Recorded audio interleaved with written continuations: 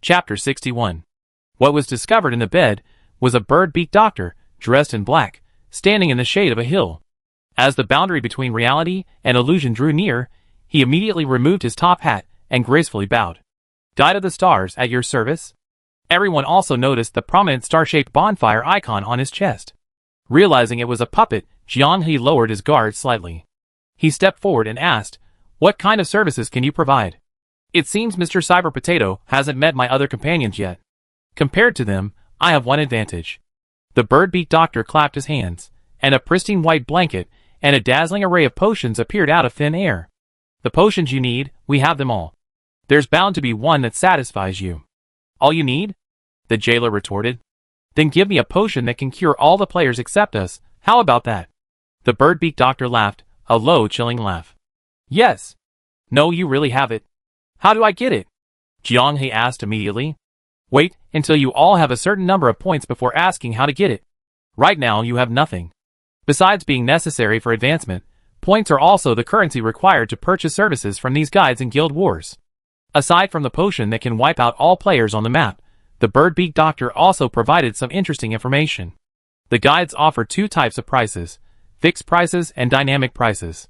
For example, the scoring table function that Jiang He had considered, displaying the real-time points of each guild, only requires 5 fixed points to unlock at any guide. Regarding the dynamic pricing of goods, the bird-beaked doctor used the function of reviving a companion as an example. Currently, it only costs 200 points to revive someone, but this price will increase as the guild war progresses.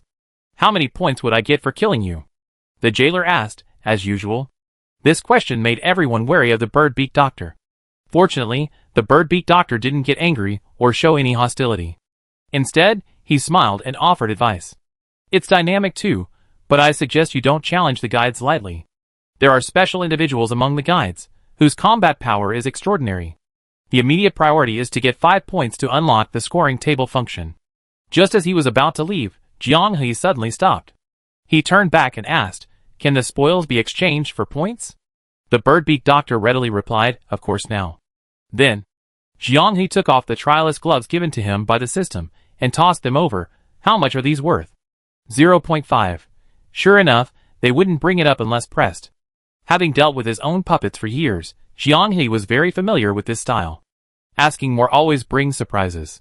Everyone gave Jiang He the gloves to exchange for points, and with Jiang He's helmet, Orange Tea's hat, and shoes, they had enough for 5 points. Opening the scoreboard, the Calcium Oxide Guild was temporarily in first place, having already earned 50 points. Out of the 30 guilds, the Reality Boundary, along with 17 other guilds, was in the same boat, at the bottom with 0 points. After walking through the dense forest for a long time, looking at the lush, towering trees around him, Jiang He was sweating a little. "No, that's strange. Where are all the NPCs that Flame Sparrow mentioned? It's been so quiet all this way, not a single monster, not even a wild beast in sight." Not encountering monsters, not running into NPCs, means no danger. In a sense, that's good luck. Zhong Zemo's words amused everyone. The spectators were also getting excited. During this time, other guilds in the same arena had all gained points, achieving a breakthrough from 0. The leading group was beginning to take shape. Led by Calcium Oxide, 6 guilds had been battling monsters and assisting NPCs in completing tasks. Some had unlocked class skills, others had obtained equipment with blessing attributes, and they were on the right track. Only the Real Illusion Boundary had spent all 5 points they accumulated at the start, with no further gains. The entire team was wandering aimlessly through the dense forest like headless flies. From a god's eye view, the Real Illusion Boundary's only advantage was that the surrounding area was completely deserted, so there was no need to worry about encountering other guilds. The disadvantages are also obvious. A countdown number appears in the upper right corner of the projection. Next to it is a line of small text, "Resource Depletion." The outermost edge of the map will enter a state where NPCs and monsters no longer spawn.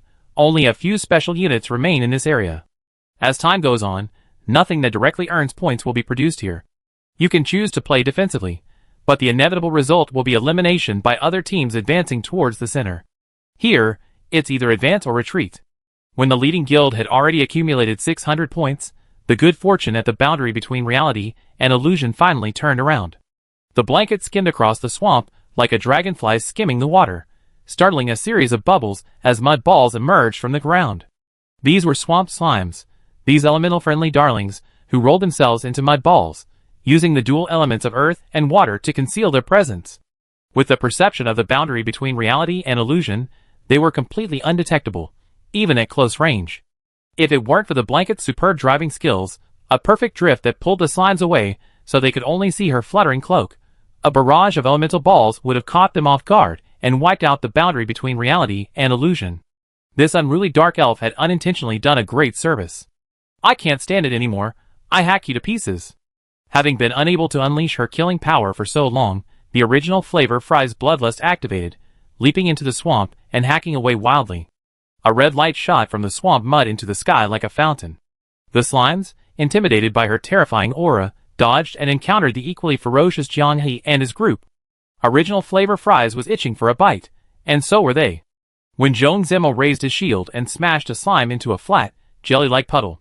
When Orange Tea summoned a wind spirit to try and blow a slime high into the air, so it would fall to its death. You should know that these swamp slimes had chosen the worst possible time to appear before the boundary between reality and illusion. The 30-odd slimes lurking in the swamp instantly became easy prey for everyone's warm-up. In the surge of magic, even the most powerful large slime was chopped into pieces by Jianghe, Original Flavor Fries, and the quilt that joined in under the pretext of finishing off the enemy. 53 points. The boundary between reality and illusion, which had been stuck at 0 points for so long, was finally open. This didn't satisfy Original Flavor Fries. She carried her knife, panting heavily, as she searched for prey near the swamp. These monsters weren't enough. Jianghe was genuinely curious. Given her real-life nature, why had she chosen the Berserker class? She might as well change her persona and start a new role. After all, playing the same character for too long gets boring. Her first persona was a deep diver, her second a cool, aloof older sister.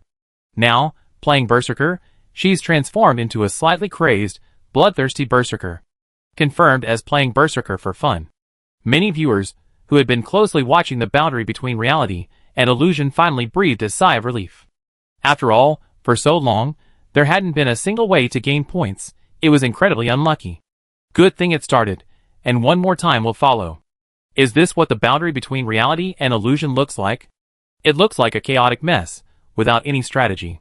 The Dream Master always managed to make a discordant noise when everyone was engrossed in the film, pulling them out of the story. You're right, but the Dream Master is someone who can be beaten by a bunch of random, unstructured fries, and who can solo a 30-person guild. Amidst the commotion, a sparrow emitting flame slowly appeared on the projection. Why is it blocking the center of the projection? Is it a bug? Where's the admin? Admin, please help. The flame sparrow transformed into a ring of fire, and in the center of the ring, a rotating disc-like object gradually appeared. The burning flame pointer finally fixed on a blurry black shadow. At the same time, the same voice echoed in the ears of the players in the competition. The stars reversed. Starlight has illuminated an unknown destiny. Shadow of Nightmare has been added. Be careful, night is about to fall. Under the players' gazes, filled with doubt and shock, the bright midday sun was veiled by a shadow, and boundless darkness surged from all directions towards the center of the sky. The bright moon hung high, the starlight dim. In an instant, the sun and moon alternated. Jianghe quickly looked down at the system notification bar, but found no useful information, only the word Shadow of Nightmare's trial. What is that? The bed, excitedly racing through the night, suddenly slammed on the brakes, hopping backward like a rabbit. Following the direction she was pointing, a slowly walking figure came into view. He covered his face with his hands, obscuring his features. It seemed like he was sobbing. Faint cries lingered in the air. Zhong Zimo subconsciously conjured up a familiar image in his mind. Which? The jailer asked eagerly. Is there a saying about charging up a big fireball and instantly killing someone in the face? Jianghe rubbed his eyes. Was it just his imagination? Why did he see this staggering figure as if it were a double image? The next second, he was stunned to see a phantom fall out of that body. The perfectly synchronized movements faltered at a moment.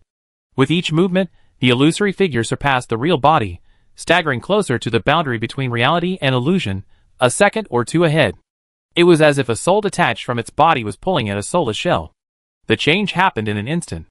The ethereal form, 10 meters from the boundary between reality and illusion, shifted without warning, transforming into an amorphous black mist that trembled violently before instantly transforming into a ferocious tiger, pouncing directly at Zhong Zimo. An illusion?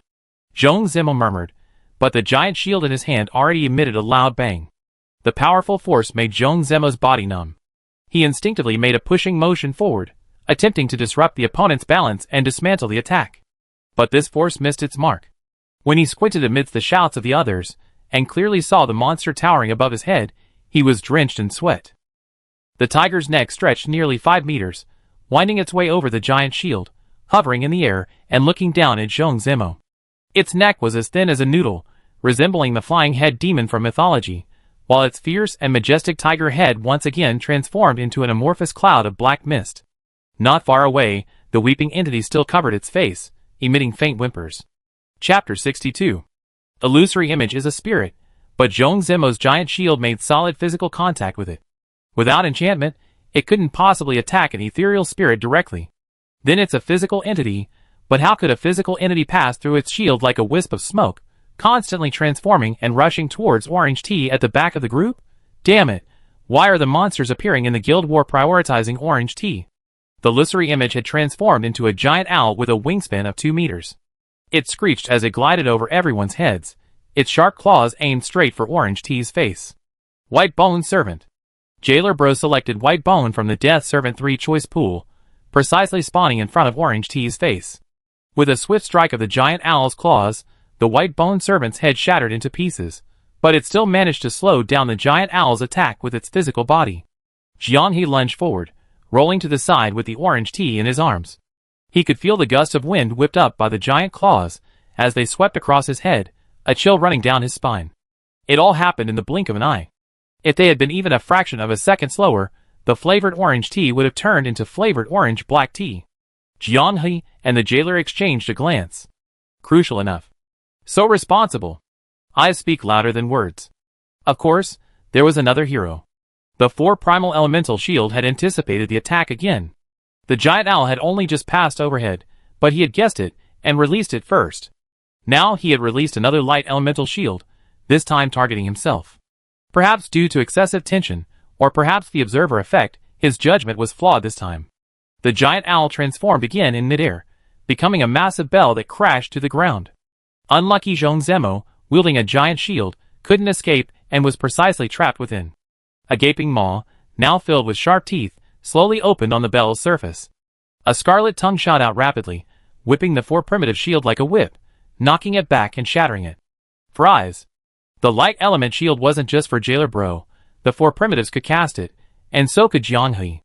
Original flavored fries, surrounded by light, unhesitatingly unleashed her desperate measure skill, converting the elemental shield into power.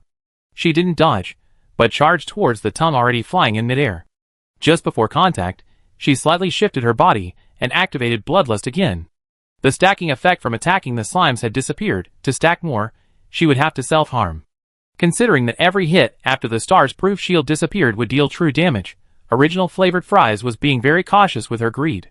A tongue grazed her left arm, the throbbing pain from the bloodied arm igniting the Bloodlust buff. Desperate measures plus Bloodlust, the long sword in Original Fries' hand leaped with a chilling crimson light. Trapped inside the bronze bell, Zhong Zimo was being torn apart by the fanged flesh sprouting from the inner walls. White, 0 quality, this negligible armor shattered into pieces at the last second. Just as he was about to sacrifice his giant shield to break through the flawless shield, gusts of wind rushed in from above, ruffling his long golden hair. The bell's top was sheared off, the ever-shifting phantom becoming blurred. Awesome, Fries. The jailer couldn't help but shout, showcasing his expertise in creating atmosphere on the battlefield. As the phantom twisted and dissipated into specks of light into the night sky, everyone finally breathed a sigh of relief. Watch out. Almost simultaneously with its disappearance, another phantom materialized. Its claws ripped straight at Original Flavor Fries. Jianghe reacted swiftly, casting a shield for himself and holding his short sword to his chest, using both his body and weapon to shield Original Flavor Fries. The attack, launched when everyone mistakenly thought the assault was over and lowered their guard, was exceptionally deadly. Even Original Flavor Fries couldn't react. Jianghe was knocked back by the descending claws, crashing into Original Flavor Fries, and the two tumbled away. The returning phantom attacked in the form of a robust werewolf, but its body was covered in yellowish-green, highly decaying tentacles, and its carcass was deathly white, as if it had been soaked in preservative solution for a long time. What the hell? Can't they be killed? Zhong Zimo gritted his teeth, facing the roaring tentacle werewolf. Their response was flawless, a perfect blend of individual skill and teamwork. Original Fry's all-out attack was also astonishing. But why could they still resurrect? In the boundary between reality and illusion, the only one not participating in the battle was Bed, who roamed outside the fighting circle via Shadow Rift, eventually climbing a large tree to overlook the entire battlefield. She always remembered the responsibility Jianghe assigned her. Don't join the fight unless absolutely necessary. The boundary between reality and illusion needed someone who could consistently remain outside the team, looking out for any unexpected situations outside the fighting circle. At the same time, because she didn't participate in the battle, she could better and more calmly assess the entire situation. The woman in the blankets had witnessed the entire battle, inwardly applauding Jianghe and the others several times. In her eyes, the group's tactics were brilliant, mutual cover, alternating attacks, everyone contributing their strengths. Yet the Phantom seemed to possess limitless life, returning with a vengeance. The damage had certainly been inflicted, the shattered light particles were proof enough. But why were new phantoms appearing? A faint, mosquito-like sobbing sound beside her made the woman's eyes widen. She abruptly turned to look at the distant, neglected body, oblivious to the chaos of the battle. She gracefully descended, her feet treading on shadows, as she swiftly approached. The human body remained unresponsive, still weeping, its face buried in its hands, even as the woman approached. The woman drew her dagger, and forcefully plunged it into the weeping body's throat. The Phantom in the distance let out a piercing scream. In that instant, the woman felt a claw scratching deep within her mind. She hardened her heart, drew her dagger, and ignoring the blood spraying like a fountain onto her face, plunged it into the heart of the body. The Phantom twisted and deformed in midair. As the blanket spun the dagger, shattering the heart, it vanished like sand in the night wind. The sealed blanket has not returned. Shatter the nightmare, gaining 100 points. First to shatter the nightmare, gaining an extra 50 points. The system's points notification had spoiled the outcome. It's over. There's no revival round this time. Damn it, Blanket, you saved the family. The others, already struggling against the Phantom, rushed over, rubbing her like they rubbed orange tea. Wow. It's all thanks to the pros. If they hadn't revealed the Phantom's information, I wouldn't have been able to leisurely watch. The Blanket felt undeserving, but seeing Orange Tea's smiling lips, she immediately felt relieved. This feeling is indeed quite good. Being praised by big shots can be addictive. Chapter 63.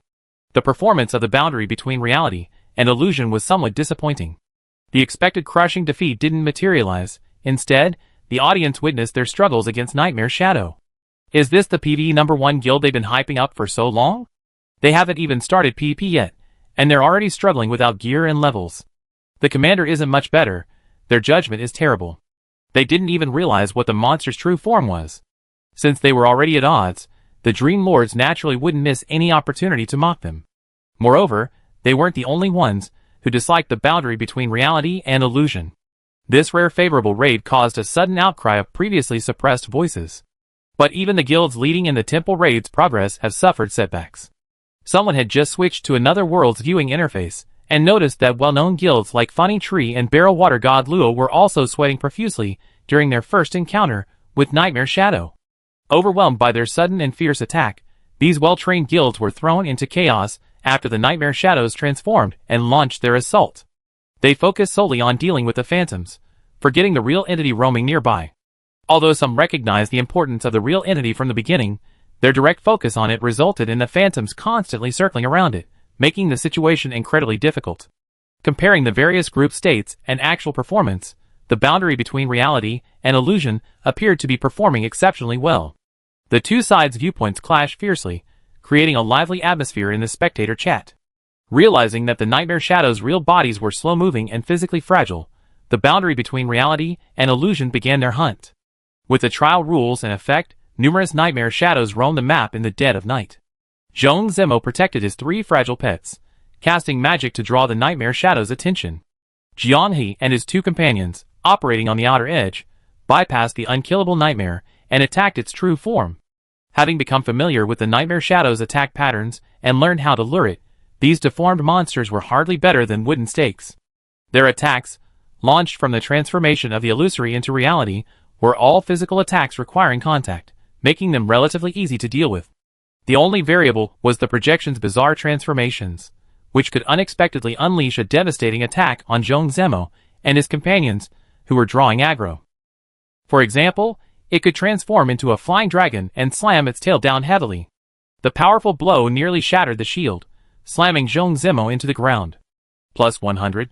Plus 100. Plus 100.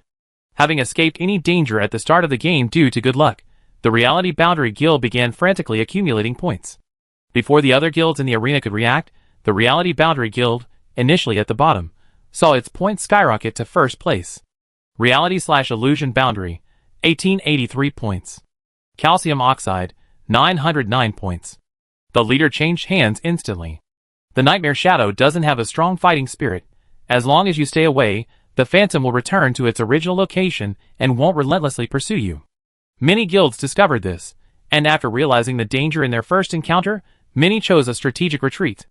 According to the system prompt, this is just a randomly triggered star fortune mechanism in Guild Wars. It will return to normal after the timer ends. Anyway, there are no special drops, so it's not worth the risk. Many guild commanders thought the same way. But this is a question of advancing or retreating. Should they participate in the next Star Fortune? If they don't participate in the current one? The guild that first secured points found the merchant and completed the power conversion. How should the others respond? Taking a step back means falling behind in every aspect. The phenomenal performance of the Virtual Reality Boundary Guild forced the already leading guilds to abandon their rest, even abandoning previously discovered NPCs and accepted quests, searching frantically for the Nightmare Shadow. Like a catfish, Virtual Reality Boundary single-handedly forced many guilds into a more aggressive mode. Hey, talk to the haters. Hey, talk to the haters. Where are the Dream Lords? Why aren't they calling? Sigh, that's how cowardly guilds are. They never fight when things are going badly. Virtual Reality Boundaries, mowing down performance drew cheers from many players. The panic of the first battle against the Nightmare Shadow was long gone. Having adapted to the Guild War mode, Virtual Reality Boundary effortlessly swept through the monsters they encountered. Compared to their efficient monster slaying, the other guild's scoring speed was barely noticeable. Don't rush, being good at PvE isn't everything. Let me remind you guys. Half of the points a fallen character possesses goes to the killer, and the fallen character loses all remaining points. With this rule in place, the core of Guild Wars is still PvP. Those who are destined to lose, they simply can't win. The long-winded speech wasn't from someone from the Dream Lord faction, but the arrogance in his words was still quite unpleasant. Players who have points first can find the guide to exchange for the necessary items to improve their combat power. PvE can influence the final outcome. Someone countered. Ha! The premise of influencing is that they can actually find the guide safely. Why don't you open the map right now and take a look? Everyone opened their maps from their spectator screens. The guides on the map didn't remain in one location for long. After a certain period without any trades, they would respawn at other coordinates. Therefore, on the spectator players' maps, the points representing the guides would intermittently dim, and then instantly light up in other locations. While the fixed trade points were marked for all players, who could guarantee that no one was lying in wait nearby? At this point, the boundary between the virtual and real worlds was caught in the awkward situation of having points, but being unable to convert them into combat power. On Jianghei's map, besides the fixed trade points in the distance, the only other known point was the bird-beaked doctor he encountered near the beach. That area was already shrouded in resource depletion, so they couldn't possibly go back the way they came, could they? Besides, after working together with original Fries to kill the main body of a Nightmare Shadow, the two looked at each other, panting, in silence. The wary bed nearby voiced their doubts. Had these Nightmare Shadows gotten stronger? Not long ago, they could cut through anything, but after a certain point in time, the Nightmare Shadows' true forms are no longer weak human shells. Scaly half-dragons, sirens with demonic scales, sea monsters that can unleash spells while crying, elves that can soar through the air and unintentionally guide plants to attack. Their physical attributes are superb, making them not only resilient but also capable of counterattacking. The Nightmare Shadows' fighting style is no longer reckless. They seem to have learned from their battles with players, leaving a phantom beside their main body, while the upgraded main body quickly approaches and unleashes its power in one fell swoop. Not only that, the Nightmare Shadow that Jianghei killed this time could actually conjure magic from its illusory body, unexpectedly launching a beam of light that could curve in midair at Orange Tea. If it weren't for the four primal bodies' miraculous shield-forming speed, Orange Tea would have become Hot Orange Tea. Potato, original flavor Fries wiped the blood from her face, panting heavily. It's getting harder and harder to deal with. She was so exhausted that she could barely speak properly. Total score at the boundary between reality and illusion, 43-37. That nightmare shadow just now gave a full 216 points. The point reward for killing a nightmare shadow has increased significantly. The implications of dynamic adjustments are self-evident. They are a full 2,000 points ahead of the second-place Calcium Oxide Guild, dominating the entire arena. Continuous combat, mental tension, and exhaustion are already showing on everyone's faces. Jiang quickly had Orange Tea take the coconuts out of her backpack and divide them. Since they couldn't cook and enjoy the buffs, they figured they'd just eat whatever they could to avoid the hunger penalty. Potato, this is yours? I picked out a big one for you and the fries. Thanks for your hard work. Orange Tea's smile was truly healing. In a sense, it was a kind of support effect. Remember to leave the biggest one for Bed. Of course, I chosen. Because she was on guard duty, Bed could only eat last, so naturally she received special treatment. Using magic to cut open the coconut, Jiang He, her throat steaming, raised it to her mouth. A chill ran down her spine. Her magic flow was interrupted by something unusual. Her mage's intuition made her abandon the nectar about to fall into her mouth, and instead draw her sword, slashing at the back of plain fries. A sharp wind swept through the air, and arrows whistled through the shadows, striking the ground with a sharp clang. The others, already exhausted from carrying coconuts, had just relaxed and were completely unprepared.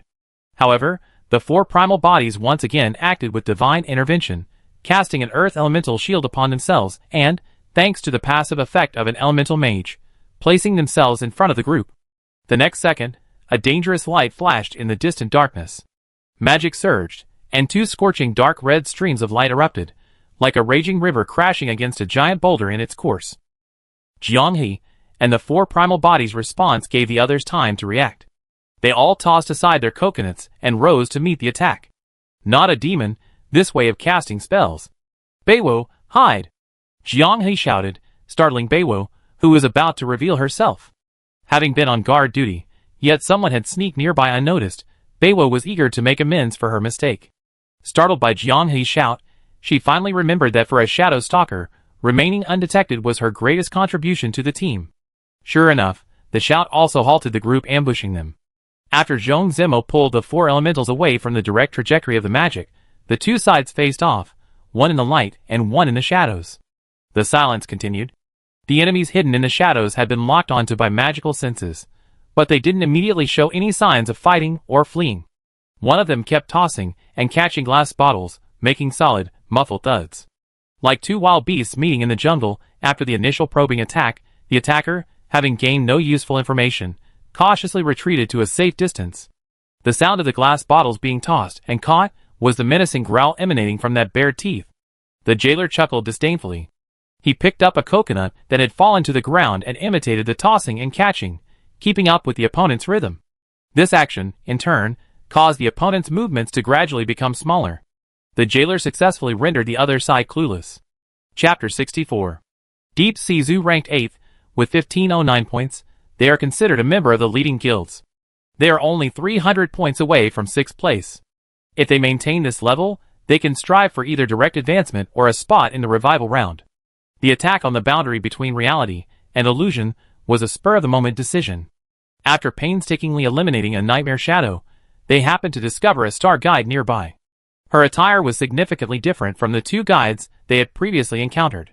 In the darkness, her wide robe seemed to reflect a sky full of stars, soft and enchanting starlight flowing across it.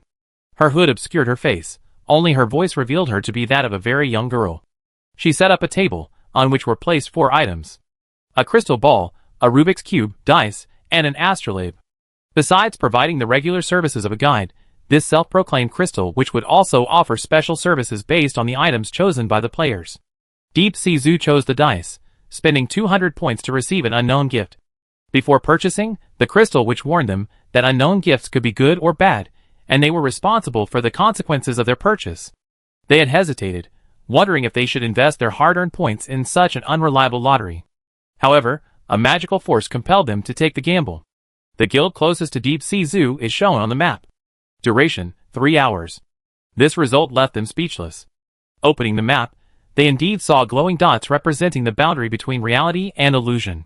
Except for the name Bed, which appeared intermittently, Everyone else's coordinates were ruthlessly revealed by the mysterious blessing obtained from the lottery, making it virtually one-way transparent. The Deep Sea Zoo wanted to continue their attempts using points, but the Crystal Witch refused. My destiny will only smile upon each person once. The word destiny reminded everyone in the Deep Sea Zoo. They carefully observed the movements of the reality virtual boundary, noticing the nightmare shadow totem, and text that flashed briefly on the map during engagements. A bold idea arose. Take a gamble, and you might just turn a bicycle into a motorcycle. The reality virtual boundary, despite possessing a large sum of money, hadn't spent it, and their combat strength hadn't improved since the start of the Guild War. If they could wait patiently and launch a sudden attack, opportunities are earned. Ignoring a gift from heaven will only bring regret.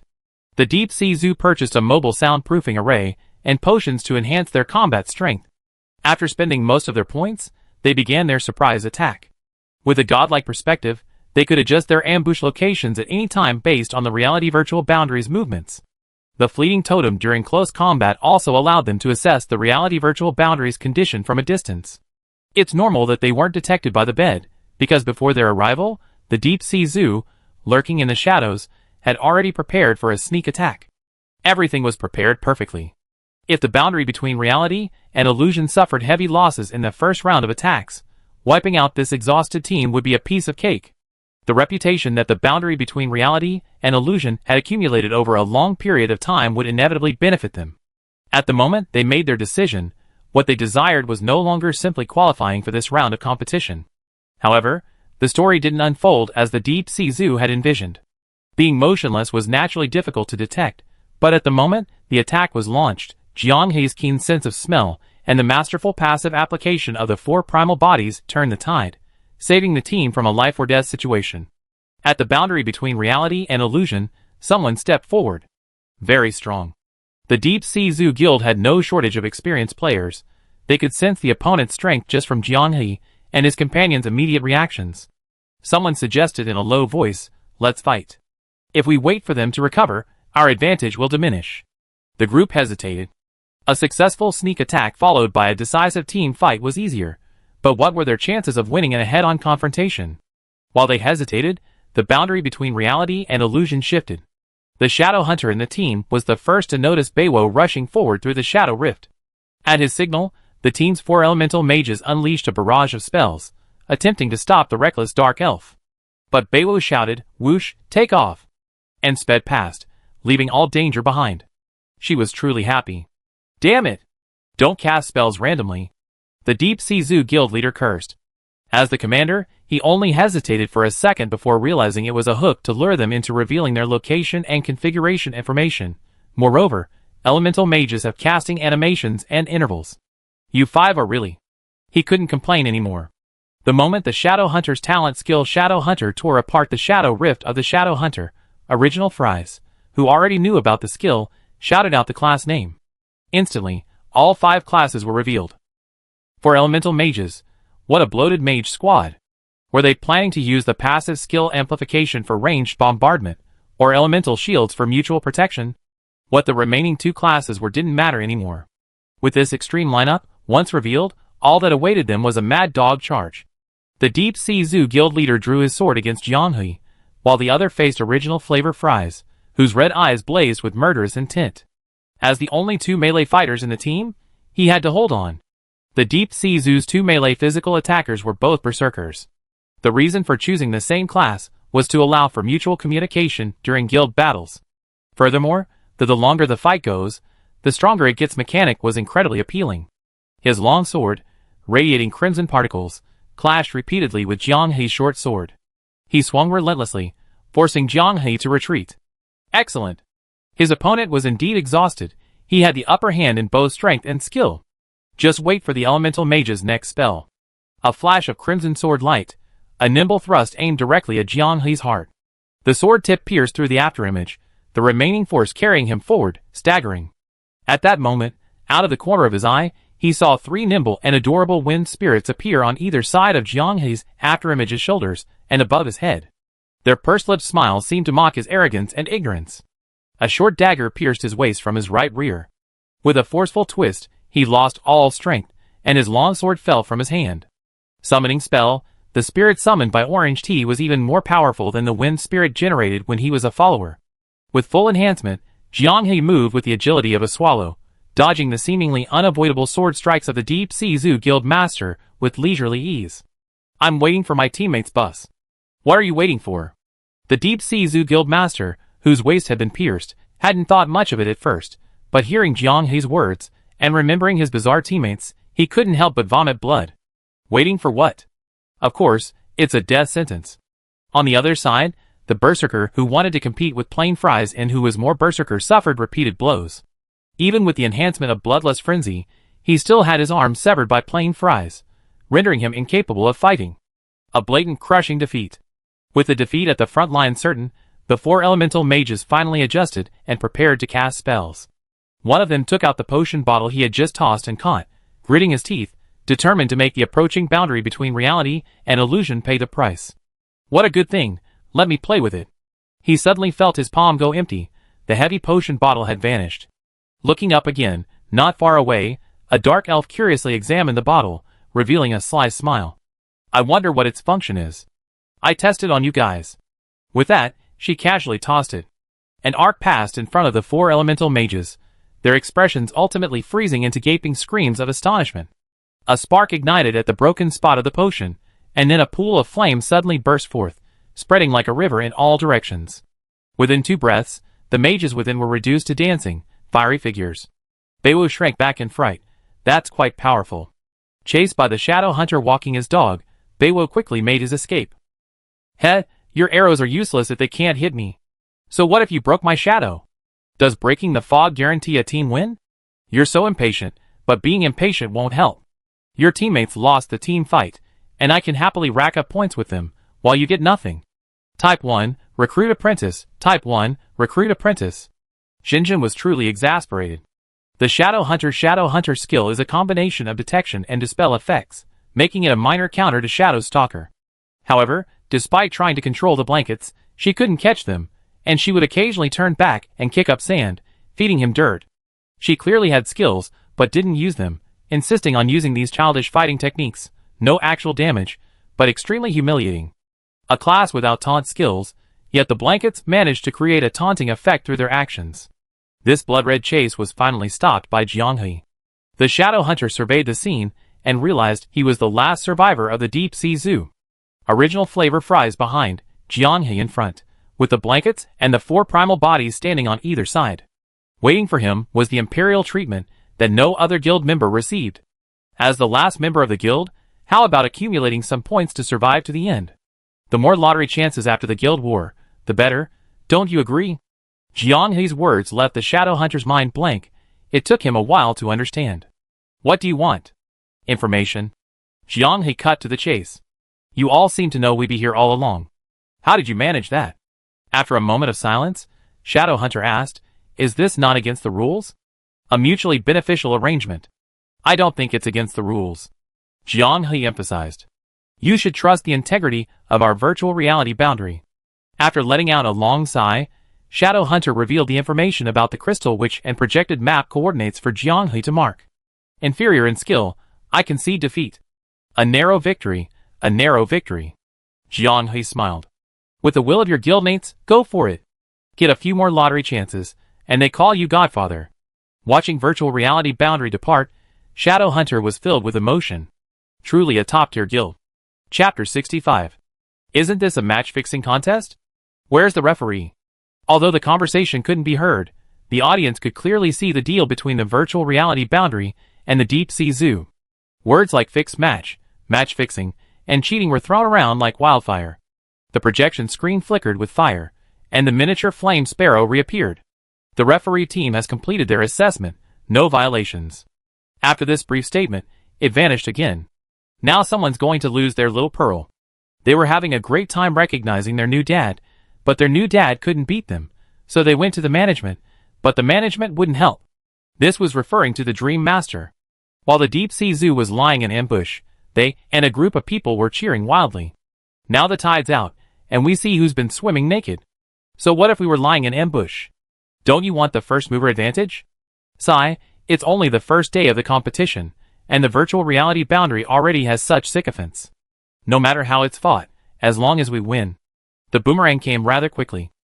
There were indeed people swimming naked, but it certainly wasn't on the boundary between reality and illusion. Knowing the principle of not engaging in a losing battle, the Dream Master remained silent for the time being. During the match, Jiang-He located the crystal witch using the coordinates. "Oh, your destinies are exceptionally dazzling." After praising her, the crystal witch fell silent, a stark contrast to the hospitable bird-beaked doctor. The light from the fireballs floating around the crystal which obscured most of her face, hidden by the shadow cast by her wide-brimmed hood, leaving only her pink lips visible. The crystal ball, the Rubik's Cube, the dice, and the planetarium each represent a special service. Their specific effects can only be discovered after purchase. In the words of the crystal witch, fate is always mysterious and unknowable to most people. The jailer muttered under his breath, "It's just about looks." Crystal ball, 1230 points. Rubik's Cube, 1680 points. Dice, 380 points. Astronomical instrument, 5,890 points. So expensive. Because the Deep Sea Zoo had squandered all their points before the battle, the total points at the reality/virtual boundary only reached 4,396 after the battle. Jiang-He passed the buck on what to buy to Orange Tea. And Orange Tea. Unknown revelation, help me. You should decide your own fate. Orange Tea's eyes widened suddenly, staring at the crystal witch in astonishment. "What's wrong?" Jiang-He asked in a low voice. From the unknown revelation. I heard her voice. The crystal witch's lips curled into a smile. Is this the special individual among the guides that Dr. Burbeek mentioned? Orange Tea made her choice based on intuition. Crystal ball. Please select your divination subject. Orange Tea glanced at it. Potatoes will grow, right? As the crystal witch gently stroked the crystal ball, a proportionally sized crystal ball appeared above Jiang-He's head, casting a hazy, ethereal purple glow that enveloped him. An interesting fate, an interesting fate. The crystal ball shone brightly, and a golden light entered Jiang-He's body. Glory of the warrior. After defeating a player, you will receive all of their points. Duration, 24 hours. The crystal ball was actually a powerful blessing effect that lasted for a whole day. This battle is going to be awesome. The boundary between reality and illusion couldn't help but develop a strong interest in the more expensive Rubik's Cube and astronomical instrument. Unfortunately, the crystal which only serves each guild once. Repairing the equipment cost 600 points. Jiang-He, original flavor fries, bed, and Zhong Zimo blessed the weapon, granting it the swift steps effect, consuming 2,519 points. A white, zero-grade weapon being blessed is a spectacle that can only occur in guild wars. With a huge sum of money at their disposal, the boundary between reality and illusion instantly plummeted from the top to the bottom. How to balance the use of points is a test for the commanders of each team. While spending a large number of points at once can certainly boost combat power, if they can't catch up with the top tier in the following stages, they may very well hand over their advancement spot. The boundary between reality and illusion's strategy of using all their points at once for reinforcement is undeniably bold. To outsiders, this is a symbol of superior skill, a strong confidence that no unexpected situation can defeat them. In fact, seeing the points on the boundary between reality and illusion plummet, other guilds in the same arena were already feeling a chill. Before the buffs, the boundary between reality and illusion were already climbing the ranks effortlessly. After the buffs, with half a day left, wouldn't they change their strategy? Almost all guilds felt Nightmare's shadow growing stronger. What if the boundary between reality and illusion found it troublesome, and switched from killing monsters to killing players? Everyone understands the principle of if my neighbor hoards food, I hoard weapons. My neighbor is my granary. The resource-depleted circle continued to shrink, forcing all guilds to continue heading towards the rich central point. The fairy and the toilet roll guild lay motionless, lurking near the only 4 fixed guide spawn points after the circle shrank. Having purchased mimicry magic, they blended seamlessly into the bushes in the dead of night. Anyone passing by and overhearing their whispers would surely scream in terror. Trees can talk? Ranked 4th, they had given up on challenging Nightmare's shadow. It was getting increasingly terrifying. At first, killing the real Nightmare shadow was a piece of cake, racking up many points. But after a day of competition, the situation changed. Whether in projection or in its true form, Nightmare's shadow displayed terrifying power. The previously motionless shadow even began casting spells in a daze. Several members of the guild were injured. While not fatal, they significantly hampered the team's progress in gaining points, and several healing potions were used up. Potions were also becoming increasingly expensive. It started at 50, then 100, and now a standard healing potion costs a whopping 300 points, more than the combined wealth of 2 unlucky guys in the guild. After adjusting their status, the resource-depleted area continued to expand, making them wary and unwilling to venture out rashly. This also cut off the guild's source of points from NPC quests. So from now on, they only have one way to maintain their ranking. What belongs to others is mine. Guild leader, we've been waiting for so long, and nobody's here. It's alright, we still have a slight advantage, for 1,626 points. We're 1,000 points away from falling below the promotion threshold. It's dangerous outside now. Nightmare Shadow and those wandering monsters have been strengthened. It'd be difficult for them to surpass us. Speaking of which, the boundary between reality and illusion is truly insane. After spending over 4,000 points, they gained another 20,000, and then were left with only 9,000. Who says otherwise? I don't know how they managed to deal with those Nightmare Shadows. The ones that spawned afterward were all incredibly tough real-world versions. My weapon almost lost all its durability. People are different. Some people are just inexplicably strong. What can you do about it? So, aren't you curious about how this game determines strength? According to the game introduction, everyone starts with the same attributes. How did they manage to get such a huge lead? Just as these talking trees were about to delve deeper into this topic, a gust of wind swept past. By the moonlight, the shadow hunters in the guild only caught a blurry afterimage. Someone's coming. That's a messenger, a scout-type class. Ignore her, intercept the ones behind. Understood. The entire guild answered in unison, lowering their voices. The guild leader frowned, his crooked neck tree form gently turning as he surveyed his surroundings. He couldn't have misheard, could he? How could there be 8 voices? You're not looking for me, are you? From the shadows, a dark elf with a wicked grin, revealing a set of white teeth, slowly emerged. Shadow Hunter. The Shadow Hunter hurriedly dispelled the Shadow Hunter's talent skill, but the others were already sweating profusely. They had clearly seen the dark elf fly past. How could it have returned so quickly? 2 figures, swift as lightning, plunged into the crowd. In that instant, the entire guild knew who they had been waiting for. It was a one-sided massacre. Jianghe, who had already undergone 2 rounds of enhancement and amplification, and original flavor fries were like tigers among sheep, only wishing the buffet was bigger. Knowing he was powerless to turn the tide, the guild leader pleaded, "Wait, big shots from the reality/virtual boundary, let me understand why you found us." While you weren't looking, the person with enhanced talent skills, Bed, came once and discovered you whispering. If you like discussing things, maybe next time you should install a soundproof array. The toilet paper guild leader was speechless with amusement. He hadn't expected the reason for being discovered to be so bizarre. Huh? You're not planning to kill me? Seeing the reality/virtual boundary preparing to leave, the guild leader was dumbfounded. What did this mean? Let's play it safe. Maybe we can get a few more chances to win the lottery, Jianghe smiled. Even if we don't win anything, at least we have hope. Understanding Jianghe's goodwill, the toilet paper guild leader thanked him profusely. It's nothing, it won't affect our first place anyway, and you guys get a chance to get some free rewards. A win-win situation, Jianghe said. If I were in a casual guild, I'd also be hoping my team could bring back something from the guild war. The composure of a strong player. In the first guild war, everyone was figuring out the gameplay, moving forward with trepidation, but the virtual boundary guild performed with ease, which was truly moving. Not just Deep Sea Zoo, but also the fairy and the toilet paper guild, were swept aside by virtual boundary, absorbing points as if they were nothing. Guilds that were crushed always had a single member left unscathed. Even if that last member was injured, a bottle would accidentally fall from their loot, forgotten on the spot. The spectators were stunned. On the arena where virtual boundary was located, the resource depletion zone had dwindled to just a small circle, yet as many as 17 guilds remained alive. 9 teams were understaffed, mostly guilds that had been released from the virtual real boundary. For a time, people were confused about whether the virtual real boundary was a case of scientific pig farming, sustainable and short-sighted exploitation, or simply a reputation farming spree. Or perhaps both. Chapter 66.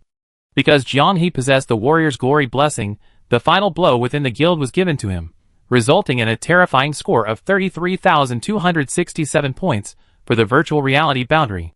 The second-ranked calcium oxide guild only had 8,396 points. A difference of nearly 4 times meant that even if the virtual reality boundary didn't take a single point now, the top-ranked guilds would have to swallow the remaining guild's points whole to surpass them. This impressive achievement left the lower-ranked guilds breathless. Although the competition still had 3 hours to go, the virtual reality boundary had no intention of converting their strength into combat power. At the center of the shrinking circle, due to resource depletion, was a village, inhabited by many villagers in addition to the guides. Zhong Zimo successfully borrowed an iron pot, seasonings, and fresh ingredients from a villager's house using 50 points and cooked on the spot. Jiang He and the others guarded him, and the only 2 guides remaining after the circle shrank.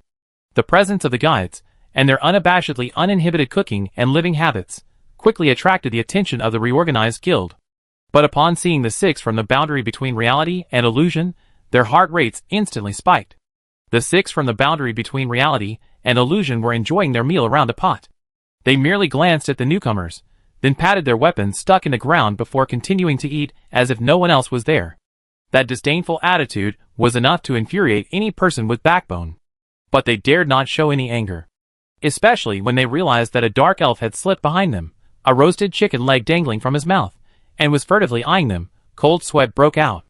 They couldn't even sense the dark elf's presence. This meant that both sides' skills and equipment buffs were overwhelmingly superior. A person's reputation precedes them. No matter how great their reputation was outside the realm of illusion, their guild war performance was poor, but they wouldn't be intimidated. But a score of 33,267 in the first actual battle was truly terrifying, enough to create immense psychological pressure for anyone facing them. To achieve this score, simply defeating nightmare shadows and the monsters spawning in the arena wasn't enough. Only a combined approach of PvE and PvP could achieve it. Thank you very much. Sorry to have disturbed your meal. Sensing that these powerful players didn't take them seriously and had no intention of stealing their points, the entire guild retreated gratefully, their hands gripping their weapons so tightly they were sweating profusely.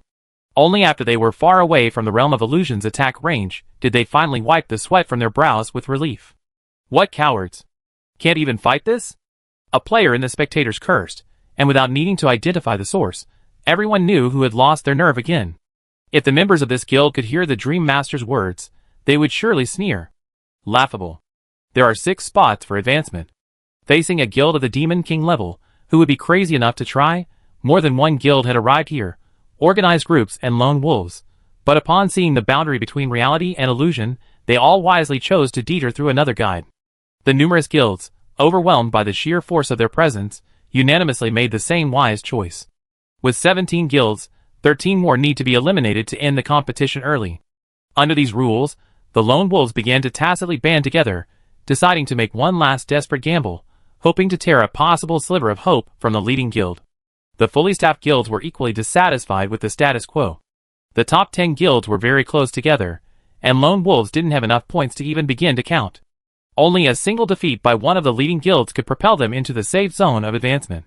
However, rashly starting a war risked becoming a chaotic battle where everyone was targeting them. Meanwhile, a treacherous atmosphere played out on every arena, a necessary game in the final stages. Throughout the entire competition, the boundary between reality and illusion belonged to a unique group of guilds. Their exceptionally high scores and overwhelming strength gave them the power to crush any other guild. No one wanted to provoke them, and they didn't bother to provoke others. They stepped outside the final game, becoming detached observers, waiting for the competition to end. Looks like a fight has broken out. The guild leader jumped up into a towering tree, gazing at the flickering lights in the distance, cheering excitedly. Those who had come ashore watched the people thrashing about in the water with indescribable satisfaction. TSK, TSK, this milky white mutton and radish soup, Bed, aren't you going to have some? Tempted by the delicious food, and unable to see the battle clearly from a distance, Bed slid down in a flash, grabbed the bowl, and wolfed down the food. Watching the spectacle is no match for eating. Of course, if possible, Bed would like to eat while watching the excitement. Watching a river of blood flow live. How thrilling. The audience switched projections. Not far from the boundary between reality and illusion, the remaining guilds had already begun a chaotic battle around the guide. The guide, amidst the storm, smiled and snapped his fingers, casting a powerful shield on himself, and then, like the spectators outside the arena, watched the chaos with amusement. In contrast, those at the boundary between reality and illusion were eating and drinking, as if they were camping. They even had 2 coconuts left over from their orange tea. This group was drinking mutton soup, digging out coconut meat, and rinsing their mouths with coconut juice. It was incredibly leisurely. Guild war, seriously please? The fierce melee continued until the match time was up, without any end in sight. When the notification sounded, announcing that boundary between reality and illusion had won first place with 33,217 points, the players watching in the same world chat burst into enthusiastic applause. So cool, throughout the entire guild war, they were more familiar with the rules than other guilds. Aside from a slight flaw in their handling of Nightmare Shadow, it was a minor imperfection in their overall performance. Moreover, their nitpicking was filled with the arrogance and composure of someone with a godlike perspective. Considering they needed to quickly analyze and react during the match, it was undeniably entertaining to watch. Previously, the video clips released by the virtual reality boundary mostly omitted the core strategy parts, making it difficult for players to understand how they managed to surpass other players and become the so-called T0 guild. This guild war has answered many of their questions. Where's the Dream Master? Dream Master, come out and speak. Playing dead when behind, huh? Perfect, perfectly fitting the characteristics of a guild that bullies the weak and fears the strong. Life's really not going well now, otherwise I can't imagine anyone playing a game in their dreams and still engaging in bullying. TSK, when I wake up I'm going to check the Dream Master's results immediately. I want to see if someone who scrutinizes others with a magnifying glass can withstand such scrutiny. The notification sounds grew increasingly jarring, and many players, who had been preparing for the guild wars, to fall asleep at set times began to drift into light sleep.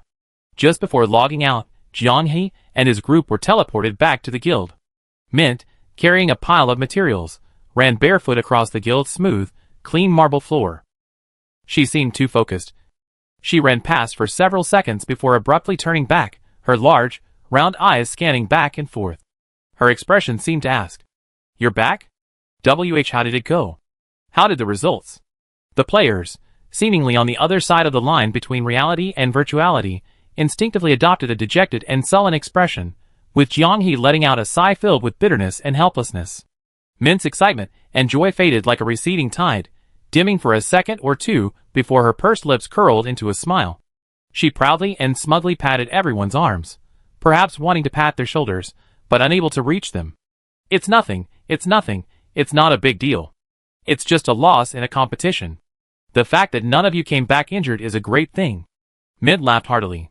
"I lost competitions before, you know. The Star Speaker Academy's Star Speaker Trials, the Potion Concoction Competition, I failed before, only getting second place each time. You see, even a genius like me isn't omnipotent. Not getting good results is a common thing in life. Don't worry about those rewards we mentioned before. There will be plenty of opportunities to get them in the future. After all, I'm going to stay here, eating and drinking your food, until I become a renowned magician across the continent."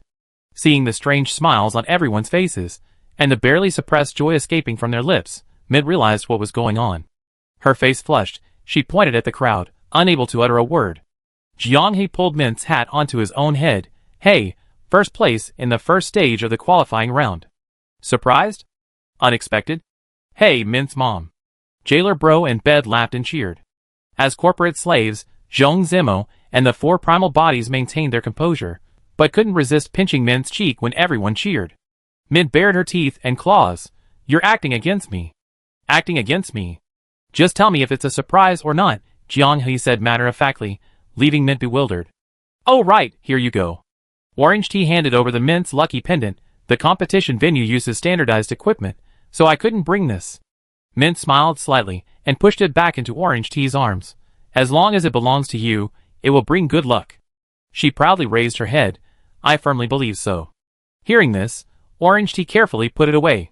Jianghe used the last bit of time to browse the guild, his gaze lingering on his inventory. He rubbed his eyes uncertainly. The Shrieker Great Snow Mountain agreement signed with Duke Narum in Anadu had its validity period extended to 30 days? Several days had already passed since then. How could this be? He finally noticed a small note below the item description. Due to player participation in Star Wars, time-limited quest items have been restored and frozen. This setting was incredibly user-friendly. Guild Wars lasted a whole day, which translates to 2 days in game time. If the entire war was fought, the top guild's time-limited quests would be completely wasted. This was the kind of detail a good planner should pay attention to, instead of constantly making mind-numbing decisions that made players unhappy and uncomfortable. Time to wake up. Jailer Bro couldn't wait any longer. "I can't wait to see what the players think of us." Bed also excitedly chimed in. Let's flood the community with messages, set up the keywords, and read them all day long. Chapter 67. The real fun begins after the match ends. While Jianghe was still having breakfast with Zhong Zimo, the jailer and his quilt were already surfing the internet at high speed, chatting non-stop. They were like internet porters, constantly screenshotting everything they saw and heard, and sending it back to their group chat. This was also to take care of Orange Tea. In the jailer's words, he had never seen anyone with such limited information channels. To this day, Orange Tea's only source of information about the StarCraft game was the official community. Zhong Zemo was eating small steamed buns one after another. Today, he was unusually lazy, so he just bought some from a breakfast stall that Jianghe had highly recommended. And you know what? Those who run neighborhood businesses for decades have a special skill. A small steamed bun and a cup of soy milk. The two of them were thoroughly enjoying their meal. Speaking of which, when I talked to the students, I found that most of them had very poor internet skills. For example, someone downloaded some strange resources, didn't know how to unzip them, and came to me. Jianghe was surprised. They actually chose to come to you? Guess why they like me so much? Zhong Zemo smiled smugly.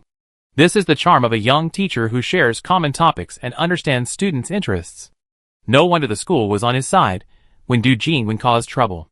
Zhong Zemo continued, actually, it's not difficult at all, just the classic method of changing the file extension to unzip, but that's what stumped them. And some couldn't open the resources after unzipping, didn't know how to switch regions to run them. To be honest, these weren't big problems back then. We learned by ourselves, and eventually became proficient. You could say we become experts through experience? Actually, back in college, Jianghe had a few roommates who were impossible to teach. On the other hand, his two socially awkward but lively friends in the group chat, not much older than him, were truly a case of one thriving while the other was struggling. On the first day of the Guild War, some matches saw players, like Virtual Boundary, quickly mastering the gameplay and creating their own strategies. Many guilds generated a lot of buzz. Barrel Water God Luo, who had previously had some connection with Virtual Boundary, advanced with 25,000 points. Barrel Water God Luo chose a very unconventional lineup of 6 elemental mages and 1 shadow assassin. This extremely abstract configuration attracted far more attention than Virtual Boundary. Spectators went from initial confusion to applauding with satisfaction in less than half a day. The mutual protection of the 6 elemental mages really makes sense. The enhanced elemental shield effectively limits the aggressive attacks of melee classes. All it takes is finding a guide early on and acquiring long-range spellcasting skills.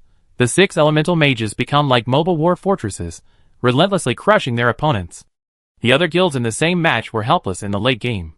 If it weren't for the fact that the Water God Luo, like the Boundary of Illusion, decided to conserve more points, they would have had a chance to crush even more opponents in the final rounds. There's only more abstraction than the most abstract. Approaching the players is the Chosen of Corn Guild, advancing with 47,579 points. Jianghe even wondered if this guild was just a bunch of plain fries. They were all cosplay enthusiasts, and all 7 of them were berserkers. Tactics? Skills? What are those? Their logic is simply to charge into battle as soon as they see someone, determining victory and defeat. If they lost, players would only label them as idiots. But they won. The Chosen of Corn crushed everyone they encountered in their own way. Every guild saw the 7 berserkers immediately, and knew how to deal with melee berserkers, but they simply couldn't stop them. This group, who might truly be worthy of the Chosen title, was a human meat grinder, eliminating a total of 18 guilds and ending their matches in the fastest possible time. Another guild that had dealt with the boundary between reality and illusion, under the funny tree You and Me, was placed in the same match as the Chosen of Corn and ultimately achieved a respectable score of 29,033. They were also a key reason why the Chosen of Corn couldn't continue their rampage in the final rounds. After Corn's charge was thwarted once, both sides cautiously dispersed. Dream Master, who had a grudge against the boundary between reality and illusion, also performed well, taking first place in the first round with 21,208 points and advancing smoothly. However, judging from community feedback, their performance wasn't particularly dominant. Compared to other guilds that swept the competition in other matches, their performance was rather underwhelming. This is probably how it is in the early stages of the qualifying challenge. If there aren't at least 2 strong guilds balancing each other out in a match, the big guilds that show promise on the first day will basically set the tone for a crushing victory. This response received a lot of support from players. The qualifying stage is very competitive, with most guilds just there for the rewards. Only after weeding out the less competitive guilds can the highly anticipated clashes between the strongest teams take place. The qualifying stage is precisely the stepping stone for guilds that have the potential to compete in the main tournament to slowly accumulate experience. Why is the discussion about us so heated? Someone asked in the group chat.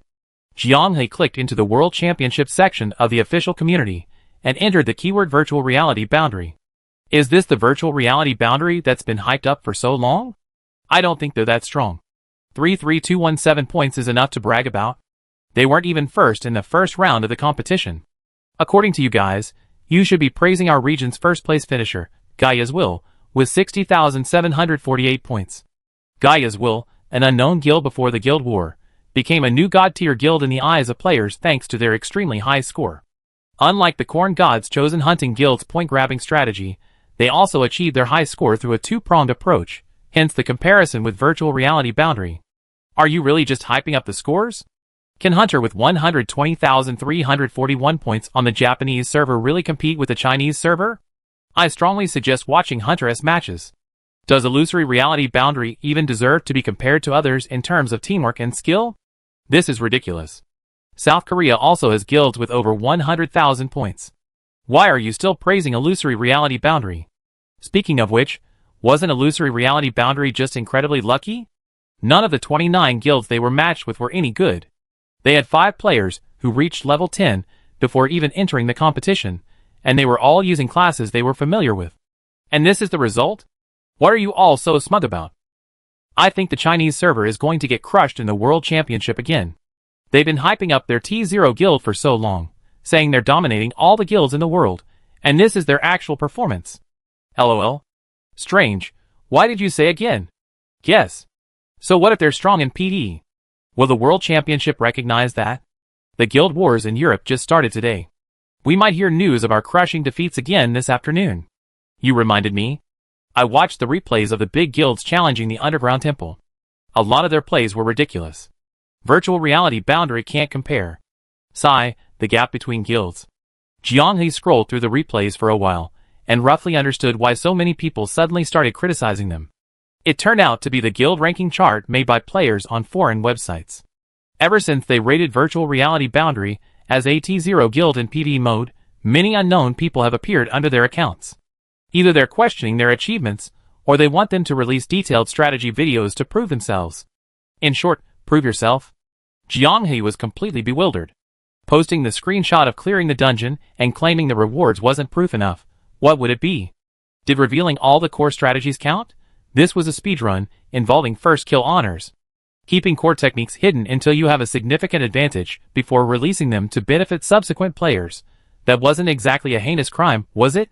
At first, Jiang He thought these people were just bored and liked to vent their frustrations from a moral high ground. But after the guild war started, their true intentions became clear.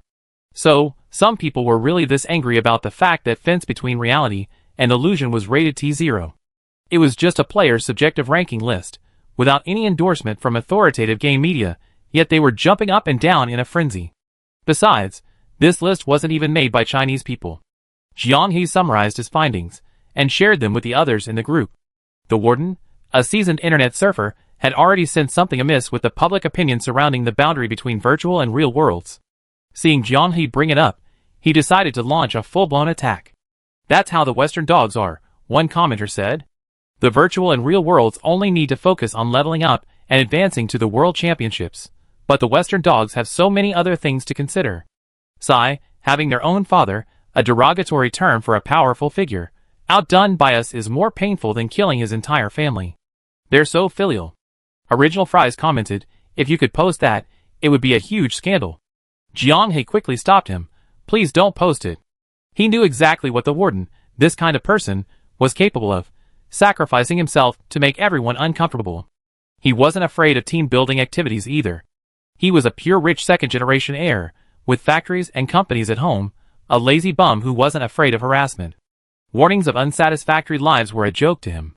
The jailer immediately replied, don't worry, I won't send it. Jiang He said, originally, I didn't care much about the settlement score, as long as it was enough, it was fine. But now? Original Fries immediately understood, making some people unhappy feels pretty good, right? The challenge qualifiers are highly unpredictable, and the crushing victory at the boundary between reality and illusion might continue for a while. Why not use this time to accumulate experience and do something that makes everyone happy?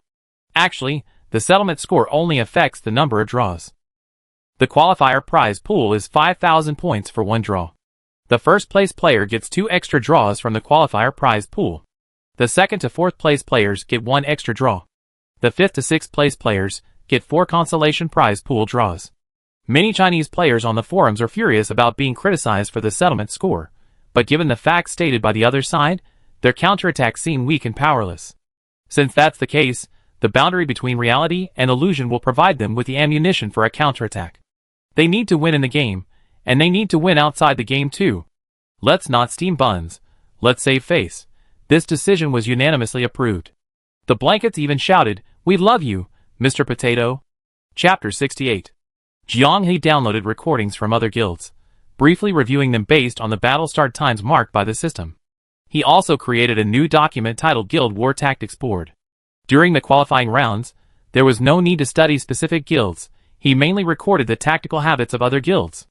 Rather than arrogantly reinventing the wheel, understanding how others respond was essential for Jiang He as the commander. When Zhong Zimo got home from get off work, the results of the first round of matches on the European and American servers were also released. Just as Jiang He had predicted, the moment the results were announced, the boundary between reality and illusion was slammed. Eye of Chaos, the Eye of Chaos, a well-known guild, was among the first batch of guilds to enter the 4th level of the Underground Temple of the Clarities. A score of 189,221, astonishing everyone. Besides plundering other guilds' points, their effortless elimination of Nightmare Shadow was equally impressive.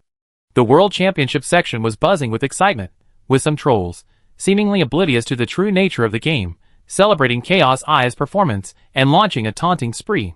Who's stronger, Chaos Eye or Illusionary Boundary? Seems like he could one-shot it. Sigh T0. Sigh, overwhelming all guilds worldwide. Someone's going to say the settlement points are just for the lottery. Nothing special, that's just wishful thinking. Why doesn't Illusionary Boundary do more lotteries? Don't they like it? Anyone who spoke up for Illusionary Boundary was labeled a brainless fan, a filial son, etc. Finally, comments like "Can't you just admit the gap?" and "Is it so hard to admit someone's excellence?" were used to shut them up. Jiang He and his gang of seasoned veterans had almost reached a state of perfect composure, but clearly, they were in the minority. A fierce battle raged beneath the surface. Jailer Bro was anxious, seeing the forum's insults falling flat, and the opposing team relentlessly attacking. He wished he could personally step in and verbally take their place. Original Flavor Fries was unfazed. What's the rush? After tonight's match, they have an angle to retaliate. Ultimately, in competitive sports, results speak for themselves. Without results, even breathing is wrong. Since someone has created this battleground of settlement points, let's play along. She went to sleep on time, and upon logging back in, everyone immediately checked Mint's status. She was sleeping soundly. While sleeping, Mint still had that big hat tucked into her arms. She had rolled up the blankets like sushi, hugging them tightly, like a sloth. Jiang He coughed, glancing sideways at someone staring intently at her sloth feet. Mint jolted awake from her dream, slowly opening her dazed eyes. She always seemed dazed and unfocused after waking up, as if her soul hadn't quite returned home. "Ha, are you guys going to the competition? Good luck." Eating the egg pancake Zhong Zimo made, her cheeks puffed out like a hamster's. She had developed a bad habit, for some reason, of eating large mouthfuls quickly, like a starving person who hadn't had enough to eat. Ever since Mint left, and didn't return for a long time, everyone was worried that she would disappear again when she came home. Seeing her lazy appearance and hearing her perfunctory blessings, everyone left satisfied. With the first round as a foundation, the preparation stage for the second round was much easier for everyone, and they played the exact same game again. The map randomly generated at the boundary between reality and illusion remained the same, an island. However, the spawn point was on the edge of a swamp. Landing there, she immediately stepped into mud, and unlucky Orange Tea was completely submerged in the quagmire. "Ugh, it stinks," Orange Tea complained, as the mud beneath her feet churned violently. In an instant, she was leaped high into the air and swallowed whole by a worm-like monster with a radius of nearly 1 meter, its body covered in mud. This behemoth, at least 7 meters long, had been lurking beneath their feet, It spawned at the boundary between reality and illusion at this spawn point, like a buffet being served to it. Jianghe reacted the fastest, leaping up and cleaving its slightly closed mandibles before the worm could plunge into the bottomless mud. The security door formed by the interlocking teeth swirled open, revealing Orange T's tenacious figure. Even though Orange T was tightly gripped by the worm's spiraling teeth, she possessed an elemental shield. The attack happened so suddenly, Orange T definitely didn't have time to cast a spell. For primal bodies, it's you again.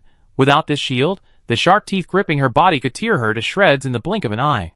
Having played for so long, Orange T wasn't the newbie she was when she first entered the game.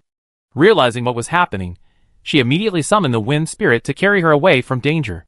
The next second, the worm plunged into the mud, splashing mud everywhere, a scene like a dragon entering the sea. In just a few breaths, the boundary between reality and illusion escaped a near-fatal crisis. What a surprise gift package. Don't let your guard down, it's coming.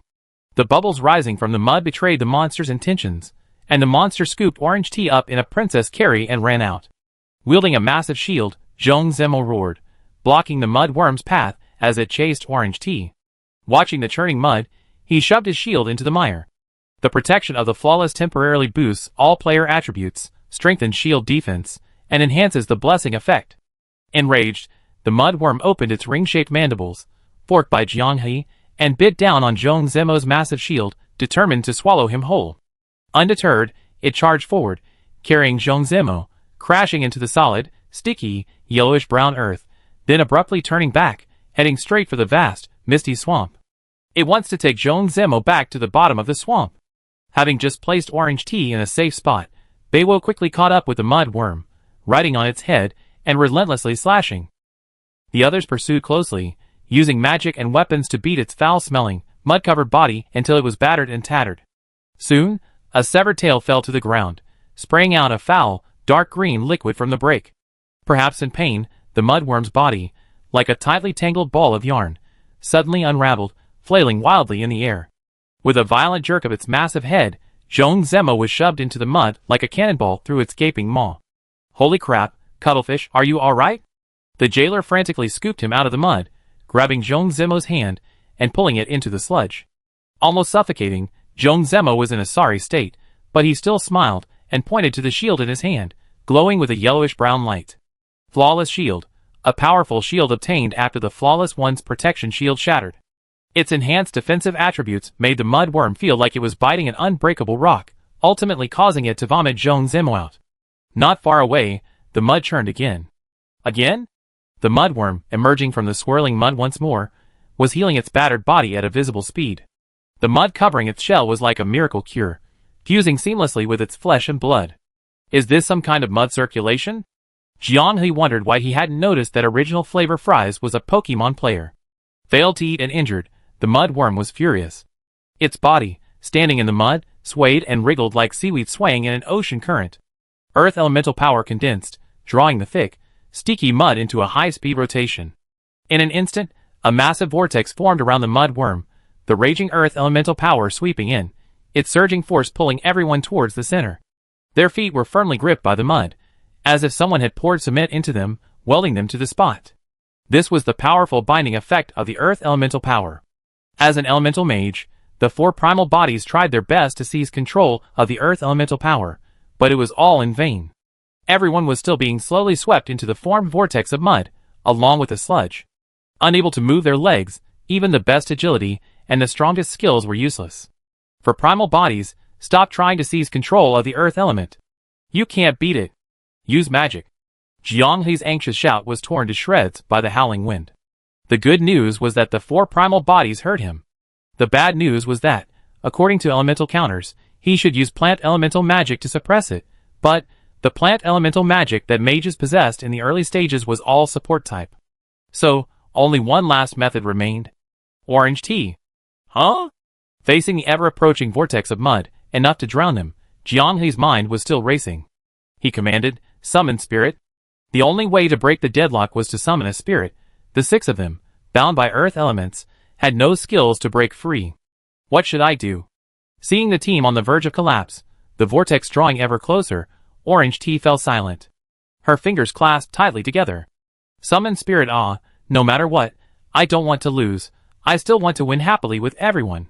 Give me a spirit that can counter the mud worms. A wave of exhaustion washed over her, and Orange Tea slumped into the mud. Zhong Zemo, who was nearby, quickly caught her. What's wrong? I don't know. Zhong Zemo was also bewildered. Could it be a side effect of the summoned spirit spell? Under the astonished gazes of everyone, a phantom figure appeared, straddling the boundary between reality and illusion and the mud worms. She had the upper body of a human, but the lower body of a spider with 8 legs. With her back to the crowd, she took something from her collar and gently shone it on the mud worm. The earth elemental power surrounding them immediately created an opening. After doing this, she transformed into a white light and disappeared into Orange Tea's body. It can move! It can move! The jailer exclaimed excitedly. The mud worm seemed not to understand why its special technique had collapsed.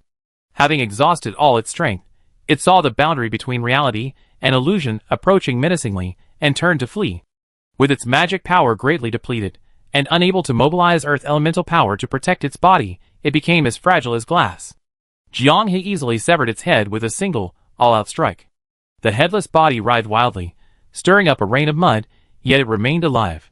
Recalling its previous act of healing itself with earth elements. Chop it finely into mincemeat. Jiang He gave the order, and everyone from the reality/virtual boundary transformed into butchers, crushing the mud worm's body inch by inch until it completely dissipated into specks of light. Reality/virtual boundary. 4120 points. So many? What a great start. Chapter 69. The purchasing power of the initial 4,120 points is drastically different from that at the end. The faster you find the guide and convert them into combat power, the more you earn at the boundary between the real and the virtual. After the summoning ended, Orange Tea was unconscious for a few seconds. When she woke up, she had a special status effect. Overdraft and uncontrollable powerful spirit descended. Because you failed to pay the reward adequately, she did not use her full strength. Your body is exhausted due to the spirit's favor. For the next 12 hours, you will be unable to use any skills. From appearance to disappearance in just a few seconds, Orange Tea had to pay the price of being sealed for 12 hours. What kind of monster did she summon?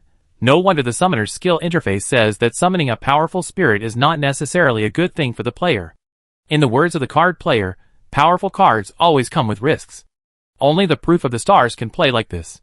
Seeing this scene, Jiang He felt as if they had all been transported to a fantasy world of swords and magic. Even if they can't use one skill, it doesn't matter. Orange Tea has already pulled the guild back from the brink of defeat, giving them the right to win without lifting a finger. It's just that without the unknown revelation, they might not be able to find the reveler. The worry is unnecessary. There's no unknown revelation, but the good fortune Orange Tea brought to everyone remains.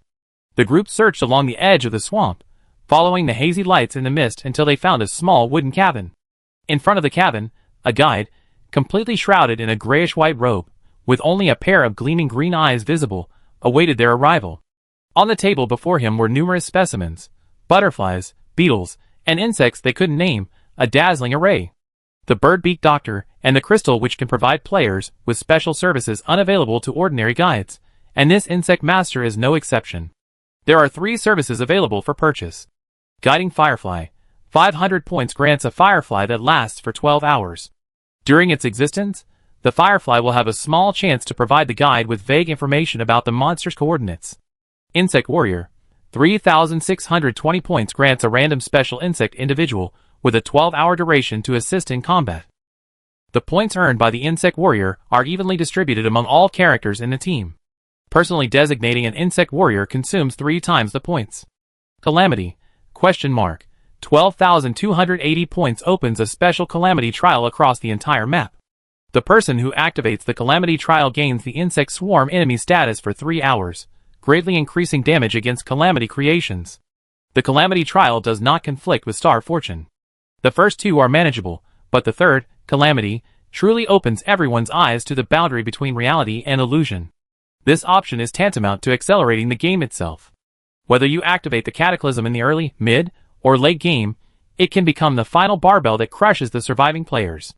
Jiang He suddenly remembered the bird-beak doctor.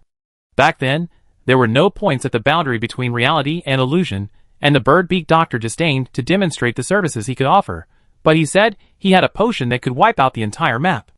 Could that be the plague? In the qualifying rounds, the skill levels of guilds vary greatly. so these services were useless. But in the main tournament and the World Championships, where top players gathered, wouldn't this be a game changer? Actively activating the Cataclysm.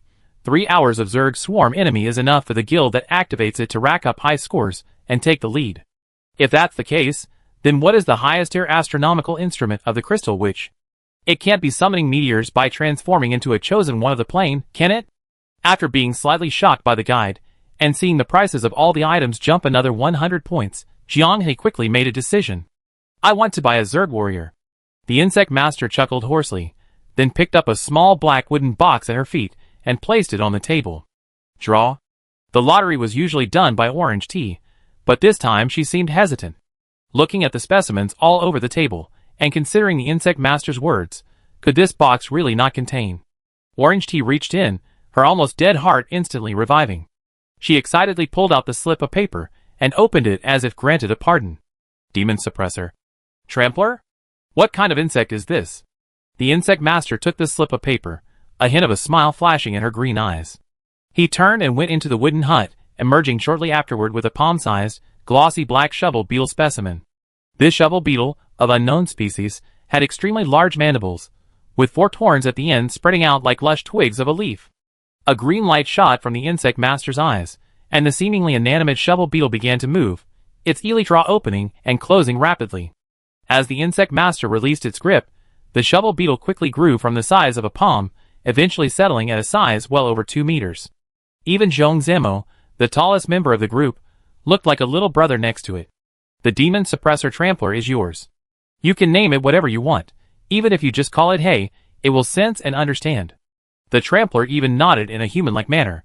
While others were observing the Trampler, Jiang He had already spent the remaining 400 points.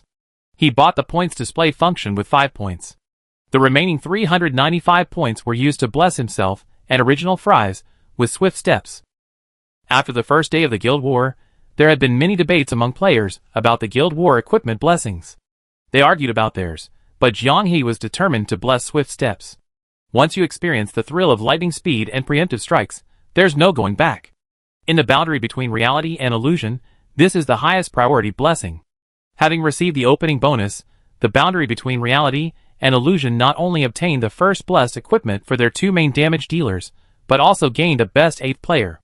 The Trampler became Orange Tea's mount. Capable of walking upright, it immediately lowered its body and carried Orange Tea, giving Zhong Zemo one less person to care for. As for its strength, Jiang He had only one assessment: excellent value for money. The demon-suppressing trampler. Its name itself signifies its demon-suppressing power. The spiders, slimes, and elemental creatures of the swamp tremble at the trampler's presence as if they were encountering a demon. Even before magic could land on its body, it was distorted and neutralized by an invisible force. Walking upright, it crushed every enemy in its path like a bulldozer, its powerful strides leaving behind only fragmented corpses. It appeared as clumsy as an armored warrior, yet with a flap of its elytra, it could half fly. In a single swoop, a large slime was pierced through by its massive horn. The boundary between reality and illusion felt as if they had activated Pokemon battle mode.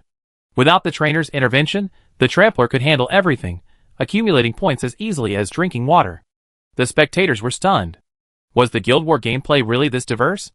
The boundary of reality was simply following behind this giant, upright walking beetle, racking up points and climbing to the top of the leaderboard. In just a few hours, the boundary of reality, having fought its way out of the Great Swamp Wetlands, amassed a staggering 30,211 points. And this was only 6 hours after the Guild War began. The overwhelming power of the suppressor allowed the tramplers to carve a path through the swamp. Only a few truly formidable overlord monsters required the combined efforts of the boundary of reality. At this point, the tramplers only needed to act as a support character, standing beside the overlord monsters and disrupting their magic release. The giant mud worm encountered at the start of the battle was met again by the boundary of reality. This time, without needing Orange Tea to summon it, the righteous onslaught of 6 players against the worm prevented it from even unleashing its signature move before it was crushed into mud. Tank, support, and damage. A truly safe and reliable character. When you give it a high five, it will even slightly raise its short, wiry arms, resembling those of a Tyrannosaurus Rex, in response. This gesture earned it the praise of "so funny" from the bed. Even if it's just a twin-tailed hairstyle, a specialty of our Guangdong region, It's so versatile, I'd be willing to let it be my mount. This felt like the highest praise a Guangdong native like the jailer could give, though it sounded rather abstract. As noon approached on the first day, Jiang He muttered to himself, "It feels almost time." Just as they stopped to rest and begin eating, the flame sparrow's voice echoed in his mind again. Reverse stars. Starlight has illuminated an unknown destiny. Star fortune, elemental calamity earth loaded.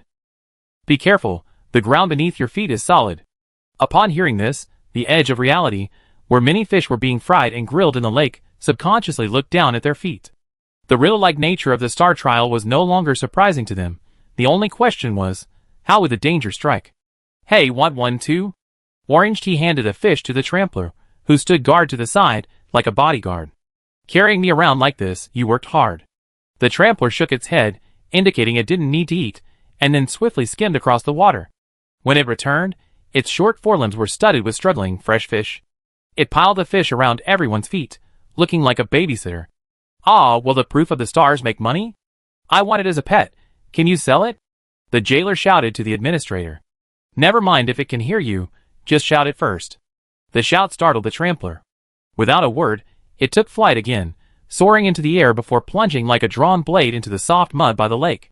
A gigantic earth elemental slime, over 2 meters tall, silently crept to within 5 meters of the group. Jiang He and his companions' magical senses were completely unprepared. If it weren't for the trampler's unusually sharp magic suppression, they would have been wiped out. The jailer was bewildered. "Hey, something's not right. How could we not detect such a huge slime?" "It's star fortune," Jiang He frowned. "Elemental calamity earth. It probably means all earth elemental beings will be strengthened, and even more earth elemental beings will spawn in the area." Zhong Zemo felt a chill run down his spine. "So, in the later stages of this match, if we don't find a high spot to crouch, something might suddenly appear under our feet," Jiang He said. "Let's eat quickly, then we need to start racking up points, while the trample is still tanking damage for us." Chapter 70. Jiang He's prediction quickly came true. The earth churned and cracked, and hordes of earth elemental-friendly monsters roamed freely.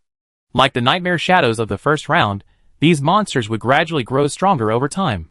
The difference was that with nightmare shadows, mastering one strategy was enough to dominate the entire guild war. However, under the earth elemental calamity, the variety of monsters was vast, and players might encounter unfamiliar monsters at any moment, posing a significant challenge to their adaptability. Jiang He merely glanced at the leaderboard. Seeing the guild names fluctuate up and down, he could already imagine their miserable state. This trouble was unrelated to the boundary between reality and illusion. Demon Suppressor Trampler's sense of security lasted until the very last second before disappearing. An antlion lurking beneath the ground launched a deadly sneak attack on the boundary between reality and illusion. The earth element's affinity concealed its magical movement. The moment the tremors from the earth reached everyone's feet, it was only a breath's time before it burst forth from the ground. The earth turned into quicksand. Its swift and deadly predation was about to succeed, when the demon suppressor extinguished its illusion with its enormous antlers. It trampled the earth, the quicksand dissipated, and the earth returned to its original state. The giant antlers slammed into the ground, ripping the fleeing antlion into the air. The suppressor's elytra flapped, and it swiftly and gracefully swooped into the sky, using its powerful antlers to snap the nearly 6-meter-long antlion in half midair. After landing, it trampled the antlion's flesh with its full weight, like an insect-shaped road roller, flattening it into a thin pancake. Jiang He and the others, who were about to approach, were startled by the antlion's still dead, frantic convulsions. Most of the demonic insects are still alive even after death, be careful. Everyone stood frozen in place, exchanging bewildered glances, and then almost simultaneously asked the same question. "You can talk?" "Yes." The trampler had remained silent throughout, though it would respond to the group, it only by waving its short forelimbs, as if trying to be cute. The trampler ruthlessly crushed the antlion's head, thwarting its plan to feign death and retaliate. 3620 points for 12 hours of this. What a bargain. Thanks to the spawn point being next to the swamp, and thanks to the giant mudworm sacrificing itself to create the boundary between reality and illusion, they were able to enjoy the thrill of being carried along. Boundary between reality and illusion, plus 7,780 points. Total points, 124,500. Orange Tea quickly praised, "Thank you so much for the journey, you're really amazing. I'm honored that you like it." This burly and powerful insect spoke with surprising politeness and gentlemanly manners. "If you're satisfied, Please use the designated service next time and call me. Definitely. The blanket replied excitedly, then suddenly realized that the trampler was about to leave. Playing games with you guys was fun. The trampler waved its short arms and transformed into a beam of light, disappearing in the direction of the insect master. It has a kind of silly, endearing charm, commented Original Fries. I'd definitely choose it again if I had the chance. Hey, aren't you guys planning to try out the insect master's other insects? Jailer Bro, always seeking novelty, said, maybe one of them really has twin tails. Wow, this guy is really wicked. So, having gotten soaked himself, he's determined to take everyone's umbrellas away, huh? The start was perfect, drastically reducing the game's difficulty at the boundary between reality and illusion. After yesterday's Guild War, players summarized the key points of each stage of the battle.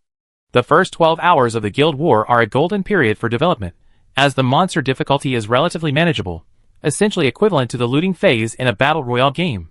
The development during the first 12 hours will determine your tactical decisions in the second 12 hours. By the time it's almost halfway through the match, players should ideally have completed their power conversion and have enough points to deal with any unexpected situations. How much to reserve depends on the situation, and is a matter of the commander's personal habits and judgment. They encountered the bird-beaked doctor again and successfully performed a blessing. Swift as the wind, light as a feather, one increases movement speed, the other increases the attack speed of the weapon. Still adhering to the guild style, speed is paramount. As long as I'm fast enough, not only can my teammates not catch up with me, but the enemy can't hit me either. The basic service concluded, and the bird-beaked doctor removed his hat and bowed to the crowd. His previous aloofness vanished, replaced by a beaming smile as he showcased his special services. There were 4 in total. Customized potion, mid-tier points determined by the demand. Customized potion, high-tier points determined by the demand, and subject to a random condition. Customized potion, super-tier points determined by the demand, and requires the completion of a quest. Plague, ?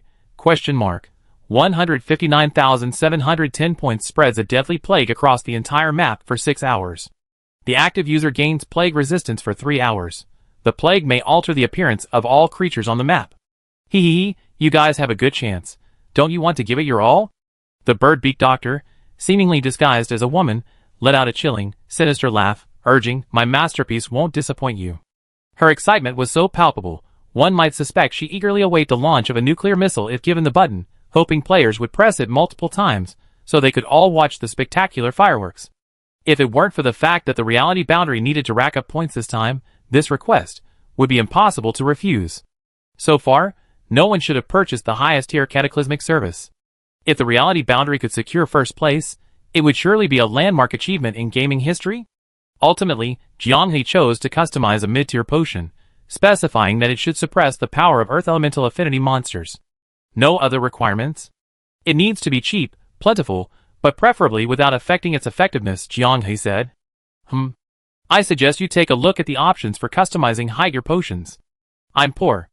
Jianghe could imagine how speechless the bird-beaked doctor was. A guild leading the second-place guild by nearly 100,000 points, a guild that could practically buy plague, complaining about being poor, and still expecting you to provide a bunch of additional services. It was somewhat like Lu Zhishan toying with Jingguanxi. Elemental Blocker, 300 points. Effectively reduces a monster's elemental affinity, weakening its combat power. Jianghe bought 21 bottles, giving each person 3 for emergencies. Barring any unforeseen circumstances, this will be their last supply for the match. Before leaving, the jailer suddenly had a thought. He approached the bird-beaked doctor and asked slyly, what are the effects of the Crystal Witch's planetarium? The bird-beaked doctor chuckled, that's not on my service list. If you want to know, you might as well buy one and try it. When you have a significant timeline advantage in development, all you need to do is simply out. Using a setup that only appears in the final stages of the Guild War to beat the monsters from the first day, coupled with the simple yet effective potions from the bird-beaked doctor, even without the Demon Slayer, the reality boundary's points continue to steadily rise. Guilds in the same arena watched reality boundary first break through 100,000 points, then 200,000, then 300,000 before plummeting due to spending, and they broke out in a cold sweat. After the first round of the 30-4 baptism, most of the guilds that made it to the second round were quite skilled. Realizing they were grouped with reality boundary, many showed enthusiasm for the challenge. But the terrifying point difference, combined with the huge fluctuations clearly caused by spending. By the end of the match, Reality Boundary held 391,591 points, dominating the competition. I have no interest in your fighting. There are still 3 spots left to advance. Go fight for the rest. In short, don't mess with me. After issuing this gentlemanly declaration, throughout the entire competition, the Reality Boundary didn't proactively eliminate any guilds, and all the guilds it encountered were utterly ignored. While other guilds fought fiercely in the final stages of the game, they continued their battle not far away against the mud giants that were whipping up clouds of yellow sand that blotted out the sky. The two sides were locked in a fierce and evenly matched fight, yet no one dared to intervene. It wasn't that the other guilds were too cowardly to seize the opportunity to break up the fight, but rather, the yellow sand stirred up by the mud giants that the Reality Boundary had deliberately provoked could easily tear through their armor, and the sand grains hurled by the rapidly spinning sandstorm were like bullets. This mud giant was one of the dominant monsters that spawned at the foot of the mountain after the resource depletion zone. It had been wandering aimlessly until now, without being lured. The boundary between reality and illusion, for the sake of points, only descended the mountain at the last moment to engage in battle. The stronger the dominant monsters became as the game progressed. In this battle, where the yellow sand blotted out the sun, the members of other guilds were made to look like lackeys in a cultivation novel. Even a slight touch from the aftershocks of the ancient powerful being's battle could potentially cause casualties. Only the boundary between reality and illusion could step into the mud giant's terrain magic using the elemental blocker consumed by the bird-beaked doctor, without being instantly killed by its exaggeratedly large-scale sandstorm. In fact, Jianghe didn't have high hopes of killing it. They had accumulated too many points, and their combat strength was already lagging behind the current monsters. What he did was to adapt to the combat strength of the late-game monsters in advance.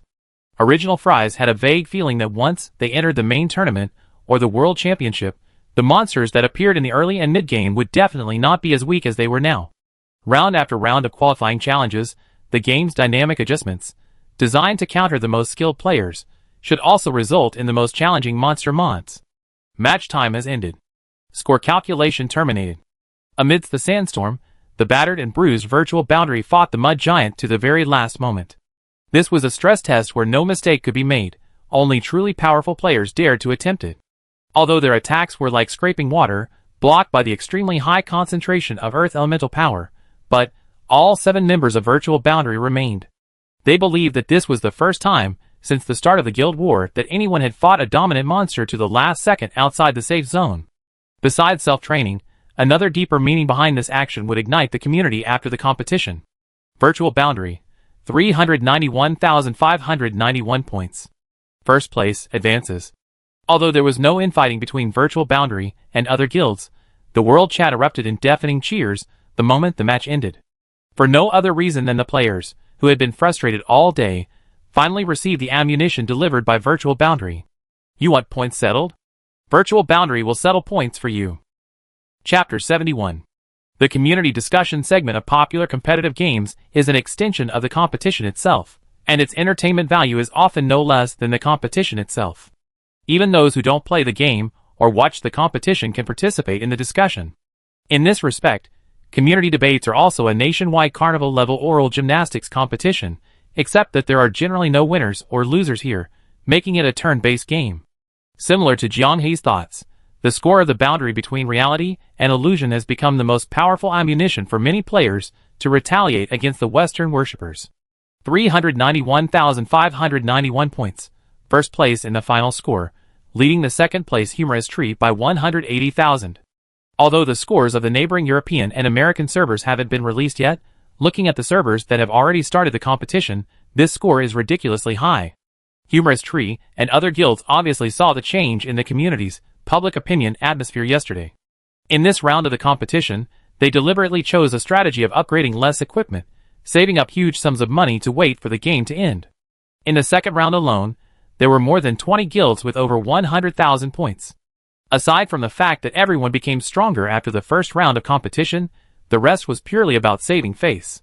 When the results were announced in the morning, many people were still stubbornly insisting that other servers hadn't finished their results yet. But by the afternoon, after the results from various servers were released, that argument became weak and ineffective. The Guild Eye of Chaos, which was used to criticize the Chinese server yesterday, only scored 150,000 points this round, not even ranking first on the server. Speak up, Those who were praising one and criticizing another yesterday, speak up. Why are there so few more barks today? Do you have any clues? Sigh, maybe that Western worshipping dog, whose vocal organs were shattered by the boundary between reality and illusion, is thinking about how to salvage its reputation. After all, its foreign overlord failed to make it look good, so it can't bark. You guys are truly disgusting. Admiring guilds from other servers gets you branded as foreign worshipping dogs. You're so good at labeling people. Oh crap, they've taken the bait. This post, titled as Virtual Reality Boundaries Spying on the Community, originally just a discussion about whether Virtual Reality Boundaries' high score was a deliberate retaliation for the first round's farce, quickly became a hot topic due to the appearance of an unknown entity. You guys weren't saying this yesterday. I supported the Corn's chosen guild, and I was labeled a brainless fan too. Why is it a different story with you guys? You're only allowed to admire foreign guilds, but supporting our own is considered brainless? Are you the only ones who are truly clear-headed? Settlement points don't mean anything. The official rules clearly state that the maximum number of draws per round is 30. What do extra settlement points represent? Always trying to find angles to win. It's hilarious. The World Championship hasn't even started yet, and you're already popping champagne. I thought Virtual Reality Boundary had swum into the World Championship. The unknown entity started grouping up, further boosting the post's popularity. No, I don't quite understand. Weren't you the ones who opened up the settlement score battlefield? Yesterday, the settlement score for the Virtual Real Boundary was too low, and you all criticized it harshly. Today the settlement score is high, but the settlement score doesn't mean anything. Ultimately, the final stage of the guild war is the World Championship. The guilds that participate represent their countries. What's wrong with supporting your own country's guild? Is it worth you pretending to be rational and criticizing them? If you're so capable, then don't lose a single match. I want to see how far your Virtual Real Boundary can go. Be careful, your words might come back to haunt you. Still don't understand? They hate the boundary between the virtual and real worlds because they stepped on their wild daddy's head. If any other guild were on that T0 list, they'd be attacked by these people too. The remote animal husbandry industry is too developed. Who can compare to them in terms of filial piety? Why are there still guys trying to reason with them? What's the point of being so high class? I go first, you Western worshipping dog, I hack your mother. This brave guy quickly received a ban. The official Chinese community of Stellaris clearly supports players' condemnation of Western worshipping dogs. A set of forum rules was highlighted and pinned to the top. One line was newly edited into large, shining text. The Stellaris official Chinese community's review process is divided into human and AI. Understanding the meaning, the players started to mess around. What's so hard about this? I go first. Western worshipping dogs, live your whole family. Western worshipping dogs, live your whole family. As if inspired, others followed suit. May all the Western worshipping guilds be wiped out, wiped out. This is a major reason why Jianhe believes AI cannot replace humans.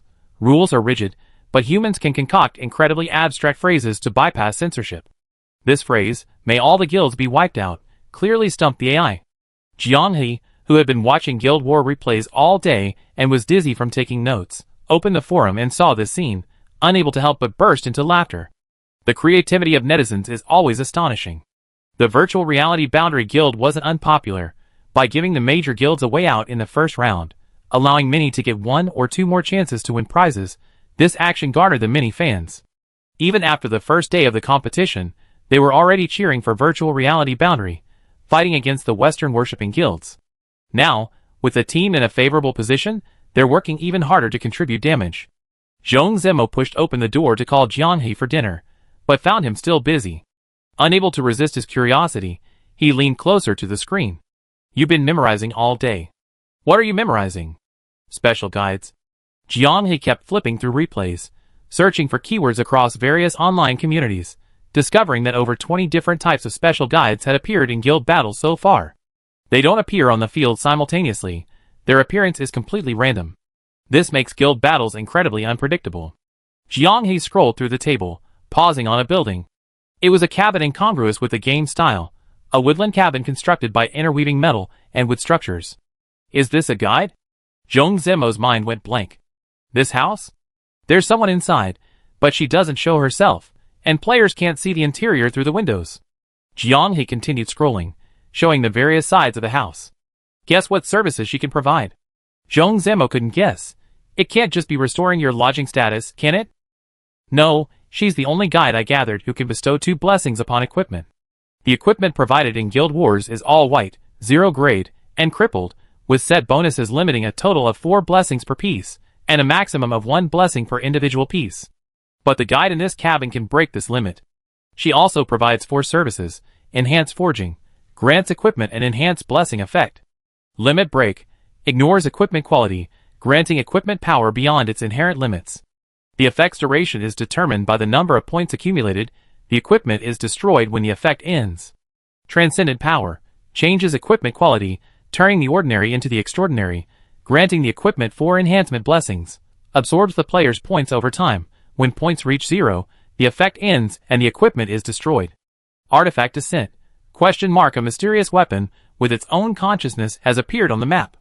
Defeating it grants the player the right to use it after paying a price. Players who initiate the trial do not need to pay a price. Jianghe explained, the people who encountered this guide were from the Orange Sky strategy team. They happened to advance as the 3rd in line. In the early stages, they lost members due to the Earth Elemental monster, and at one point, they lost hope of advancing. In the middle of the game, Guild leader Crimson Music Box led the remaining members to gamble before prices skyrocketed, spending all their savings to buy transcendent power. After purchasing it, Crimson Music Box only had 1,200 points. According to her, the points started counting from the second she drew her sword, decreasing at a rate of 100 points per second. It's not a fixed value. As time goes on, the weapon grows increasingly greedy. Either kill and plunder for points, or she be drained dry and eliminated. But it's unimaginably powerful. We only received ordinary blessings, while this weapon's 4 blessings were enhanced. In the final stage, she relied on this weapon to successfully stage a comeback, single-handedly carrying her guild to 3rd place. This is the variable that special guides bring to Guild Wars. In a massive melee involving dozens of guilds, any side that maximizes the use of special guides will change the battle strategies of everyone else. Jianghe sent the summarized document to the chat group. After downloading it, everyone exclaimed in amazement at its detail. He's a commander, but also a coach. The head coach is personally taking the field, huh? You're really dedicated. Original Flavor Fries couldn't help but admire. Maybe I get a chance to travel abroad, and maybe even give Prisoner a good thrashing. Anyway, I'm just idling at home, so I might as well put in a little effort.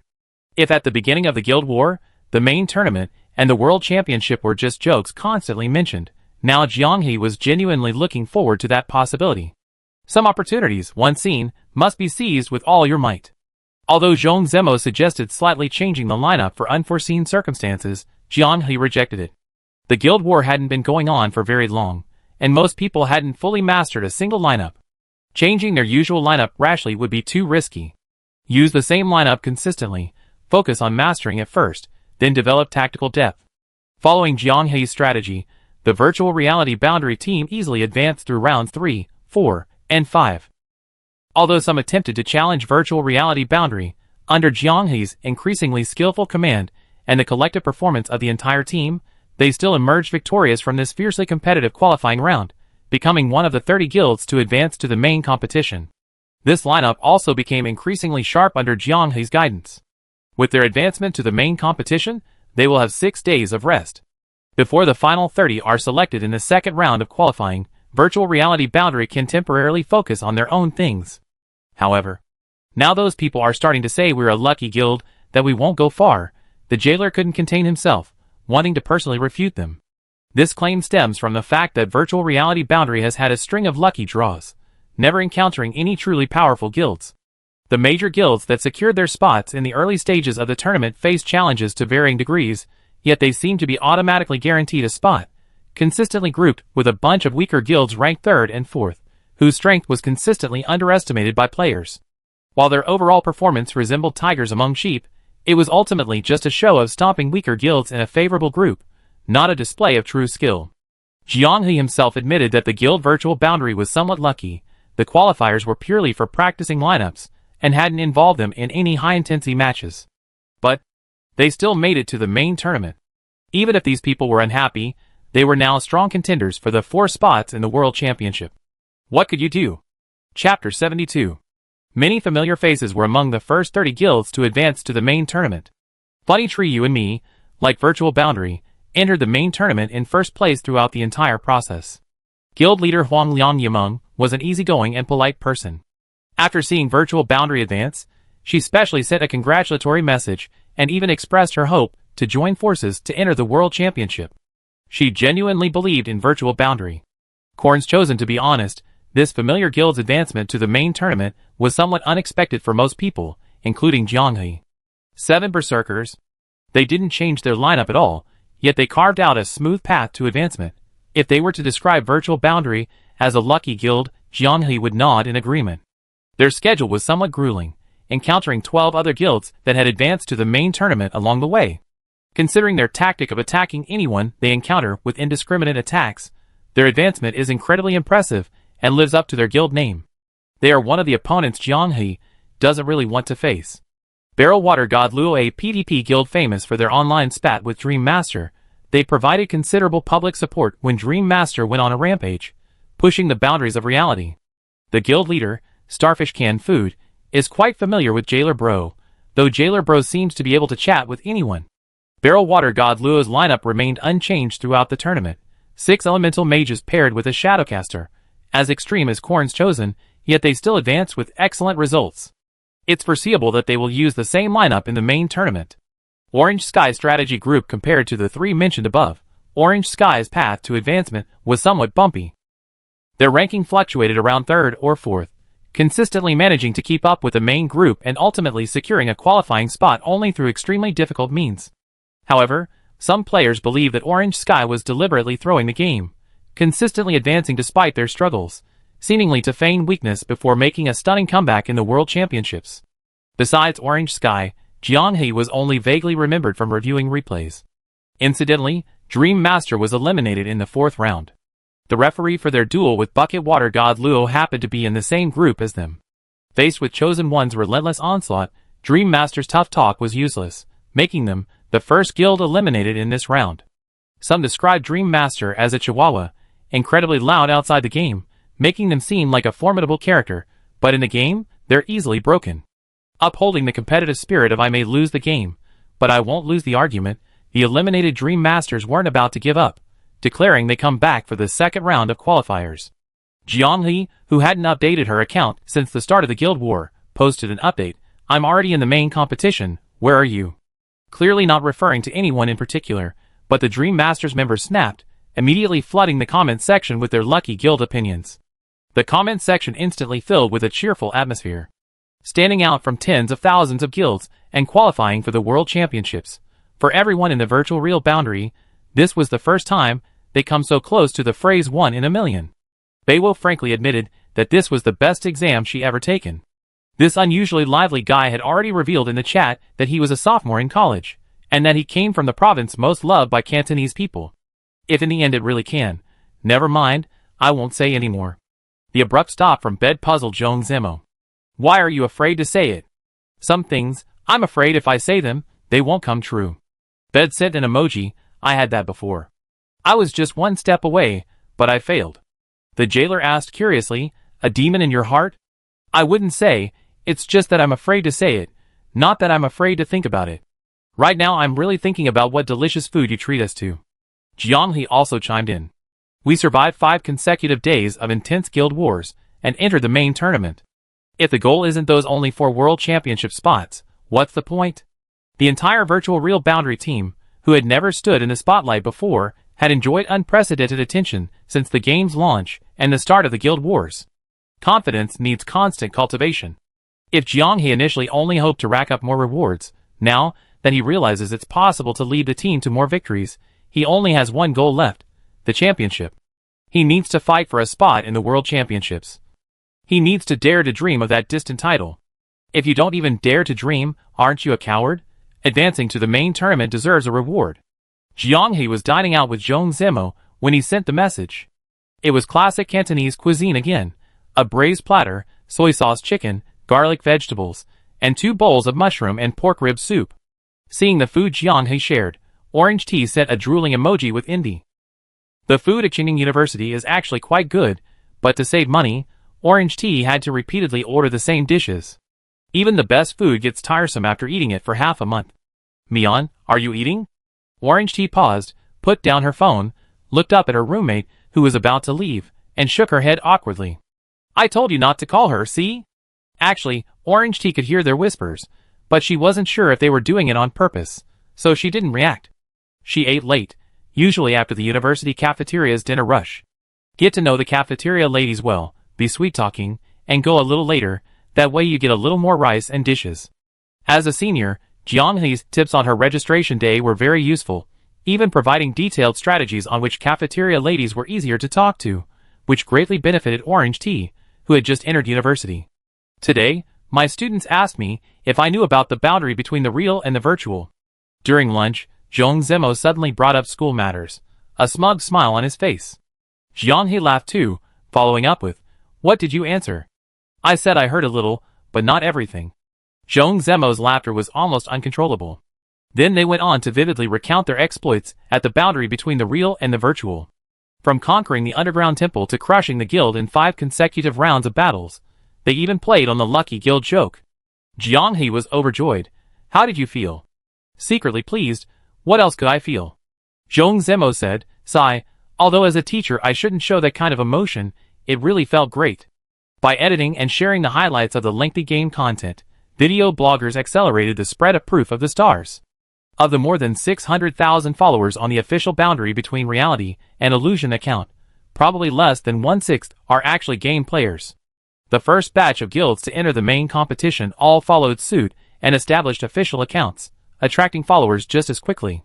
Seeing this huge opportunity, bloggers, both those with and without gaming experience, wanted to ride the wave of traffic, resulting in a constant stream of collaboration invitations.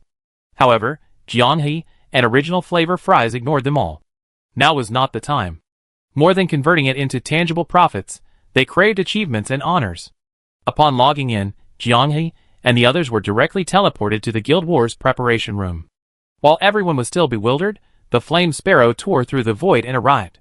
It unleashed a burst of flames that burned the sky, transforming it into a projection screen, then smiled and reminded everyone. Challenge qualifying round 1, 33,217 points, 6 chances to draw prizes. First place advances, 2 chances to draw prizes. Total 8 chances. Please draw your first round reward.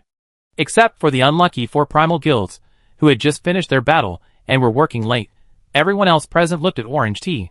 Orange Tea stepped forward, and Flame Sparrow asked, "Single draw or 8 draw?" "Then, let's draw them all at once." 8 spinning wheels were projected simultaneously, spinning with a gurgling sound. When Orange Tea suddenly shouted, "Stop!" the projection screen shone brightly. Portable repair tools, free, 5 purple quality selectable material. 3 The first round of the spinning wheel pool didn't have many good items, and the odds were quite low. Challenge qualifying round 2, 391,591 points, ranked first and advancing, totaling 32 lottery draws. Flame Sparrow asked Orange Tea again how she planned to draw. After hesitating for a moment, Orange Tea firmly said, "Draw them all." 2 of the 32 wheels glowed red after spinning. Wow! The boundary between reality and illusion cheered. It's coming, it's coming! Portable repair tools, free, 11 purple quality selectable material, 19 red quality selectable material. 2 These are the best selectable items, second only to gold and rainbow quality, and they happen to have the recipe for the elemental heart set. The boundary between reality and illusion can upgrade their equipment again. Flame Sparrow even praised, not bad luck, when opening the 3rd round of the prize pool. Challenge qualifying round 3, 181,241 points, ranked first and advancing, totaling 32 lottery draws.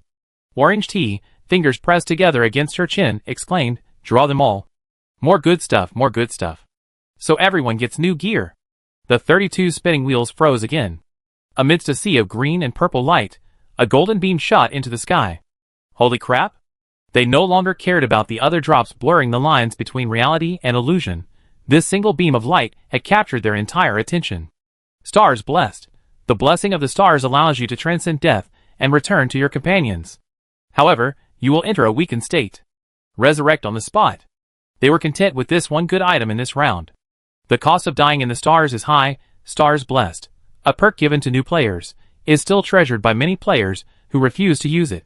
After all, that's a divine item that can restore health without any negative effects. Let's go again. Orange Tea presses her advantage. Fourth round of the qualifying round. 81,299 points. First place, advancing, totaling 18 chances to win a prize. 2 beams of red light dispelled the bad luck intertwined with green and purple. Red quality selectable material, 2 pieces. Although there are better red quality rewards in the prize pool, the boundary between reality and illusion won't complain at all. Who cares if they have the elemental heart set, hee. Just thinking about it makes me laugh out loud.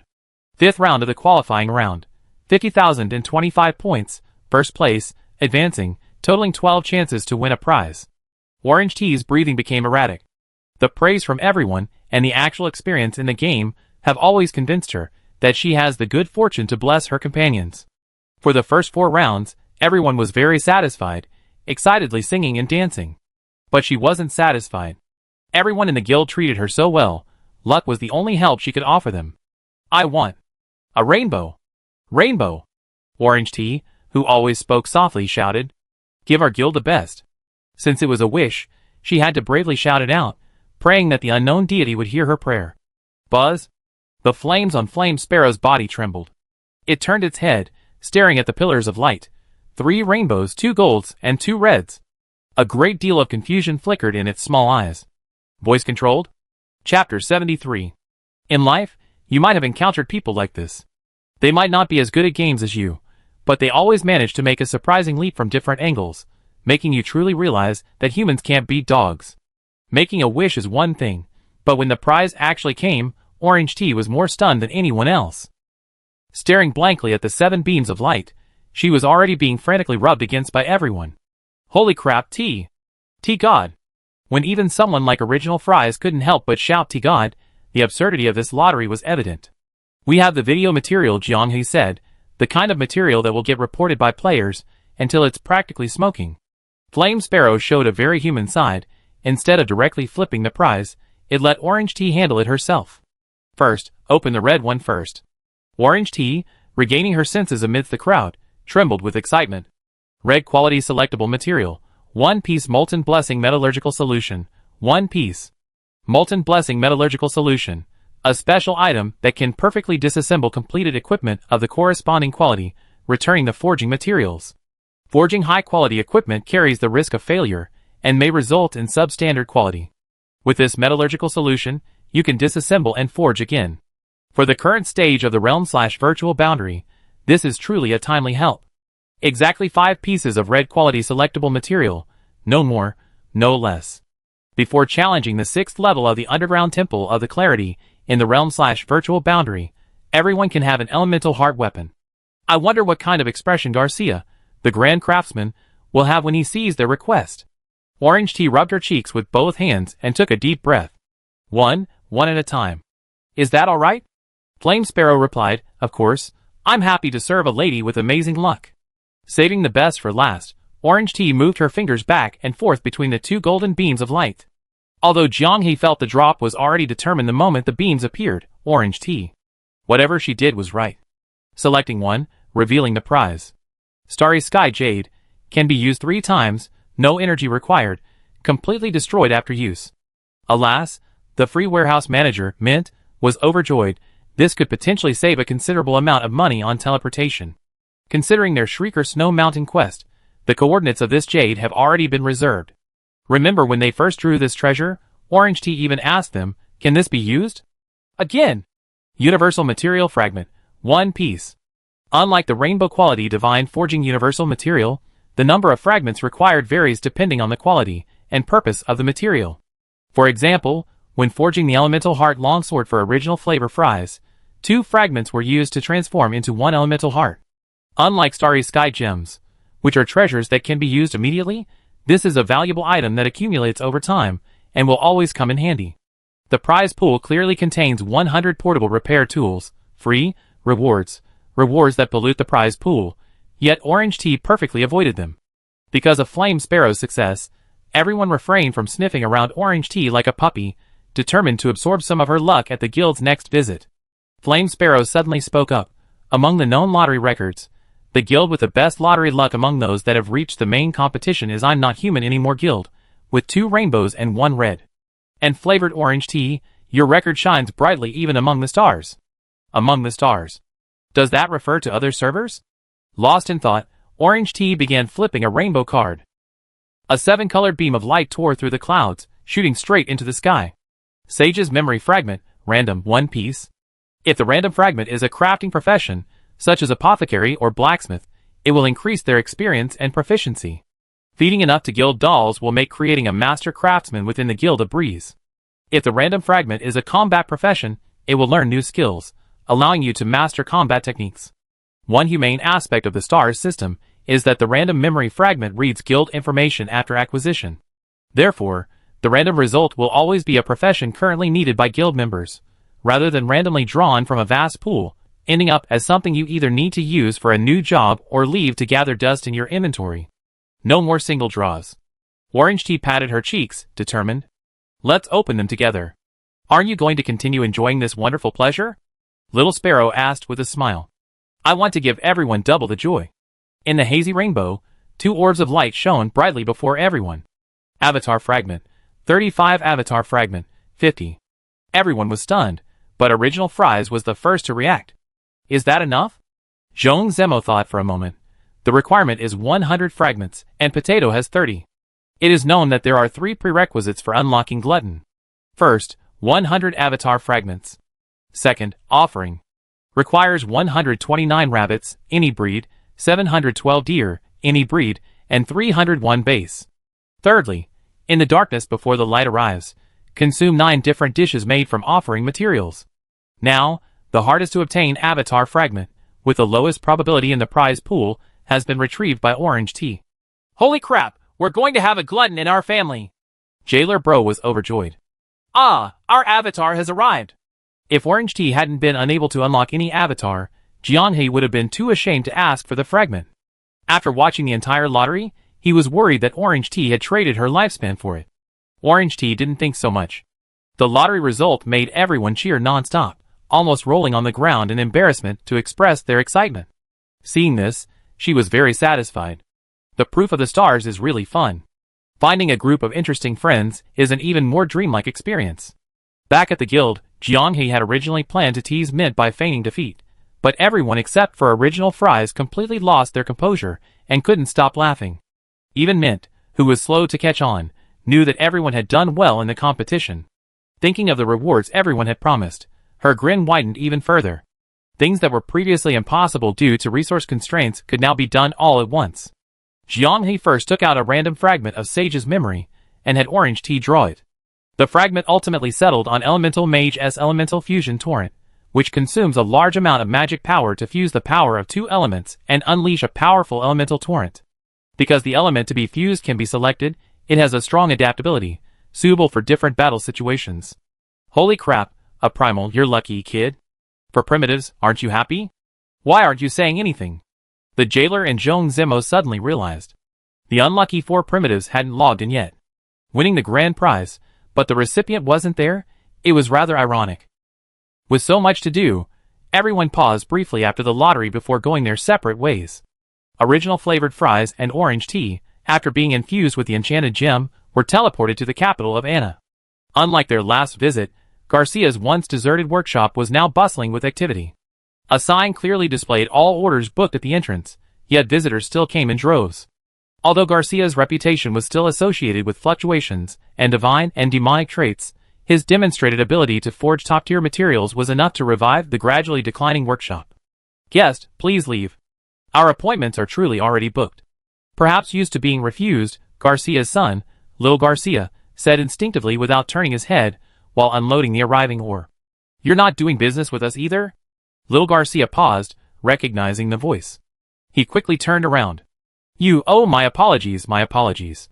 He hurriedly approached, glancing down at his dusty appearance, and awkwardly stepped back. I didn't expect you to visit again so soon. Please come with me. The master craftsman Garcia was forging a weapon for an order. His son's abrupt intrusion had interrupted his work, making him almost blurt out a reprimand. But seeing Original Fries, his words caught in his throat. Is there something wrong with the weapon? He looked at Original Fries' waist with suspicion. Seeing Original Fries return, he feared there might be a flaw in the forging that these important figures wouldn't tolerate, and he was extremely nervous. The workshop was revived, and he tirelessly forged weapons to rebuild his reputation. If things went wrong now, it would all be over. No, your weapons are excellent. I like to give you more orders. More. Before Master Craftsman Garcia could react, 5 elemental hearts appeared on the table, matching the client's request. We were very satisfied with the results last time. This time, I want 5. After forging, you can still keep 1 for display. Master Craftsman Garcia looked at the elemental hearts, then at plain fries, and slumped into his chair, his pupils dilating wildly, as if he'd seen a ghost.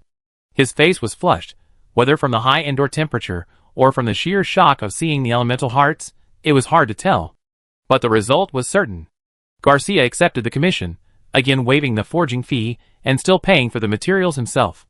His request was that all 5 weapons be displayed simultaneously, even if only for half a day. Plain Fries agreed. At this moment, on the trade route outside Fingjia City, Jianghe and the jailer found the stall. Oh, Cyber Potato Guild leader.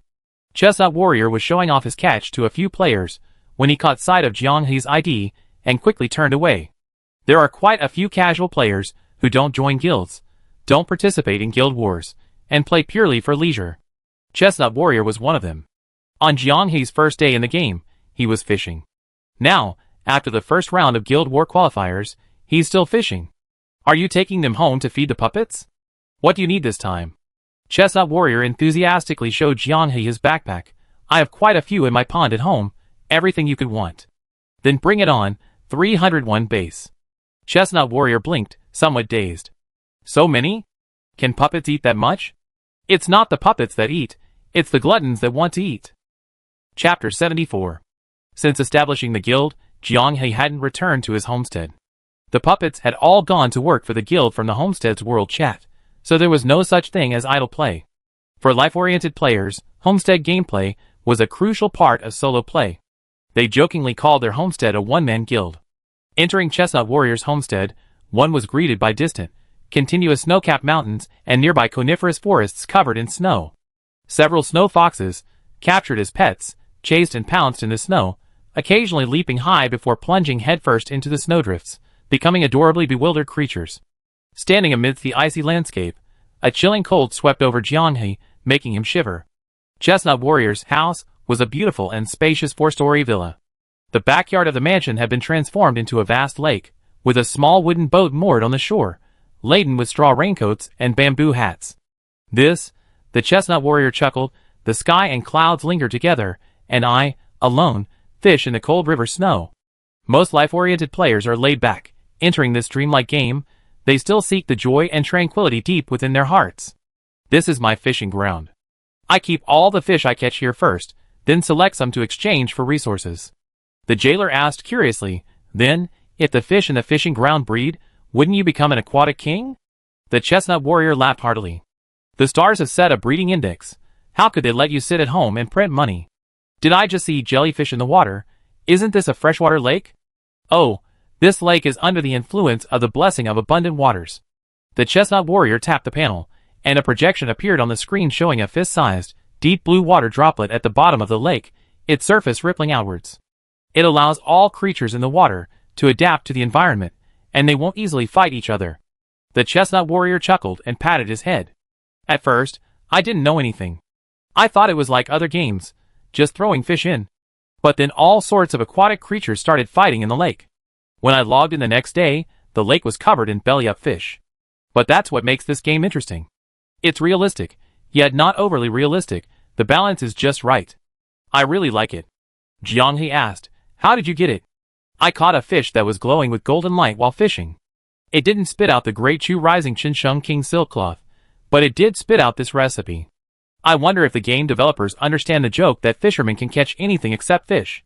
Besides the recipe, I also caught a lot of strange things. I show it to President Potato when I have the chance.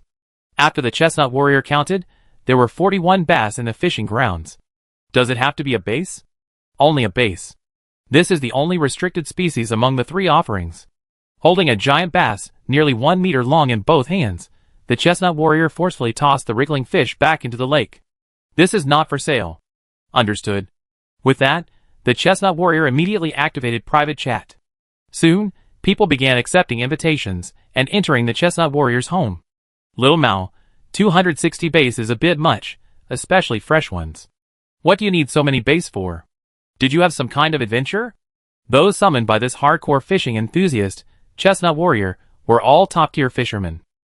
Upon seeing Jianghe and Jailer Brother, many immediately recognized them.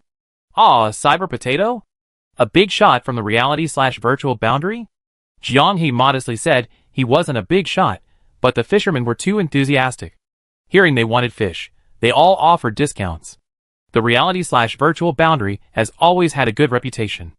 They released the coordinates of the underground temple and shared temple strategies for free. They spoke out for justice, fiercely confronting the Dream Lord, giving many bullied and vulnerable players a chance to vent their anger. They didn't go to extremes in guild wars, giving smaller guilds more opportunities to win prizes. Especially the third point, among the fishermen who came, 3 belonged to guilds that had received preferential treatment from the reality/virtual boundary. The advantages of having good interpersonal relationships were evident at this moment. Jianghe acquired enough base with only 15 purple materials and some scraps, an unbelievable success. We don't care about the breed. Deer are easy to acquire as long as the price is agreed upon. Rabbits shouldn't be a problem either. The jailer asked, puzzled, 712 deer? Don't you think that's a problem? The fisherman laughed heartily. At this stage, players who are bad at combat will earn money through the life skill system, and deer can produce 2 decent items.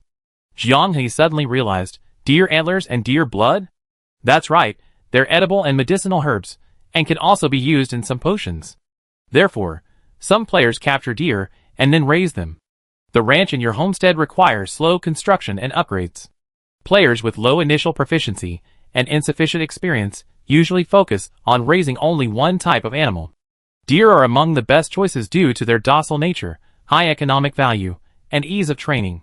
This information gap meant Jianghe and his companions were unaware of this. Just as players who enjoy combat tend to attract each other, players focused on crafting have their own circles, and it's difficult to connect with others if you don't know them. Leaving the acquisition to the enthusiastic fisherman, Jianghe and the jailer accompanied the Chestnut Warrior on a boat trip to the center of the lake, experiencing the idyllic feeling of fishing alone in the snowy river. Approaching dawn the next day, 712 deer without antlers and 129 lively rabbits were brought back. Because the fisherman helped, the price was naturally cheaper than buying them elsewhere. 49 purple materials were also available.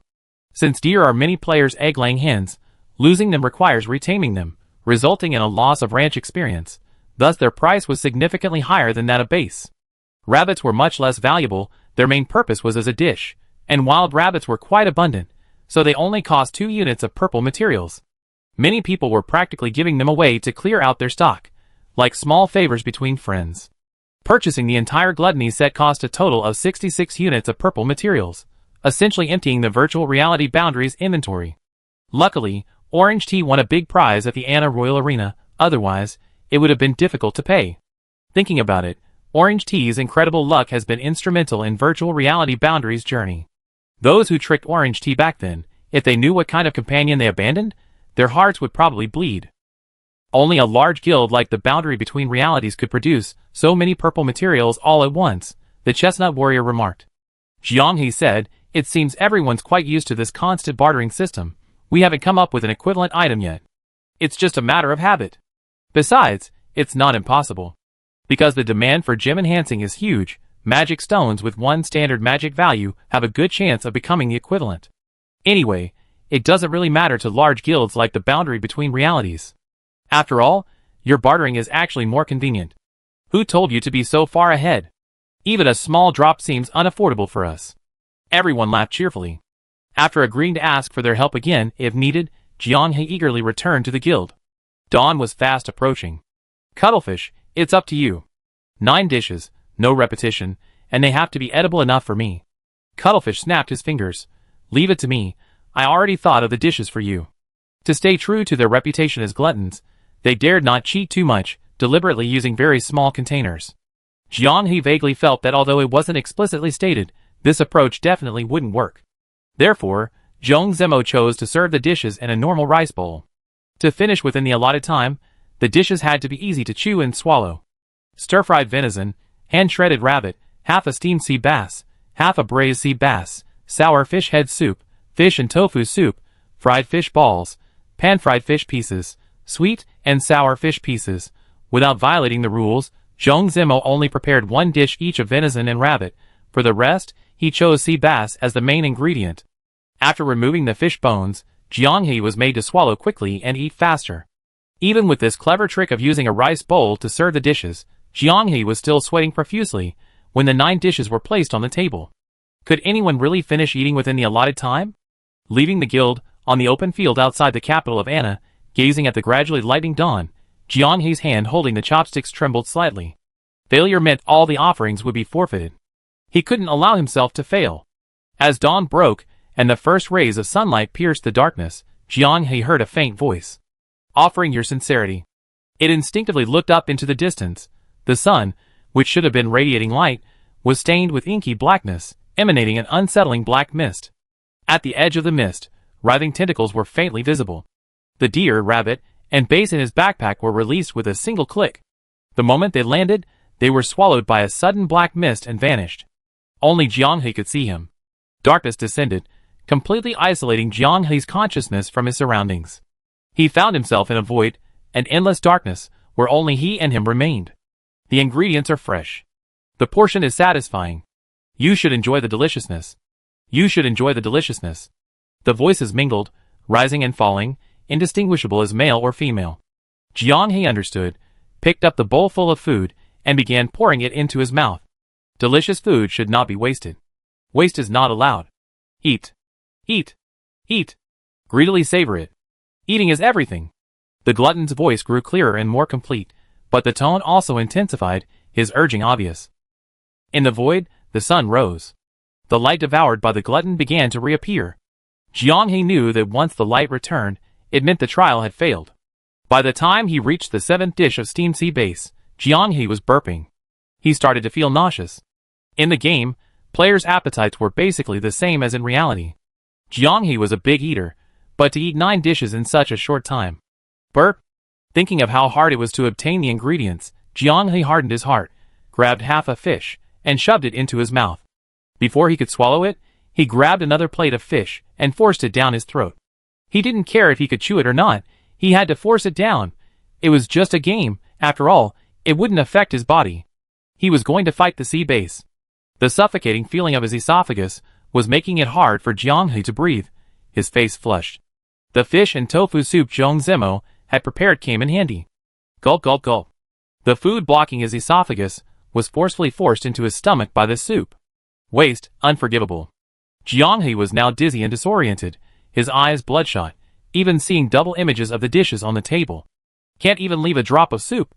Jianghe picked up the plate and continued to pour into his mouth, feeling like a giant garbage can. After doing all this, he was incapable of thinking. Like a tortured prisoner, he slumped into a chair, staring blankly at the black fog on the horizon. The boundless black fog suddenly expanded, instantly swallowing up the light that had just returned.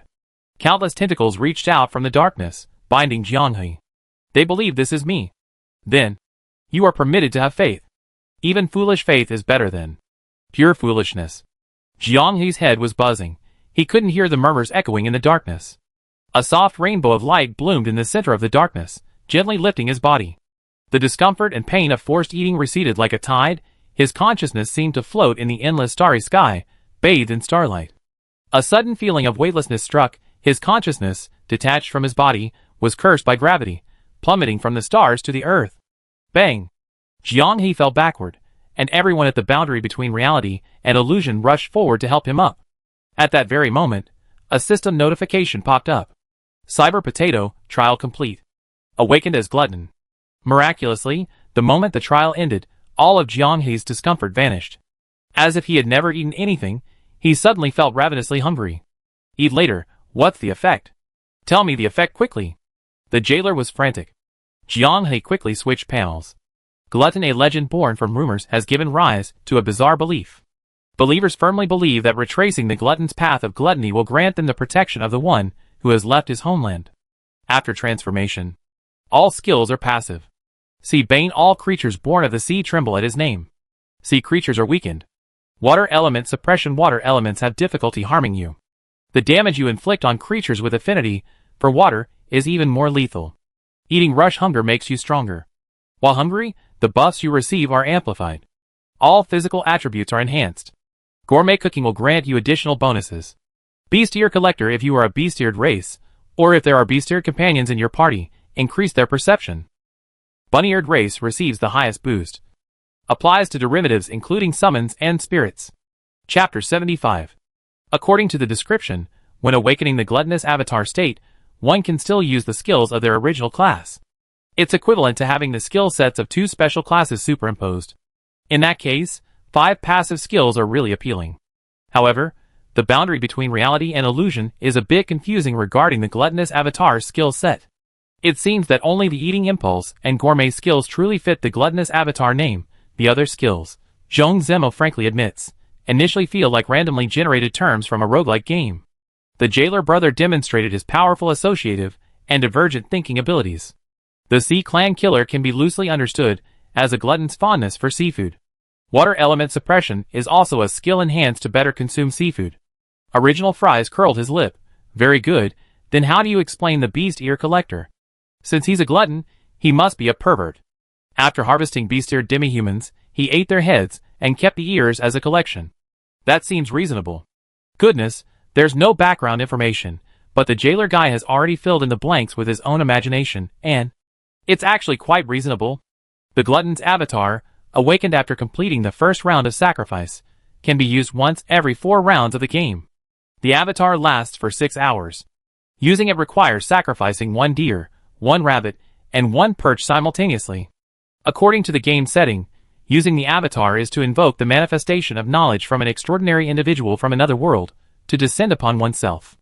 The awakening ritual is to verify whether the player is qualified to merge with the knowledge bestowed by the extraordinary.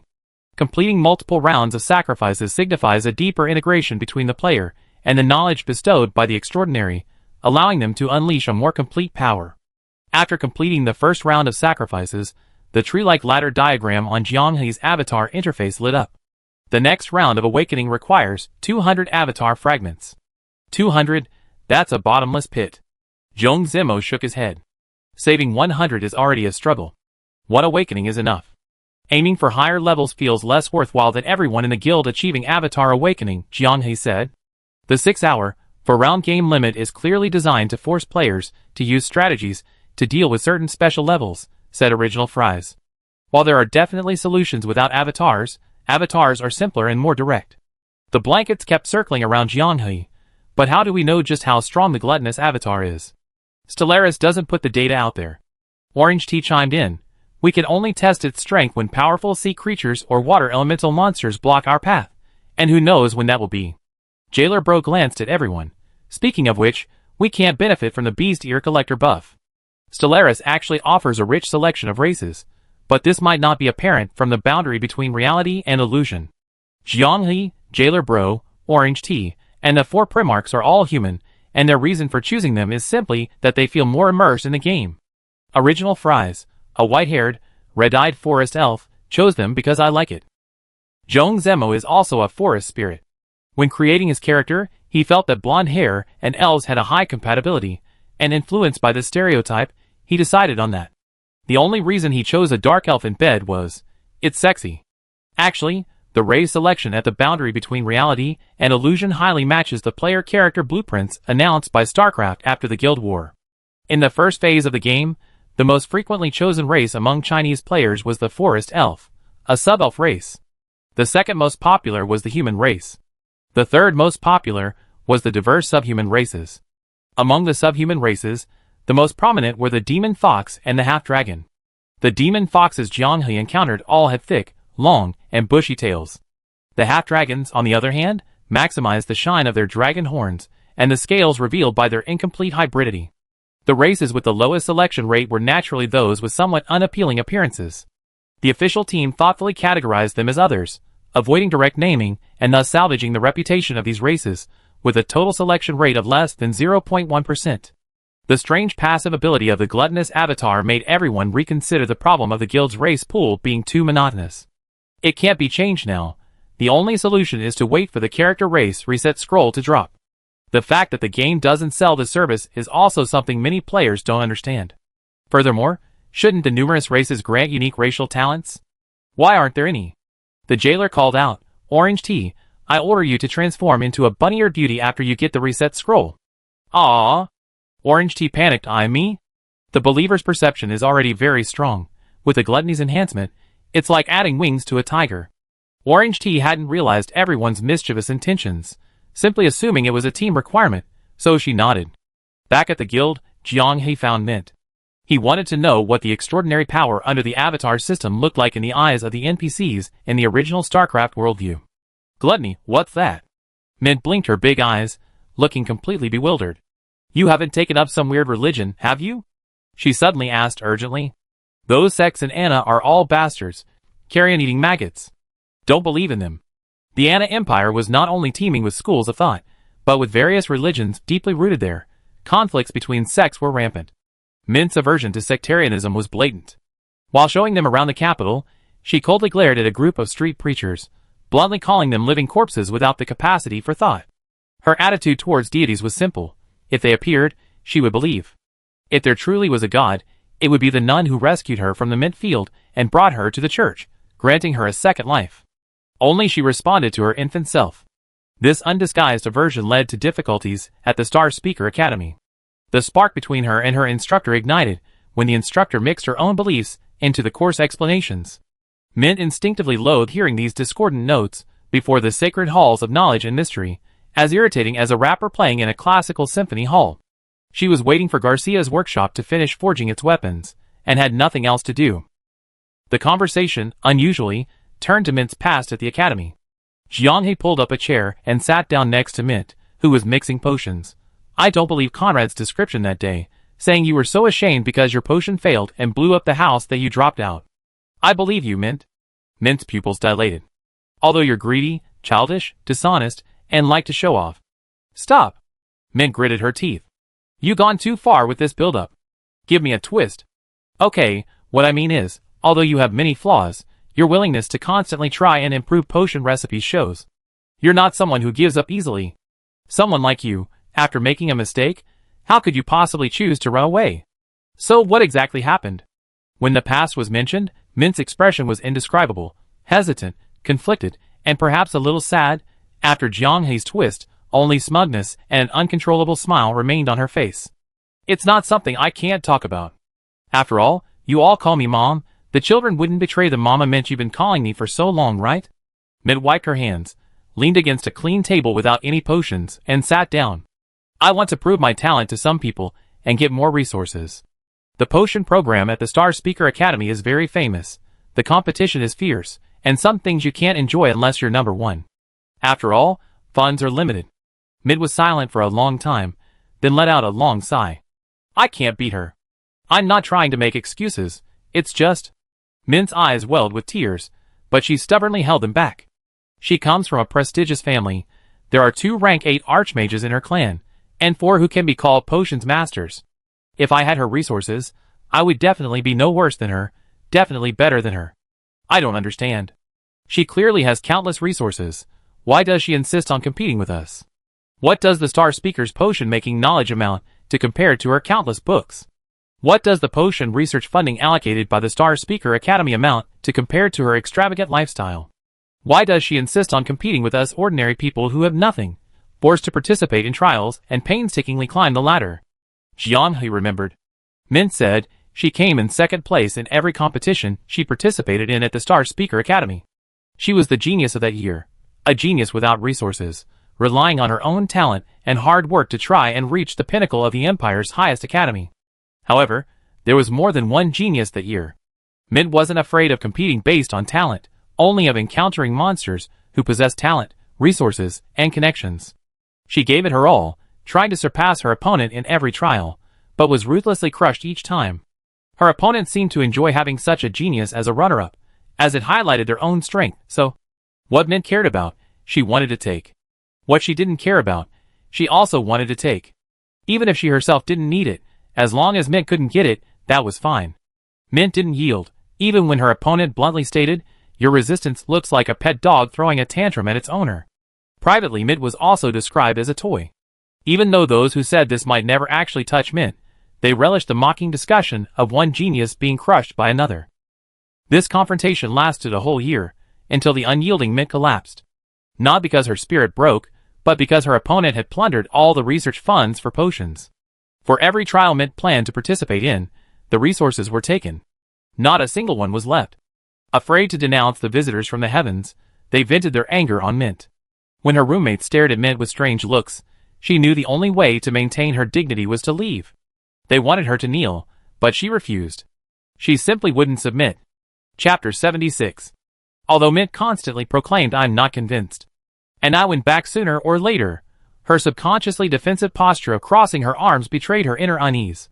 When leading the boundary between the real and the virtual to the capital, she was hesitant and evasive when mentioning the academy.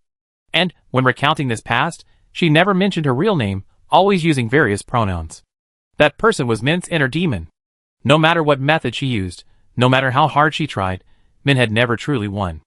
And Mint herself probably knew that from the moment she left the capital, the gap between them would only widen. Her family background allowed the other party easy access to knowledge that Mint could only dream of.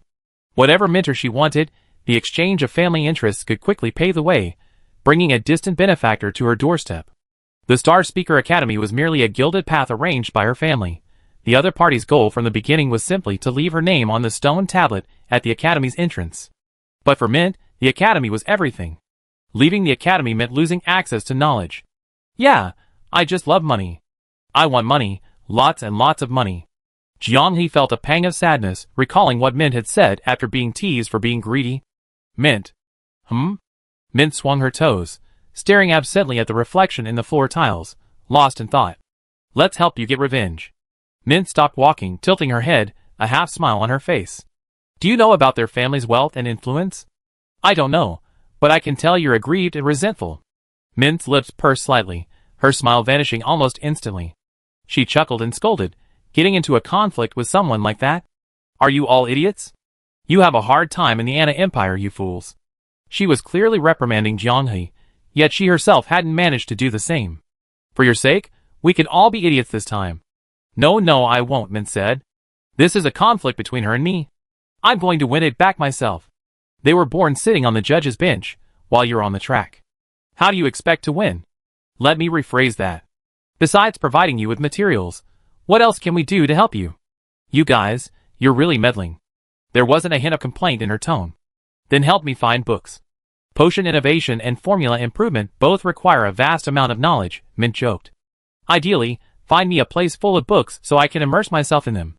Zhong Ziming, who had been secretly eavesdropping for a while, entered. "Okay. Huh?" Mint was confused. "My request is..." Zhong Zimo interrupted. "I do know of one with a rich collection of books." Jianghe frowned slightly. How come he didn't know of such a place? Wait! The 10th floor of the underground temple of the Clarities, the great archives of the Clarities. The Eternal Night Church's goal is to destroy the Clarities. Important facilities, like the great archives, shouldn't be destroyed after they're occupied. While they wanted to speed things up and help Mint realize her wish as soon as possible, the forging time for the 5 elemental heart weapons delayed their plan to reach the 6th floor of the reality virtual border. Ordering materials and getting sufficient rest to maintain their condition all require time. Even though Master Craftsman Garcia has temporarily put other orders on hold, it's conservatively estimated that it will take at least 9 days to complete. Everyone witnessed their exhaustion from forging 2 weapons in a day and a half last time. Even now, forging 1 weapon every 2 days, the author still worries that the father and son might overwork themselves to death. Add to that the days spent setting up the exhibition. The earliest they can set up the virtual real boundary is 5 days away. To avoid wasting the reset time limit for the Screamer Snow Mountain quest, the virtual real boundary side quest, which rewards Star Sand, cannot be activated. Zhong Zimo laughed. Guilds that didn't get anything good from the lottery don't have the worry of waiting for equipment upgrades. It's indeed a happy kind of worry. Practicing in the guild arena has become their best solution out of necessity. After the guild war, all specialized classes have been unlocked. Guilds with arenas can experience various classes and familiarize themselves with their skills. Mint slurped down the scallion oil noodles Zhong Zimo made for her, her eyes shining as she ate, occasionally making sounds. Just eat. Why are you making such a racket? Jianghe and the original flavored fries stopped their fight and stared at Mint, whose mouth was bulging, on the sidelines. 99% of the time it was intentional. The fact that you notice me means your training isn't serious enough. Focus properly. This is about the competition rewards. I keep eating slurp. Mine, you guys keep fighting. It's really good with rice. This guy, he's treating them like a side dish. He really knows how to enjoy himself. The jailer suddenly became curious about a question. Mint, how's your actual combat skill? Why are you suddenly asking this? Mint mumbled, noodles still hanging from her mouth, halfway through her slurp. It feels like I never seen you use magic since I met you. I was subdued the first time we met. I couldn't even run away. Oh right, aren't you a witch? Show us what you got. The blankets were also getting curious. This time, Mint didn't deny it, and frankly said, although I am a witch, I only specialize in potions and alchemy. I certainly deserve the title of erudite. As for combat, at the Star Speaker Academy, my grades were only average. She didn't even use that to deliberately discourage me. Ah. Is she also very strong in combat? Orange Tea asked. Although unwilling, Mint nodded. All-around talent is the best compliment for her. In almost every area, she's among the best of her generation across the entire continent. The Academy often says she might be the most likely person to have her name etched in history in the last 100 years. Her future achievements are limitless. Jiang He touched the panel, and a staff fell from midair into his palm. He casually tossed it to Mint, saying, then you need to practice even more. In potion-making competitions, the outcome isn't immediately obvious, but real combat is different. A loss is a loss, and an inability to win is an inability to win. She thinks this is your weakness and not worth criticizing, but you defeated her fair and square. Guess how interesting her expression will be. Mint put down her bowl, stopped eating her noodles, and jumped straight into the arena. Come on, come on. The jailer gave Jiang He a thumbs up from afar. Mint's mentality was completely under his control. After asking Garlic Sprout, it was learned that the guild arena's protective function also applied to Mint. With Jiang He's explanation, she believed that this area was protected by a powerful magic circle left by a mage, and that she wouldn't be in trouble if she fought freely. She held up her staff and asked, Mint, aren't you using this? Where did you get these stereotypes? Who told you that mages must use staffs in combat? Only certain special schools of magic require staffs. Manipulating the arcs of electricity dancing at her fingertips, she suddenly became confident. Although I'm only a mid-level player in the academy, I'm not someone to be trifled with. Aw, help, help. It hurts, ouch. I surrender, I surrender. Mint, being brutally beaten, could only open her mouth and close her eyes as Jiang He pinned her to the ground, writhing and struggling like a fish out of water. The jailer cracked his throat and imitated him. Although I'm only mid-level in the academy, I'm not someone to be trifled with. Gulp. One sentence made Mint bury her face in the ground, her cheeks flushed red.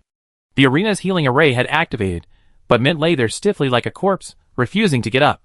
Original Fries wiped her hands. My turn. She poked the fainting death Mint with her toe, mimicking Jiang He's words, asking, don't play dead, while you're pretending, your opponent is constantly getting stronger. Mint, as if injected with adrenaline, braced herself with her hands on the ground and jumped up. Full of fighting spirit. Come on. Oh, why the change? To familiarize you with different combat strategies. After all, real combat involves countless improvisations. I know, let's go! Orange Tea noticed something amiss. She looked at the smiling faces of the people at the boundary between reality and illusion, muttering softly. Teasing Mint under the guise of sparring? What teasing? It's training, the jailer emphasized. It just didn't feel right coming from the jailer. Jiang He said, her practical experience is mainly from the academy. Now we need to fill the gaps in her experience with open-world combat. Although the process might look like bullying, the intention is good. Mint's reputation as a genius isn't self-proclaimed. Being able to fight against that all-round monster from the academy speaks volumes about her talent. She's not a combat failure. She just hadn't focused on it before. Being constantly pressured by the boundary between illusion and reality, frequently knocked to the ground with her mouth agape and eyes closed, she can now dodge skills decently and quickly unleash magic to counterattack using her evasive posture. Jiang He and the others didn't give her any specific instruction. They just took turns sparring with her. What she learns is entirely up to Mint herself. This speed of progress demonstrates her learning ability. In the days spent waiting for the weapons to be forged, filled only with tedious PvP training, the boundary between virtual and real worlds held a renewed sense of anticipation for the upcoming events. Watching Mint, under their constant training, become increasingly adept at dodging and counterattacking, a smile of satisfaction inevitably appeared on everyone's faces. On the day the weapons were forged, which also marked the end of the second round of preliminary selections, Jiang He uploaded 2 videos. Wow, I won! This short video recounted Orange T's spectacular lottery draw of 3 rainbows, 2 golds, and 2 reds. Should be the first awakened avatar in the entire server? This video described Jiang Hei's joyful acquisition of the Gluttony avatar. Unsurprisingly, both videos caused a complete uproar among the player community. Chapter 77. During the 6-day break, the official account of the virtual reality boundary only made a move on the last day. Viewers, eager to know what big surprises they had up their sleeves, had a vague sense of unease upon seeing the first video title. Orange T's incredible luck shattered the viewers' mental constructs. They guessed it was a leopard leap video, but they couldn't have imagined it would be this outrageous. Instantly, the video's comments and bullet screen became a cyberpunk temple. I'm absorbing all of T-God's good fortune. My wife got lost in the gacha pool and hasn't returned yet. T-God, please bless me and let me bring her home. T-God, please bless me. T-God, please bless me and change my luck. Reminded by everyone to check the video comments, Orange T, who had no classes that morning, was initially stunned in the school library, then couldn't help but grin, attracting a puzzled look from her roommate sitting next to her, making her blush with embarrassment. Another video introducing the transformation effects also went viral. The game community discussing the proof of the stars was almost entirely sharing this. No need for should, across all servers. No one had previously completed the awakening. Jiang Hei was undoubtedly the first. Incredible, absolutely incredible. Even our guild's top player only has 40 fragments, and he's already collected 100 fragments for the reality virtual boundary. 40? Just one. Do you know what 40 means? The face of this lucky guy is truly ugly. Wow, we're considered lucky. So what's the reality virtual boundary? Unlocking the avatar, awakening the avatar with 100 fragments, completing the ritual all in one go. Stop talking, your guild has a T-God, you can do it too. Did you see the video? T-Goddess was just picked up and brought back to the guild. A beautiful girl picked up on the roadside has incredible luck. I order you to write it right now. Having learned that Orange T had encountered a loot box scam upon entering the game, and was then bullied and killed in the wild, the others weren't angry about T-Goddess's fate. They just wanted to know which clever team had been tempted by small gains and missed out on T-Goddess. I really want to know how they feel right now. Some were focused on the luck aspect, while others kept pausing to analyze the avatar. Gluttony's incredible level 5 passive skill shocked all the players, even the initial awakening combined individual enhancement, enemy weakening, and team buffs. What about the second awakening? No wonder the path to acquiring the avatar was so difficult. This performance and strength justify the difficulty of collecting it. Even if it can only be used once every 4 days, it's still incredibly worthwhile. After his avatar awakened, a towering tree lit up Jiang Hei's avatar interface, with the gluttonous avatar prominently displayed on the tree diagram. If a dimly lit leaf corresponds to an avatar, there are hundreds of unlit avatars. Whether to continuously strengthen one avatar or awaken more avatars to expand strategic gameplay, a brand new gameplay mode was fully revealed to players. 1 month after the server opened, despite the constantly being discovered game content, players remained as naive and bewildered as when they first entered the game. The boundary between virtual and real continued to maintain its record of generating extremely high buzz with every video posted. At the same time, Dream Master, celebrating his last-minute qualification for the main tournament, remained largely silent in both videos and social media updates. Occasionally, someone passing by his profile would jokingly leave a comment, "When are you guys going to die?" Simple insults, ultimate enjoyment. Only the Dream Masters still harbored the wondrous fantasy of standing out in the main tournament. No gaming media outlet ever listed them as a favorite to win or a potential dark horse. The 2 preliminary rounds lasted a total of 10 days, with tens of thousands of guilds undergoing rigorous selection, ultimately producing 60 guilds for the main tournament. Of these 60 guilds, only 4 will represent the Chinese server in the first World Championship of the Stars Proof. The main tournament consists of 2 rounds, 2 matches to narrow down the field to 2, with the final score determining the ranking. In 2 days, everything will be decided. During the main tournament, all players will receive extra game time, with each match lasting a full round. Players will no longer start with 0 points. Each guild will have 50 initial points. The Star Fortune trial will no longer appear only once. The initial monsters generated in the competition arena have been strengthened. These are the changes to the main tournament as known from the official announcement. During the 6-day break, the Primal didn't log on at all on the first day, reportedly because he was busy outside and his work was intermittent, preventing him from resting with the equipment on. For the next 5 days, he seemed to be working overtime like crazy, logging on later and later, and speaking less in the group chat. Perhaps he had already done all the overtime he needed to, because after the announcement, the Primal indicated in the group chat that he would be resting that night, and would be on time. Jong Zemo asked, "Are you okay?" "No, I'm perfectly healthy," the Primal replied with an emoji. "I definitely won't hold anyone back tonight." He also shared a picture of his ordered fried chicken and burger combo, along with a sugary drink. "Wait, in this environment, where are you now?" "The hotel?" "What's wrong?" The Primal continued, "The main tournament. In just 2 days, it determined whether we get a chance to compete against the world's top players. I don't want any accident to interrupt my sleep and leave me with lifelong regrets. To be honest, I never actually had the chance to rank highly. I want to keep this dream alive a little longer." It was noon, and the Primal had already brought all his equipment, including his handheld console, to the hotel and booked a room for 2 days. Jianghe was increasingly certain that he had earned this rest by working 6 days of intense overtime. The Primal's words reminded the others in the guild. The rules for the Stars-approved Guild War mentioned how to handle offline player devices, temporarily handled by AI. The AI could understand player commands and cooperate, but expecting it to make more rational and effective operations was impossible. Therefore, once someone disconnects, the disadvantage of being outnumbered is irreparable. "Orange tea, do you want to book a hotel too?" Jailer suggested. "What do you mean? I pay for the room. Give me your phone.jpg. Am I that kind of person?" the Jailer declared boldly. "To avoid the guild being at a disadvantage due to external interference during the main competition, I order any group members who feel the environment is unsuitable to quickly book a hotel room. I pay for it." 111111 Really? Really? The Quilt frantically typed 1. "I'm in the dorm, my roommates might be a distraction. Do you think I can handle it? Then go book it, and scan the code for me." The Quilt, who also didn't have class today, quickly changed clothes and went out, displaying remarkable efficiency. Orange Tea remained silent, but Jianghe singled her out. "Go book it, and make sure it's a good one. Don't be polite with the Jailer, he's got too much money to burn, just let him show off."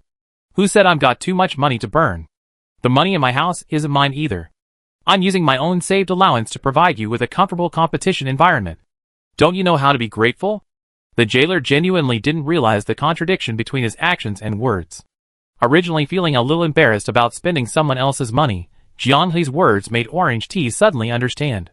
The booking for both the bed and Orange Tea's accommodations was quickly sent to the group chat, and the Jailer readily paid the bill. "For Primal Bodies, what about yours?" "Ah, I have a job, and I already moved in." "Then I treat you to dinner." "Huh?" "Eat less fried chicken, in case you get an upset stomach tonight. It'd be a hassle if you wake up. Eat something light. Let me see if there's any Cantonese food nearby. Let's eat there." "What kind of Cantonese food promotion ambassador is this?" "Potato, what about your orders?" Jianghe was stunned. "We're going out too. Is this necessary? Just tell me if there's a risk of a squid wife suddenly showing up." He knows how to talk. One sentence made Zhong Zemo's face turn pale. Jianghe thought for a moment and sent a message. Being so proactive, besides a sense of honor, is there another reason? "Tell me." Original Fries became a broken record, copying and pasting the entire message. The others immediately followed suit, their neat and orderly messages filling the screen. The Jailer kept them in suspense. "I tell you after the competition, win or lose. Why not take advantage of these suckers?" Even the guy who initially claimed his home was comfortable, and he didn't need to go out. Original Flavor Fries ended up out. Jianghe lived in an old-style residential area mostly inhabited by elderly people. They often gathered in the community pavilion to play chess, chat, and occasionally, you could see them doing square dancing or watching the same short video livestream. "Hey Xiao Zhong, what are you doing out in the middle of the day?"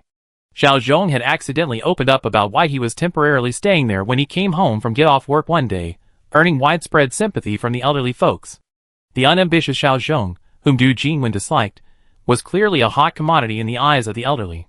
Several had expressed a desire to introduce him to new partners, wishing he would finish his divorce proceedings immediately. As Jianghe approached to greet him, he was surprised to hear an AI voice from a marketing account introducing the Proof of Stars Guild War. Upon closer inspection, good heavens, it was actually a compilation of highlights from the Guild War. Upon inquiry, it was learned that they initially followed the game primarily because of conspiracy theories circulating on marketing accounts. However, after seeing so much, recommendations naturally led them to watch game-related videos. With the start of the guild wars, many of them found this format of competition quite interesting, especially the substantial amount of video content, which greatly satisfied their entertainment needs. It's much more realistic than the fight scenes in TV dramas these days. So exciting! Over time, this trend spread to the middle-aged and older demographic. The main tournament starts tonight. Which guild are you supporting? Jiang He asked with a hint of anticipation. Of course, it's Korn's chosen. So fierce. They just fight anyone they see. It's either you die or I die. So imposing. Yeah, it's that guild with a weird name. Their matches are so exciting. A real battle from start to finish. Ah, so enjoyable. Is this some kind of Korn proselytizing? Sigh, brainless people don't go far. I think the guild called Funny Tree is much better. Their fighting style is so methodical. You're all wrong. It should be this guild called I'm Not Human anymore that's better. Everyone started arguing back and forth. Indeed, the topic of comparing combat strength is always vibrant across all age groups, a classic element that can't be missed. Zhong Zimo vaguely remembered that a decade or so ago, in the Eastern Fantasy Circle, the debate over whether Flower Mother or Purple Mother was stronger could rage on until the main thread was worn away, even spawning countless fan-made creations. Those who reminisce about these things are truly getting old. After listening for a while, he still hadn't heard the name Virtual Reality Boundary. Jiang He tentatively asked again, what do you guys think of Virtual Boundary? Isn't that a guild known for its luck? I heard it mentioned in many videos. But it seems they also have some impressive plays. I saw them in the highlight reels. However, this is expected. Outsiders naturally watch more highlight reels, and the more highlight reels a guild has, the more well-known it becomes. Virtual Boundary, with its chaotic and overwhelming style, naturally generates a lot of discussion outside the scene, but its entertainment value is much lower, and it doesn't produce many highlight reels. They just didn't expect that the Luck Guild meme that Dream Master had given them would spread here. Chapter 78. Time ticked by, and as the login time approached, the virtual and real worlds, having confirmed their surroundings, drifted off to sleep. Mint was still teaching the dolls how to make potions. With her help, the guild's potion recipe list had added 3 new potions, each with Mint's name appended to its description, indicating her improvements. Jiang He's initial nervousness subsided as he saw the guild operating smoothly. Mint didn't have time to say anything to everyone. Early entry was required for the main competition, so the guiding light pillar only allowed them to stay for less than 10 seconds before teleporting them to the preparation room. Mint was surprised and slightly disappointed, but then a smile appeared on her face as she thought of something. We have to win, everyone. The main competition used a completely different map from the preliminary rounds, Lost Ruins. The overall size is slightly larger than the maps from the preliminary rounds, and according to the description of Flame Sparrow, the variety of monsters, encounters, and resources such as guides are also more abundant than before. However, players will experience a greater sense of hunger during the main tournament. The spawn points are still completely random, but this time players will know the results in advance. This also means that players in preparation can choose classes that will be more helpful to their team in the early stages of the match based on the results. The Phantom Boundary maintains its original lineup. This lineup has been tested in 5 rounds of preliminary rounds, and everyone is experienced. Jiang He will not add any variables unless necessary. The countdown ended, and they were teleported to a valley in the upper right corner of the map. There is water and lush vegetation nearby. The map season is autumn, and food is plentiful. The blanket immediately secured a high vantage point, remaining vigilant. Except for Zhong Zemo, everyone else headed to the nearby orchard to pick fruit, while he stayed behind by the stream to build a makeshift campfire, and, using homemade tools, tried to prepare their first meal. After picking an apple, Jiang He ate one immediately. Seeing that his hunger level hadn't decreased much, he immediately understood the meaning of its easier to experience hunger, as described by the Flame Sparrow. The satiety provided by food was lower than before. If they didn't eat cooked food regularly, they might be exhausted after just one battle later on. Food became a resource that had to be fought over. Upon informing Zhong Zemo of this, the group quickly changed their strategy, collectively transforming into shameless fishermen, finding the nearest water source, and frying fish. Zhong Zemo gutted, scaled, and deboned the collected fresh fish, then used the charcoal fire and the fire elemental magic of the 4 primal bodies to speed up the roasting process, creating a batch of dried fish. Although the feeling of fullness only lasts for an hour, the quantity is plentiful, allowing for quick consumption without taking up too much backpack space. Beiwa was still the last to eat. Using her professional skills, She had already circled the area but found no trace of the guide. After examining the map for a while, Jianghe decided against heading towards the center. Before the resource depletion zone refreshed, he decided to do the opposite. Heading towards the map's edge? Yes, we continue with our development strategy, ensuring safety in the rear and farming some points first. Jianghe pointed to a depression in the upper right corner. There seems to be a swampy wetland here. Do you remember the insect master? The swamp wetlands are guaranteed to spawn insect masters? The jailer scratched his head in surprise. Based on the replays I watched, it's not guaranteed, but the probability is higher. Jianghe's time spent at home studying replays hadn't been without its rewards. The star guides are randomized across the map, with some individuals randomly landing in special terrains, where they stay for slightly longer than other guides. Demon Slayer was amazing. Once used, it was unforgettable.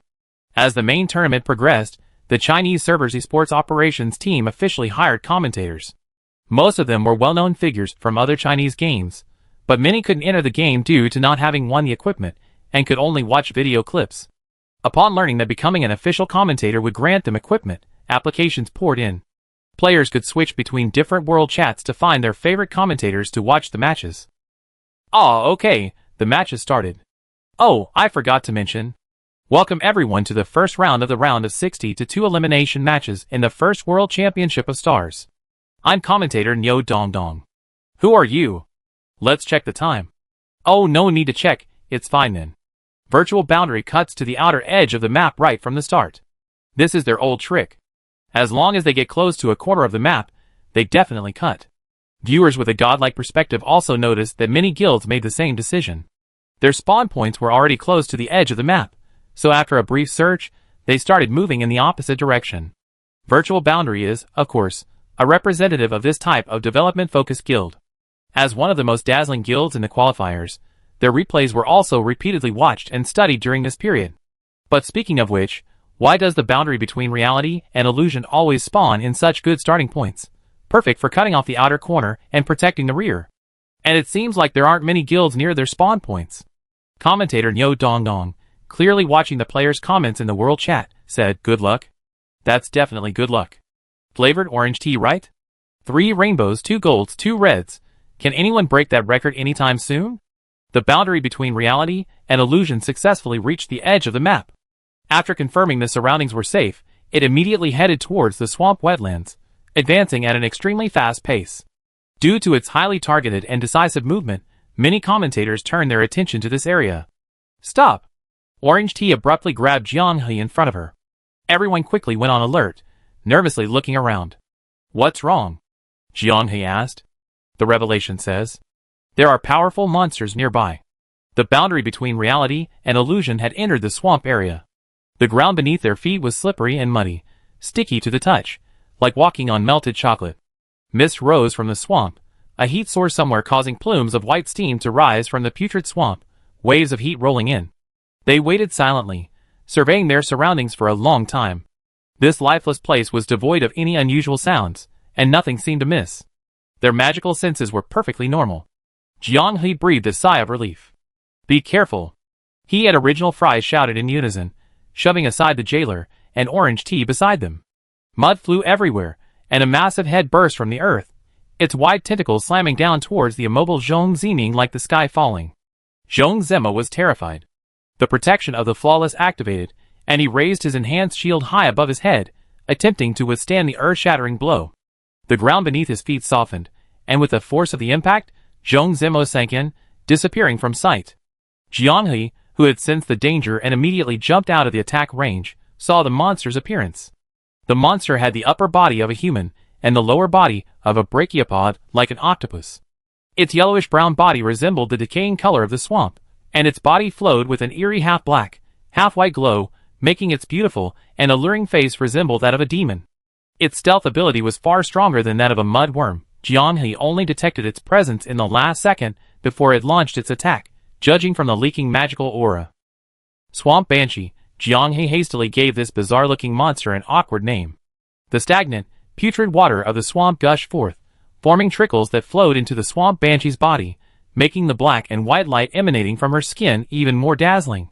A surge of magical power gathered, earth elemental magic coalesced.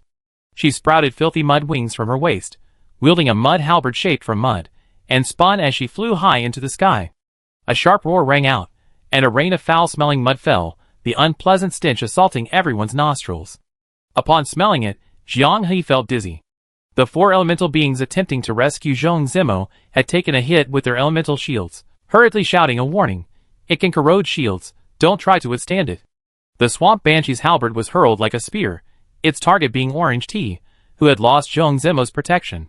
The elemental shield, which usually anticipated the attack, didn't appear. Instead, it slid past at high speed, carrying Orange Tea away, thus escaping the attack.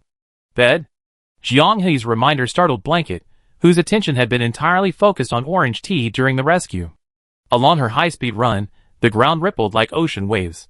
Her pace was disrupted, and the ripples, just past her ankles, pinned Blanket in place. Orange Tea, go! Before she could react, Orange Tea was propelled into the air. Beiwo, moving too fast, continued her momentum, slamming heavily into the mud. The mud's powerful suction held her tightly, making her feel like a mouse trapped on a sticky trap, unable to move an inch. In the last second before losing her balance, she made one last move. Using all her strength, she aimed carefully and pushed Orange Tea, whom she was holding, into an open area not controlled by the swamp demon. Zhong Zimo was confirmed dead. The mud, controlled by the swamp demon, had crushed him, drowning him. Don't save Blanket. Jiang He's shout saved the four primal bodies from certain death. On the only path to their rescue, mud erupted like tentacles, swaying in the wind. Just 2 steps away, the four primal bodies would have followed in Zhong Zimo's footsteps. This guy simultaneously controlled multiple types of magic, dealing with the members of the reality virtual boundary. Jiang He realized the terror of the Swamp Banshee. Her elemental affinity far surpassed that of the mud worms. Most troublesome was her intelligence. She knew to prioritize attacking the guild support units. Blocked by the mud, the reality virtual boundary could only watch as the Swamp Banshee mockingly dragged Blanket into the ground. Blanket dead. In the blink of an eye, 2 members of the reality virtual boundary had perished. The reality virtual boundary's zero-death record during the preliminary rounds was broken not long after the main competition began. Chapter 79. Segmented in different directions by the Swamp Banshee, unable to band together, the 5 people at the boundary of reality dared not make a move. Bathing in the rising sun, she slightly raised her head, her eyes sweeping over the group with utter contempt. Like a cat catching a mouse, the Swamp Banshee was in no hurry to kill her prey who had intruded into her territory. She leisurely swam through the air like a fish. With each movement of her lower body's tentacles, the Swamp Banshee would rapidly float a distance away. With each flap of her mud-formed wings, sticky, blackish-brown muddy water dripped down, like melting chocolate ice cream. She deliberately distanced herself, seemingly abandoning her prey at the boundary of reality, only to swiftly return the next second. Seeing that the boundary of reality wouldn't seize the opportunity, a look of disappointment crossed her face. Then she smiled again and swam away, disappearing from everyone's sight. No one believed she had truly left this time. If anyone at the boundary between the real and the virtual world made any move, she would reappear. Jiang He's mind raced. Run? Considering the Swamp Banshee's mobility and magical reach, the boundary between the real and the virtual world would have to sacrifice at least 2 or 3 people to ensure anyone escaped. And this was the best outcome Jiang He could imagine. Hoping the Swamp Banshee would fail was too foolish, therefore. Jailer, draw your gun. The Swamp Banshee burst through the white mist rising from the swamp, appearing above him in the blink of an eye. The jailer's magical manipulation caused the Swamp Banshee to change her mind. In her empty hand, a clay whip suddenly materialized. With a flick of her wrist, the whip cracked like thunder. The Swamp Banshee's prediction was incredibly accurate. Her whip lashed precisely and viciously at the running jailer. The elemental shield provided by the 4 primal bodies shattered instantly, and the jailer was sent flying like a spinning top. Orange Tea, Summon Spirit. Jiang He and Original Flavor Fries, using the 4 primal bodies' wind magic to accelerate, pounced on the Swamp Banshee, who was rushing to finish off the jailer. The jailer was already dazed from the whipping. His eyes were half open, and the Swamp Banshee's hideous face, like a demon, was close at hand. The Swamp Banshee's tentacles bound the jailer's body, and corrosive and poisonous mud flowed down his tentacles, dissolving his flesh. I explode with you. Knowing he was doomed, he didn't summon his skeletal servants to shield him from the attack, but instead chose his spirit servants. After instructing his spirit servants to do their utmost to interfere with the Swamp Banshee, the jailer, whose consciousness had already left his body, unleashed a lightning storm spell a split second before his death. Wait, tentacles or arms or legs? Heh heh. The swamp banshee was caught completely off guard by this frenzied counterattack, smoothly executing a series of actions before her death. Several of her mud-based arms shattered, and the mud wings around her waist, affected by the electric arc, no longer maintained their fluidity, forming large, dry clumps of mud that crumbled inch by inch as the banshee recoiled in pain. Two cold glints flashed simultaneously. The intersecting blades carved an X across the banshee's body. The banshee, her back to the two, turned her head sharply 180 degrees, extending her long, thin, snake-like, muddy yellow tongue to lick her cheek.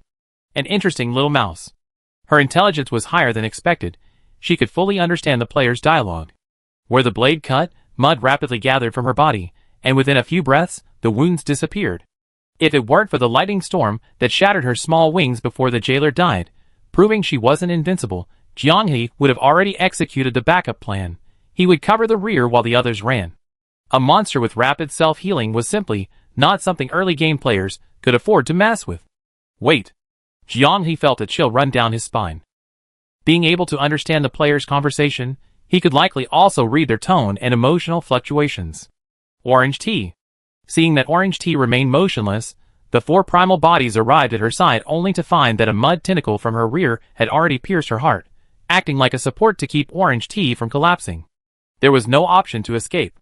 If the swamp banshee isn't killed, everyone will die. Her tentacles slammed into the ground, churning up a mixture of wet earth and mud. A black curtain of mud obscured their vision, but Jianghe and Original Flavor Fries, guided by instinct, swung their swords in perfect unison. Two tentacles, fused with the ground, snapped off instantly. A distraction, a feint, what a cunning fellow. In a flash, the two changed from shoulder to back. The swamp banshee vanished. Earth element affinity, shaping magic, corrosive power, deadly poison. Counting the enemy's attributes, a single one wouldn't be much, but all of them combined. Almost simultaneously, they both guessed that the swamp banshee's next target was the four primal bodies. The four primal bodies themselves knew this. They moved closer to the duo, channeling magic. Earth and lightning elemental shields landed precisely on the two several meters away, and Jianghe was also given a wind blessing speed boost. He precisely calculated his magic power and casting speed, then unleashed his final spell. The ghostly swamp banshee dragged the four Primarchs into the mist, vanishing without a trace. Earth. Original Flavor Fries hadn't uttered a word when Jianghe covered his mouth. She understands. Original Flavor Fries understood Jianghe's gaze, and swallowed his words. The swamp banshee possessed formidable self-healing abilities. If they dragged this out any longer, they had no chance of victory. They had to force her to return immediately for a final battle. Potato run? Jianghe only hesitated for a moment, catching a glimpse of Original Flavor Fries' slightly upturned lips, and then understood. He ran towards the edge of the swamp without looking back, while Original Flavor Fries sprinted in the direction the four Primarchs had disappeared. Before they could take 2 steps, a sinister laugh echoed from within the thick fog. Before they could even see the swamp banshee, mud erupted like a torrent. Original Fries deliberately rubbed against the mud, shattering the shield. Blood splattered across her cheeks, shoulders, and arms. Buffed by bloodlust, she moved with lightning speed. Without any skill, a powerful slash caused the curtain of fog to tremble and shatter. The swamp siren, hidden within, used the same trick, causing the earth to surge like ocean waves. She was determined to bind Original Fries, and kill the fleeing Jianghe first. Unexpectedly, Original Fries braked abruptly, turned, and ran, having evaded her magic. She unleashed a terrifying slash, like a god of death descending upon the world, and then ran away. The sudden turn of events stunned the swamp siren for a full 2 seconds. She roared angrily. A mere rat, daring to toy with me. In terms of speed, Original Fries was no match. Before she had run 100 meters, the swamp siren, who had overtaken her in a straight line, intercepted her. You ruined my fun. Die! Her curled tongue straightened, spitting out like a sharp sword. The magic circle that formed beneath her feet made the ground unstable.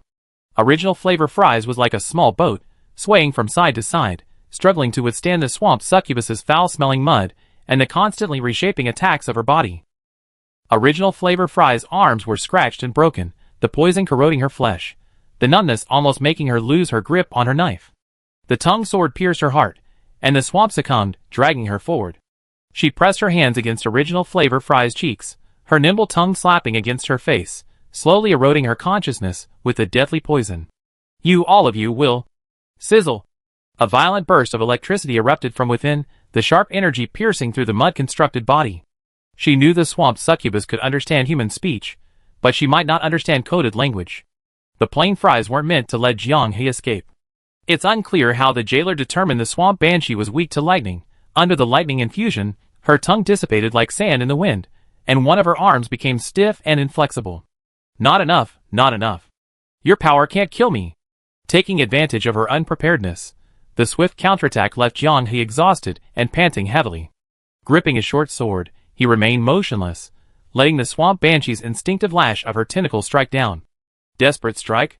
His fatigue vanished, and Jiang He's eyes gleamed. This was the moment he'd been waiting for. He lunged forward at the tentacle, executing the same maneuver as the plain fries' damage-enhancing bloodlust frenzy state. He unleashed a desperate strike with his right hand, empowered by a lightning elemental shield. The moment Jiang He threw himself into the swamp succubus's embrace, a bluish-purple electric light flared in his left hand. 100% accuracy thunderstorm technique activated.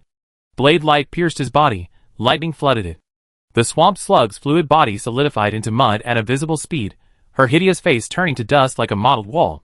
Cracks covered her entire body, making her arms feel like lead. She only raised them halfway before they shattered into dust and fell to the ground. You madman! The thunderstorm technique, having self-destructed to the brink of death, pushed the desperate struggle skill to its limit. The swamp succubus opened her mouth, attempting to use her last strength to take Jiang He away. Die! Bearing the hopes of his entire team, Jiang He's oxygen-deprived brain, driven by instinct, swung another desperate struggle. A desperate, last-ditch effort. The sheathed blade shattered the dying swamp which, cleaving through the continuous white mist, and splitting the swamp, leaving a 10-meter-long trench. Jiang He, kneeling with his sword, was electrocuted and his body was smoking. He gasped for air, his body numb. Boundary between reality and illusion, 18,100 points. This score was like an adrenaline shot for the exhausted Jiang He. He guessed this boss was no ordinary opponent, and would likely award a high score, but he hadn't expected so many. Staggering to the silt left behind by the swamp which, Jiang He picked up the loot, a healing potion he desperately needed.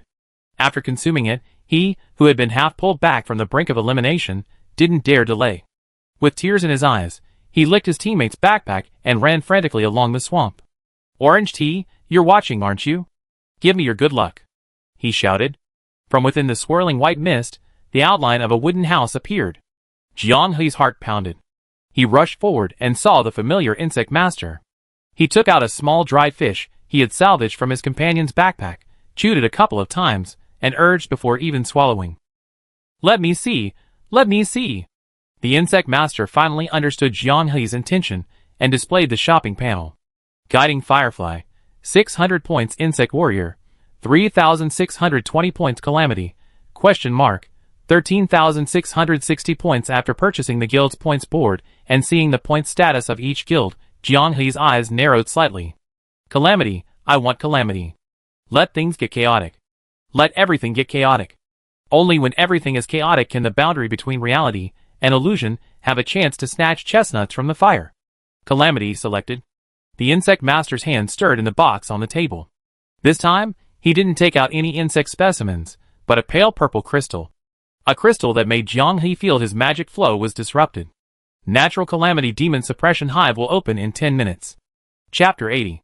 As the boundary between reality and illusion entered the swamp, all the commentators simultaneously locked onto their viewpoints. The official system granted all commentators a godlike perspective within their respective world bubbles. By activating this feature, they could clearly see the monsters lurking within the player's activity area. Simultaneously, a monster rating system was implemented in the main tournament, allowing viewers to clearly understand the danger level of each monster. The Mud Banshee challenged by the boundary between reality and illusion was rated A, just below S, and unrated special individuals displaying only a question mark. Can you sense it?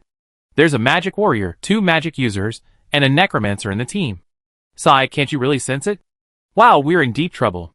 Seeing the boundary between reality and illusion step into the Mud Banshee's hunting grounds and be enveloped in earth elemental magic, many commentators exclaimed. With the consecutive deaths of Bed and Jailer Bro, and the Mud Banshee displaying formidable strength befitting an A-level rating, the commentators, who had previously been worried for the boundary between reality and illusion guild, had already given up hope for their prospects. As commentators, they needed to be relatively objective, so they tried to explain that there was simply nothing they could do in the face of such a level of attack. However, some people wouldn't listen and immediately started celebrating. They're about to be eliminated. The first guild to be eliminated is coming. Is this the boundary between reality and illusion that some people claim to be able to overpower all the other guilds? It's truly laughable. They're just number one in marketing. Sigh, that's how boundary between reality and illusion is. Other guilds only need to focus on improving themselves, securing a spot, and bringing glory to their country. Boundary between reality and illusion has a lot more to consider. Posting videos to hype themselves up, getting on trending topics to market themselves, making a killing. Do you guys even have a guild like that? You're really good at this. How can you say that about Virtual Boundary? Even if they're eliminated, they always be the number one guild during the off-season. Don't you understand the value of being number one? Everything Virtual Boundary had done, and hadn't done, was now being criticized. Sigh, it's hard to say. They can't turn things around, can they really? When Virtual Boundary only had 3 members left, the champagne pumping and taunting were already deafening. But when Jianghe returned and defeated his opponent with 2 desperate strikes, only a uniform. Huh? Wow, Potato God. Potato Emperor's strength is terrifying. 18,100 points, this is the starting score? Having points without a guide is meaningless. What are you all so happy about?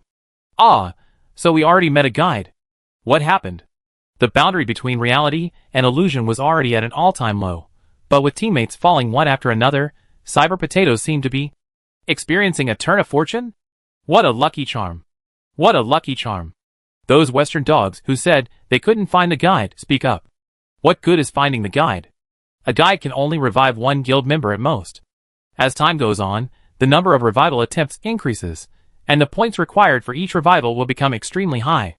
The players were still arguing back and forth when the notification sound of the Cataclysm activation echoed throughout the arena. Every spectator was stunned. Even those who hadn't focused their attention on Jianghe's world bubble were now focused on him. The players on the field hurriedly opened their panels to check. The notification Cataclysm messenger appeared clearly after the boundary between reality and illusion's guild name. Damn it! Damn! A natural disaster spawned less than an hour into the game. Are they even playing?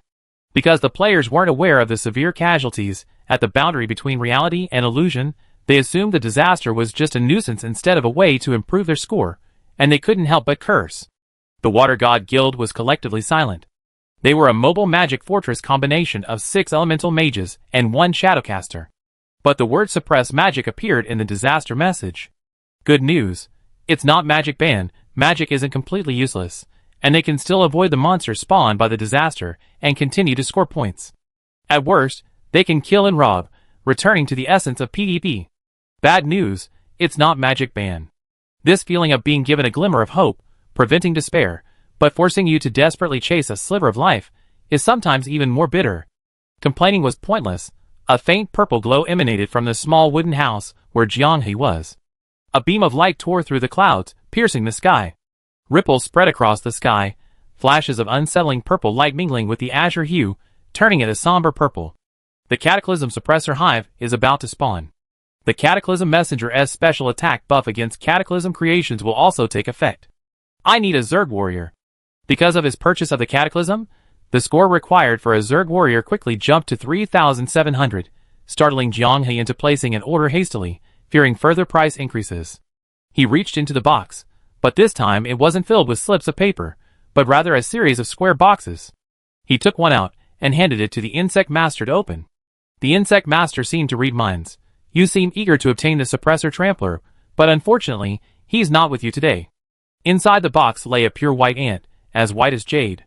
The Immaculate Tyrant. The Insect Master breathed on it, and the Immaculate Tyrant came to life, its body rapidly expanding until it reached a size of nearly 3 meters long and about 1 meter tall. Magnified proportionally, the Immaculate Tyrant's enormous mandibles opened and closed repeatedly, making a clicking sound, resembling a guillotine. Unlike ordinary ants, the Immaculate Tyrant possessed a pair of symmetrical butterfly wings at the junction of its thorax and abdomen, allowing it to float lightly and glide far away. After it demonstrated its basic movement posture, Jianghe, learning from his previous experience, said, "You can speak? It is an honor to be your servant." The Immaculate Tyrant's voice was quite magnetic, accompanied by a slight hissing sound as it sucked. While spending 700 points to revive Beiwo, he asked, "What are your abilities? With my master by my side, I won't be affected by negative status effects. Also, I'm very confident in my power." "Oh, how does it compare to Demon Suppressor?" "It's inferior to me." A beam of light pulled Beiwo, who was floating in the sky watching the battle, back to the ground. The incident happened suddenly, and she was still a little dizzy. "Why me? I need someone to help share the pressure, and I also need someone who can quickly escape and save me in case of an emergency," Jianghe explained. "The pressure is immense." "Who isn't?" Jianghe said, activating the swarm enemy status. There was no time to waste. The two had only taken a few steps when they were stopped by the Immaculate Tyrant, who swiftly climbed forward. "Please sit down, master, and I will serve you." The Immaculate Tyrant's antennae could actually flip and bend backward. Wasn't that a kind of twin tail? "Little Tyrant, can you defeat the insects spawned by the cataclysm?" The ward grabbed the twin tails, enjoying the sensation of riding the ants. "Just weak and useless trash. Rest assured, master, as long as you possess me, no cataclysm can defeat me." It seemed the cataclysm swarm's growth curve wouldn't surpass the insected warrior's ability threshold within 12 hours. In the lush forest, a dark shadow blocked their path. Feeling the disruption to his magic, Jianghe looked closely, and saw it was a massive swarm of ants forming a slime. Behind the ant slime ball, a giant ant the same size as the Immaculate Tyrant radiated a purple light capable of suppressing magic. The demon suppressing spell wasn't very powerful. Jianghe channeled the magic, and found it could still be cast normally.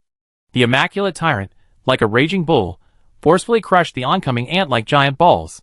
The scattered ants tried to land on Jianghe and Beiwo, but were easily incinerated by the fire ring spell.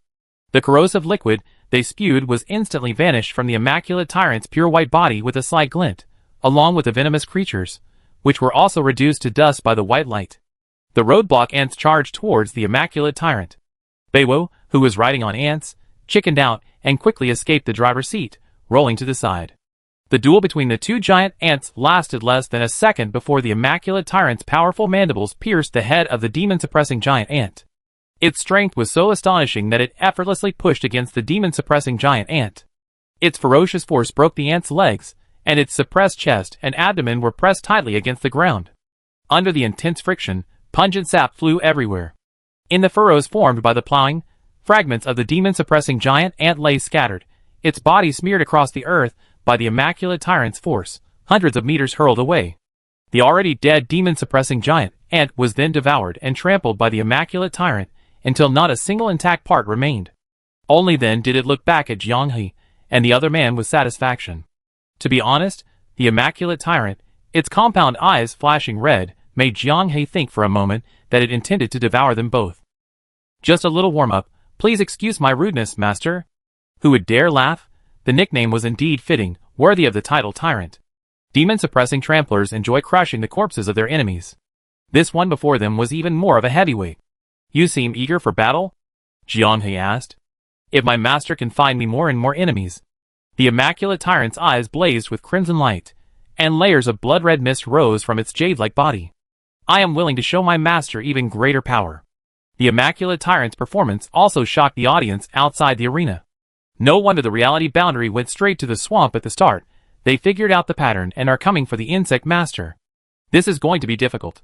With the Immaculate Tyrant's help in the first 12 hours, eliminating the last two remaining members of the reality boundary won't be so easy. However, I'm still not very optimistic about the reality boundary. Their initial numerical disadvantage is too great. Their margin for error is very small, commented commentator Nyo Dongdong. He glanced at the players' comments. "Hey, how is this considered jinxing? You guys should talk things out properly." I was being very objective, wasn't I? Okay, let's not even talk about whether Virtual Boundary can secure a spot in the World Championship this round. Top 6, how about that? Let's stick to the open qualifiers. If we get into the top 6, I give everyone 3,000 when I wake up. A professional commentator should dare to make judgments. Chapter 81. The celestial changes caused by the suppression of magic cast a pale purple filter over the azure sky. The flowing water reflecting the sky resembled grape juice, and sipping a handful brought a sweet, intoxicating taste. The Evil Key Immortal Guild was resting by a stream in the valley. Due to the immediate summoning of natural disasters at the boundary between reality and illusion, The combined onslaught of native demons and swarms of calamity insects drastically increased the intensity of the competition. In less than 4 hours, they had already experienced nearly 10 fierce battles, large and small. At the beginning, the power of the suppression insect swarm could be described as weak and fragile. The suppression of magic only caused them some discomfort, a stinging sensation all over their bodies when casting spells. As time went on, the suppression of magic intensified, and the swarm's physical abilities significantly improved. In a battle that had just ended, a large suppression insect resembling an American cockroach, with a fiery appearance similar to the guide, the flame sparrow, was. As it fought, it swarmed its seeds, creating a sky full of fireflies. Its shell was rock hard. Unenchanted weapons required a series of powerful attacks combined with special skills to even break through it. It was decapitated but not deadly. Its headless charge nearly triggered its death rattle, taking down a guild member. If it weren't for the zealot in the party fearlessly engaging it while it stood upright, wielding its side-like claws, and managing to pierce its soft chest and abdomen, spraying a puddle of gore, the battle wouldn't have ended. Typical Cantonese, fearless indeed. The zealot rolled his eyes at him and retorted, "You think we want to be fearless? You can't exactly pray to the gods during festivals and ancestral rites that this thing won't fly onto your face or bed, can you? Courage?" It was forced upon them. Almost everyone felt the demon suppression insects gradually strengthen. One can only imagine how powerful they would become by the end of the competition. This is creepy. Wasn't it supposed to suppress magic? That one was on fire just now, clearly magic. Magic suppression and magic can coexist. That must be the setting. Magic blocking is a complete magic insulator. So we encountered a rare individual magic suppressing bug? Wait, what if we encounter an exceptionally rare, almost magic blocking level magic suppressing bug? Ugh. Magic ineffective, that's disgusting. We're eating, stop talking about bugs, please. Having finally obtained some ingredients and supplies from the NPC through a quest, and simply stewed a delicious meal of boiled mutton, they were enjoying their meal, when their teammates started talking about bursting juices and American cockroaches, getting more and more excited. In the main competition, if you don't want to eat a few pieces of fruit every now and then just to barely avoid entering a hunger state, then a meal that can keep you full for several hours is crucial. The 5-hour satiety provided by the boiled mutton left the entire Evil Key Immortal Guild feeling exceptionally satisfied. Even after continuous intense battles, they wouldn't have to worry about hunger for at least 3 hours. With 39,200 points in hand, they needed to quickly find their next guide to convert into combat power. Guild Leader. Another guild is engaged in fierce combat with the demon-suppressing insects. The returning Shadow Stalker, who had been relaying information, brought crucial news. The server had only been open for a month, and the arena had only become formalized in the last 2 weeks due to guild wars. The class combinations used in guild wars generally showed a tendency to imitate and learn from the leading guilds. The Slanted Swordsman Guild, having selected its members based on data from the preliminary rounds, had assigned Shadow Walkers. Upon hearing there was a fight to be stopped, the entire Slanted Swordsman Guild brightened up. Originally intending to let the Shadow Walker catch his breath and eat a few bites, they directly handed him the pot. "Let's eat as we go." The battle wasn't far from the valley, where the Slanted Swordsman Guild was located. After wading across the stream and speeding along a grove of trees beside it, they soon heard the sound of metal clashing in the distance. Mixed with it were shouts and curses. How intense! The Slanted Swordsman Guild leader was a composed man. He didn't rashly intervene, but carefully crept closer, observing from a distance, using the bushes. A person and a dark elf were circling around a giant, white jade-like ant, launching a relentless attack. The short sword scraped against the white jade ant's exoskeleton, creating a series of sparks, the ear-piercing sound making everyone's eardrums vibrate. Switching to the control panel and accessing the guild data, the members of Zhejiangxian shuddered. People from the boundary of reality. Keep your voice down. The person next to him immediately covered his mouth. Fortunately, the boundary of reality was focused on dealing with the powerful white jade ant, and had no time to notice the surrounding commotion. "Brother Fong, did you see anyone else when you scouted?" The shadow hunter, who had been wolfing down his food while carrying a pot, shook his head repeatedly. "When I found out, the fighting was about the same as now, so there shouldn't be anyone else." Zhejiangxian immediately realized that the boundary of reality had lost members, and 5 of them at once. To be fair, many members of Zhejiangxian were fans of the boundary of reality. They had genuinely benefited from the release of the temple coordinates, and the guides provided by the boundary of reality had allowed them to reap the rewards from the first 3 levels. But this is the main tournament, the top 2 teams qualify for the World Championship. At this stage, every guild's goal is those 4 tickets. Given the game's quality and groundbreaking symbolic significance, its popularity will be unparalleled, enough to change anyone's destiny. The only thing left to do is give Virtual Reality Boundary an unforgettable fan meeting. At worst, after eliminating Virtual Reality Boundary and advancing to the World Championship, they can mention in an interview that they're fans. The leader of the guild, Slanting Keyboard Immortal, restrained the restless crowd. They couldn't be impatient now. The main tournament rules stipulated that killing guild members would not only earn half the points as in the preliminary rounds, but the full amount. At this moment, Virtual Reality Boundary was ranked 10th on the leaderboard with 80,005 points. The leaderboard leader, Korn's Chosen, had 127,600 points.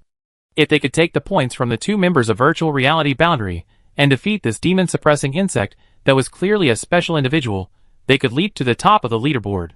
Humans, demon-suppressing insects, they want them all.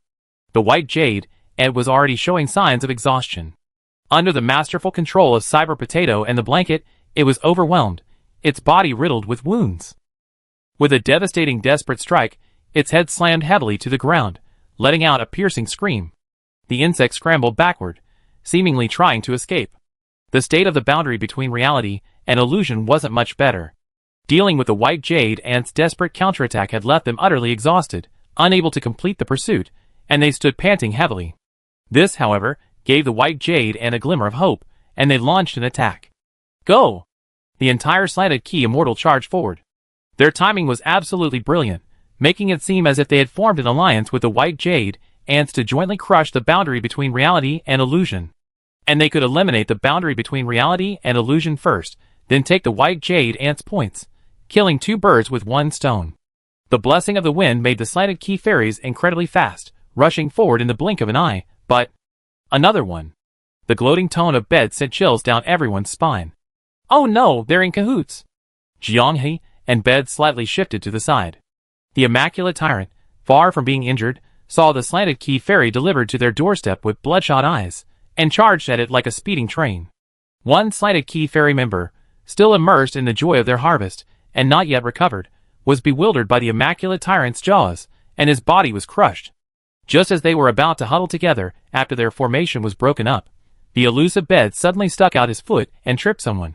The unfortunate fellow, distracted and falling to the ground, was struggling to get up when the Immaculate One was already upon him. In an instant, both were dead. The boundary between reality and illusion gained another 8,100 points. Retreat! The leader of the Slanting Immortals was calm. With their calculated attack on the unsuspecting, they had already lost. The competition was still in its early stages. There was no need to fight to the death so quickly. The 2 who had fallen were already sunk costs. Risking their chance to advance for such a small amount wasn't worth it. As he had guessed, the boundary between reality and illusion didn't continue the pursuit. With only 2 people left, the overwhelming numerical disadvantage prevented them from fighting to the bitter end. The boundary between reality and illusion only wanted the points to revive their teammates. Gaining an advantage was enough. After escaping a sufficient distance and confirming there were no pursuers, the Slanting Immortals could finally breathe a sigh of relief. How despicable. The people from the reality/virtual boundary are so insidious.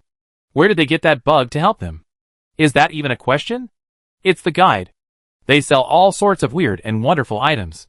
Wait, all that's left of the reality/virtual boundary are guild leader Potato and Blanket. Wow, my tea god is dead. Orange Tea, who rose to fame with her lottery video, now has her own followers. I was hoping the tea god would bless the guild so we could meet the guide soon. Guild leader, I found the guide ahead. Shadow Walker returned, bringing good news. Huh? Could it be another group of guild members cosplaying and lying? Having been traumatized by the reality/virtual boundary, this time Slashing Keyboard Immortal only dared to send 1 person to test the waters. After confirming it really was the guide, everyone breathed a sigh of relief. Consider it an offering to the tea god. 8,100 points. Plus 2 extras, the tea god has quite the appetite. The spectators outside the arena were overjoyed to see the boundary between reality and illusion use the Immaculate Tyrant to outmaneuver 2 guilds and kill 5 unlucky souls.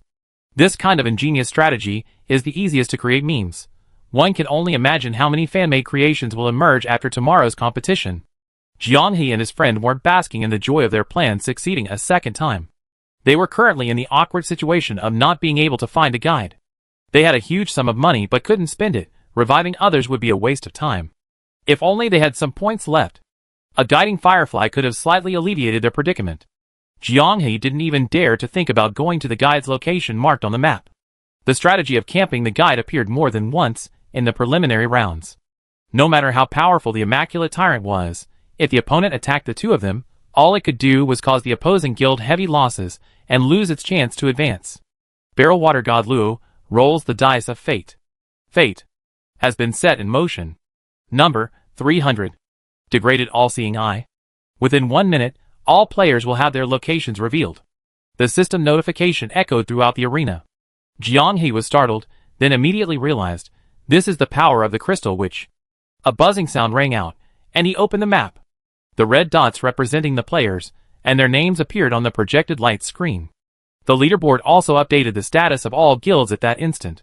Pulling down the interface, at the boundary between reality and illusion revealed 5 grayed out names, indicating they had been eliminated.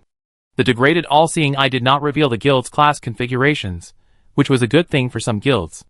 Aside from Slanted Key Immortal, who was moving away, the closest guild to them around the boundary between reality and illusion. Jianghe looked at that name, sweat beading on his forehead.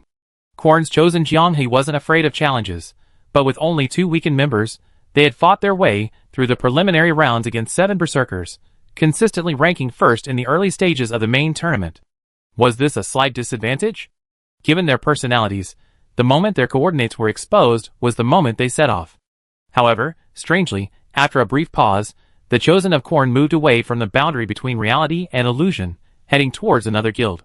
Jianghe vaguely remembered the guild. It was Gaia's Consciousness, the guild used to undermine their score calculations. Why take the long way around? 1 minute passed, and the map once again only showed their location in red.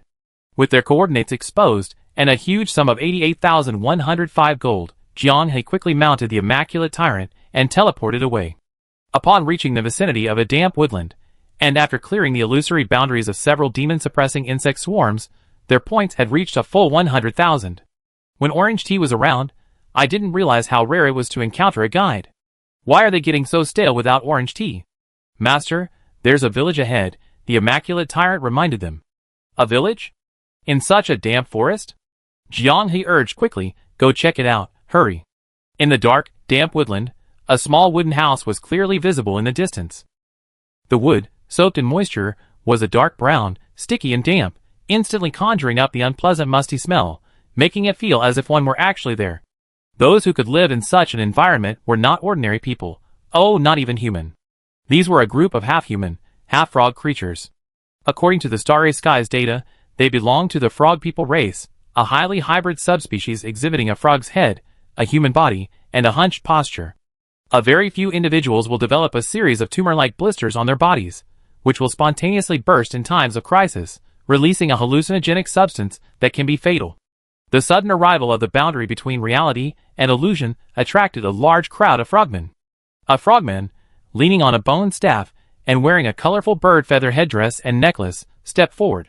Strangers, is there anything we can do to help you? These NPCs existing in the competition area are also an important source of points, said the Flame Sparrow's introduction. But the players had their own interpretation of this statement. For example, the Chosen of Korn chose to kill all NPCs except for the guides. The boundary between reality and illusion wasn't so extreme. Of course, it was also related to the fact that it wasn't worth wasting time on such trivial points in the early stages of the competition. Jianghe jumped off the Immaculate Tyrant and got straight to the point. I want to know where the guides are around here. If you can give me 10,000 points, I'm happy to provide you with that information. Jianghe changed his mind. The Chosen One's approach does seem to have some merit. Chapter 82. What can 10,000 points do? In the first 6 hours, the dynamic price should be enough to buy 2 or 3 Zerg warriors. Have the Bird-Beak Doctor concoct a mid-tier, or even high-tier, potion for me. Play with the Rubik's Cube provided by the Crystal Witch. High Priest Frogman, you're really bold. We don't have many points. Could you reduce the price a bit, or is there anything we can do for you? Jianghe asked tentatively. No, we only want points. Isn't there any other way? If you don't buy, plenty of others will. Jianghe stopped the restless bed. We buy. The High Priest Frogman produced a scroll out of thin air, and after Jiang He touched it, 10,000 points disappeared. Bed tightly pursed his lips, feeling incredibly pained. Great. This is a win-win deal for us. Come on. The Frogman High Priest laughed, his face contorted with wrinkles. With the scroll in hand, a light golden cursor appeared on the map in Jiang He's bed, located near a lake in the northeast. Just recently, our people returned from there and saw the guide. You're lucky. This is fresh intelligence. Having obtained the coordinates, Jiang He said, there's one more thing I'd like to ask you for a favor. 10,000 points. Before even stating what it was, the Frogman High Priest immediately quoted a price. No problem. 100,000 is fine. Jiang He waved his hand. Hearing this, the shrewdness on all the frogmen's faces was no longer concealed. Their short hands rubbed together incessantly, muttering things like so generous, and too kind of you. Jiang He had seen this reaction before on Mint. The difference was that Mint's mother was adorable. When she had this reaction, everyone wanted to pinch her cheeks and tease her. But on a frogman, it was like throwing good wine away. The immaculate tyrant charged out, trampling over the frogman horde, leaving a trail of mangled flesh and blood. Oh! A frogman with 100 points. Now he's going to heal even more. The Frogman High Priest hadn't expected Jiang He to pull this stunt. Before he could even utter a harsh word, more than half of his tribe had already perished. Before the hallucinogenic toxin sprayed from the bursting tumors on its body could take effect, the white light emanating from the immaculate tyrant's body had already purified it. Slaughter the village. Kill everyone. The Frogman High Priest quickly begged for mercy, only to be met with Jiang He's merciless decapitation. Reality versus illusion, plus 1,000 points. As expected, they won't return the 10,000 points. The immaculate tyrant faithfully carried out Jiang He's order to slaughter the village, leaving no living creature behind. Even the chicks in the henhouse were devoured, and not even the eggs were left for Jiang He. It didn't have to be so thorough. At least let us lick some of the food. The village slaughter yielded a total of 4,200 points, a small recovery. Sai, questioning the chosen of corn, understanding the chosen of corn, becoming the chosen of corn.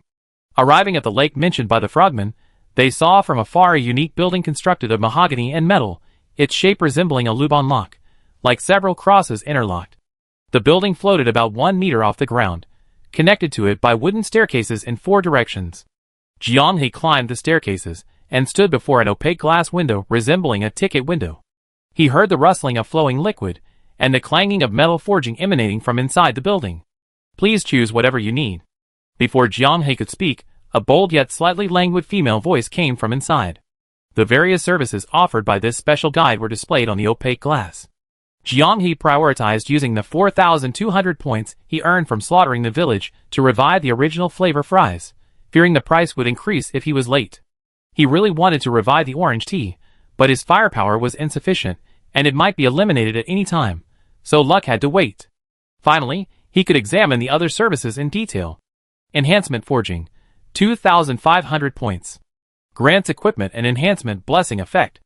Limit Breakthrough, 16,700 points. Ignores equipment quality, grants equipment power beyond its own limits. Equipment can have 2 blessings simultaneously, lasts 12 hours. Equipment is destroyed when the effect ends. Transcendent Power, 75,000 points. Changes equipment quality, turning the ordinary into the extraordinary, granting the equipment 4 enhancement blessings. Absorbs the player's points over time. When points reach 0, the effect ends and the equipment is destroyed. Artifact Descent, 83,000 points. A mysterious weapon with its own consciousness appears on the map. Defeating it grants the player the right to use it after paying a price. Players who initiate the trial do not need to pay a price. The options are similar to those of the guide known as the Master Craftsman during the preliminary rounds. However, her house is significantly different from the preliminary rounds, and Jiang He scrolled down the options and discovered other services. Shining Metallurgical Solution, 12,450 points. Weapons that gain the limit break effect will not lose their weapon when the effect ends, except for the designated blessing. All other blessings will disappear. Incredible Metallurgical Solution, 36,000 points. Alleviates the side effects of forging with the power of transcendence. With 90,000 points remaining at the boundary between reality and illusion, there wasn't much choice. Jiang He pondered for a moment, then everyone purchased the Boundary Breakthrough Plus Shining Metallurgical Solution package. Thank you for your patronage, totaling 87,450 points. The guide's voice in the room was cheerful. A flash of light appeared, and a blessing selection panel appeared on the weapons held by the three. There are many blessings in the game, so the guide's blessing only offers 20 options. If you don't find the blessing you want, you have to spend points to refresh it. Most players wouldn't do that, it's too extravagant. The three were lucky. The must-have blessing for the boundary between reality and illusion, Swift Steps, was already on the list. For the remaining option, Jianghe and Original Flavor Fries unhesitatingly chose Desperate Measures, which best suited their fighting style. When without a shield, injured, or under abnormal status, the fighting spirit soars, greatly enhancing attack power. The player immediately selected Mana Storage, the most practical option for them. It allows the player to pre-store a certain amount of mana when not using magic, for unforeseen circumstances. The player is a relentless speedster who constantly uses Shadow Steps. In intense battles, they might not have enough mana to provide other support. The Mana Storage blessing effectively alleviates this problem. Having just received the blessed weapon, the player's slender, fairy-like ears twitch slightly. Someone's coming! This shout wasn't just a reminder to Jianghe and Original Flavor Fries, but also a warning to the enemies in the distance that they had been exposed. The lakeside was open and lacked cover, making it impossible to approach stealthily. Therefore, the newcomers did not slow down, rushing to the vicinity of the guide's hut under the protection of the blessing of the wind before stopping. This was not a full squad, only 5 people, and their equipment was visibly damaged. Jianghe and the fox-like youth leading the group exchanged glances in midair, then each pulled up their panels to check the information. Gaia Consciousness. You are? The boundary between reality and illusion? Not long ago, Gaia Consciousness seemed to have 108,000 points, but now it only had 75,220. Combining this with the dynamics of Korn's Chosen, when the coordinates were revealed, Jianghe understood. Defeated by Korn's Chosen? The guild leader of Gaia Consciousness, Incomplete Evolver, trembled upon hearing this. He was right. Korn's Chosen came with overwhelming force, facing the same problem as other guilds. You know Korn's Chosen has 7 berserkers, but you can't beat them, you just can't. They all received a single piece of equipment blessing. 1 elemental mage, 1 flawless blade, 1 shadow hunter, 2 zealots, 1 necromancer, 1 archer. Gaia's team composition was quite well balanced, with melee and ranged fighters, tanks and supports, and flexible support DPS, offering excellent coverage. This invincible team in the qualifiers couldn't withstand even 2 rounds of Korn's Chosen's death rush attack. The necromancer was focused down and killed after the team was split up. The zealot clearly purchased a new skill, but in a head-on clash, whether due to a difference in skill or the inherent disadvantage of the skill itself, they were decisively defeated by a Korn Chosen. Their battle strategy hadn't changed since the qualifiers. Berserker's specialization skill, Bloodlust. The martial artist's innate desperate stand. 2 skills are enough. Buy more skills? Why buy more? Strengthening equipment and fighting to the death is the only right solution. With only 550 points on his entire body, this encounter in the wild will end with both sides backing down. Yeah, right. Leave your weapon, and we pretend we never met. The guild leader, the Incomplete Evolved One, pointed to the short sword in Jianghe's hand, then to the ground. Strengthened equipment, once dropped, only needs to be handed over to the guide to unbind it after paying a certain number of points. Although the better the equipment, the higher the points required to unbind it. It's still better than making it yourself. Jianghe sneered, "You're being a bit humorous. The boundary between reality and illusion in a complete form might scare people, but right now, there are only 3 of you." Gaia's Consciousness also laughed. "Besides, your guild wars always prioritize PvE. How many times have you actually fought in PvP when you're at a disadvantage? Using the advantage gained from PvE points to crush PvP opponents isn't something anyone can do. Anyone can do it. PvPvE is the main theme of guild wars. Every guild has developed its own strategy. Under these rules, everyone flourishes, each displaying their unique abilities. But from what you're saying, PvP players are more noble." With Jailer Bro absent, Jianghe stepped in personally. "So noble? How did you lose to Korn's Chosen? Don't you like winning?" The Incomplete Evolver, as the guild leader, hesitated, but the others in the guild had already started firing. As the guild leader, he could only stand on his side. "Stop being sarcastic," he said. "Am I being sarcastic again?" Jianghe laughed. "You guys said anyone with hands can do it, and if I talk back, it's considered sarcastic. You can belittle our performance in the preliminary rounds, but I can't accept that we lost to Korn's Chosen." "Absolutely right, absolutely right. Why bother with this bunch of PvP trash? From the fact that the opposing side became extremely excited at the mention of Korn's Chosen, Jianghe already knew why the Gaia Consciousness members had lost their composure. They must have previously considered themselves PvP experts, firmly believing they were a top-tier PvP guild. Having never fought Korn's Chosen before, the Gaia Consciousness held a strange confidence, believing their opponent's success was simply due to not having encountered them yet. Their first encounter resulted in a crushing defeat and a hasty retreat, subtly altering their mentality. 5 against 3, let's see how you win, the Gaia Consciousness members shouted during their charge. They were actually quite smug. This was far inferior to Korn's Chosen. When the coordinates first lit up, the score at the boundary between reality and illusion was far higher than that of the Gaia Consciousness, and they were also a weakened force. If Korn's Chosen wanted to, they could have easily chased and stolen points. But instead, they chose to turn around and kill the Gaia Consciousness first. Based on their actions during the preliminary rounds, Jianghe believed they were true battle maniacs genuinely enjoying the thrill of PvP. Fighting with an incomplete team was tantamount to bullying the weak. The combat experience was what they valued more than points. Gaia's Consciousness, a self-proclaimed PvP guild, had the honor of becoming their opponent to test their strength, but as a touchstone, Gaia's Consciousness proved rather inadequate. The Immaculate Tyrant, hidden in the lake, burst forth, forcing an elemental mage and a flawless mage near the lakeshore into engagement. Jianghe faced off against an incomplete evolved member of the Fanatic cult. Original Flavor Fries chose the archer. The bed encountered a shadow hunter whose skills perfectly countered her. The three instantly clashed. Is this what a PvP guild is like? Didn't you eat? Or are you traumatized by Korn's Chosen? You don't even have the strength to fight. Long swords clash fiercely, the ear-piercing clang echoing endlessly. Don't be too definitive, or things will get messy. The incomplete evolver tried to explain, but Jianghe was too lazy to listen. The people in your guild are all talkative. Now that sparks have ignited a conflict, you're saying be careful, things won't end well. Having spent so much time together, Jianghe really liked the guild's atmosphere. The 7 members got along extremely well, the kind of close friends you could only dream of. Then the Gaia Consciousness member immediately blurted out, anyone with hands can do it. Screw your anyone with hands can do it. The 4 Primarchs worked overtime until they collapsed and fell asleep while wearing the equipment. When everyone else was offline, they practiced alone with their dolls, sometimes for an entire game session. Orange Tea had absolutely no PvP experience. Whenever she had time, she would study skills in the arena.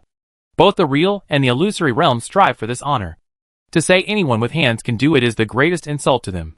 Jianghe deliberately shattered his elemental shield, grazing the light spear created by his opponent's faith, leaving a large gash on his arm. The illusory realm masters the tactic of intentionally taking damage to enhance skill effects. Desperate struggle and sinking the boat are triggered simultaneously. Anyone with hands can do it? How come you can't beat me? A shout born of desperation sent a shiver down the spine of the incomplete evolver. When he regained his senses, a sharp blade of light had already solidified, close at hand. He hurriedly used the Faithful's blessing skill, attempting to withstand this unavoidable killing blow. However, this struggle seemed utterly ridiculous under Jianghe's all-out attack. The blessing shield shattered the instant it touched the blade of light. The undiminished blade energy slashed towards the riverbank, severing the hand of a man fighting the Immaculate Tyrant. So, it seems like he meant it was something anyone could do? You can't beat Korn's Chosen, and you can't beat me either. Chapter 83. Taking advantage of the cooldown on his backwater skill, Jianghe launched a relentless attack, sparing no effort. The evenly matched swordsmanship clashed countless times. The incomplete evolver's hands went numb, and his wrist throbbed with pain. He gritted his teeth, trying to withdraw from this brutal contest of pure strength, devoid of skill. His attempt to adjust his pace and dodge the attack was instantly detected. Jianghe, like a mad dog, abandoned his central defense and charged forward, forcing the incomplete evolver to instinctively slash at his unguarded chest. Then, with a flick of his wrist, he parried with his sword. Another round of brutal sword fighting ensued. Jianghe had always been a greedy player. As long as he wasn't killed, he'd go all out. His aggressive, wide-ranging fighting style was typical of most games. But as the guild leader, in a PvE mode where everyone wanted to charge in, he had to change his habits and adopt a more conservative approach. Now that he'd lost half his teammates, every step felt like walking a tightrope over a cliff, and most of his worries had subsided. The most important thing was his innate aversion to the phrase anyone can do it. The memory of being criticized by armchair gamers for his high blood pressure disgusted him. Since you say anyone can do it, then let's have a real battle where anyone can do it. Forget technique, let's just rely on willpower. The incomplete evolver gritted his teeth, his eyes bloodshot. Each clash between the short and long swords sparked a series of flashes, the slightly tilted, trembling blades reflecting his ferocious face. In action PvP games, there's a concept of game rhythm. Whoever masters the rhythm gains more initiative. A seemingly insignificant change of tactics, a trivial movement, can turn the tide and reverse a losing streak. Cyber Potato has now seized the rhythm. As Cyber Potato said, he hasn't used any magic or skills, he's even actively deactivated Weapon Blessing. Now, all he's doing is raising his sword and slashing down heavily, forcing himself to parry. Like a sudden storm, the attacks are fast, steady, and powerful, leaving him no time to think, only able to hastily and numbly follow his body's instincts to strike back. Knowing he's at a disadvantage, the incomplete evolver's molars clench tighter and tighter. Why? The rage burning within him seeps out as 3 words between his teeth, extinguished by the clanging of blades. Why? He screams internally. The incomplete evolver still doesn't understand what truly influences the deep logic of the Stars-approved PvP. A game that allows players to experience a dream world inevitably involves the detection and collection of players' biological data. This has been controversial since the game's pre-launch hype, and remains a key point of discussion among conspiracy theorists. A graduate of a prestigious university, employed by a well-known corporation, successful in his career, and with exceptional physical fitness honed through years of training. He was confident that he could crush over 80% of players in terms of intelligence, reaction speed, physical prowess, and combat experience. But the reality was far from it. During the PvE phase, he witnessed several acquaintances in real life perform actions completely inconsistent with real-world physical capabilities and individual experience. In matches against these opponents, he clearly felt himself at a disadvantage. If the game truly had a hidden panel that collected players' biological information, how could he possibly lose to a pathetic office worker who was inferior to him in every aspect? Those who were already skilled fighters in real life should naturally become renowned players. But the reality is different.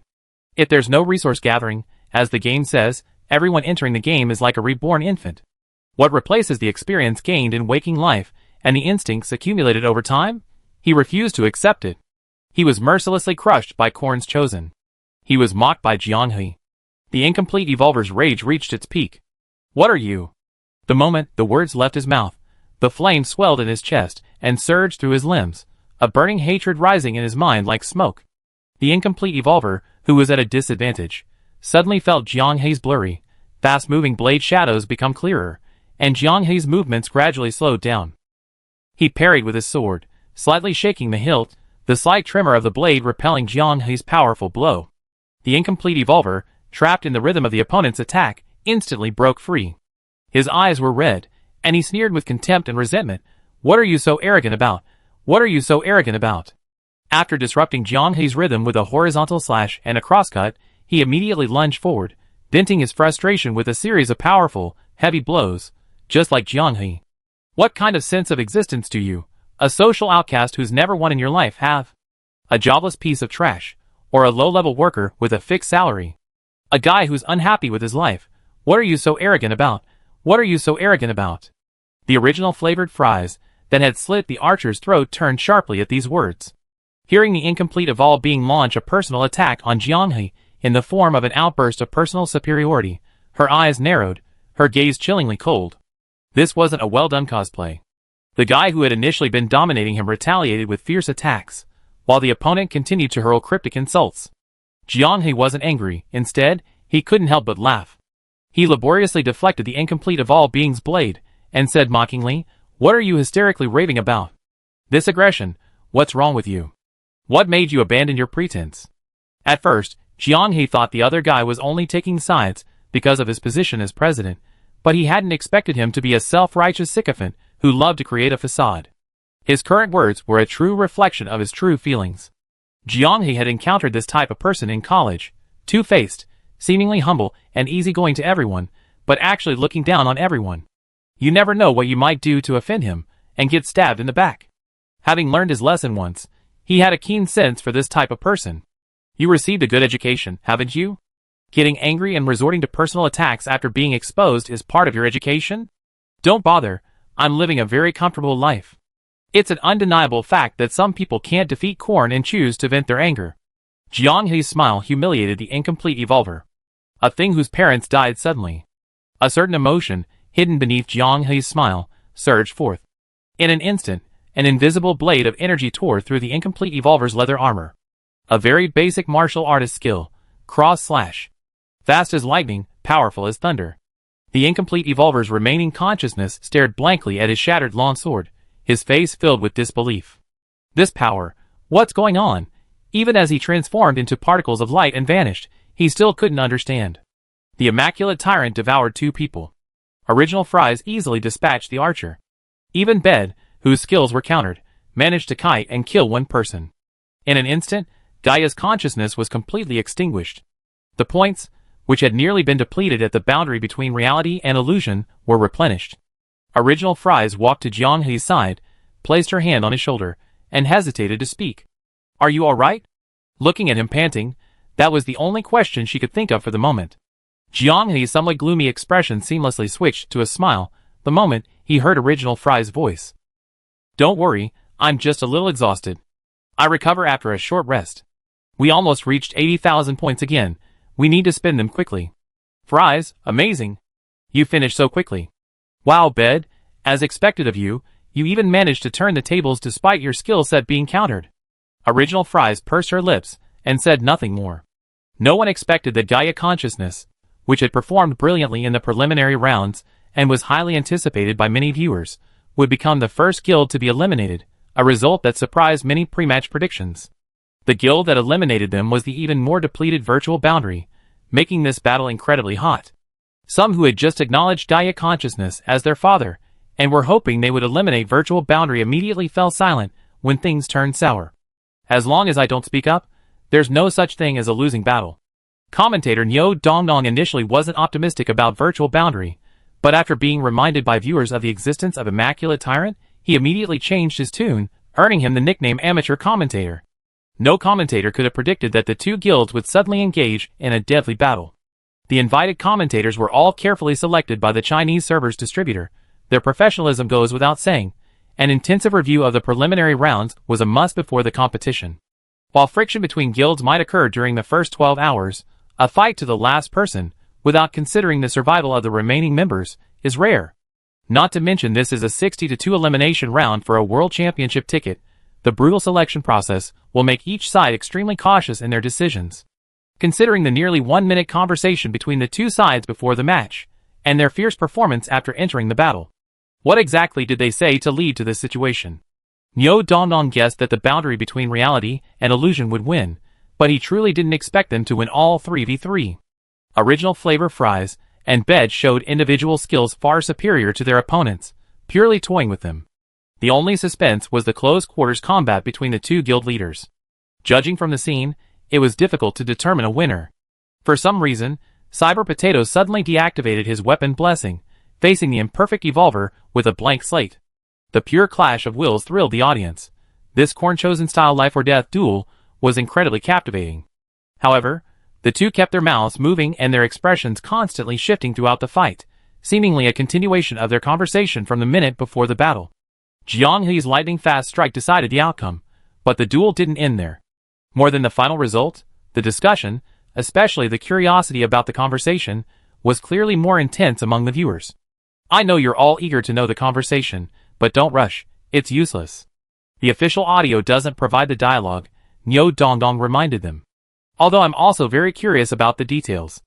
"Nyo Dongdong, you're useless, you can't read minds. This viewer isn't very friendly.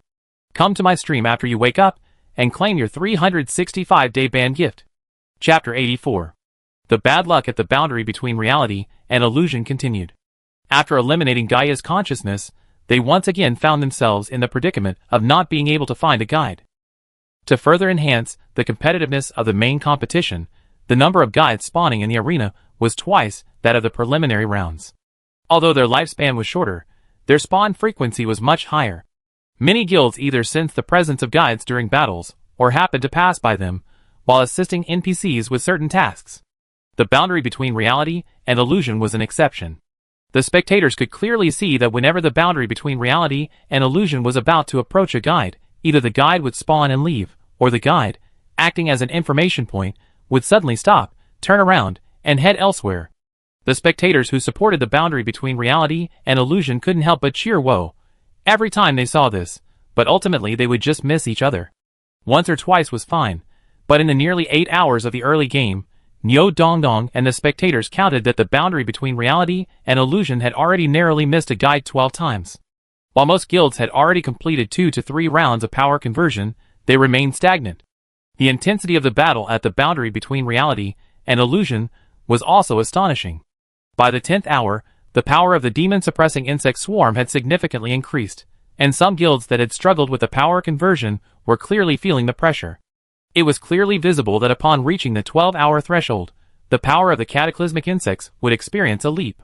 And at the boundary between reality and illusion, they seemed to be constantly fighting the demon-suppressing insects that had appeared after 12 hours, encountering almost exclusively the dominant species within the swarm. Giant mantises capable of invisibility and undetectable. Released anti-magic dust. The anti-magic butterflies nearly reached anti-magic strength. A massive proliferation of incredibly resilient giant mantises. Throughout their journey, the 3 humans and 1 insect at the boundary of reality had no respite, defeating one powerful monster only to encounter another the next. They also encountered a berated native monster, the infant spirit. The infant spirit, whose primary attack method was mental attacks, caused the 3 at the boundary of reality excruciating headaches simply from its cries. If it weren't for the immaculate tyrant leading the crying out 3 away from the danger zone, and then its sudden appearance, the infant spirit could have wiped out the boundary of reality in one fell swoop. At this moment, the figure of the guide reappeared in front of the bed, this time the mysterious crystal witch. The audience was speechless. Sure enough, the bed suddenly stopped and hesitated, looking left and right, seemingly considering which direction to explore. While she hesitated, the crystal witch, who was in the grove of trees directly in front of her, vanished. So unlucky. Commentator Nyo Dongdong even started to sympathize with the reality boundary. This guy is so unlucky. The battle intensity and frequency are the highest, the movement distance is the longest of all guilds, and they accumulated a lot of points, but they're always just one step short. It's been almost 12 hours. If they still can't meet the guide and rescue 2 of their comrades watching from the sky, it gets harder and harder once the immaculate tyrant disappears. Some people say that orange tea sucked up the entire guild's luck. You're not entirely wrong. After orange tea died, the reality boundary has indeed been incredibly unlucky. They even had to buy the last guide's coordinates. Is there really some explanation for this? Jianghe called Beiwo back. Let's stop looking, let's rest here. Huh? Beiwo was taken aback. If we don't look, what about our 190,000 points? Someone must be watching our point fluctuations, knowing we haven't used any. Beiwo was more anxious than anyone else. As the team's information point provider, she felt responsible for not finding the guide.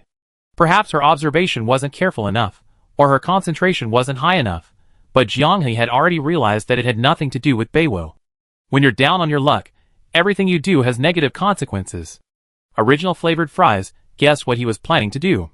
Changing the pace, before it was about striving to change fate, now we're waiting for a choice that's greater than effort.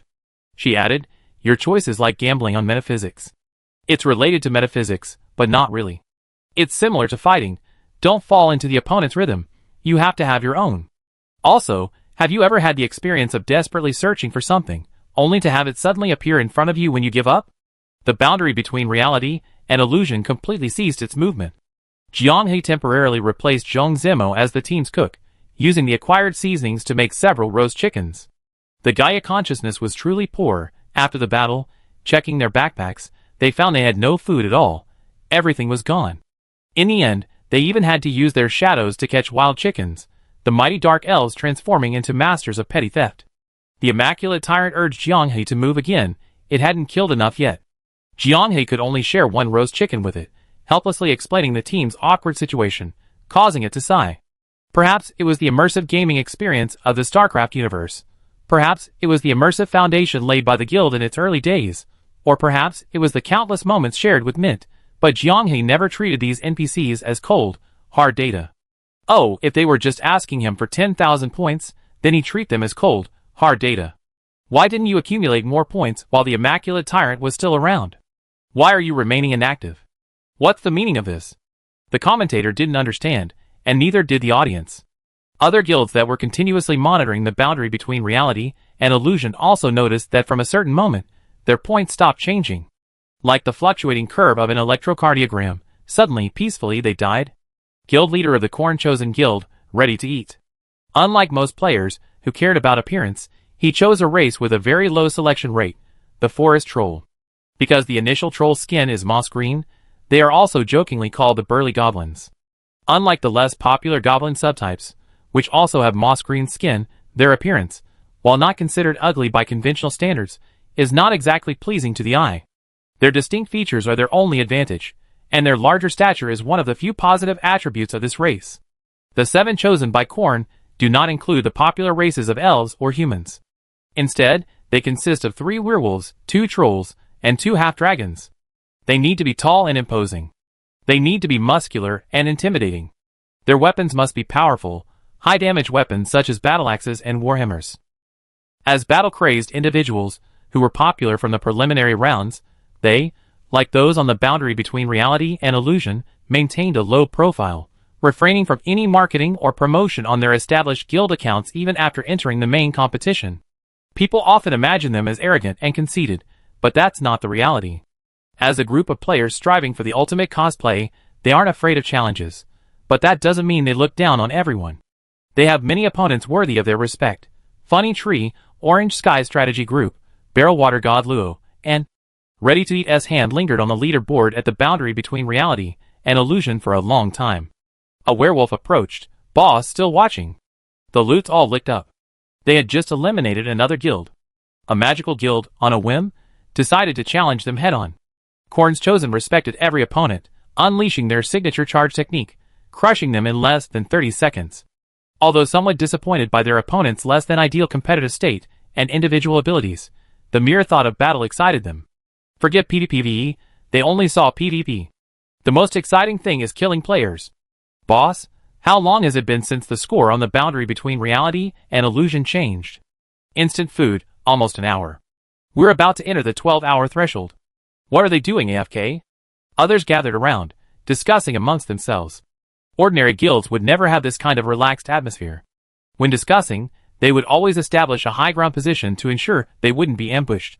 Korn's chosen 7 berserkers don't have this concept of a high ground position. That red giant from the end of World War II had a unique reconnaissance strategy. He would send out all his infantry. If no one returned from a certain direction, that direction had enemies. Korn's chosen's information gathering method is similar.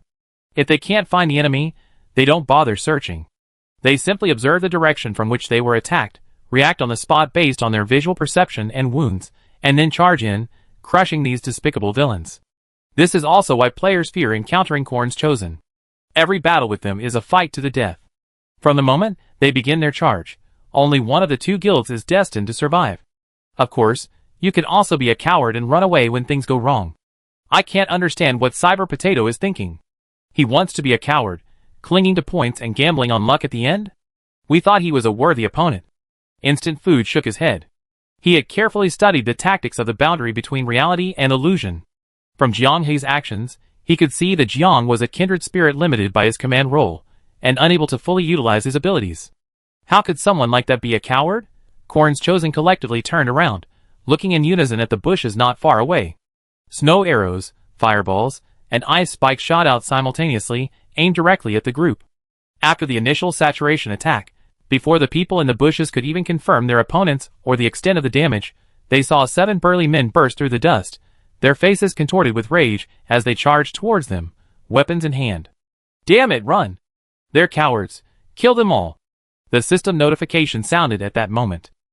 Star Fortune, unstable portal has opened.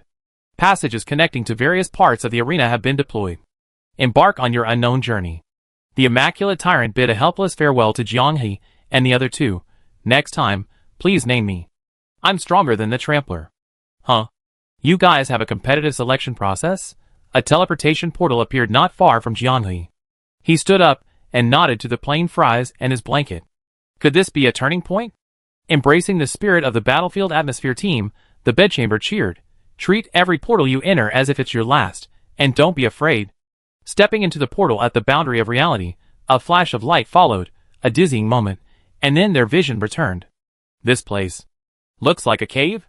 The cave exit was visible in the distance, illuminated by light. Welcome, you who have been guided by fate. Hearing this, Jianghe and his companions were startled.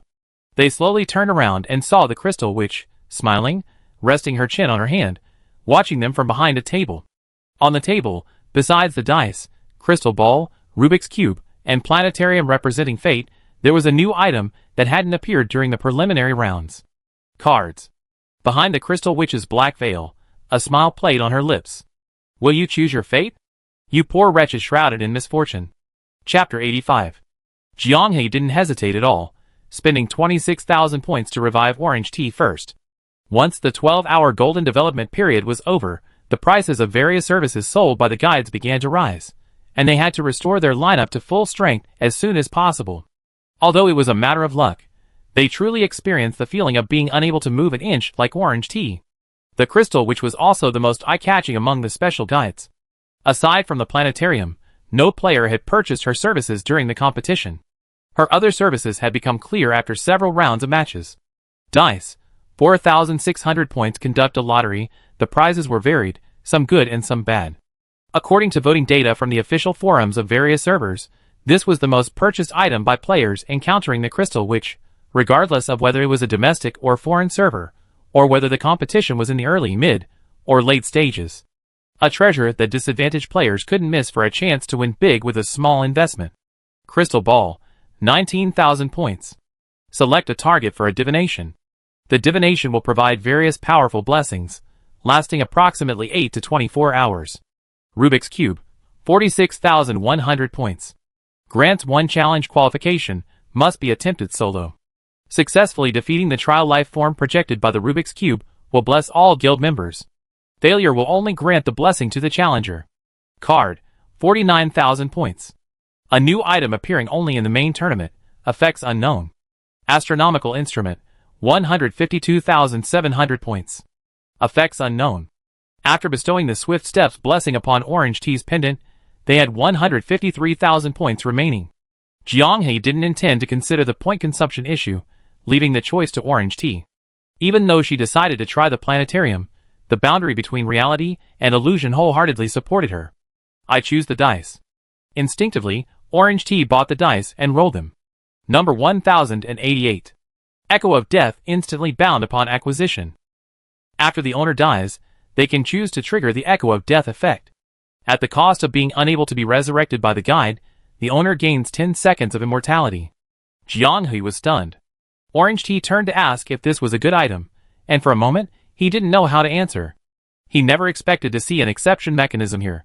A high-cost item, its foreseeable use is probably in the final stages of the game, a surprise resurrection, giving the team a glimmer of hope. Useless in a winning situation, a lucky draw in a losing one. Original flavored fries weren't going to be taken, so Jianghe accepted them. It's a pity about the quilt, said actually, I'm quite curious about the effects of the planetarium. Orange Tea sighed, you guys originally wanted me to buy that. But I didn't have many points, so I bought the lowest tier. If only we had more points. Just then, ripples appeared in the void from the portal through which they had been teleported. With a few whooshes, 7 burly men draped in light opened their eyes. The air inside the cave seemed to freeze. The 2 guild leaders checked the points leaderboard, while the rest stared at each other wide-eyed. Hello, boundary between reality and illusion, nice to meet you. This was perhaps the most polite greeting Korn's chosen ones had ever received. Instead of immediately attacking, they greeted each other warmly. This courtesy made Jianghe's lips twitch, a bitter smile appearing on his face. I long heard of your great name, the chosen of Korn. Jianghe never imagined that they would receive a 110,000 point gift pack the moment they finished their transmigration and spending. A gift pack that could shatter teeth. The spectators outside the arena erupted in excitement, with many eagerly anticipating a fierce battle between the two sides. Fight! Fight! I want to see rivers of blood. The guild leader, ready to eat, was very considerate, asking, are you finished spending? If not, you can continue. Jianghe, unable to suppress a smile, asked, in my memory, your style is to cut down anyone you see. Why are you being so gentle with us? Ready to eat laughed heartily. We benefited greatly from the guide to the underground temple, at the boundary between reality and illusion. Shouldn't it be natural to respect those who share selflessly? The werewolf named Gun Horse Network Card Def, a chosen of Korn, proudly declared. Our boss, he doesn't use leeching software, he seeds obscure resources, he's worked in a subtitling group, left his name on the title page of doujinshi, contributed greatly to game localization, and bought resources for the benefit of his group members.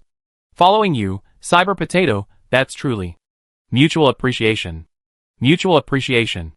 Right, it's not a stereotype.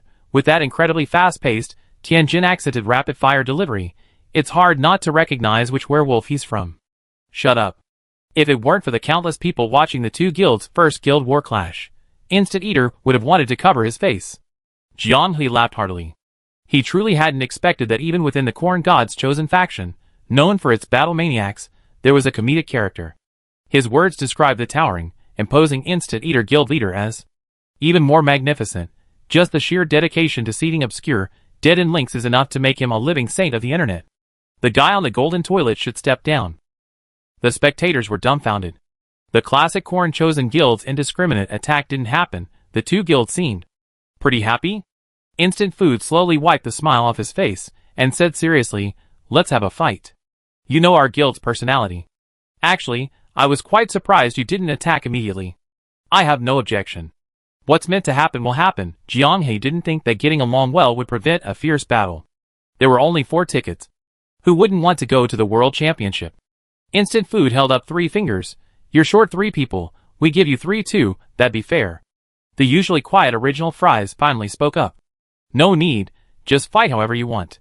Giving it your all is the greatest respect you can show us."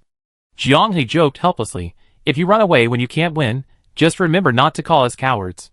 Compared to the cowardly guilds they encountered along the way, who wouldn't even dare to fight, Original Fries' stance earned the admiration of everyone in the Corn chosen.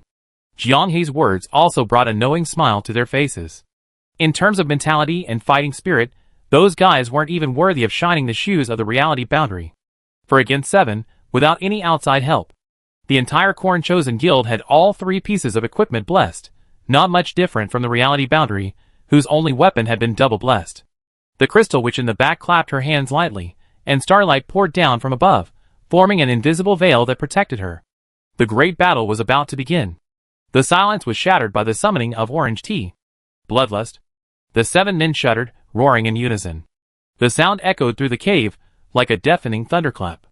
Vast in a blood-red mist, their red glowing eyes reflected the boundary between reality and illusion, jolted by the shout. The chosen of Corn, the 7-man squad advance. Without any fancy moves, the 7 maintained a distance of less than half a meter, like a moving wall of red bricks, pressing down on the 4 at the boundary of reality. The closer they got, the more they seemed like a towering mountain. The ferocious expressions, the perfectly synchronized movements, the scraping sound of weapons against the ground, all sent shivers down the spines of those present. Most guilds that had fought against the chosen of Corn had mentioned the word shocking. Even before engaging in combat, many were overwhelmed by their aura, their retaliations weak and feeble. Seeing that none of the 4 people at the boundary between reality and illusion panicked and remained calm, Kaiguan Shishi couldn't help but inwardly praise, "What a formidable opponent." Jiang He was a responsible player whose performance shone brightest when the situation was dire. Original Flavor Fries always had a big heart. The bigger the stage, the more excited she became. Beiwa was a pure optimist. Her lively personality couldn't be suppressed by her aura. As for Orange Tea, she clearly lacked gaming experience, and was startled, causing her to be a beat too slow in guiding her summoning. In battles between experts, details determine victory or defeat. A beat too slow could mean total defeat. Beiwo noticed this, and tried to retrieve Orange Tea to delay the chosen one's offensive pace. A giant axe came crashing down, landing heavily on her path of movement, perfect interpretation of positioning, perfect prediction of the landing point. If it weren't for her equally quick reflexes and sharp turn, she would have been sliced in 2. Abandoning weapons, and fighting barehanded, such resolve is beyond the reach of ordinary players. This kind of skill can only be seen in Corn's chosen. Orange Tea, don't get distracted. Just as she reached Orange Tea's side, before she could even pull her back, a flash of red light appeared. Fast, incredibly fast. Half-dragon, horned, red. Red with horns 3 times the speed, huh? As she spoke, she pushed Orange Tea aside, attempting to deflect the devastating blow with her dagger. Shadowwalkers shouldn't be doing this. The terrifying force severed her wrist. A heavy hammer flew through the air, striking her chest and abdomen precisely, sending her flying. The summoning was over. The summoned spirit shone brightly during the ritual. But Korn's chosen had already arrived. Sorry, Orange God. Before the spirit form could fully materialize, a werewolf gently beheaded Orange Tea. Less than 10 seconds later, Bed and Orange Tea perished again. Jiang He and Original Flavor Fries had anticipated this, but they couldn't stop it. Open Can Instant Food and another member of Korn's chosen firmly suppressed them, forcing them to focus only on the immediate situation. The others, having dealt with the two support characters, surrounded them. Someone made a move, and an axe strike from the side sent Original Flavor Fries flying.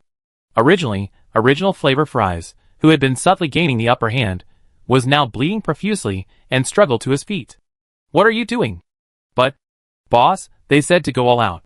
Distracted by the momentary distraction of the instant food, Jiang He's blade, seemingly effortlessly deflected the battle axe from his hand, nearly causing him to drop it. He quickly responded with a desperate act of defiance. Their desperate clashes erupted at a single point, creating a violent collision and a fierce wind. If he could, Jiang He wouldn't have intended to fight to the bitter end, but the 7 members of the Korn Chosen stood blocking the cave entrance, making escape impossible. Feeling the situation was largely settled, the remaining 5 members of the Korn Chosen spread out, blocking the cave exit and leaving the stage to the 4 remaining members. Frankly, this was extremely risky. With the portal open, other guilds could easily disrupt the proceedings. Even without disruptors, the desperate counterattack at the boundary between reality and illusion could easily result in casualties. But the Korn Chosen still made this decision. On the stage where the 60 teams would advance to the top 2 in the World Championship, they still possessed a heart that outsiders considered foolish, but which they themselves could call romantic. We can't escape, but we be blessed with effortless grace, said Instant Food with a smile. We took your tactics into account. Jiang He relaxed now. What about the other one? He weighed the meter-long axe in his hand. Light as a feather, we all use heavy, sweeping weapons. This blessing will make it easier for us to use. Then, come on! The two roared simultaneously, gathering their energy, their swords and axes clashing, the sound of metal ringing out, like thousands of soldiers fighting in the cave. Not far away, Original Flavor Fries, despite her battered body, was also fighting.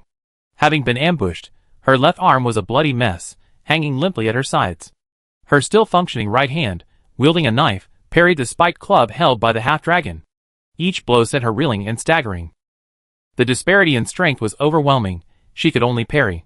She swayed precariously, seemingly about to collapse at any moment. Faced with him, now a flickering candle in the wind, Korn's Chosen couldn't resist a greedy strike. He raised the spiked club high above his head, intending a fatal blow. Thank you for hurting me so much.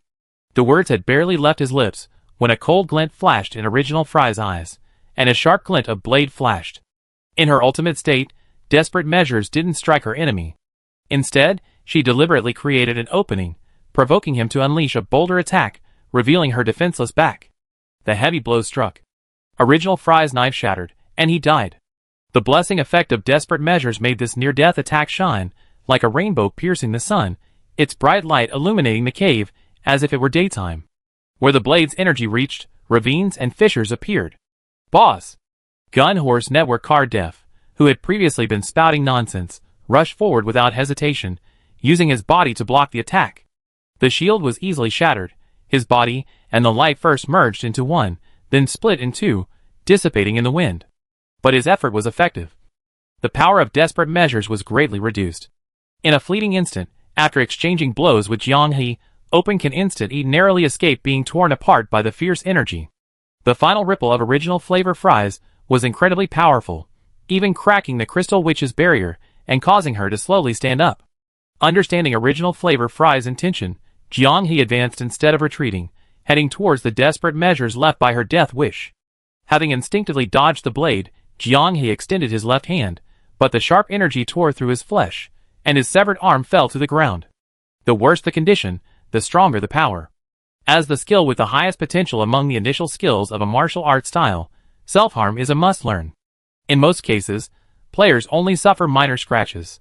But Jiang He only has one chance to strike. Since the possibility of escape is low, he go all out. I won't let you release it. Kaiguan Jishi, a top-tier berserker player, understood Jiang He's moves. Instead of retreating, he advanced, launching himself forward. His tall body slammed solidly into Jiang He's still unfinished backflip. The blade he gripped tightly fell to the ground in excruciating pain. The attack was successfully countered. The outcome was decided. A tingling sensation spread from his chest and abdomen throughout Kaiguan Jishi's entire body. You? Kaiguan Jishi watched in horror as bluish-purple lightning surged from Jiang He's body. You did this on purpose. Jiang He's self-harm wasn't to avoid using backwater, but to convince Kaiguan Shi, who was enthusiastic about using the combination of bloodlust and backwater, that he was going to use backwater. How could a top-tier player specializing in berserkers not have researched counterattack techniques? Although I love using backwater, you seem to have forgotten. Jiang He shouted, hugging the delivered Kaiguan Shi tightly. I am a magic warrior. Amidst the lightning and thunder, Kaiguan Shi, whose consciousness had been severed, couldn't help but respond in a hoarse voice. Beautiful. Under the stunned gazes of the audience, the two guild leaders and battle commanders perished together. Death echo triggered. The event happened suddenly.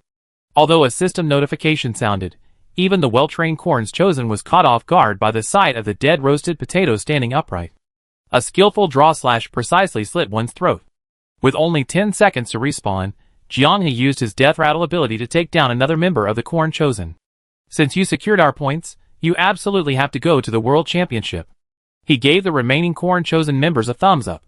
No complaints about the weakened team, no complaints about the unlucky start. Jiang He's composure and magnanimity commanded their respect. Kaiguan Shi, waiting to respawn, couldn't help but applaud him and Yan Wei Fry's final counterattack. If only you had your full lineup, he murmured, still savoring the brief yet exhilarating battle after being respawned by his guild members. Let's go, let's win all the way. Kaiguan Shi waved his hand sharply, his killing intent palpable. We're going to get a spot in the World Championship, and we wait for them to come crawling back from hell. Chapter 86. After being eliminated, Jiang He immediately sent Orange Tea back to the guild, announced he would relax and do nothing, and then went alone to the World Bubble, where Niu Donong was commentating, to watch the entire match. Amidst the rising cheers of the audience, Corns Chosen, having taken the points from the boundary between reality and illusion, lived up to expectations, securing first place in the first round of the main tournament with a high score of 720,000. At the same time, they firmly held onto their ticket to the World Championship. In the final melee, facing a combined attack from multiple sides, they fought their way through with only 2 players lost, making this first place well-deserved. Just over half a month ago, who could have imagined that Corns Chosen, criticized for their 7 berserker lineup being too simplistic and unlikely to go far, would carve out a niche for themselves with the most straightforward berserker playstyle, becoming synonymous with berserker in this emerging game through sheer skill? The second-place guild was also one they knew from the boundary between reality and illusion. You and me under the funny tree. They have a very balanced lineup.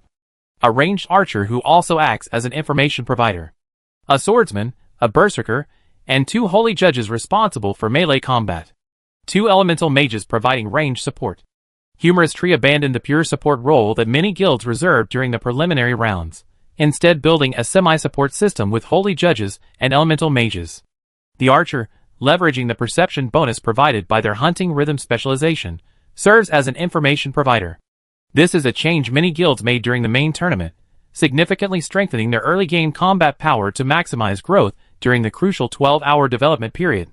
If Corns Chosen victory was a victory for the aggressive berserkers, then Humorous Tree's second-place finish is a victory for the steady, methodical approach. If the 2-day race is likened to a marathon, then the Comical Tree is like the runner who stays behind the leading group, maintaining their own pace and remaining unaffected by external changes.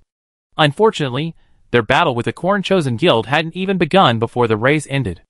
Jiang He was quite interested in what kind of sparks would fly between these 2 guilds with such different styles. Waking up on time early in the morning, Jiang He ran into Zhong Zemo, who was also up early, not far from the hotel. They exchanged a glance, and Zhong Zemo let out a heavy sigh. Jiang He wasn't in the guild last night. He was in charge of managing the ropes, and calming the other somewhat dejected emotions after their defeat. Original Fries and Blanket were alright. At least they fought alongside them until the final elimination stage. But Jailer, for Primitives, and Orange Tea, who started AFK in the sky as soon as they entered the game and didn't contribute anything until their elimination, seemed less carefree. Especially Orange Tea, she felt she had messed everything up. If only that spirit could be summoned. Orange Tea had the least gaming experience of everyone. Facing a berserker charging head-on, and being one of the best performing guilds in this round, It was expected that she would make a forced mistake due to the opponent's actions. Being able to quickly adjust after a mistake and complete the summoning was already better than many players who messed up themselves and dragged their teammates down with them. Seeing Zhong Zimo lacking energy while eating breakfast, Jiang He reminded him, "We only have 18 hours to adjust." This was the cruelest part of the main competition. Without extra time to adjust, being eliminated on the first day of the competition, opening your eyes, looking at the clock, the ticking of the second hand was the dirge of opportunity slipping through your fingers. Opening the chat group, the 4 primal bodies messages immediately caught his eye. "Sorry, I didn't play well, my reactions were too slow." Jailer Bro took full responsibility. "It's my fault, my fault. I feel like my contribution is always minimal." Orange Tea, even after Zhong Zemo's encouragement, still felt somewhat guilty. "I'm too bad. I'm sorry." They had won every match smoothly, always meeting or even exceeding their expectations. The guild's meteoric rise had set higher standards for everyone's performance. Now, it seemed that losing a match was necessary. It allowed everyone to reassess their expectations and understand their current level. Anyone can play well when things are going smoothly, but how to withstand pressure and maintain composure when things are going badly is an essential skill for players who want to reach the big stage. Otherwise, the title of Big Tournament Weakling would be reserved for him. Jiang He sent a message in the group. "Don't dwell on the past. Just treat it as a single 58-2 match in the main tournament. Leave the post-match analysis to me. From now on, it's best not to look at the community or read the comments from last night's match." Then he immediately messaged Orange Tea privately. "It's not your fault. That's how matches are. Forced mistakes are normal. Even if the spirits descended, we wouldn't have much of a chance. The people protecting you are all gone. What you did is beyond my imagination. Compared to the clueless you a month ago, you're a completely different person. Your progress is so rapid, you have a real chance of transforming after entering the World Championship. There's plenty of time. I give you some more time to grow. Now I carry you, later you carry us." Jiang He let out a long sigh after typing these words. Shortly after, Orange Tea replied, "Got it. I definitely have to get Jailer to treat me to a meal. That's the right mindset. Don't think about what happened yesterday, what stupid things you did, or what others will say about you. The more you think, the more pressure you feel.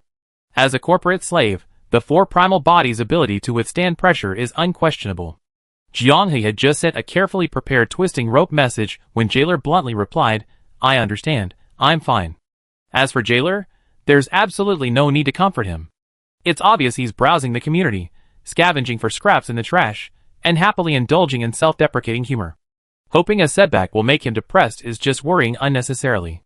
Jiang He could even guess that if they really didn't qualify for the World Championship, he would generously stick to the original plan and still treat everyone to a trip. Searching boundary between reality and illusion on the community forum, as expected, reveals a chaotic mess. This is the #1 guild that the Filial Sons bastards were talking about. They crumble at the slightest touch. They still say they're not a luck-based guild? They fall silent as soon as they get a little stronger. Support Korn's Chosen. Support the execution of justice. Stop saying that. If the people from boundary between reality and illusion see this, they lose their little pearls. It's alright. After the competition, they'd be back on the throne of #1. After all, being #1 during the off-season is still being #1. Stop calling her Orange Goddess all the time. It's so annoying. Anyone who didn't know better would think she was some kind of super powerful guild. Is this all she is? Stomp on their heads. Stomp on their heads. If you're losing, just play dead? Why are you still being so stubborn? Are you even resorting to excuses like bad luck? Winning elevates them to the heavens. Losing makes them want to trample them to the ground. Aside from the previously weakened Western worshippers, this is probably the mentality of many. Jiang He has seen it all. It's just a showcase of the current state of the internet. He thought of Korn's Chosen One. Their guild account must be operated by Kaiguan Jishi himself. Considering his actions, as an internet saint, his cautious approach to operating the account is understandable. After all, in the current environment, more and more normal people are gradually losing their desire to express themselves in the face of extreme public opinion, choosing instead to retreat into their own little worlds. This is why Jiang He doesn't let Orange Tea see the community. The negative emotions are exploding. It's difficult to dispel this negativity unless you're someone like Prisoner Bro, who can laugh even at his own personal misfortunes. Besides the elimination of virtual reality boundary in the first round, another matter has also sparked widespread discussion in the community. What exactly did virtual reality boundary and Gaia reality fight over? The relentless battle between the two sides has led to debate among players about the content of their conversation. Players who downloaded the recording extracted the footage and posted it on a website, seeking interpretation from lip-reading experts. The boundary between reality and illusion must be terrified now, right? What if it's interpreted correctly? All that hard work building up this persona will collapse. Jiang He found these comments amusing.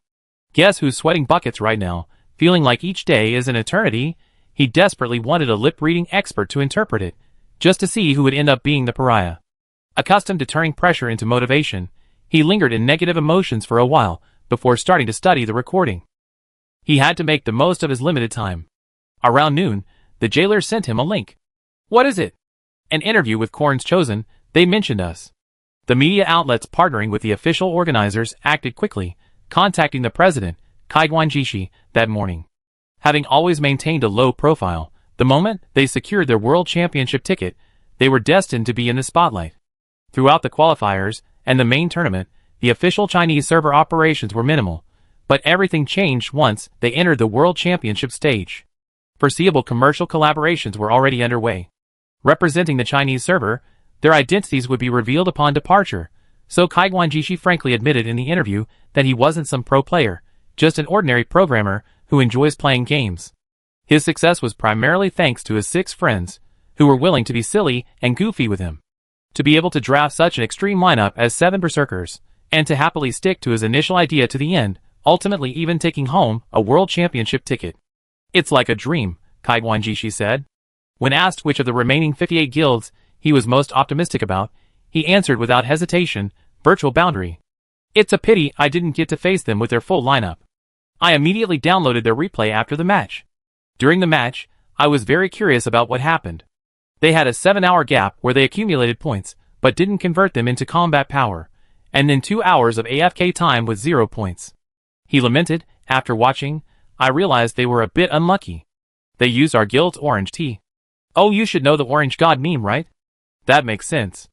The guys in our guild all said that Orange Tea's lottery had exhausted their luck, which is why they were so unlucky. This situation is truly unique. The interviewer asked, so, you think their skill level is beyond question? I won't question their skill level, especially after playing against them myself. Of course, maybe someone understands the game better than I do. Chapter 87. The ready-to-eat comment was practically a direct attack on those stirring up trouble, labeling them as useless individuals with no voice. But these were the chosen ones, the daddy who defeated the boundary between reality and illusion. Their daddy abandoned them, instead showing sympathy for the boundary between reality and illusion, leaving them orphans who didn't know what to do. This substantial interview also revealed a small anecdote about Jiang He offering his blessings when he was eliminated. You took our points, you must go to the World Championship. The video's comments section was filled with tearful emojis. The off-field discourse surrounding competitive sports has long been murky, and with the introduction of the World Championship for Proof of Stars, many people have adopted the same tactics. Jiang He's sincere blessings, like a gentle stream, nourished the World Championship section, clearing away the murky atmosphere.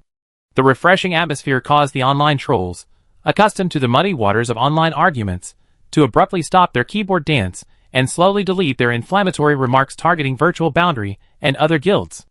Many of the bandwagon haters, upon reflection, couldn't help but feel a little ashamed. Ultimately, most of the drama was simply netizens adding their own embellishments. The 7 members of Virtual Boundary, at the center of the controversy, had never publicly stated anything. The interview for Under the Funny Tree, You and Me regarding their advancement also mentioned Virtual Boundary. Guild leader Huang Lianyameng also expressed optimism about their advancement, and she also directly stated that the current online malice towards Virtual Boundary was somewhat irrational. They're just trying to create a persona, disgusting. With Jiang He's frank statement preceding it, the true nature of those still spewing negativity like flies was self-evident. Suddenly, the focus shifted, and the firepower concentrated on Virtual Boundary found a new target for venting. Jiang He never dreamed that his heartfelt blessing would have such an effect afterward. Sincerity can still resonate in this era. As afternoon approached, a video appeared on the homepage of Bilibili. Lip-reading interpretation. What exactly did the boundary between reality and illusion say? The incomplete evolver's worst fears had come true. Still seething with anger from his elimination, the phrase lip-reading interpretation needed in the spectator comments sent chills down his spine. After the competition, many people came to him asking about the whole story. The morning happened to be the time when the controversy surrounding boundary between reality and illusion was at its peak. If the video of Cyber Potato making sarcastic and malicious insults against other contestants had surfaced then, it would have undoubtedly caused boundary between reality and illusion's reputation to collapse. Many people hoped he would be the one to make the first move. Those with Gaia's consciousness knew this was a dangerous move. It would self-destruct. The winning streak had raised the guild's expectations high, everyone was a master of champagne, and the idea of borrowing a world championship spot had been discussed countless times in the group chat. As the guild leader, he outwardly tried to dissuade them, but inwardly he was secretly thrilled. The current game influence of the Stars of Proof was enough to allow the 4 guilds that entered the World Championship to accumulate a huge fan base. Regardless of what the 28 players had done in real life, their fates would be changed by the result. This was an opportunity that everyone could see. After being crushed by Korn's Chosen, he, who had been drinking champagne for too long, felt an unprecedented panic. The huge gap left them bewildered. Even the luck-based guild they looked down on could steadily suppress them. Combined with Jianhei's repeated mentions of Korn's Chosen, the incomplete evolver broke down. There was no impulsive, hot-blooded outburst. His insults against Cyber Potato were a true reflection of his inner thoughts. A chance to soar to new heights was within his grasp, but having his hopes extinguished left him no longer able to maintain his facade. Once those words were deciphered by lip reading, it wouldn't just be a game-related issue, it would become a massive public relations disaster. As an employee of a large corporation, the incomplete evolver was well-versed in public relations procedures. Despite his discomfort, he gritted his teeth and obtained the contact information for the boundary between reality and virtuality. He had to reach a settlement with Cyber Potato before things escalated further. Only then could he prevent the ensuing media storm from escalating endlessly. Next, he just needed to play dumb for a while. Once the hype died down, the problem would naturally be solved. This was the worst-case scenario in the incomplete evolver's mind. The ideal scenario was a perfect performance tomorrow, securing a ticket to the World Championship. Then, all the problems would cease to exist. With results, fans would naturally defend him. He just needed to endure these dozen or so hours. Every second of applying to be friends with Cyber Potato was torture. He stared intently at the screen, anxiously awaiting the notification sound of the friend request being accepted. Finally, the friend request was accepted. The imperfect evolver didn't immediately send out the prepared apology. Instead, he pretended to type, creating the impression of typing in full of sincerity, delaying for a while before copying and pasting it. I am deeply sorry for what happened in the game last night. We are both guild leaders, and some emotions should be shared. When guild members acted foolishly, it was too late for me to stop them. The subsequent conversation exacerbated the conflict between us. As the leader of Gaia Consciousness, I had to take my own stance and protect the guild members. The argument during the battle was a thoughtless offense spoken in the heat of the moment. I admit, I didn't manage my emotions well, and crossed the line into trash talk. I deeply regret the harm this caused you, and the other members of the virtual real boundary, and I apologize again. If President Cyber Potato still has doubts about the sincerity of my apology, I'm willing to offer some financial compensation. After sending the message, seeing that Cyber Potato hadn't responded for a long time, he wanted to add something. Oh! A simple one-word reply floated out. The incomplete evolver paused for a moment, then tentatively asked, "You accept my apology?" He tried to communicate, but the other party had already entered read but not reply mode. However, they hadn't deleted him as a friend, a move that made the incomplete evolver uneasy. The video interpreting lip reading went viral, its popularity soaring. What kind of sense of existence are you looking for, you social outcast who's never won a single day in your life? A jobless loser, or a low-level worker stuck in a dead-end job earning a fixed salary? A guy who's unhappy with his life, what are you so arrogant about? These few words spoken by the incomplete evolver during the battle were perfectly interpreted. The entire chat and comments section exploded. Combined with the earlier dialogues, anyone with hands can do it, the incomplete evolver who said this and his Gaia Consciousness Guild's sense of superiority were off the charts, and his sore loser attitude was palpable. One comment quickly became a top comment. Why do you think the incomplete evolver said that? This isn't some thoughtless outburst in anger. Most people's subconscious swear words, when angry, are very direct, without much beating around the bush. His words contained not a single classical Chinese phrase, yet the underlying aggression was exceptionally strong. Why? Because this is his true inner thought. He's thought about it more than once, so he can say it smoothly, without any hindrance from reason. He looks down on those weaker than him, on ordinary people who strive to live but are less fortunate than him, the most ordinary and numerous group in this world. The incomplete evolver also saw this comment, and his breathing became rapid. The comment was like a mirror, truthfully reflecting his true thoughts at that moment.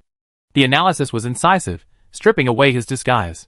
The feeling of being naked under the sun made the incomplete evolver grit his teeth. He quickly clicked dislike, found the report button, and selected the personal attack option. However, the comment didn't disappear. The number of likes continued to rise. The lip reader also translated Jiang He's words. Despite the sarcastic tone, the player's eyes were sharp. Jiang He was the real. While defending his guild members, his anger was clearly stemming from the anyone-can-do-it criticism. Even when personally attacked, he didn't utter any extreme remarks. Combined with his calm statement, after being defeated by Korn's Chosen, "If you took our points, you must go to the World Championship," the difference in the two guild leaders' behavior is stark. What began as a humiliating defeat in the morning had reversed dramatically by the afternoon. Ultimately, there are more ordinary people in this world. The incomplete evolver's AoE attack ignited a storm, the video's popularity soared, and the discussion nearly broke out of its niche. His worst fears came true. The contrast was so stark that Gaia's consciousness became nothing more than a foil to the virtual real boundaries fan-attracting efforts. Many previously uninformed followers, who had blindly followed the trend, ended up apologizing under the virtual real boundaries' last post, creating a veritable cyber wailing wall.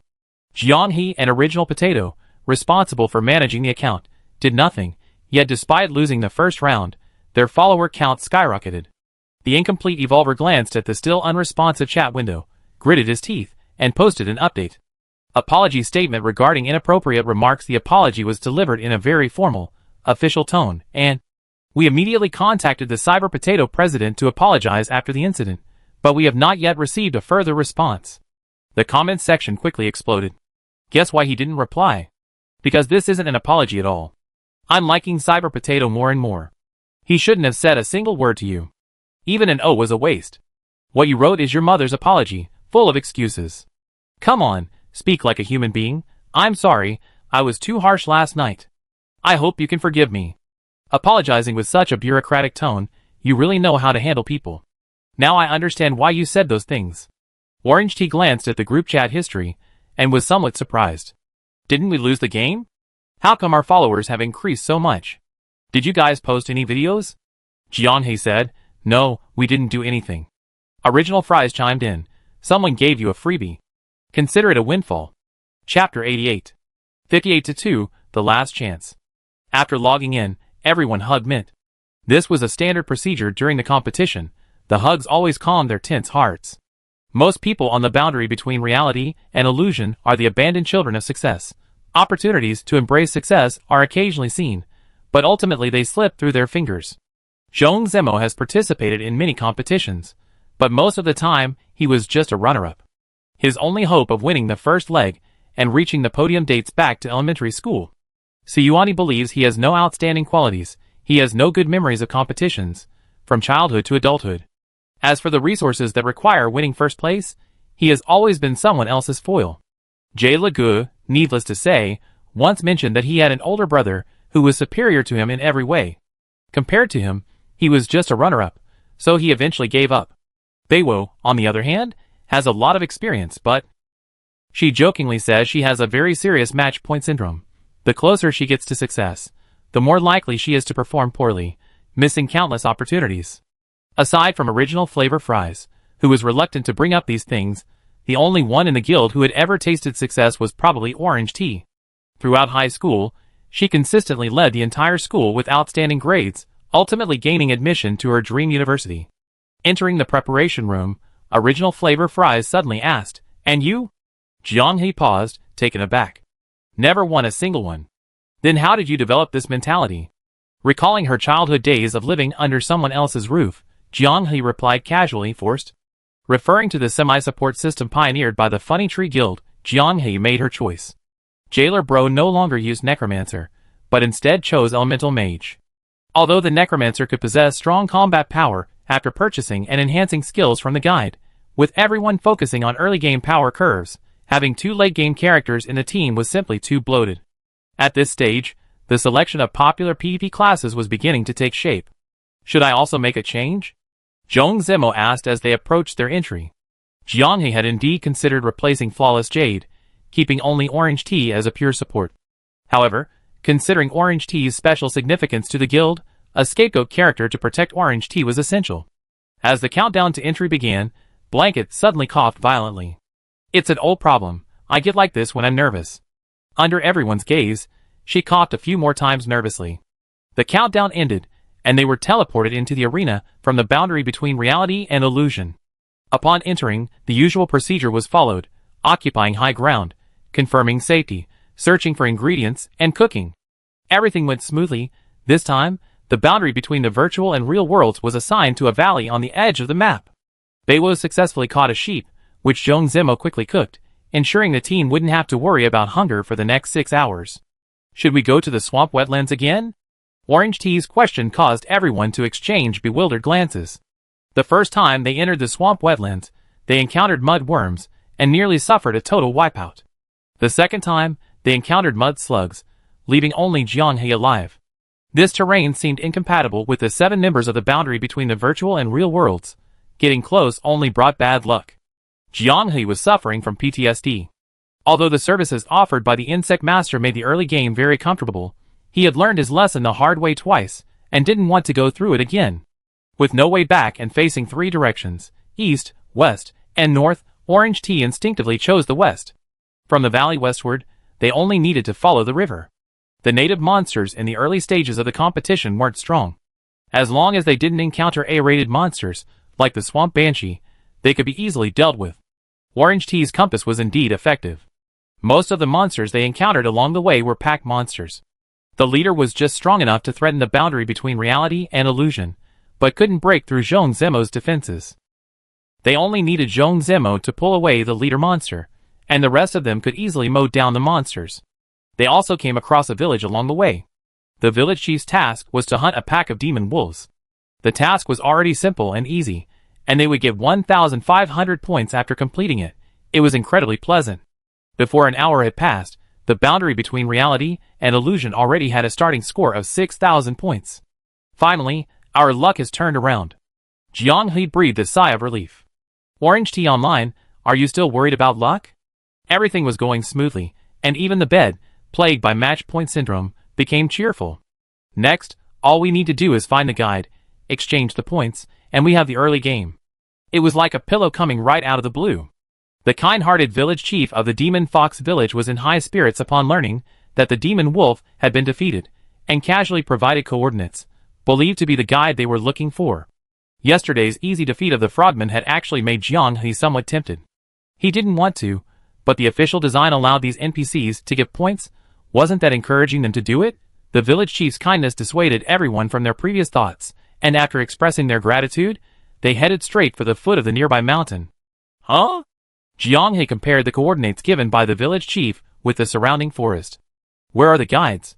They were already standing above the indicated marker, but looking around, there wasn't a soul in sight.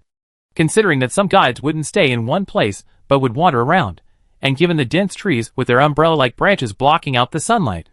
Thinking that perhaps they couldn't see them due to the light, the jailer released an illumination orb. The orb floated forward, casting a soft white light along its path. Hey look, isn't it over there? The jailer manipulated the orb closer to the guides, calling out with relief to alert everyone. The others at the boundary between reality and illusion looked in the direction the jailer pointed, but there was nothing there. That doesn't make sense, I just saw it. The jailer rubbed his eyes. A guide fully armored, carrying a great sword. Armored, carrying a great sword. Jianghe quickly recalled all the special guides who had appeared, but none of them matched. He tensed up and hurriedly asked in code, Bed G? Bed was lurking around, searching. The poor lighting made it her territory. No response. Bed G? By the second time he asked, he had already signaled everyone to prepare for battle. Crack! The sound of metal boots hitting the ground came from behind them. Zhong Ziming reacted the fastest, the protection of the flawless instantly strengthening his shield. The shield collided violently with the heavy object in midair. An invisible aura surged from the point of impact, creating a fierce gale. Sharp wind blades grazed Zhong Ziming and Orange Tea, who were standing nearby. Zhong Zemo's knees buckled, and his lower limbs suddenly lost all sensation. Such immense strength. Zhong Zemo, his jaw clenching and teeth chattering, was pushing with all his might. This allowed the others at the boundary between reality and illusion to see the enemy hidden in the darkness. Estimated to be about 1.7 meters tall, clad in silver-white knight's soft armor, wielding a silver-white broadsword nearly as tall as himself. A purplish-red crystal was embedded in the hilt of the great sword, currently emitting an eerie glow. An aura that made Jiang He extremely uncomfortable rippled out. Like demon suppression? No, this heart-pounding feeling was power beyond that. The illumination orb instantly extinguished, and darkness descended. The elemental shield cast upon Zhong Zimo shattered instantly. The shield crumbled into dust under the immense force, and the flawless shield emerged, desperately trying to buy the caster time to escape. However, the power was truly terrifying. The moment it landed, it sliced through the flawless shield like a hot knife through butter. Everyone could only watch helplessly as Zhong Zemo, whose entire team was protected by elemental shields, disintegrated in two. Zhong Zemo was dead, and the sword, now without a point of leverage, slammed into the ground. Boom! The earth shattered, and debris flew everywhere. Amidst the swirling dust and smoke, by the faint light, they could barely make out the silhouette of a human figure hidden within. He suddenly vanished from his spot, only to reappear in an instant beside Orange Tea, the closest person to him. The jailer was desperate, throwing himself forward, activating his elemental shields to their fullest extent, and mercilessly unleashing the precast lightning storm spell upon himself. He only hoped that as the blade pierced his body, it would paralyze his opponent's movements. He just wanted to buy Orange Tea a little time to escape. The moment original flavor fries snatched Orange Tea away, another explosion rang out. Amidst the flashes of lightning and thunder, it gently shook off the dead jailer and walked slowly, sword in hand. The violent arcs of electricity avoided him like the plague. The jailer's final struggle was futile. The electric current had no effect whatsoever. The anti-magic power severed the conduction of magic, and the arc of electricity was twisted in mid-air by an invisible hand. The anti-magic power, an unimaginable monstrous strength, combined with the power of magic, made it like a moving city wall, spreading a suffocating despair. Run! Learning from his previous experience, Jiang He gave the order immediately. This guy is more terrifying than the swamp succubus. Damn Fox Village Chief, how could this be a guide? You're clearly doing this on purpose. Chapter 89. Commentator Niu Dongdong honestly didn't know if the boundary between reality and illusion was lucky or unlucky. On the one hand, upon entering the competition, there were no other guilds around, and they landed in a valley with abundant food, their stats enough to last for 6 hours. In contrast, some unlucky guilds could only eat fruit at the start, while other guilds were active nearby. After starting to move, the monsters they encountered were not difficult to deal with, and their abundance allowed them to quickly utilize their PD strengths. They obtained an easy quest and gained another 1,500 points. 1 hour, 6,000 points, dominating the leaderboard. A perfect start indeed. But after obtaining the village chief's coordinates, the situation became delicate. From a god's eye view, it was clear that the anti-magic swordsman, without even a name, only displayed a question mark, had a rating of question mark. The most unique rated individual in the competition arena. The official explanation for its difference from S rank was not explicitly stated, only hinted that defeating it would yield unexpected rewards. Such question mark rated individuals are few in number within the competition arena, and won't trigger unless you get very close. Like the guides, they refresh and disappear over time. Since they only started being released during the main competition, the boundary between reality and illusion is the first guild to trigger it. The small total number means they are difficult to encounter. Considering the high probability of special drops, from this perspective, precisely encountering the boundary between reality and illusion is a sign of good luck. Right? But now, they can only flee in a sorry state, and even then, they might not escape. During the conversation, the 4 primal bodies protecting Orange Tea were pierced through by a single sword strike from the anti-magic swordsman, who tore through space. A mage can only affect a magic-suppressing life form by inflicting secondary damage through magic, an ability the mage lacks in the early stages of the match. This is outrageous. Isn't it supposed to suppress magic? How can it tear space? This must be spatial magic. Viewers exclaimed. This was the first time players had witnessed these monsters with question marks above their heads make a move, and their actions immediately shocked everyone. Suppressing magic in one hand, spatial magic in the other, tearing space, and teleporting. Can they even fight? Considering the monsters appearing in the match likely also appeared in the game, players felt a chill. Kaiguan Jishi, a player who had already secured a ticket to the World Championships, was invited as a guest commentator today, joining Yo Dong Dong for commentary. Seeing the boundary between reality and illusion in dire straits, he couldn't help but feel a pang of anxiety. In this situation, even if Korn's Chosen were to step in, they might not be able to hold their ground. He could see that the boundary between reality and illusion was trying to coordinate with Orange Tea, but brute force could overcome anything. No matter what tactics Cyber Potato devised, the tactical board had already been breached. Original Fries sensed the perilous situation. Knowing that fleeing together would only lead to certain death, she decisively turned and stopped Orange Tea, using her to buy time with her. Without any communication or hesitation, Original Fries seemed to have already rehearsed in her mind how to handle a disastrous situation, handing possession to Cyber Potato. In the previous game, at the start of a disastrous start, she also chose self-sacrifice. This was absolute trust in Cyber Potato. She crushed the spirit summoned by Orange Tea with her bare hands. This life form, descended through the power of faith, wasn't entirely a magical creation, but before the anti-magic swordsman, it was like an ant. Aside from a few clowns, witnessing this scene, no one mocked the boundary between reality and illusion. They had only one question in their minds. With such a high difficulty level, what would they get for defeating it? They entered the forest as a group of 7, but emerged with only Cyber Potato remaining. His figure was utterly desolate, his gaze back at the forest conveying a sense of bewilderment and despair.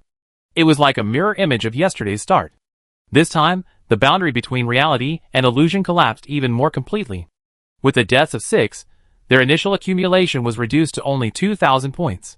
Finding the guide could only revive one person at most, and even converting that into combat power was difficult. What does Guanzi think of the situation at the boundary between reality and illusion? Yo Dong Dong asked. Do you still think they advance? He was the one who led the team to eliminate the boundary between reality and illusion yesterday, so he had a lot to say. I don't think it's a problem that I'm not here today, the audience gasped. Yo Dong Dong asked in surprise. This start is even worse than yesterday, isn't it? Nothing at all. Can they really turn it around? Guanzi, clearly understanding the joke, said, if you roll 30,000 for everyone, I think it's not impossible. Hearing this, the audience cheered, demanding a roll. Yo Dong Dong was stunned, then burst into laughter. Alright, I roll 1 then.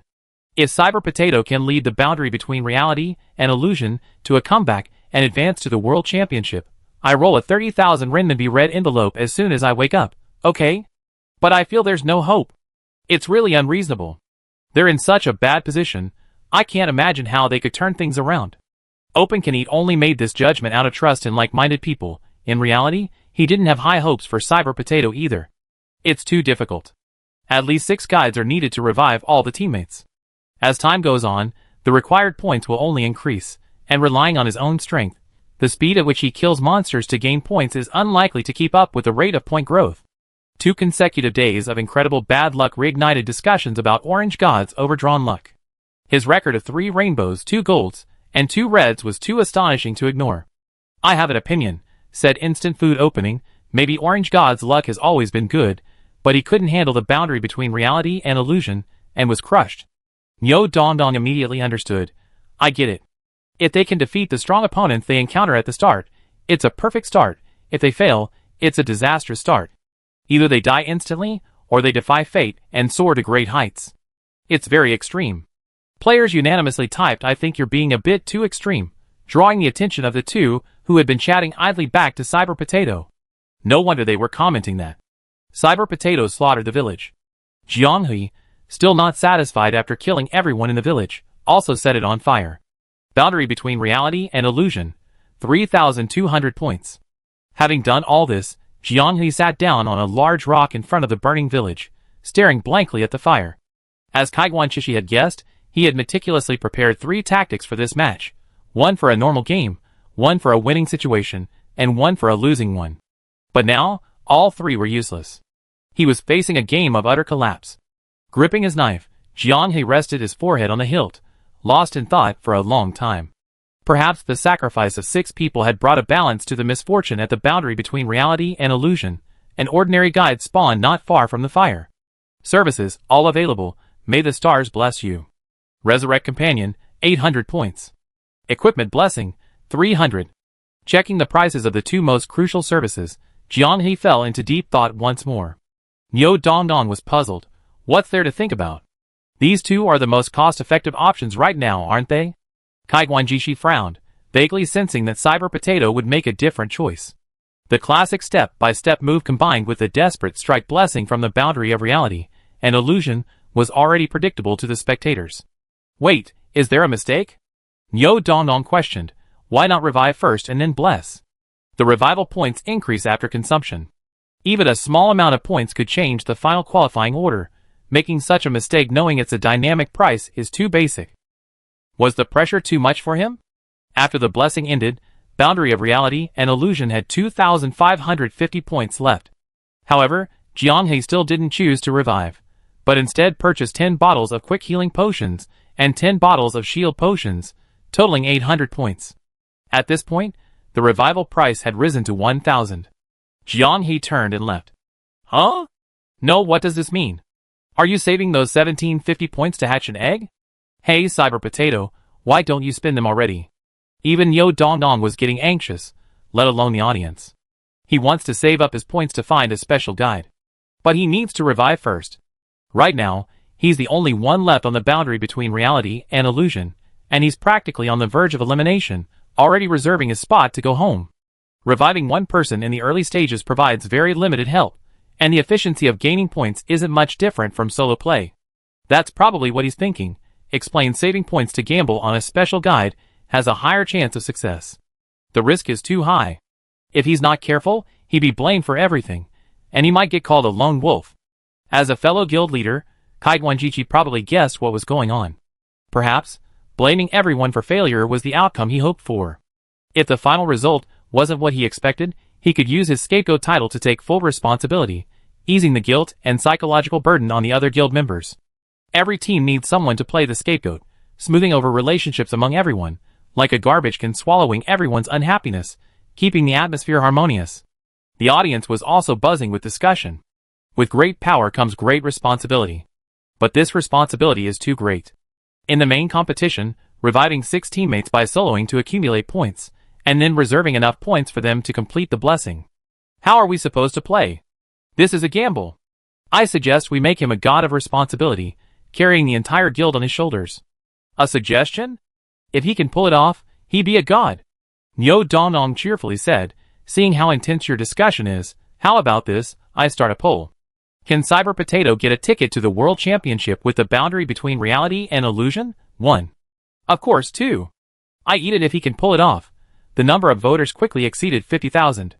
86% of people chose I eat it if he can pull it off. Only 14% of people chose of course.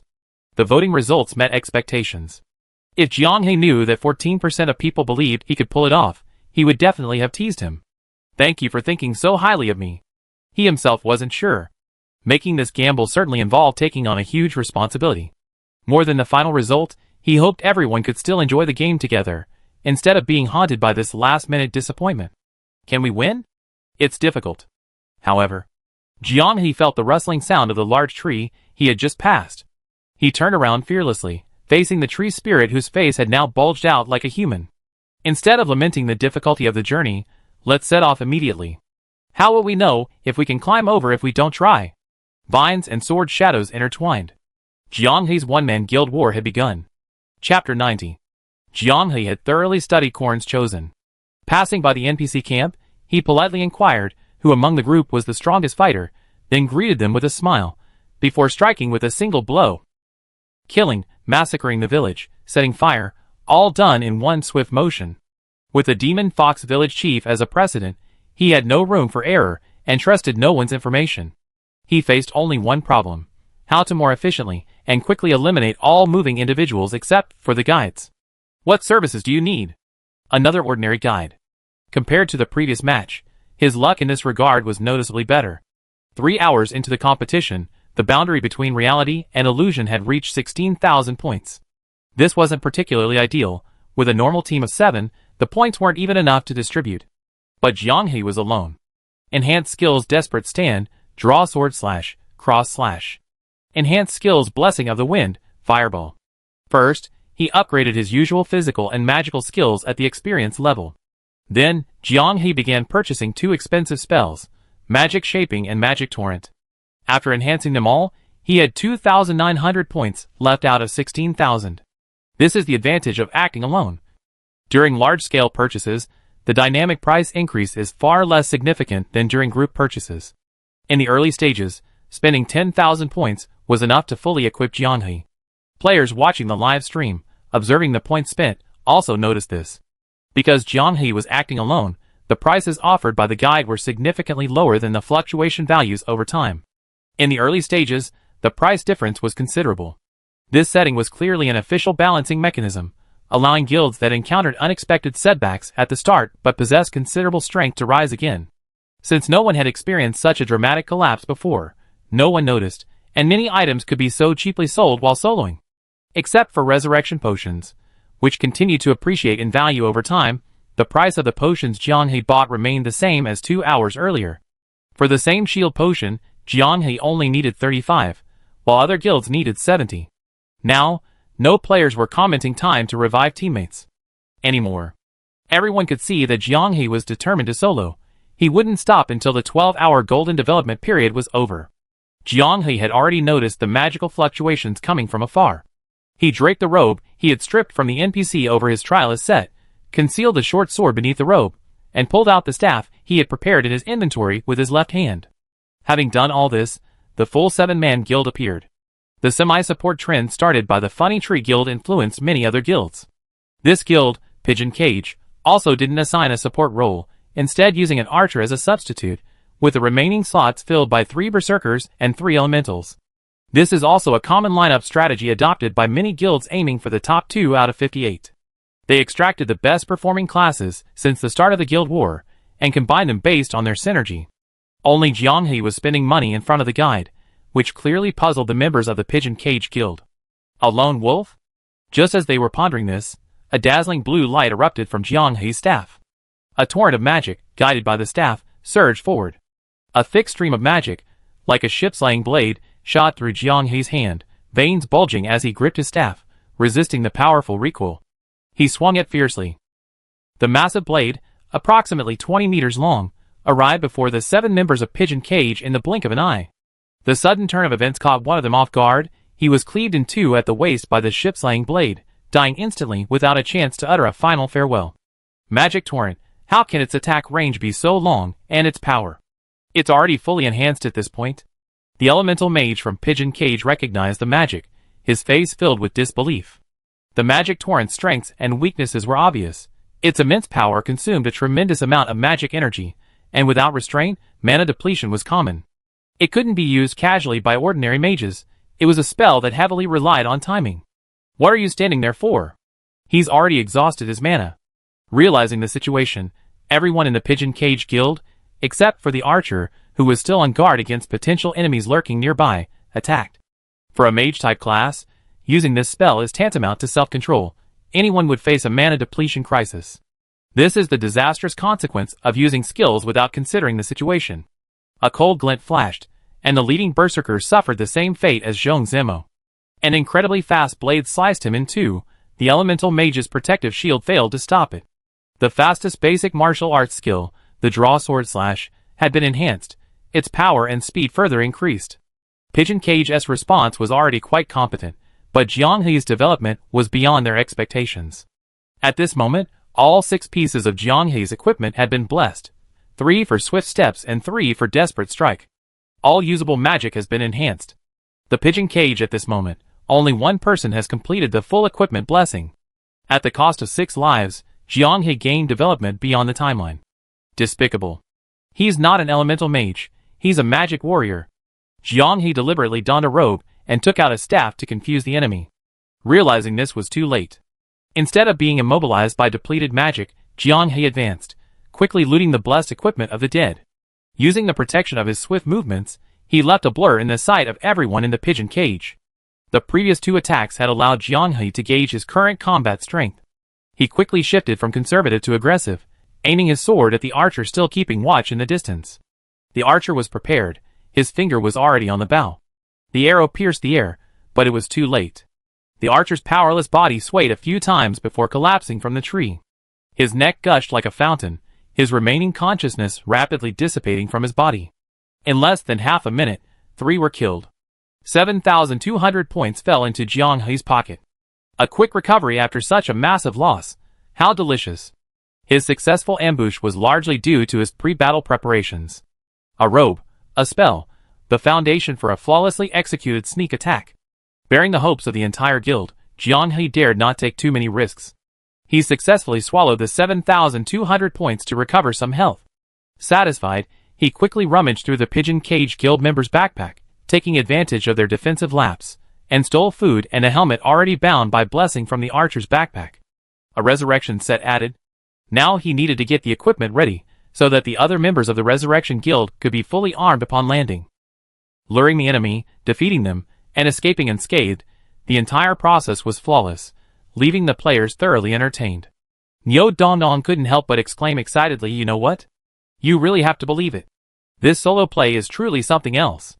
His strategy of "I'm farming all by myself" guarantees that his individual development will surpass the team's. He has a huge stage to perform on for the first 12 hours. Since no one had ever played like this before, no one could have imagined that someone could achieve full buffs on all their equipment and have all their skills and spells enhanced by the third hour of the competition. Jiang He possessed an absolute information advantage. When a player sees a lone wolf and confirms that no one is around, even the most cautious players inevitably relax their guard. If Jiang He makes another move to escape, the participating players will instinctively follow.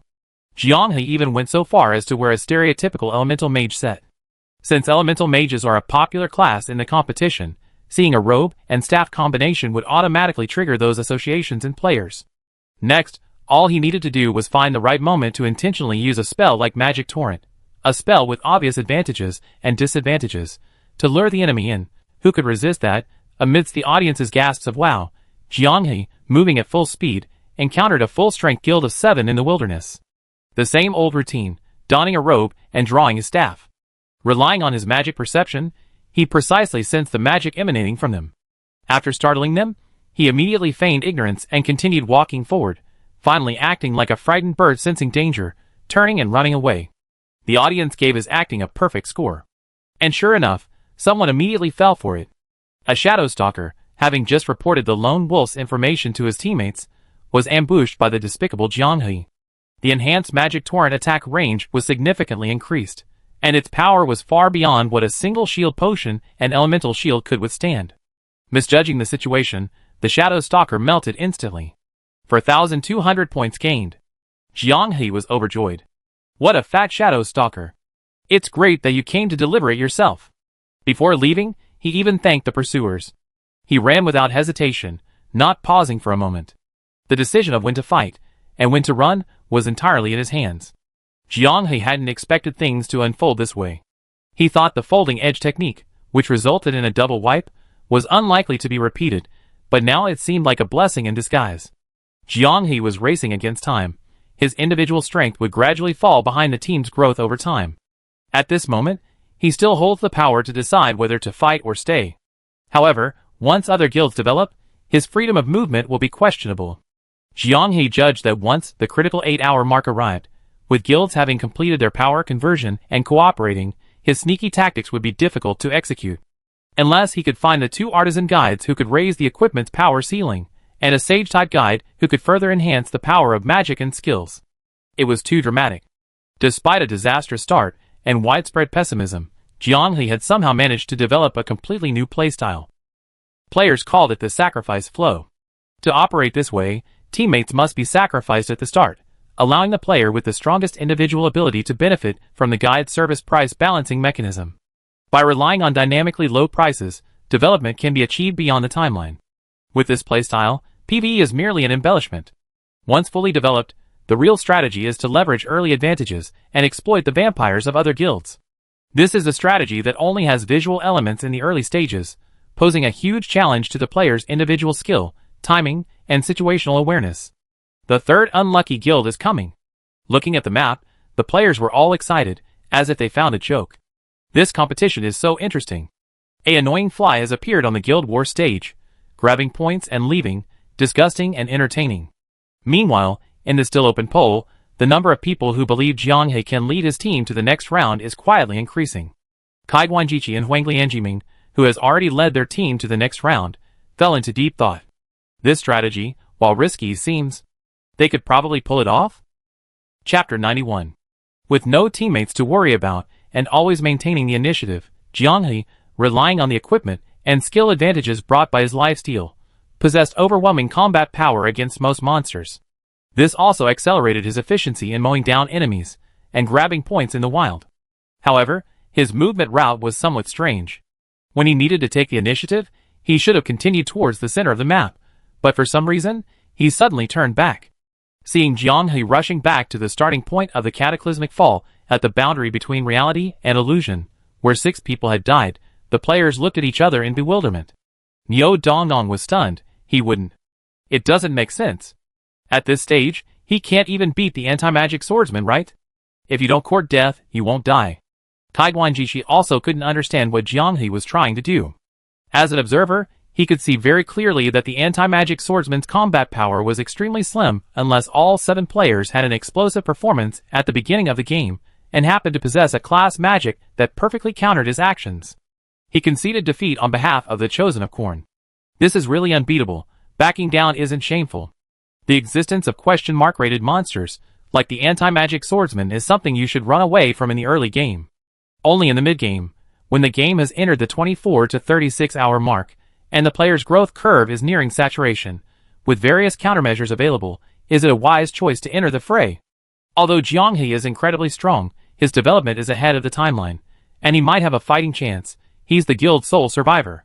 With the sacrifice-style playstyle, not a single mistake can be tolerated. One wrong move, and the whole game is lost. It's not time to gamble yet. What are you trying to do? The person who opened the can was genuinely worried about Jianghe, afraid he might do something rash. What you fear most is what happens. Jianghe stared at the dark forest for a long time, his tension visibly palpable. Heading back to calm his heart rate with deep breaths, he began to take a shield potion. Blessing of the Wind, accelerating the spell's channeling. Here it comes, the standard pre-boss fighting buff applying routine. Aside from a few trolls celebrating, most players were on the edge of their seats, their blood pressure about to explode. Wait, why does he dare provoke the anti-magic swordsman? Jianghe plunged into the forest, the illuminating orb above his head, and the fire rings surrounding his body serving as both a light source and an enemy detection indicator. Returning to the scene of the cataclysmic disaster, Jianghe's forehead was covered in cold sweat. This reaction was caught by Kaiguan Instant Food. It didn't seem like he was confident in fighting at this stage at all. Could it be? The illuminating orb dimmed, and the fire rings began to shatter. Not far from Jianghe, a humanoid silhouette, seemingly blending into the darkness, was surrounded by deep purple light spots. This special effect appears before a guide-like NPC unit spawns and leaves. Just as Jianghe's reckless challenge was about to fail, the players who had breathed a sigh of relief suddenly jolted. The anti-magic swordsman, half emerged into the void, took a step forward and cast his gaze in Jianghe's direction. Faced with imminent danger, Jianghe smiled with relief. Cyber Potato suddenly understood and explained to the still confused Niu Dongnong. It's to ensure the anti-magic swordsman doesn't leave before spawning. Guides in the guild battlefield will spawn and leave after a certain period if no one interacts with them. But if a trade occurs during this time, their stay will be extended. The same principle applies to the anti-magic swordsman. Jianghe deliberately returned to ensure the anti-magic swordsman remained in place before the resource depletion circle refreshed in 12 hours. His ultimate goal was obvious, to use the anti-magic swordsman for his own benefit. Without interference, Jianghe focused intently and clearly observed the anti-magic swordsman's spatial teleportation process. His left hand reached into the void, a faint blue starry path flashed by, and surging magic enveloped his body. The next instant, like an ink stain wiped away, he vanished. The entire process took only a blink of an eye. Space was merely a soft curtain, like clay he casually kneaded in his hand. The anti-magic swordsman's armored body crashed through the void, the tear releasing turbulent magical energy powerful enough to interfere with a mage's spellcasting. Where he came from, a blurry, intangible afterimage remained in the air, like an imprint. The man arrived first, the sword's edge followed. Before the anti-magic power erupted, Jianghe, aided by the acceleration of the Blessing of Wind, nimbly retreated. The blade's aura flashed past, leaving a visible scratch on the anti-magic swordsman's gleaming silver-white armor. It could cause damage. Knowing this, he didn't flee immediately. He first used his speed to create some distance, then deliberately paused. Waiting for the anti-magic swordsman to actively tear through space and teleport, he silently counted 1 before quickly creating distance again. The sword aura tore through the earth, raising dust and sending stone fragments flying. Not too early, not too late. Too early, and the anti-magic swordsman's teleportation would be like a shadow. Too late. Even a class as robust as the flawless shield couldn't withstand a single strike. The consequences for him were unimaginable. It was truly thrilling and exciting. Just watching the projected image made many players' palms sweat. Bearing the hopes of the entire team, there was zero room for error. Under immense pressure, Jiang He's actions didn't falter, his mind remained calm. Every teleportation attempt by the anti-magic swordsman was skillfully countered. He teleported hundreds of meters away, taking advantage of the anti-magic swordsman's inability to lock onto him, using Wind's blessing for acceleration, and made a quick escape. Having failed only once, Jiang He had already summarized the experience of countering teleportation. Is this the true value of the top PV guild? He wanted to check if any new villagers had spawned on the ruins of the burned-down Demon Fox village, so he could make a quick withdrawal. But in the distance, Jiang He spotted the plague doctor, dressed in a black tuxedo, top hat, and bird-beak mask. This was a special guide he encountered today. This stroke of luck, like finding a pillow when you're sleepy, made Jiang He's steps lighter. He was currently worried about where to spend his 79,200 gold. It's an honor to serve you. The plague doctor turned at the sound of the voice, and bowed slightly to Jiang He. Jiang He was slightly taken aback, but immediately a smile appeared on his lips. He asked, I need to concoct some potions. He smiled and activated his illusory backpack, as if casually tidying something inside. Clang! The short sword returned to its sheath. The bird-beak mask split open, revealing the face of a male elf. He stared at Jiang He in astonishment, a thin line of blood seeping from his scalp. He tried to speak, but his throat seemed to be leaking air. Blood gushed from his severed throat. He reached out to cover it, but his hands were too weak. With a thud, he collapsed heavily to the ground, convulsing and losing consciousness. 13,320 points. This one is incredibly wealthy. The sudden change brought life to the once empty ruins. 6 figures, blending seamlessly into their surroundings, appeared. Jiang He smiled upon seeing the leader. It's true what they say, enemies meet again. This was Gaia's consciousness, the one who had clashed with Jiang He just yesterday. The incomplete evolver's face was ashen, his trembling lips betraying his turbulent emotions. Impersonating the guide to launch a sneak attack, how insidious. The incomplete evolver was filled with rage, but remembering the previous example, he could only suppress it. How did you figure that out? Jiang He chuckled dismissively. You can't even imitate it properly. The plague doctor removes his hat, and bows to every player he encounters. This guy from your guild is quite the show-off. Details determine success or failure, regardless of the plague doctor's appearance. Removing his hat and bowing to people is a given. However, this is also the episode most in line with your character settings. After all, you all said anyone with hands can do it, so this makes sense. The incomplete evolver sneered, no matter what, I already apologized. Justice will prevail. The shadow walker of Gaia's consciousness cautiously circled the ruins, then suddenly became ecstatic. I haven't sensed anyone else at the boundary between reality and illusion. A remnant formation? A lone wolf? The incomplete evolver clenched his fists, a sense of exhilarating revenge washing over him. I show you what karma is. He shouted inwardly. At the very moment the shadow walker spoke, Jiang He moved. He moved like lightning, feigning a collision with the group of 5, tricking the incomplete evolver and the others into either casting spells to protect themselves or actively engaging him. Seeing Jiang He leave only a fleeting afterimage, he suddenly spun around, heading straight for the shadow stalker. The incomplete evolved being cried out that he'd been tricked. Having just ended his shadow stalking, he couldn't retreat back into the shadows to hide, not even having time to assume a defensive stance.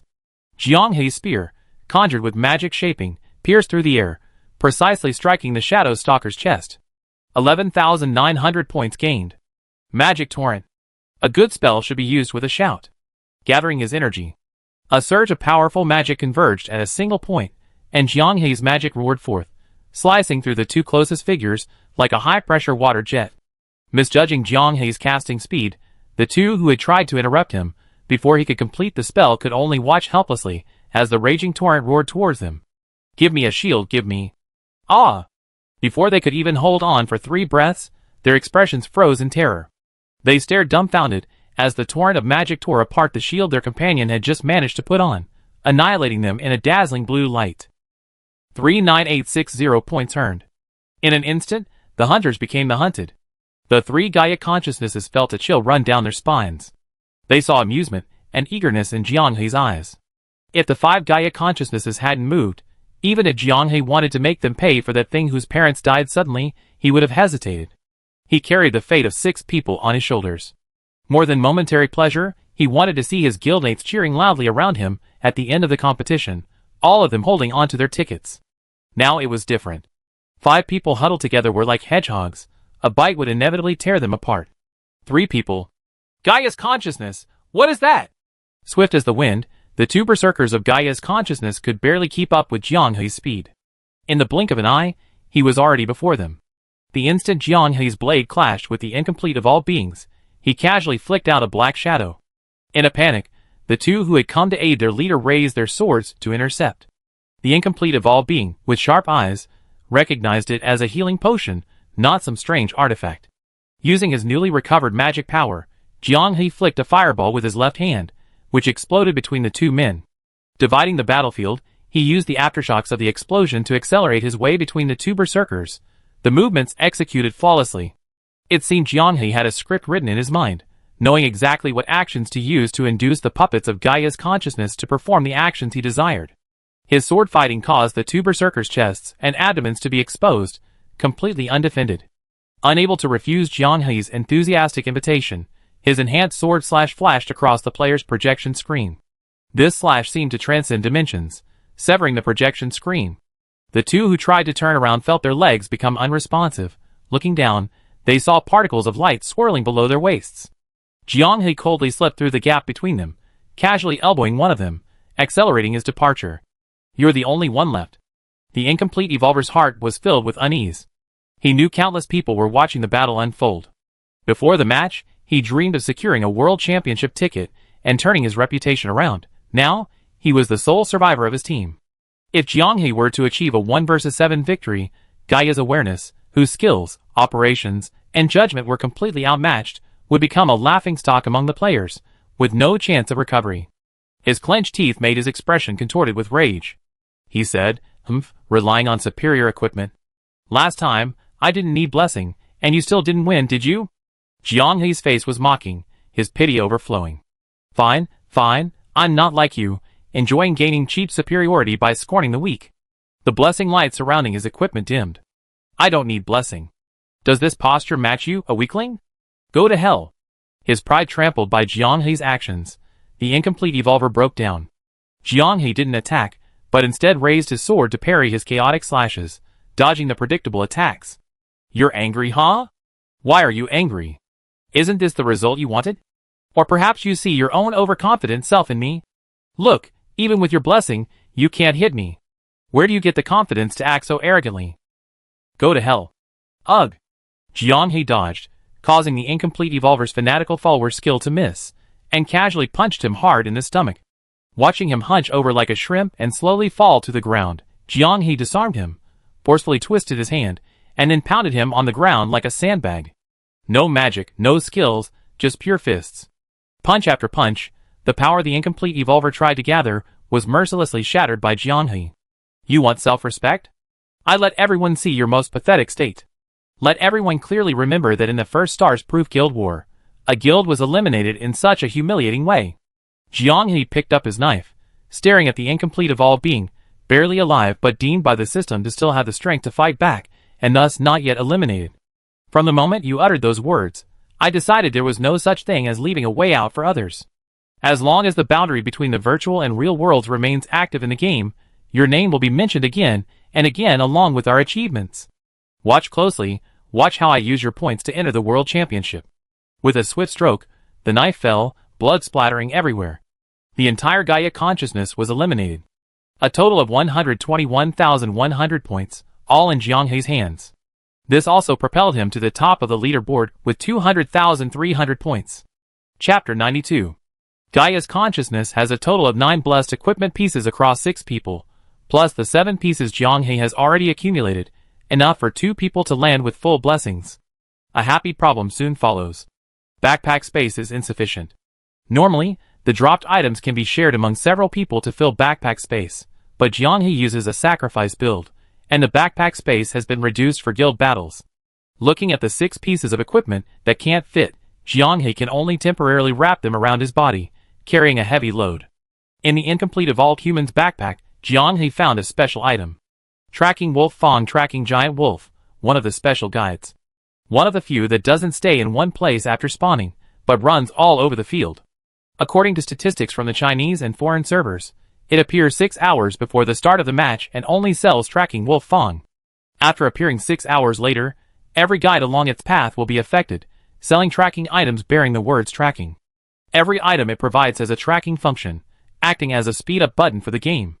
The holder of the Tracking Wolf Fang can scan every 30 minutes by consuming a small amount of points, revealing player activity at the scan location and indicating their last known location. This is a huge help. Jianghe played with the Tracking Wolf Fang, overjoyed. The sacrifice build required constantly finding people to drain his life force. Previously, he had been running around aimlessly, creating noise to lure people in, barely managing to absorb a few guild points. Now, that aimless wandering was over. Gaia's consciousness is truly a benevolent person. In reality, it gives away fans, and in the game, it gives away points and crucial items. After carrying a heavy load of supplies for a while, Jianghe, struggling to breathe under the weight, was about to give up when suddenly, his eyes widened. Under the shade of a tree not far away, a plague doctor wearing a top hat and a black tuxedo gazed in his direction. No way again? The discussion about disguising oneself as a guide originated in the Western servers. The initial method involved stealing clothing from various NPC settlements in the game to create a disguise. This method spread to Japan, where players took it to a whole new level. Since the Plague Doctor and other guides wore masks, their true faces were hidden. Upon entering the competition, they immediately used plants and fruits from the game area to create dyes, and then gathered items from NPC settlements.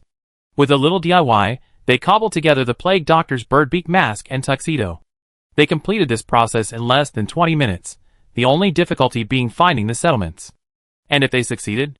Anyway, the top player on the Japanese server used this skill to crush a blind player who was good at StarCraft, successfully securing a ticket to the World Championship. This led to players in Japan accusing them of relying on tricks to win, predicting a first-round exit in the World Championship, and fiercely condemning their unfair victory. When everyone is using the same strategy, or even no strategy at all, those who can come up with a new strategy naturally have an advantage. They changed their outfits 3 times during the main tournament, causing someone to become nervous and attack the guide, only to be killed by the guide. Jianghe's pre-match information gathering was impressive, so Gaia's consciousness only showed a slight abnormality before he instantly killed it. He approached the Plague Doctor discreetly, his eyes fixed on him, meticulously searching for any suspicious detail. Only when the Plague Doctor removed his hat and bowed did he lower his guard. When the Plague Doctor activated the guiding light, Jianghe breathed a sigh of relief. I need to upgrade my backpack. After spending 2,000 points, his backpack expanded, finally providing storage space for his overweight items. Observing the services offered by the Plague Doctor, Jianghe suddenly had a thought. In a forest in this direction, do you know a swordsman who can use anti-magic and spatial magic? The Plague Doctor's tone was amused. Yes, I know. You said you could concoct any potion we need, so? Jianghe asked slyly, do you have a potion to kill him? Yes. Jianghe's eyes lit up. But, just because I can concoct it doesn't mean you can afford it, the Plague Doctor said. This is a super tier potion. You not only need to meet the points requirement, but you also need to fulfill one of my requests. The price? I need to hear the price first, Jianghe persisted. The current price is 384,500. Are you sure it will work? He possesses the power of magic suppression, and potions rely on magic to take effect, don't they? Magic suppression is also a form of energy, not an inexhaustible resource, the Plague Doctor said calmly and confidently. I think she die, and she will definitely die. Gaining another 180,000 points in a short time is too difficult, and it's unknown how much the price will increase when they return. Jianghe changed his approach. I don't want to kill him, I want to weaken him. How many of these potions do I need? It also depends on your needs. Weaken defense. I want his armor to be like paper before my blade, his flesh unable to withstand a deadly strike. 90,170 points. This is a high-grade potion. You also need to meet a random condition. A crystal bottle appeared out of thin air in the Plague Doctor's hand, the bright red potion inside sending chills down everyone's spine. Drink it. Don't spit it out within 1 minute. Strangely, The players watching heard the conversation between the two as Jiang He carried out this request. Clearly, it was an explanation prepared by the official team for the bewildered players. Jiang He took a deep breath and reached out to take the potion when the plague doctor reminded him. Once you touch this potion, it will be considered a purchase of a high-grade potion, and points will be deducted. If the condition is not met, the points will not be refunded. Please think carefully. Jiang He didn't hesitate, taking the potion instantly, 90,170 points deducted. The players, watching the projection screen, held their breath as Jiang He pinched his nose and gulped down the potion, swallowing nervously. The instant it entered his mouth, Jiang He understood why he wasn't allowed to spit it out. It tasted utterly disgusting. Rotten, moldy food battled on his tongue. It was as if he were standing beside a garbage dump in a sweltering summer slaughterhouse, the stench of blood and rotting flesh assaulting his very bones. The potion flowed through his mouth for only 2 or 3 seconds, but to him it felt like centuries. Countless images flashed through his mind. For a fleeting moment, Jiang He hallucinated back to when he was just born.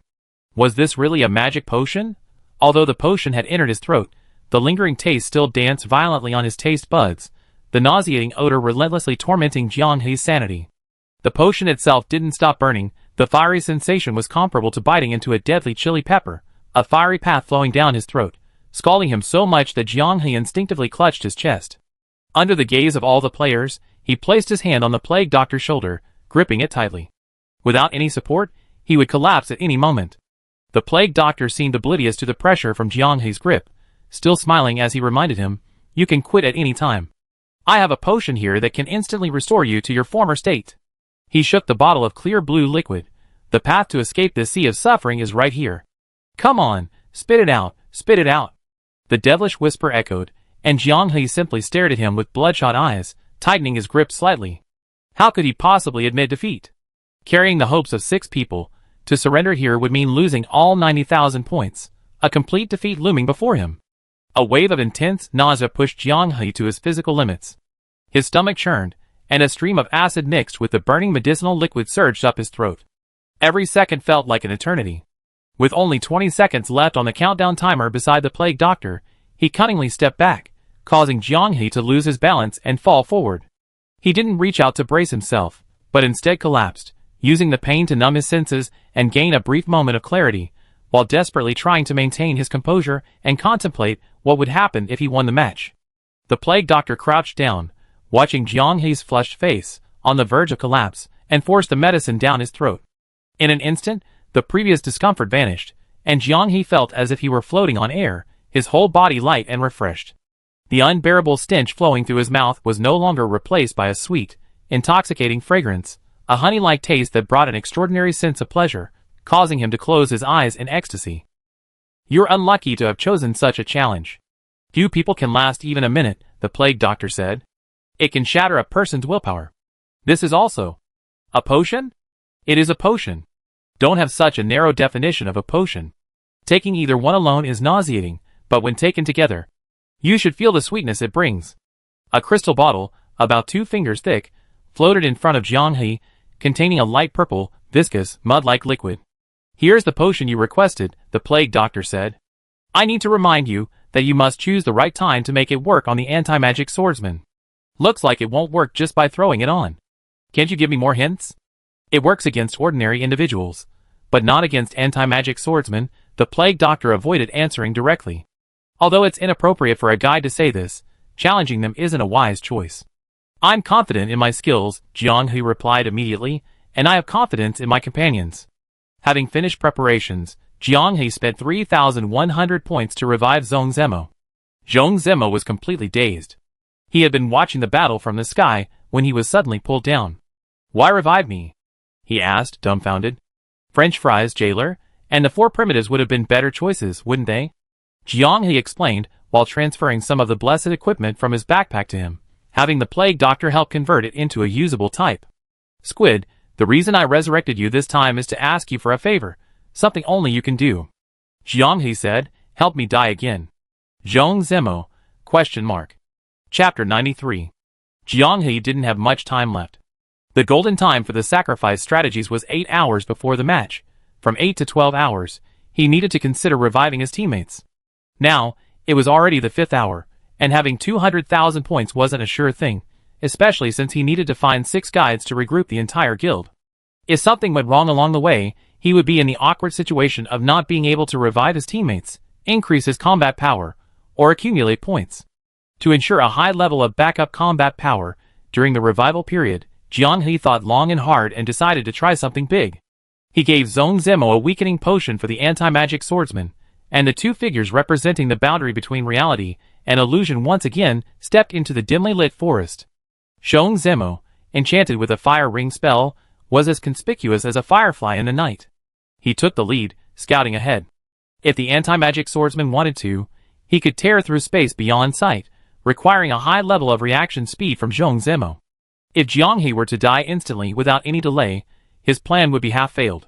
A chilling aura swept through the dark forest, spreading silently. Even though there was nothing unusual in their field of vision, both of them sensed it.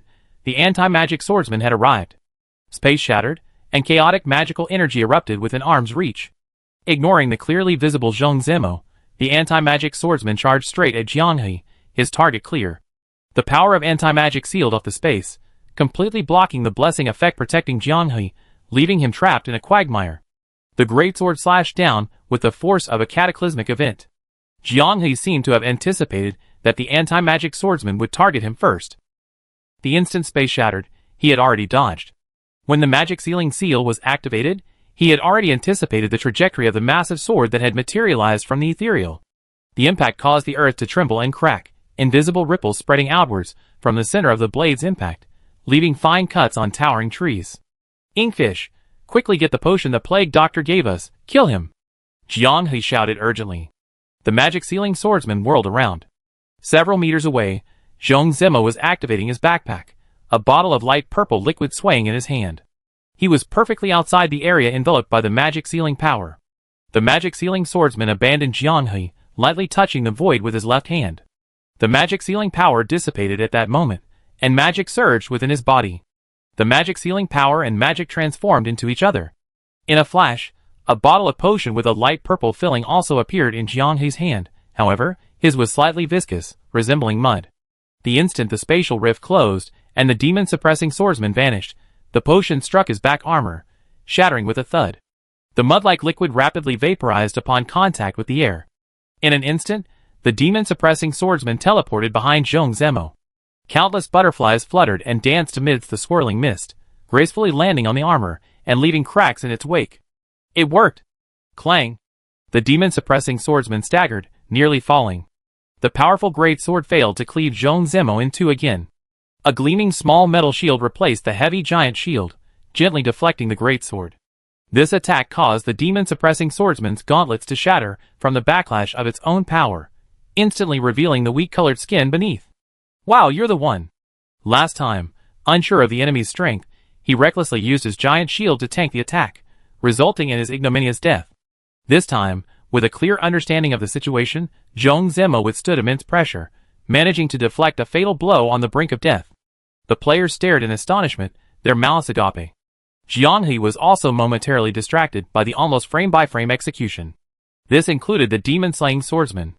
He looked down at the great sword embedded in the ground, froze for 2 seconds, then abruptly looked up, glanced at Zhong Zimo, and pulled the great sword out, swinging it down again with overwhelming force. Clang! When Jiang He reached the demon-slaying swordsman, his armor was already shattered. Wheat-colored skin, clearly defined muscle lines, exposed to the air, but it wasn't what he expected. It looked like a woman's hand. Zhong Zimo's second shield parry had actually deflected the demon-slaying swordsman's great sword, achieving an incredible disarming effect. The magic-suppressing zone she herself created ironically became a cage hindering her from using magic to destroy Zhong Zimo. Seizing the opportunity, Jiang He gritted her teeth, and her long-prepared skill transformed into a streak of white light, illuminating the dim forest as if it were daytime. The sword-drawing slash sliced through the magic-suppressing swordswoman the instant she turned with incredible speed, intending to fight barehanded. Wisps of blood erupted from the swordswoman's body. Affected by the sword-drawing slash, her steps faltered, unable to move forward. She barely managed to pick up her great sword and plant it on the ground, her whole body trembling. The butterflies fluttering around her spread the cracks to every corner, and this attack completely destroyed her effective defense. Knowing she was about to die, She drew her sword without hesitation and charged straight at Zhang Zemo. At this moment, Jiang He seemed to understand her feelings. Regardless of victory or defeat, life or death, she was stubborn and refused to accept defeat. Clang! The demon-suppressing swordsman's stubbornness paid off. Her great sword was deflected, spinning several times in the air before crashing to the ground. The force absorbed by the small metal shield transformed into a shockwave, shattering her visor and revealing a face filled with astonishment, and long, light golden hair disheveled by the wind. Another slash flashed past. The demon-suppressing swordsman's body, devoid of magic power, was nothing more than flesh and blood, and the sharp aura easily drew a bloody gash across her neck. Filled with resentment, she slowly fell backward, raising a cloud of dust. Huang Liangyameng suddenly smiled with relief. She now understood why the reality virtual boundary could quickly traverse the temple. 145,620 points. The reality virtual boundary points jumped to 240,060 in one go. Is this the true value of an anti-magic swordsman? One person is worth the entire Gaia consciousness team. After deducting the potions purchased from the plague doctor, this successful extermination even yielded a surplus. The credits didn't lower Jiang He's guard. For some reason, the anti-magic swordsman's corpse hadn't disappeared. Zhang Zemo kicked it, and it still had impact volume. Could it contain the malice of the second stage? The two dared not be careless and quickly retreated. Suddenly, a light rekindled in the anti-magic swordsman's dim eyes. The fatal wound on his neck healed rapidly, and his shattered armor seemed to be redrawn and replaced by an invisible hand. While their minds were in turmoil, the resurrected anti-magic swordsman plunged his great sword into the ground. This seemingly ritualistic opening startled the two. Just as they were pondering how to react, a thud was heard, and the anti-magic swordsman knelt on one knee, his proud head slightly lowered. Huh? What does this mean? The sudden turn of events nearly shut Jiang He down. A surge of magical energy emanated from the demon-suppressing swordsman's body, flowing through to her great sword and creating a halo of light. A hazy light screen projected, displaying a list of services provided by the guide in the void. Ah? You're the guide? Demon-suppressing swordsman and willing to serve the great trial seekers. The demon-suppressing swordsman removed her faceplate and helmet, revealing a beautiful face and exceptionally healthy, tan skin, clearly the result of long-term training. She explained, and I only provide services to trial seekers who can defeat me. The two great trial seekers have received a temporary blessing of weakened magic for 3 hours. Ah, wait! Jiang He covered his mouth with his hand, his brows furrowed. So, the demon fox village chief wasn't lying to me? And was indeed a guide, but not in the form they knew. And possesses all the items available to ordinary trial participants. But she has an additional special item called the anti-magic jade. After purchasing it, any special guide other than herself can directly upgrade her weapon into a special piece of equipment with the anti-magic blessing, without conflicting with existing blessing effects. This is an exclusive blessing that will not appear in the random blessing lists provided by other guides. Price, 97,000 points. What caught Jiang He's attention the most was the last item in the list. Anti-magic greatsword, 30,000 points. Upon purchase, one will obtain the same greatsword as in. It inherits all blessing effects from the currently equipped weapon. After acquisition, it automatically adapts to N's greatsword usage experience and skills, allowing for immediate and seamless use. Unable to use magic, but all martial arts skills are enhanced. Meeting the conditions for the anti-magic greatsword will further unlock its ability cap. It even has growth potential. This is equivalent to selecting one member of the guild and copying a slightly weakened version of it onto them, a kind of alternative divine possession. Defeating and grants nearly 150,000 points. What's the difference between a 30,000 point anti-magic greatsword and a freebie? Off-screen, instant food, and a dream of yellow millet fell into deep thought again. This is the first case across all servers since the game start of the game of defeating a monster with a question mark rating. Previously, although the official operations team had revealed generous rewards, with S-rank monsters already causing headaches, no one considered hunting them as an early game objective when it came to advancement. Later, after both players and monsters improved, they hesitated due to the risks.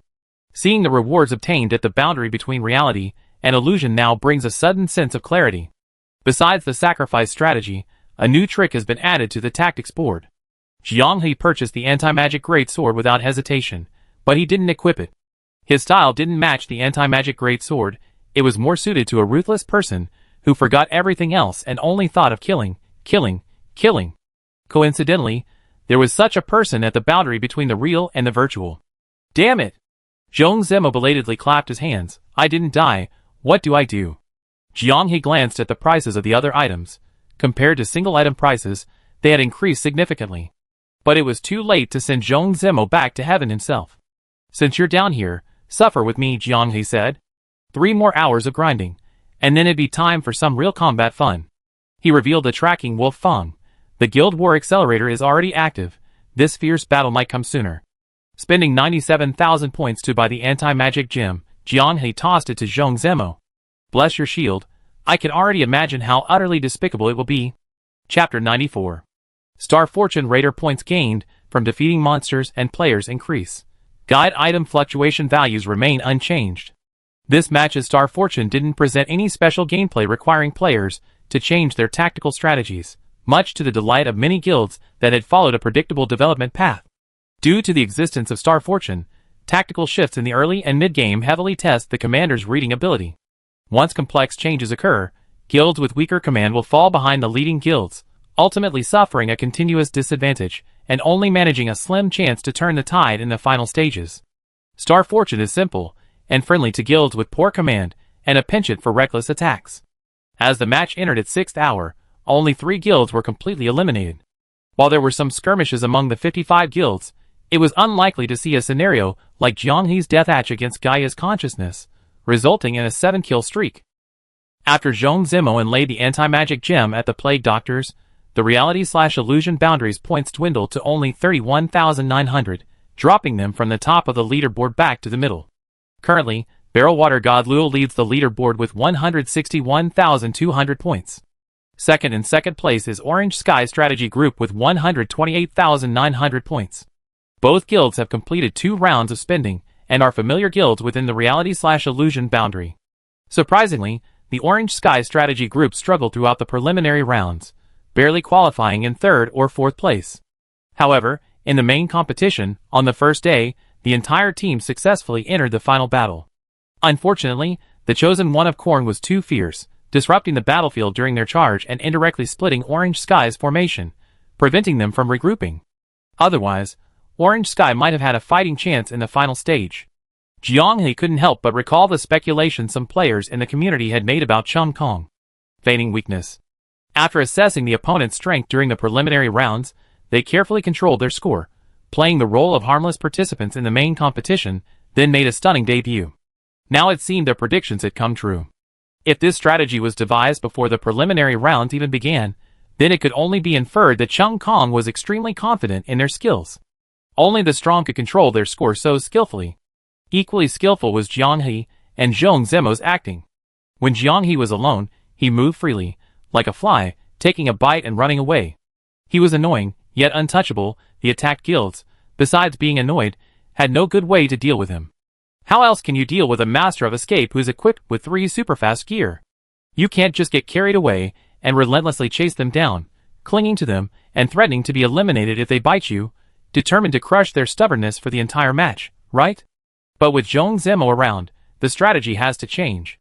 Using tracking Wolf Fang to pinpoint the direction, Zhong Zemo unwittingly entered the opponent's perception zone. Due to the cumbersome nature of the flawless jade, he was unable to escape and was forced into combat. Then, Jiang He launched a surprise attack from the outside, wreaking havoc on the ranged attackers, including supports and mages. Zhong Zemo, wielding a small metal shield that could nullify magic within a 1-meter radius, easily deflected the unfortunate soul who thought, I have the advantage in close combat. The blessing of the anti-magic gem is different from that of the anti-magic greatsword. Its power cannot nullify the blessings of other players. But the effect is still amazing. With the star's proof losing its shield and every hit dealing true damage, anyone who tries to engage Zhong Zemo in melee combat will have all their support effects nullified. Magical support from afar, unless it causes secondary damage upon hitting the ground, will inevitably be distorted by the 1-meter radius anti-magic field. But if that were to happen, secondary damage wouldn't be indiscriminate, and it would be difficult to say who would fall first, his comrade or Zhong Zemo. With neither side's magic able to target, the small circle with a 1-meter radius became the most primitive arena. Zhong Zemo was clearly the more skilled one, and the berserker attacking him felt just as frustrated as the anti-magician, and clang, clang. The crisp sound of metal striking metal was enough to make any melee class's blood pressure explode. Not to mention the players present. Even those watching from the sidelines felt their heads buzzing. Without melee, they couldn't effectively inflict damage. Melee meant facing Zhong Zemo's absurdly high shield parry success rate. He used his shield as a weapon. Upon a successful parry, he would slam it down, making the already staggered opponent's heads vibrate even more. Jiang He unleashed a carnage from the rear, while his own support and mage struggled to defend themselves. They tried to retreat, but Zhong Zemo maintained a posture of constantly switching weapons to unleash a sneak attack, leaving the berserkers in a dilemma. Jiang He wiped out the support and mage in less than 10 seconds. Seeing the two about to form a pincer attack, the remaining berserkers of the guild fled, determined to preserve any chance of a comeback. The two didn't pursue. There was no need to fight to the death. Taking the points and leaving was the most comfortable option. Players could see clearly that both Jiang He and Zhong Zemo were acting monsters. When Jiang He was farming points alone, his feigned panic while luring enemies into a trap was praised as amazing acting. But compared to others, it wasn't so outstanding. Zhong Zemo, a seemingly clumsy but flawless warrior, initially showed panic upon encountering an enemy, then quickly hardened his gaze and resolutely turned to fight, shouting indignantly, "Let's fight one-on-one." His expression shifted naturally and smoothly. The key point is, when a berserker is provoked, they call out to their teammates, deciding to fight one-on-one. It's hard to say whether it's genuine chivalry or a decision to recklessly take advantage. In short, it's just playing the berserker for fun. After absorbing blood twice, his score at the boundary between reality and illusion reached 172,900. Meanwhile, the top guilds on the leaderboard had all surpassed 200,000. Let's start resurrecting now. Although there was still an hour before the 8-hour mark, Jiang He, observing the leaderboard, already sensed danger. Under the Raider Star Fortune, the player's score growth rate significantly accelerated.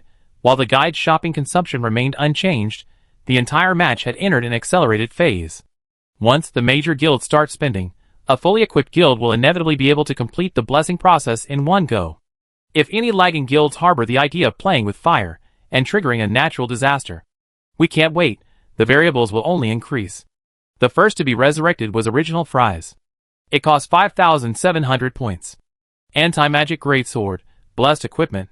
Here all of it.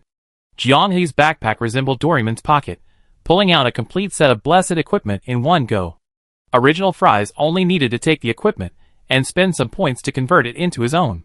Soon, Original Fries also began to emanate an anti-magic aura. Now there were 2 units at the boundary between reality and illusion that could not be targeted by magic. Someone's coming. Jiang He was about to open the map when he sensed someone approaching and immediately alerted the two who were still shopping. A full team of 7 appeared by a stream not far away, watching the boundary between reality and illusion across the water. At a glance, both groups showed expressions of surprise. The boundary between reality and illusion. Dream Overlord? Goodness, another familiar face. The guild leader of Dream Overlord, Dream Kunlun, and the vice leader, Black Knight Lord, were both in the team. This was the first time the two guilds had met since entering the guild war. During the preliminary rounds, the boundary between reality and illusion had a smooth run, consistently ranking first and advancing to the main competition. Dream Overlord, on the other hand, was eliminated in the first round of the preliminary rounds, only managing to barely make it through the second round. The first round of the main competition had the potential for a joyful reunion, but unfortunately, the boundary between reality and illusion had a disastrous start, being eliminated by Korn's chosen midway through. Faced with this unfinished fate, before even seeing the real battle, the verbal sparring had already begun. Ha ha ha, is this the number 1 PvE guild? How come you're so pathetic, only 3 people left? Luck guilds really don't go far. Having been publicly humiliated by Jiang He earlier, Black Knight Lord, seeing the advantage in his favor, quickly popped open a bottle of champagne. If you're eliminated by us, whom you always look down on, won't you be furious?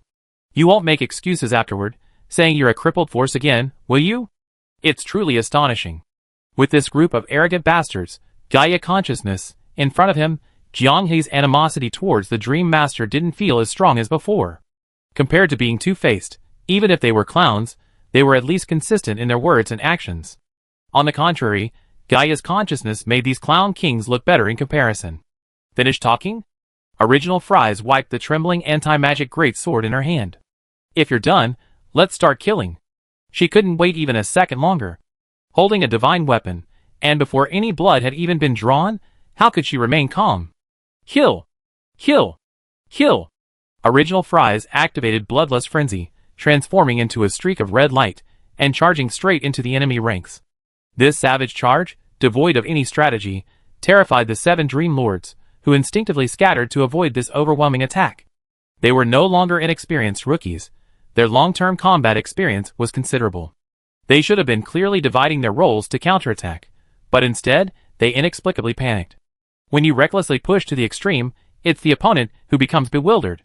This was the lesson Original Fries learned from watching Korn's Chosen's fighting style.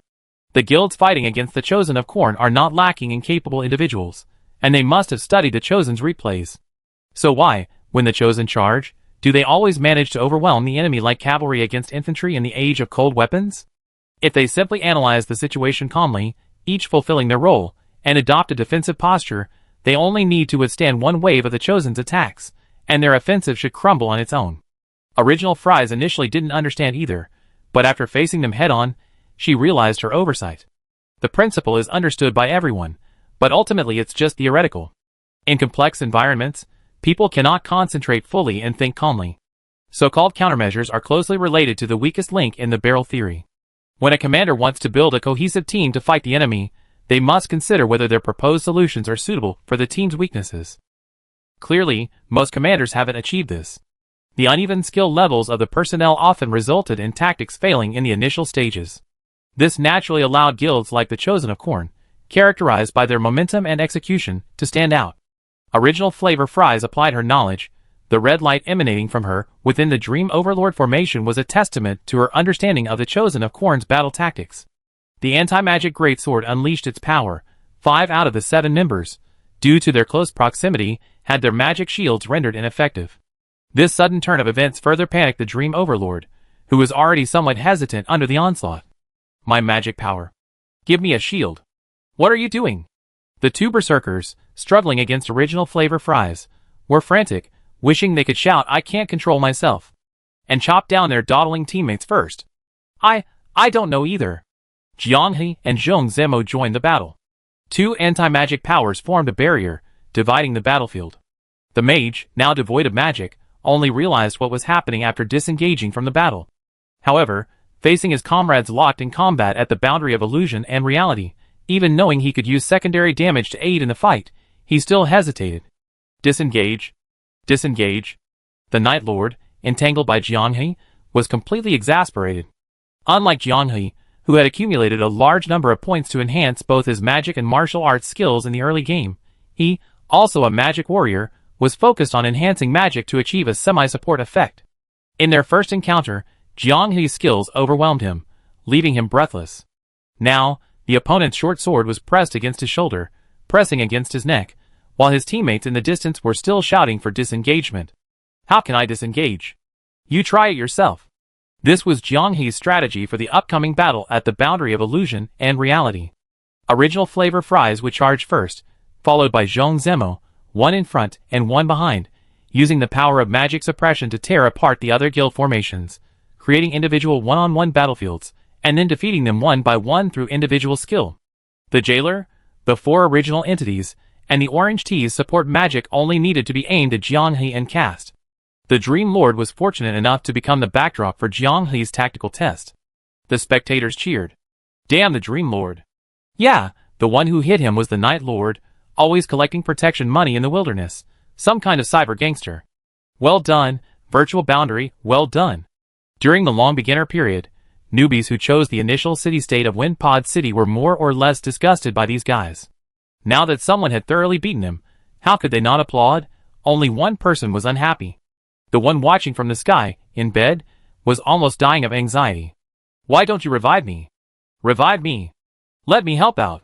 The guild leader Dream Kunlun had been countered 4 times in a row, but his indomitable spirit of repeated defeats and relentless battle was admirable, even worthy of a stubborn compliment. The severely wounded Night Lord watched helplessly as Jianghe left, prioritizing the other guild members, his face filled with despair. The boomerang came a little too fast. The Luck Guild was something he had pinned on the boundary between reality and illusion. Being wiped out by 3 people, wasn't this boomerang going to hit the Dream Lord on the head? After Zhong Zimo's fifth consecutive parry, the extremely frustrated Dream Kunlun was like a cannon fodder, easily killed by the ruthless original flavor fries with a single slash. Killing him wasn't much harder than killing a berated monster in the wild. Jianghe returned to the Night Lord. "You're right, the Luck Guild won't go far." He deliberately spoke each word slowly and deliberately, making it easier for the lip-reading expert to decipher. "Thanks for the points gift pack, bye-bye." Zhong Zimo specially switched to his giant shield and unleashed a massive shield bash, smashing the Night Lord's head open. Commentator Niu Dongnong couldn't help but say, on the bright side, the Dream Master's performance has improved significantly. "I still remember that before, they were single-handedly defeated by original fries, taking down dozens of people." Chapter 95. In card games, if an overpowered aggro deck exists, control-focused decks will disappear, creating a race-like environment where speed is paramount. If you can't beat them, join them. If you don't speed up, others will, and you suffer. The same principle applies to guild wars. A major reason for Korn's rise to prominence was his intense, almost frenzied, fighting spirit throughout the early, mid, and late game, driving him to aggressively attack and cripple guilds. Incomplete guilds were forced to shift from conservative to aggressive strategies, constantly adapting, ultimately accelerating the pace of the game until the final stages rarely saw more than 20 teams remaining. The boundary of illusion was even more aggressive. After reviving original fries in the 6th hour, they continuously increased their speed. Reviving Orange Tea and Bed in the 7th hour. Reviving for Primal Bodies and Jailer Bro in the 8th hour. The boundary of illusion, initially condemned to death, was miraculously revived by Jianghe. More and more players are paying attention to the boundary between reality and illusion. After learning about the extremely unorthodox sacrificial strategy, they are all eager to see just how overpowered they are. Commentators who were streaming other guilds' first-person perspectives switched to their projectors upon hearing this, and upon seeing the status of the entire boundary between reality team, they were immediately stunned. Huh? Is this the combat power they can have at this point in time? An entire squad with 8 hours of blessing and fully enhanced skills? Just after switching screens, an entire full-strength guild was eliminated by boundary between reality and illusion. Original Fries and Zhong Zimo are cutting through the battlefield. Jianghe and Bed are cutting through the backline mages and supports. Jailer Bro, for Primal Bodies, and Orange Tea only need to ensure that no one escapes. Niu Dongnong was at a loss for words when it came to commentary. This feeling was similar to commentating on the Corn God's chosen matches. Someone always led the charge, and victory seemed inevitable. You could call it unremarkable, or even simplistic. The point is, no one could counter it, which meant they were destined to rely on their single, winning strategy. Even the 6th-ranked, leading guild, was eliminated by this tactic. During this time, the virtual reality boundary even encountered the Seeking Wolf, who purchased Seeking Eye. Seeking Eye, every 20 minutes, spending a certain number of points, marked the activity of nearby guilds on the map. From then on, the game underwent a subtle change. What's going on with virtual reality boundaries points? They're skyrocketing. Sigh, they're probably just holed up in some corner grinding PV again. Why are you paying so much attention to a lucky guild? Having been eliminated early in the first match, many guilds agreed with Dream Master's statement, lucky guilds don't go far. The members of the Starry Retirement Association remained disdainful as they watched the score surge. But the number of guilds has also decreased significantly. Of the original 58 guilds, only 38 remain. This number widened the Retirement Association's leader's eyes. Having participated in so many competitions, he had never seen nearly half of the guilds eliminated after just 13 hours. Did Shinra and Orange Sky pull out all the stops? It doesn't seem so. The guild member who spoke swallowed hard, his breathing becoming labored. Just now, a guild that was in the middle of the rankings had been marked with an X by the system, meaning that the entire guild had been eliminated. Meanwhile, the boundary between virtual and real worlds gained 130,000 points. One went to 0, the other skyrocketed. The contrast speaks volumes. Hey, that score is heading towards 1 million. From a god's eye view, it's clear this is a massacre initiated by the boundary between virtual and real worlds. By the 14th hour of the game, 20 fully fledged guilds had been eliminated by the boundary between virtual and real worlds, and 9 guilds were reduced to crippled numbers. Half of the 58 guilds had become fodder for the boundary between virtual and real worlds. The boundary between virtual and real worlds held 1.66 million points, topping the leaderboard. The commentators were shuddering, their throats itching, unsure how to describe the boundary between virtual and real worlds' overwhelming dominance. The closest guild to the boundary between virtual and real worlds was the Orange Sky Strategy Group, who had just surpassed Barrel Water God Luo. They only had 328,000 points. Even adding up the points of all the remaining guilds wouldn't be enough to touch the boundary between virtual and real worlds. The vast competition arena became a hunting ground for the virtual reality boundary to prey on other guilds. Every guild could see the leaderboard, and when the virtual reality boundary's points surpassed 1 million, everyone realized something was wrong. Seeing the number still fluctuating and becoming increasingly alarming, the remaining guilds couldn't sit still. Although they didn't know how the virtual reality boundary had done it, they had to stop him. "Shall we unite?" someone suggested. "Unite?" Guild leader Luo Starfish Can, the water god, stared in confusion at the person who appeared waving a small white flag. What he thought was a siege against Lone Wolf turned into a barrage of nonsensical words. Curious, he decided to ask. "Guild leader Starfish, please look at this picture." A piece of clothing he carried bore the signatures of 15 guild leaders. How did you find so many guilds?" Starfish Canned Food asked, utterly bewildered. Some were attracted by rhythmically casting fireballs into the sky, and others were found by us searching around. Guild leader Starfish probably hasn't realized what's happening yet. 2 characters with anti-magic powers have appeared in the boundary between reality and illusion, and more than 10 guilds have already been wiped out. There are still over 30 hours left in the competition.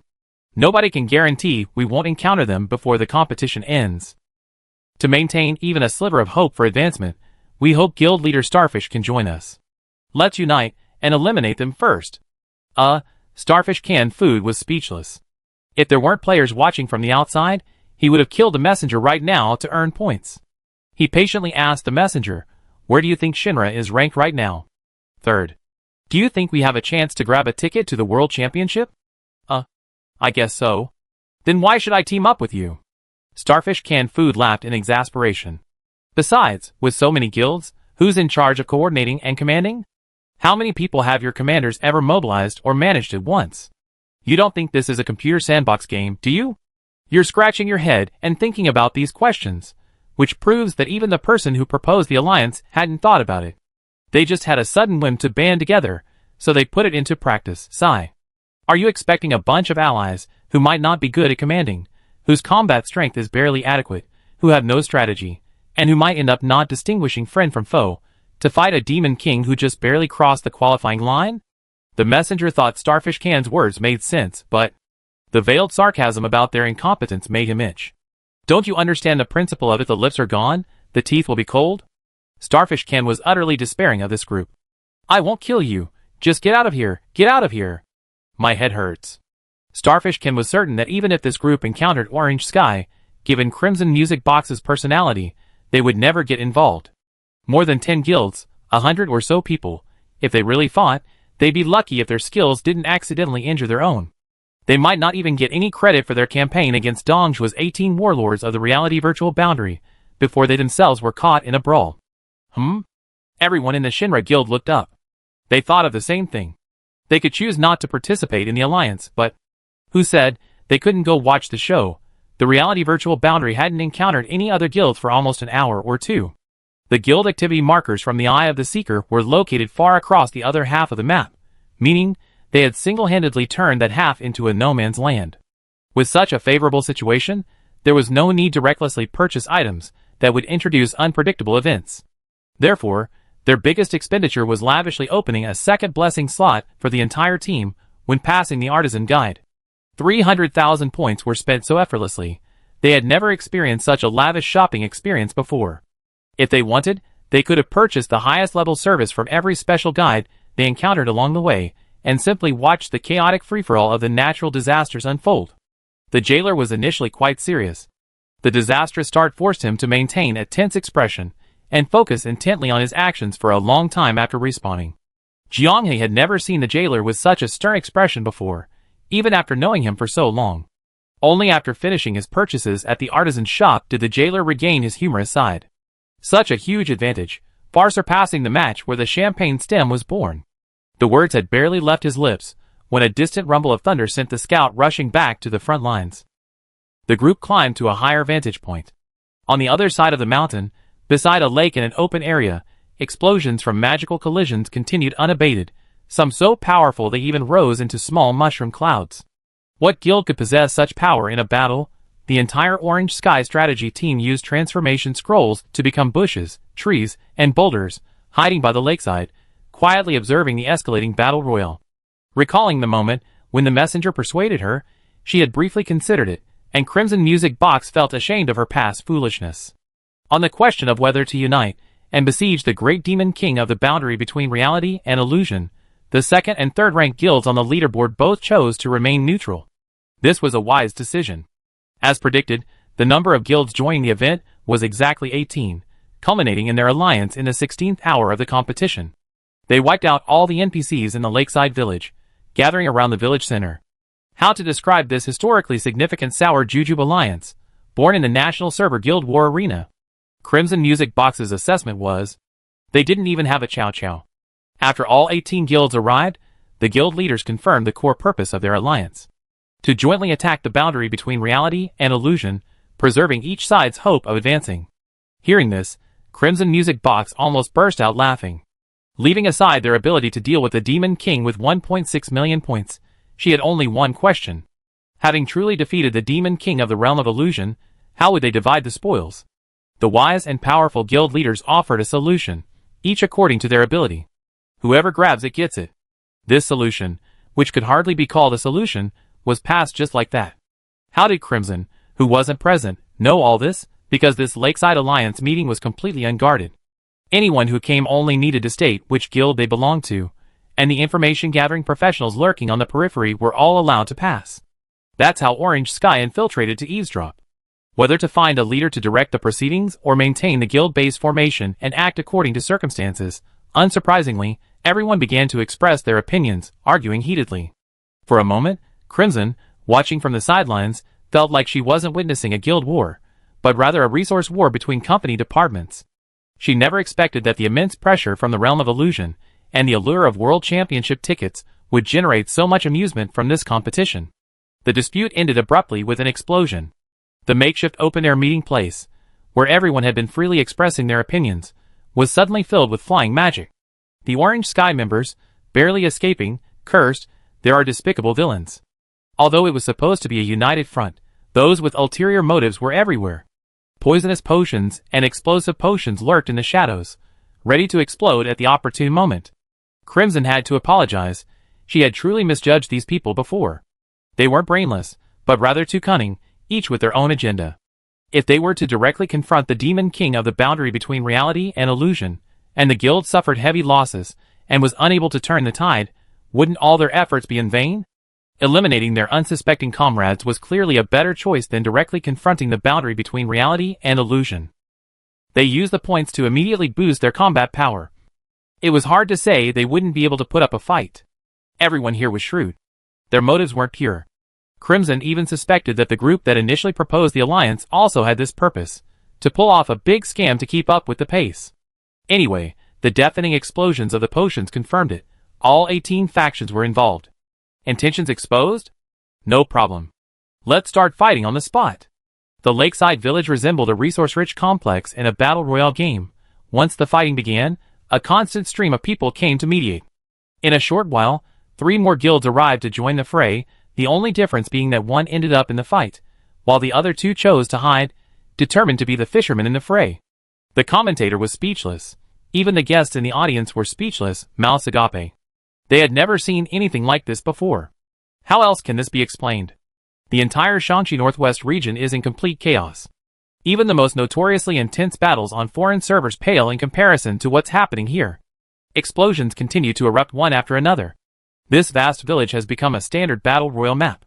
Players who enter have only one goal: to eliminate moving targets and escape with points. But in this life-or-death meat grinder, escaping the chaotic quagmire isn't so easy. The guild rankings on the leaderboard are changing rapidly, points being passed around like a relay baton, causing the second-place position to shift frequently. Even a tug-of-war wouldn't be this intense. In chaotic battles, it's easy to lose your temper. Blinded by rage, indiscriminate killing becomes the norm. Looking at this battlefield, comparable to the Verdun meat grinder, Huang Liang Yimeng, the leader of the Humorous Tree Guild, smiled helplessly. I think it all started with how the virtual/real boundaries sped up the game. The commentator continued, "So, it's all the virtual/real boundaries' fault?" "Yes, It's all their fault. Seriously, why make such a fuss? Chapter 96. The guilds that had been hiding in human form were caught in the aftershocks of the battle, revealing themselves one after another. The members of Orange Sky watched helplessly as rocks, trees, and bushes in the distance transformed into human figures, engaging the exposed guilds in a chaotic melee.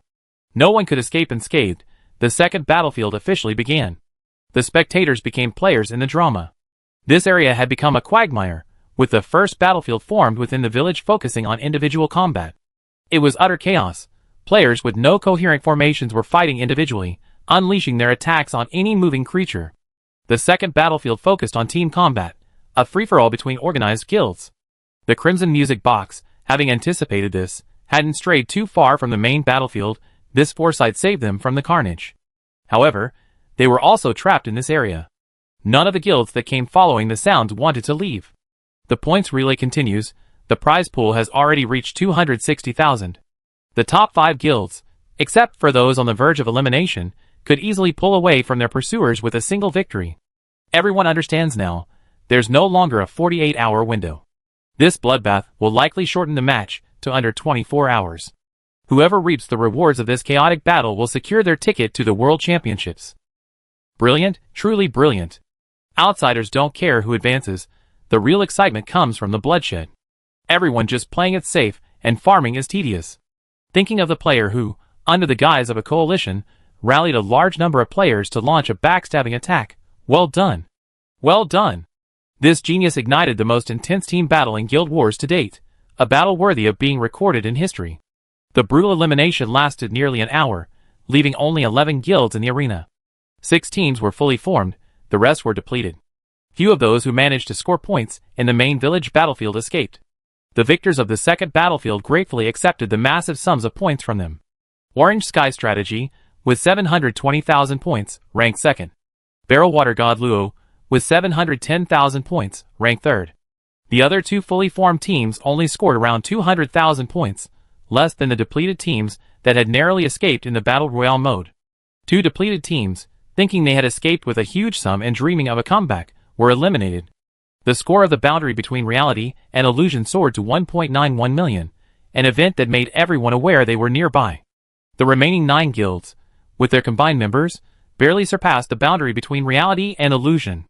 Nyo Dongdong's world chat was filled with Nyo 30,000, a testament to his generosity.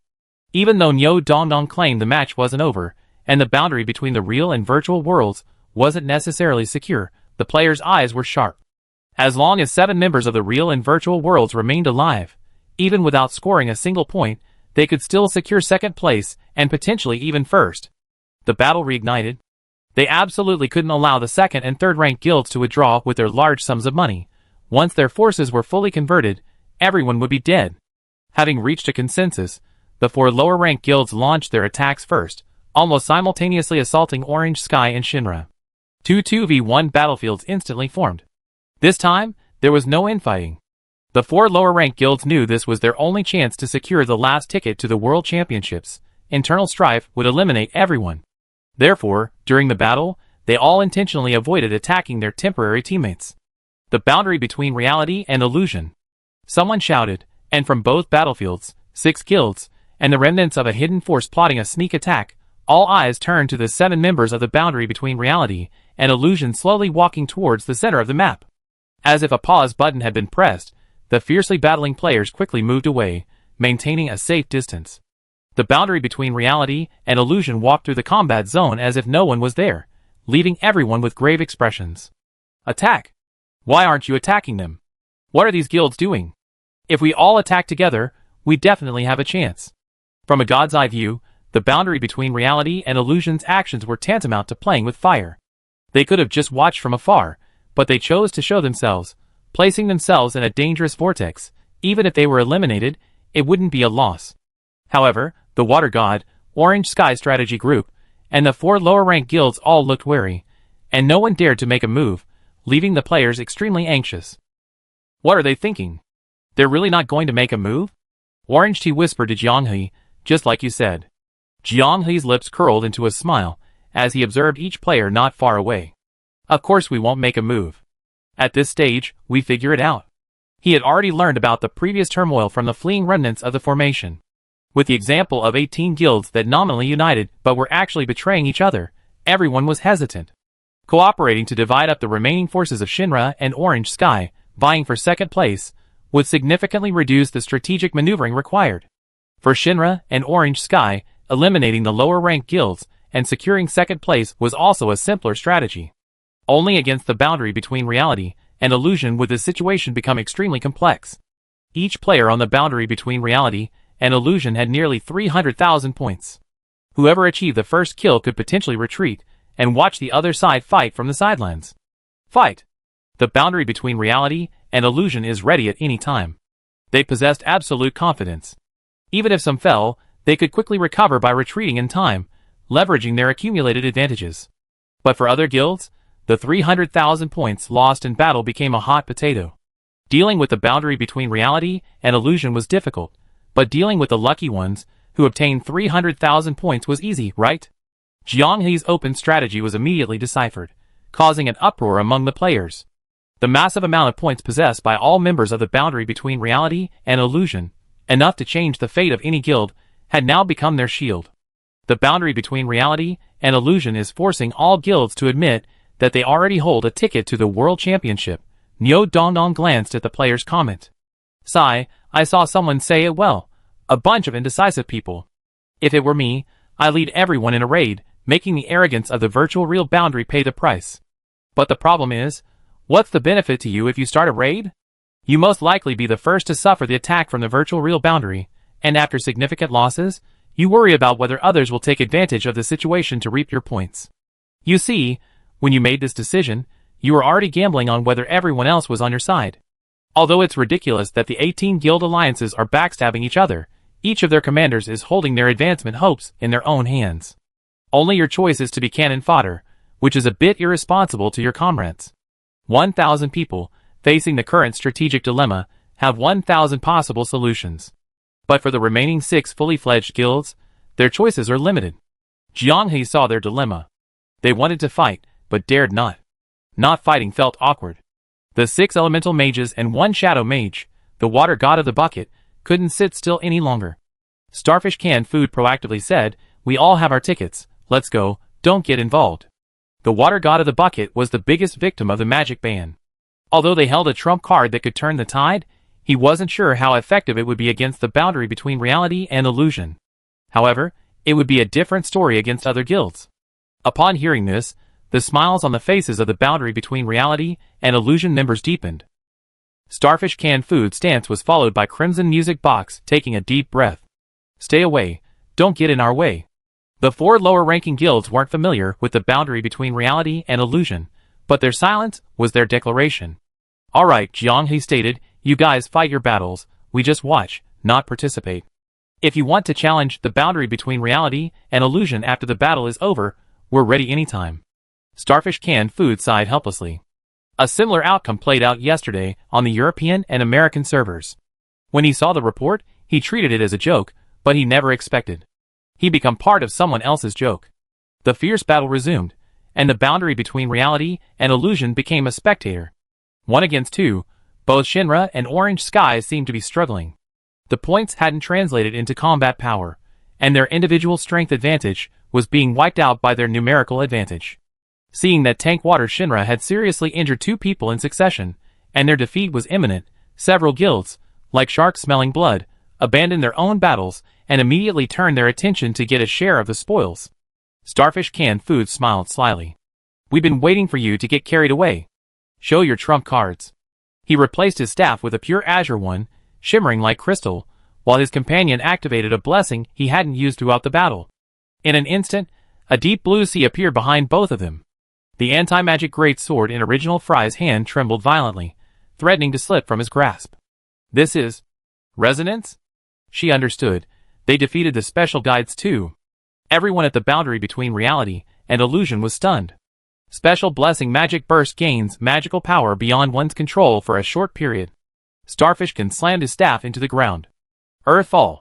It was a high-level spell only sold by certain special guides. Water God Ra hadn't used it once during the previous battle, holding back until now. Due to the long casting animation, Starfishkin had just finished channeling his magic when he was smashed away by the blow. It was too late. The spell had already taken effect. The earth trembled and cracked, scorching magical energy erupting from the ground, seizing players who tried to evade the skill using levitation magic. The skill's area of effect spanned 5,600 meters, the ground cracking and bulging within the region, the violent earth elemental magic tearing everything in its path like blades. The combination of the magical burst and high-level magic created a cataclysmic effect. Inferno! Another high-level spell, this time fire-based. Players who had narrowly escaped the ground-crashing spell were horrified. Before they could escape, the ground was already ablaze with red, scorching heat waves erupting from the shattered earth, transforming into towering pillars of fire that engulfed everyone, leaving only screams of agony. The two high-level spells had a massive area of effect, even affecting the battlefield where Orange Sky was located, causing heavy losses to all 5 guilds in an instant. Even the Starfishkin hadn't expected such power. They had defeated a young girl who managed a vast flower garden. Clearly human, yet possessing the talents of a siren, her words were magic. Entering the flower garden triggered a battle. She stood in the center, chanting rapidly, summoning thunder, fire, wind, and water with incredible speed, causing the heavens and earth to change color at her command. The water god in the barrel was lucky. The girl didn't possess the same aggressive power as the sorcerer Anne. Once they left the flower garden, her attacks ceased, thus costing only 3 of them on their first encounter. After defeating the girl, she didn't introduce herself but silently unfolded a panel, allowing them to purchase items.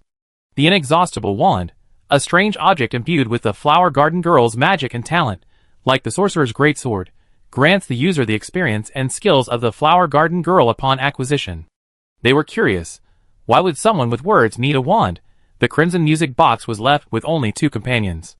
Only a handful of members from the 4 lower-ranked guilds managed to escape the high-level magic attack thanks to their quick reflexes and individual skill. This single blow reduced all the full-strength guilds to mere spectators on the edge of reality. Barrel Water God Luo, by concealing his trump card, broke through 1.1 million points in one fell swoop. Feigning weakness, he wiped out the enemy in one fell swoop. Everyone was fooled by Barrel Water God Luo's apparent weakness in a 1v2 situation. Although he won, Barrel Water God Luo was not in good condition. The desperate counterattacks of the other guilds took away 3 more of his members, leaving only 4 in his guild, with his commander, Starfish Canned Food, severely injured. His high-level magic did indeed help his guild achieve its goal, but it also gave 3 weakened guilds waiting on the sidelines an opportunity to intervene. Jiang He clapped at Haixing Wantu, and the others followed suit, shouting well done. They were the only beneficiaries. Haixing Wantu's attack secured their place on the edge of the virtual world. No longer a 90% chance, the virtual world's advancement was now confirmed. Who could have imagined that the virtual world, which had a disastrous start, would actually fight its way back from the brink of defeat thanks to Jiang He's 1v6 performance? The battle continued, but the virtual world had stopped focusing on the process and temporarily distanced itself from the main battlefield. Jailuge, whose joyful spirit had almost been crushed by the pressure, regained its composure. Can we open the champagne? Hurry up and say it. Can we open the champagne? He was impatient. Everyone was eagerly awaiting Jiang He's words, staring intently at him. Go ahead and open it if you want, although I think the competition. Jiang He's the competition isn't over. Anything is still possible was cut short by Jailuge. We are the champions. Really? It's like you're the one who wrestled this mess. Despite his complaint, Jiang He couldn't hide his joy, while simultaneously scanning his surroundings warily. Unless the Remnant Array Guild had lost their minds, Jiang He couldn't fathom what kind of brain-dead move it would be to ignore the chaotic battle between the guilds and attack the boundary between the real and the virtual. But even though advancement was a certainty, he remained tense. He was terrified that everything he had gained would vanish. Still so serious? Original Flavor Fries sensed his surroundings and walked to Jiang He's side. You can go celebrate with them, You're still a little worried, but don't want to spoil their fun? Jiang He nodded. From childhood to adulthood, I haven't won much. Original Flavor Fries grinned. Okay, I go with you. Let them have their fun. We just make sure we get to drink the champagne they're opening. Also, Original Flavor Fries praised, you played well. It's rare to see Original Flavor Fries so frank. Isn't it better not to try to maintain a persona? Chapter 97. Based on the information you provided, platforms and live streaming rooms closely related to gambling during the Chinese server guild wars have all been dealt with. This is the file. The room was dark. The file lay on the table, seemingly assimilated by the darkness and vanished. Not far from Qin Xiaoyu, a person sat in a swivel chair, facing a large floor-to-ceiling window, gazing at the street below. The faint light could only outline her silhouette. Her features were indistinct. The person did not respond. The summary of discussions from community players and general viewers is also out. Regarding Guild Wars, the main issues focus on three aspects. Qin Xiaoyu flipped through the files and read aloud. First, does the Stars Proof PvP mode have a hidden panel that's linked to a player's attribute? Second, with only one round of game qualification being drawn, can the player selected for Guild Wars truly represent the server's actual skill level? Third. Qin Xiaoyu paused, then said seriously, currently, the randomness of Guild Wars outweighs their competitiveness. Shouldn't a balance adjustment be made? The figure in the darkness was awakened by his words. She slowly turned her head. What do you think? Qin Xiaoyu's heart pounded. After a long pause, he finally spoke. You mean? The third point. In my opinion, that's true. The figure in the darkness returned to the chair, resting her chin on her hands. You should know that Guild Wars are also a performance. They please us, and they please you. As a game, Proof of the Stars is excellent. Qin Xiaoyu was silent for a moment. Isn't the performance effect brought about by randomness too cruel for players, who strategize and calculate to fight for a sliver of hope? Civilization, too, was born from an accident. Countless lives schemed and calculated to survive. Will the cruel consequences decrease as a result? Is this really just a game? Qin Xiaoyu mustered his courage and asked the question that many important figures avoided. I already given my answer. I have a small question. Why did I choose you to be my assistant, my proxy? Yes. You know, in the future. The person in the chair dismissed him. You should go home, go into your dreams. Just consider it me being nosy. Who had the advantage today? The virtual real boundary you supported, the Orange Sky strategy group, both advanced. She knew the result without even entering the game. Qin Xiaoyu paused, sighed, and gladly took his leave. Only long after he left did the motionless figure in the swivel chair sway slightly. Before, she had been like a statue. Qin Xiaoyu drove out of the city, and, following the location set by his friend, arrived at a farmer's wholesale market on the outskirts of the city. At 3:45 a.m., while most people were asleep, the market was still bustling with activity. The food stalls surrounding the market were packed with people, the aroma of stir-fried food filling the air. Exhausted, Qin Xiaoyu's tense body gradually relaxed in the lively atmosphere. Hey Xiaoyu, over here. Qin Xiaoyu quickly went over. His close friend from his university dormitory, Qin Zemin, was already waiting for him with 2 bottles of soy milk. It was a noodle shop, but it also served meals. Seeing him sit down, Qin Zemin pointed to the various dishes arranged not far away. The food is pretty good. I come here often. Help yourself. The reunion with Qin Zemin was unexpected. While exchanging information about the gambling platform, he was surprised to see a familiar name appear in the local jurisdiction. Years after graduation, he never imagined he would meet his old friend here again. 2 bowls of scallion oil noodles, along with various toppings, filled the table. You ordered so much, can you finish it all? Qin Xiaoyu asked, slurping his noodles and breaking off a clove of garlic for Qin Zemin. Oh, don't worry about it. If we can't finish, either you pack it up, or I will, Qin Zemin laughed. My wife and kids at home can have a hot meal. Qin Xiaoyu was instantly reminded of his student days. Since graduation, their contact had gradually faded. Those few words brought back those miserable days near the end of the month, when everyone would share a few dollars for a decent meal. Are you married? He asked. Yeah, I have a wife and kids now. Why didn't you message us? I didn't have much money. A shabby wedding would be embarrassing, and a lavish one would be too expensive, so I didn't have one. Your wife is so understanding. Of course. Qin Zemin immediately smiled smugly. Can treating you to this meal be considered compensation for the wedding banquet? Qin Xiaoyu chuckled, casually giving him a 500 yuan red envelope. After some polite refusals, Qin Zemin accepted it. You really made it big, kid. I didn't expect you to be working for the Chinese server agent of Starfire. The conversation had unwittingly turned to Qin Xiaoyu. By the way, how did you get in? Qin Xiaoyu replied casually, someone specifically asked for me. Wow, specifically asked. What have you been up to since graduation that's so attractive? Qin Zemin's eyes lit up. They were all computer science graduates. Some shone brightly as coders, others transitioned from coders to all sorts of tech companies. Graduates of the same department, yet their life circumstances were drastically different. Qin Xiaoyu had even landed a job at a world-class high-tech company, inevitably making Qin Zemin, who shared similar high-spirited memories, sigh. Back then, I had just lost my job. A group of people suddenly came to my door, took me away, talked to me for a long time, met one person, and I was hired without really understanding what was going on. You believe it? Qin Zemin laughed heartily. Your humor has improved. Qin Xiaoyu also laughed. I think it's funny too. The reunion with his friends brought back some of the warmth of human connection for Qin Xiaoyu. Since the official launch of Proof of the Stars, he had felt somewhat dazed. Looking back on nearly 30 years of his life, everything he had experienced seemed unreal. Sitting at the same table with his friends, enjoying delicious food that awakened their taste buds, they chatted endlessly. Large trucks carrying fruits and vegetables came and went in the distance, while ordinary people gathered in front of shops, selecting their food for their first lunch of the work week. The aroma of stir-fried food, infused with the smoky hues of a wok, filled the air. Under the yellowish streetlights along the roadside, Qin Xiaoyu seemed to have rediscovered something.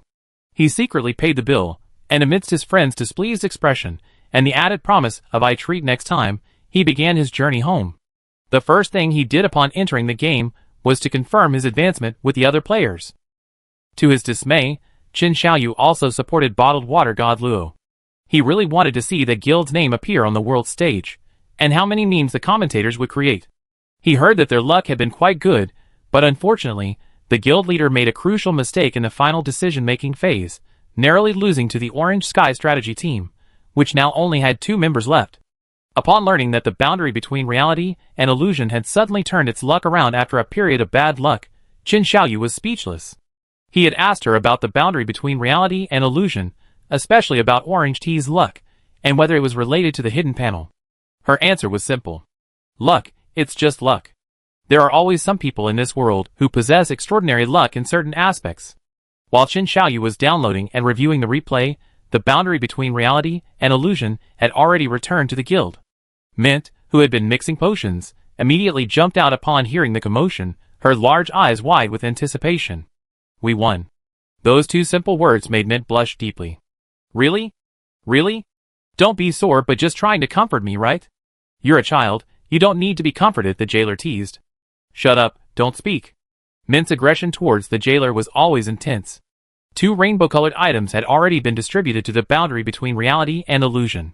The lucky wheel, guaranteed to produce a rainbow, saw Orange T win a universal material, rainbow, and 50 avatar fragments. Each of the 4 guilds advancing to the World Championship only has 2 chances. While it seems like fewer than the preliminary rounds, the real prizes are the real-world rewards. The boundary between reality and illusion will receive a prize of 1.4 million, plus a share of the revenue from item sales during the subsequent World Championship stages. Compared to the latter, 1.4 million is really nothing. It's funny, everyone's been enthusiastically popping champagne, but no one has ever paid close attention to what they actually get after advancing. Until Flame Sparrow explained, they were stunned into silence. Mint finally accepted the fact that her children had won. We're the champions. Goodness, she complained about the jailer, but she actually imitated him better than anyone else. Time was running out, so they agreed to continue chatting after logging off. I help you try to break through the underground temple when I log on tonight, Jiang He said, hugging Mint. Well, about this matter, I have a small suggestion. Mint scratched her cheek, speaking seriously. Could I go with you? Original Fries was the first to speak. No, absolutely not. The situation on the 6th floor of the underground temple is unknown. It's very dangerous. Orange Tea also realized what was happening and quickly tried to dissuade her. We take you there as soon as we find the great archives. Seeing everyone so eager to stop her, Mint pouted, feeling somewhat aggrieved. You're risking your lives for me, but you're excluding me. Jiang He quickly explained.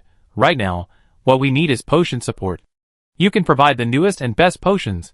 That would be the greatest help to us. He had to quickly dispel Mint's dangerous idea. They could be resurrected if they died, but if Mint died, everything would be over. She had previously hinted at her intention to go with him, and this time she was being direct, even using persuasion. If he wasn't decisive, she might try to sneak over. Seeing everyone using the danger of death to persuade her, Mint felt even more guilty.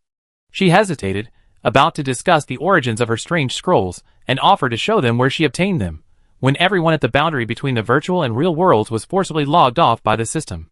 In an instant, Mint cheered up again. Her children had been busy for a long time, leaving her alone in the guild with the dolls. Now, her home would finally be lively again. Chapter 98. Since starting his journey through the stars proof, this was the first time Jiang He hadn't woken up on time. He bumped into Zhong Zimo at the breakfast stall, and the two were somewhat speechless. Once their soy milk and steamed buns arrived, they ate a few mouthfuls, filling their empty stomachs and completely dispelling the surreal feeling of the dream. Suddenly having 200,000, how do you plan to spend it? Zhong Zimo asked. Jiang He hadn't thought about this question. On the internet, people don't treat money like money. 200,000 might seem like nothing. But for Jiang He, a man of practical means, it was a windfall. After calculating his basic daily needs for rice, flour, and cooking oil, he was left with only one simple thought: to renovate the house his parents left him. What about you? He countered with a question to Zhong Zimo. We're divorced now. It's perfect to go back to my old hobbies, Zhong Zimo laughed. First, I ask everyone in the group for a new computer configuration, collect some physical graphics cards, and buy a display case, so I can legitimately display plastic figurines at home. Do you think I should buy a fishing rod too? A colleague from school recently invited me to go fishing. It sounds like it would be fun. Zhong Zimo's life has visibly become more colorful. During breakfast, the two overheard people discussing the guild war results. There were indeed quite a few supporters of bottled water god Luo. The extreme lineup of 6 elemental mages and 1 shadowcaster always generated anticipation. Unfortunately, Starfish Can's final decision failed, ruining a good situation, causing many middle-aged and elderly supporters who liked to see the god of war's prowess to sigh in disappointment. The group was quiet today. After getting up, having breakfast, and returning home, there were fewer than 10 messages in total. The 4 primitives were the first to send a message. Thanks everyone for helping this good-for-nothing win. Orange Tea sent a cute little seal emoji. I feel like my contribution wasn't that great. How about I share some of the prize money for everyone to spend on in-game purchases? Luckily, Jailer Bro was online, dispelling her idea. But after sending see you in Guangzhou in a week, he didn't post again. Original flavor fries, in bed, didn't say a word. It was unusually quiet for a guild group. Usually, the group was buzzing with messages in the early morning. Jiang He couldn't help but wonder, what were they all doing at this time? Jailer Bro didn't like having morning tea with his parents. After moving out, their monthly tea gatherings became a stage for them to torture themselves.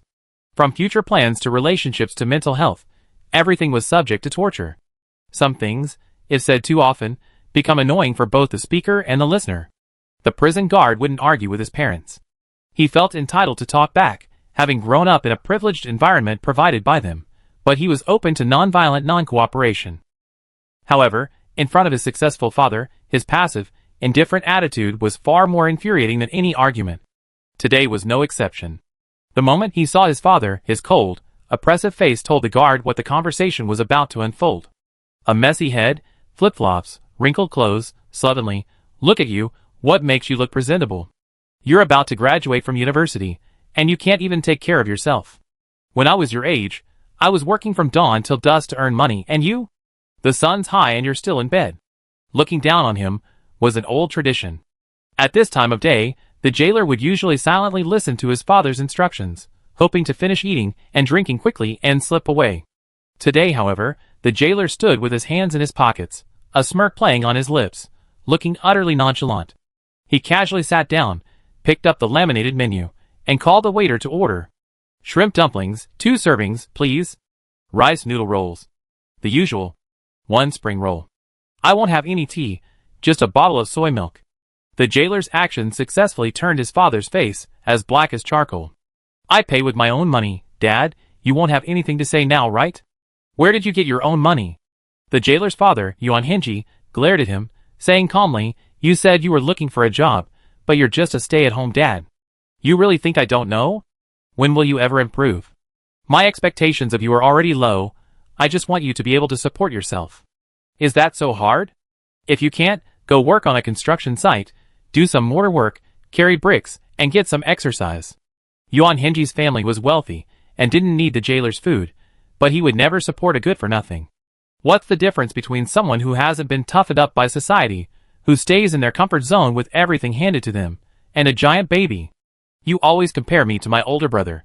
I never been as good as him, from childhood to adulthood. Anyway, he inherit everything. What's wrong with me just loafing around and waiting to die? The jailer pouted. If the jailer was the typical example of someone who lacked ambition in his parents' eyes, then his good older brother, Yuan Yuan, was the complete opposite. Good at academics, good at sports, good at manners, praised by everyone since childhood. The prison guard never felt there was anything wrong with his parents' favoritism towards his older brother. After all, his own grades were indeed somewhat unsatisfactory. Besides, his older brother always took good care of him. This was somewhat stubborn, and seeing his father about to explode, he quickly raised his hands in surrender. It really is my own money, just earned, 200,000, just last night. You earned it in your dream? Even the jailer's brother was giving him a wink, and simultaneously kicking his foot, signaling him to say less. Seeing the jailer nod, Yuan Henji's eyes widened in anger. Don't be angry. Sigh, nobody believes the truth, it was earned in a dream. You must have heard of the proof of the stars, right? The jailer quickly explained, afraid of upsetting his father, our guild advanced to the world championship. Everyone gets 200,000. I know it's a small amount of money for you. Who said 200,000 is a small amount of money? Despite being rebuked by his father, the jailer wasn't angry. He could clearly feel his father's expression softening, though a hint of doubt remained. Yuan Henji wasn't an old-fashioned person, and was open to new things, but his understanding of proof of the stars was limited to what he heard snippets, while scrolling through short videos before bed each night. Fortunately, Yuan Yuan, the older brother of Jailer, knew a lot about it. The teams that advanced last night, I think it was Orange Sky and Reality Boundary, right? Aching, which guild are you in? Reality Boundary. Jailer's smile practically lit up his face. I'm going to represent the Chinese server in the World Championship. The group, initially a little nervous because of this little incident, instinctively asked, really? Before their excitement quickly turned to elation. They might not understand the game itself, but the vague mention of representing the country was enough to excite them. After listening to his eldest son's explanation, Yuan Huai gradually understood what the jailer had actually done. So, even if you were playing a game, you died at the very beginning, and only managed to turn the tide because your guild leader held you back? The jailer choked, glancing at his older brother, his lips twitching. There was no need to go into so much detail. Couldn't he at least have a little time to gloat in front of his father? Yuan Huanya's face remained tense, and he sneered. So you met a benefactor and latched onto someone powerful? That's nothing special. Even so, the sharpness in Yuan Huanya's tone lessened considerably, and the shrimp dumplings that had just been served were brought to the jailer by the waiter. Wow, our guild needs all 7 of us. I think your only contribution is that without you, the guild wouldn't have 7 people. What he said seemed to make some sense. Damn it, I can't argue with that. Yuan Yuan pushed up his glasses, and under his younger brother's pleading gaze, quickly stepped in to defend him. Dad, you can't say that. I watched some clips on the way here, and this competition is quite complicated. During the ranking phase, Aching really put in a lot of effort. Besides, many people in the game who know Aching say he's the guild's social butterfly, very popular. I also follow the community myself, and Aching has even accumulated some personal fans, which shows he's well-liked, and has a unique personal charm. Yuan Huanai stared at his 2 good sons for a while, his tone softening. What kind of people are in the guild? What's the atmosphere like? The jailer quickly replied, they're all very interesting people. There are teachers from top schools' elite classes, and graduates from prestigious universities. As for the atmosphere, well, it's like we've known each other forever. He initially wanted to say that everyone chatted in the group chat every day and had a great relationship, but then he thought, chatting every day equals being idle and not doing anything productive. If his father thought that way, it would be hard to correct him. A teacher from a top school. Yuan Henji raised an eyebrow. You asked your Uncle Zhang out to help him deal with his troubles, right? He's the president? Yuan Huanai had actually given his approval behind the scenes. He also wanted to see what kind of friends his son usually associated with. If they were just shady characters, there would be no other outcome than being called in for a scolding. Coincidentally, Zhong Zemo was a teacher at a top school. His social status was evident, and he was humble and polite, clearly portraying himself as an honest, submissive figure throughout the divorce proceedings. This reassured Yuan Huai about the prison guard's social connections. The president is someone else. He introduced you to the group, and he was a key contributor to the competition, and you didn't even show any appreciation? Yuan Henji's face darkened again. Dad, we don't need your usual stuff. It's too tacky. You don't need it, but I will. Yuan Huanai waved his hand. I prepare it. You deliver it. If you manage to find out, don't come for morning tea if the things haven't arrived. Having said that, the jailer could only shrug. Knowing that someone in his family was going to represent the country in the war, the topic of morning tea always revolved around the jailer. Usually, the jailer was quick to eat and leave, but this was the first time he felt that morning tea needed to be savored slowly to appreciate its flavor. "Dad, they might come to visit us for National Day." Yuan Huan'ai frowned, displeased. "Only saying this now? I just wanted to ask if you have anything." The jailer rubbed his hands. Fearing he'd become lazy and unproductive at home, his family had imposed some financial constraints on him. Although he still had some money left over for in-game purchases and food, it was clearly not enough to entertain the guild members. "I understand. Come over when the time comes, and I prepare everything for you." The jailer felt a huge sense of relief. However, Yuan Huanya's next words sent a chill down his spine. He held up his phone screen, facing the jailer. On the screen was his game name, which he had just revealed. "Your name, this one, Jailer Appraisal Expert. What does that mean?" The relatives at the table looked at this young man, who had brought honor to the family, all showing curiosity. Among Yuan and the other young people, those who understood the implication lowered their heads, either drinking tea or stuffing their mouths with food to avoid making a sound, their shoulders trembling uncontrollably. The jailer had never felt so suicidal. Indeed, morning tea had to be eaten quickly and left quickly. Ju Zika felt refreshed after waking up, and for the first time ever, she added an extra tea egg to her breakfast. It felt like a dream. If someone had told her a month ago that her fate would be drastically altered by a game, she would have definitely suspected them of being a fraud. Although the preliminary rounds were overwhelmingly in favor of the game, her 2 consecutive sudden deaths in the main competition made her think that her fairy tale should end there. Miraculously, Cyber Potato pulled them back from the brink of death, using the sacrifice strategy that was widely discussed in the community to turn the tide.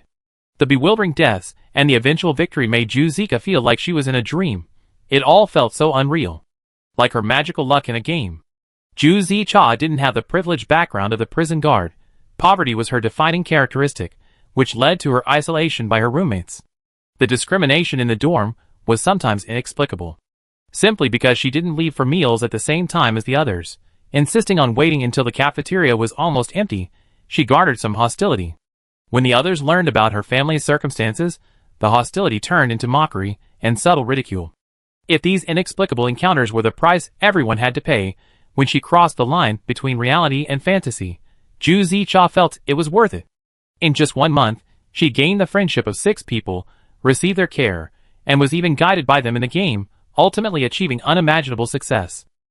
If this is a dream, it's best never to wake up. After breakfast, Ju Zicha dialed her parents' number. The moment she shared the good news, she heard sobs of joy coming from the other end of the line. The prize money would be deposited into your account within 7 days after you submitted your withdrawal request, according to the description in the game by Flame Sparrow. The Chinese server operations team for StarCraft is incredibly efficient, with a very low probability of delays. After repeatedly assuring her that it wasn't a joke, the person on the other end of the phone told Orange Tea not to transfer the money back, but to keep it for herself and spend it slowly. At the same time, they also planned to send Orange Tea some things. "I'm doing well here. I don't need anything." Orange Tea didn't mention what happened at school, afraid of worrying her parents. "Sigh, you don't need anything, but your friends in the game must need something, right? Some local products, it's nothing." Unable to persuade her family otherwise, Orange Tea could only remind them to send less. However, Orange Tea forgot one thing. Local products, whenever mentioned as gifts, often elicit some surprising results. Chapter 99. The spotlight never shone on Quasi-Primordial. From childhood to adulthood, he was always an audience member. He got into university with mediocre grades, and after graduating, he worked his way up to a decent company, where he turned day and night like a cog in a machine. Everything about him was unremarkable.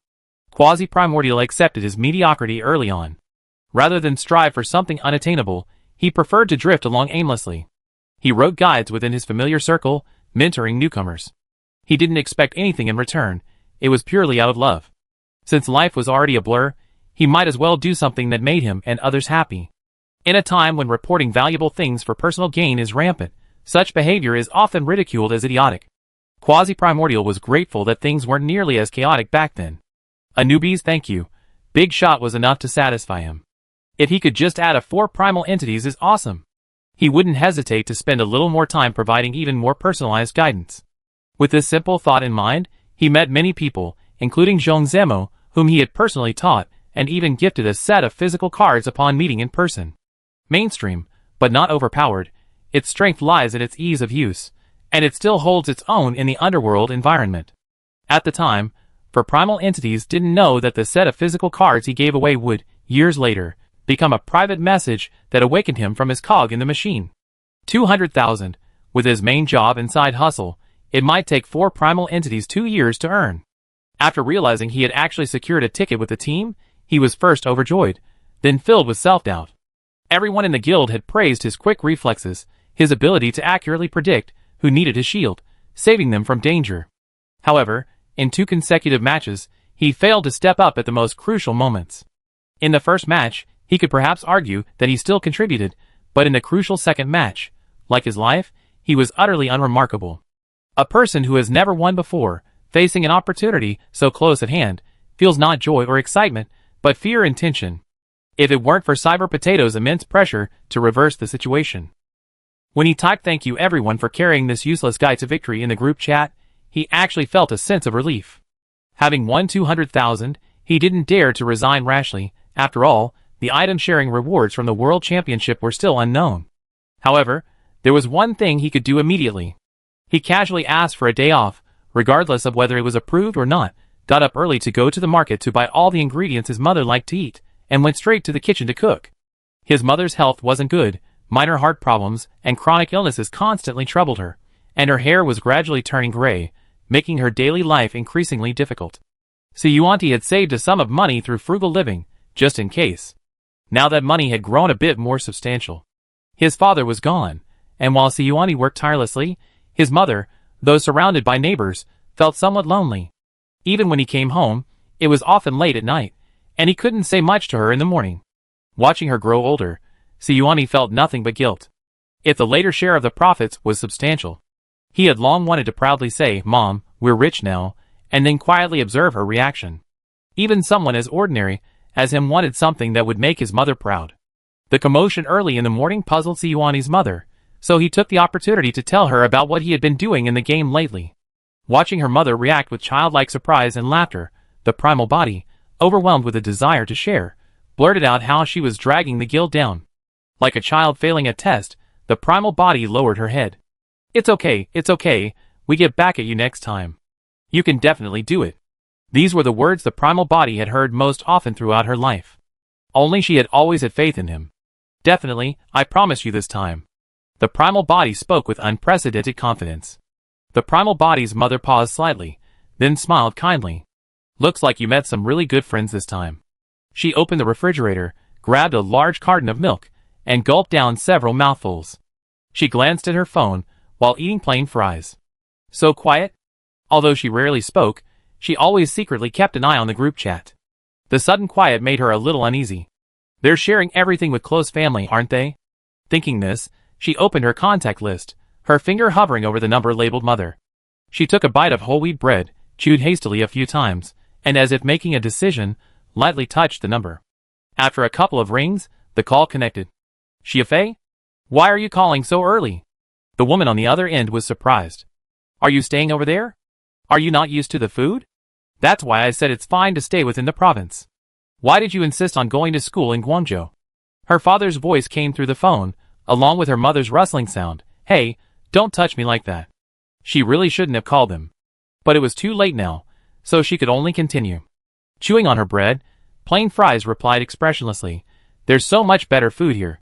Above is heaven, below are Suzhou and Hangzhou. You really don't know how to eat. I'm tired of the same old food, so I want a change. Have you tried the restaurant I recommended?" "Yes, but after eating there, I wanted to leave the province to study." Her daughter's disdain for their tastes was palpable. This topic was impossible to discuss. "Are you settling in well?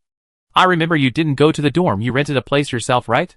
"It's alright, quite spacious and convenient, with plenty of good food around." After a quick bite, Plain Fries headed to the treadmill, beginning her daily morning workout. She habitually woke up with a jog, took a warm shower, and then happily went downstairs to a small alley in the nearby residential area for breakfast, arriving at school just in time. The star's proof kept her routine very regular, and this routine was naturally very consistent. "I have something to share with you." Even as she said share, her tone remained indifferent.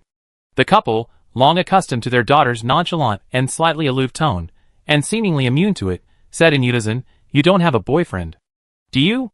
"No." She had anticipated their prediction. After shutting down the couple's sweet talk, she calmly continued, "I earn 200,000 yuan. I might represent the country in a competition soon, a game. I don't know how high the level is. It doesn't matter if it's not high, I'm having a lot of fun anyway." Though she said she was having fun, her tone remained indifferent. "What? Explain yourself. Xiaofei, what are you going to represent? You're not playing that Proof of the Stars game, are you?"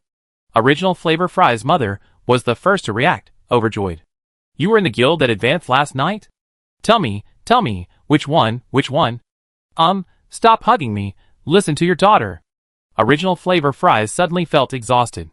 She still had physical strength, but her mental strength was crushed by those words. This was also one of the reasons she wanted to study in another province. "The boundary between reality and illusion," she sighed. "Original Flavor Fries is me." "Oh, the sacrifice-style guild, responsible god 1 carrying 6. Her father shouted. "Ah, you stole Dad's favorite bucket water god's advancement qualification." Original Flavor Fries could guess that her parents, these two fashionable people under 40, were paying attention to this game, but why did they also support bucket water god? Is a 6 mage, 1 Shadowbringer lineup really that attractive? It seems quite a few people are lamenting that the Chinese server hasn't produced another guild like Korn's Chosen. Besides, how can it be that I stole it? Even without us, the Water God team made a mistake, their in-game strategy failed, and they probably wouldn't have qualified.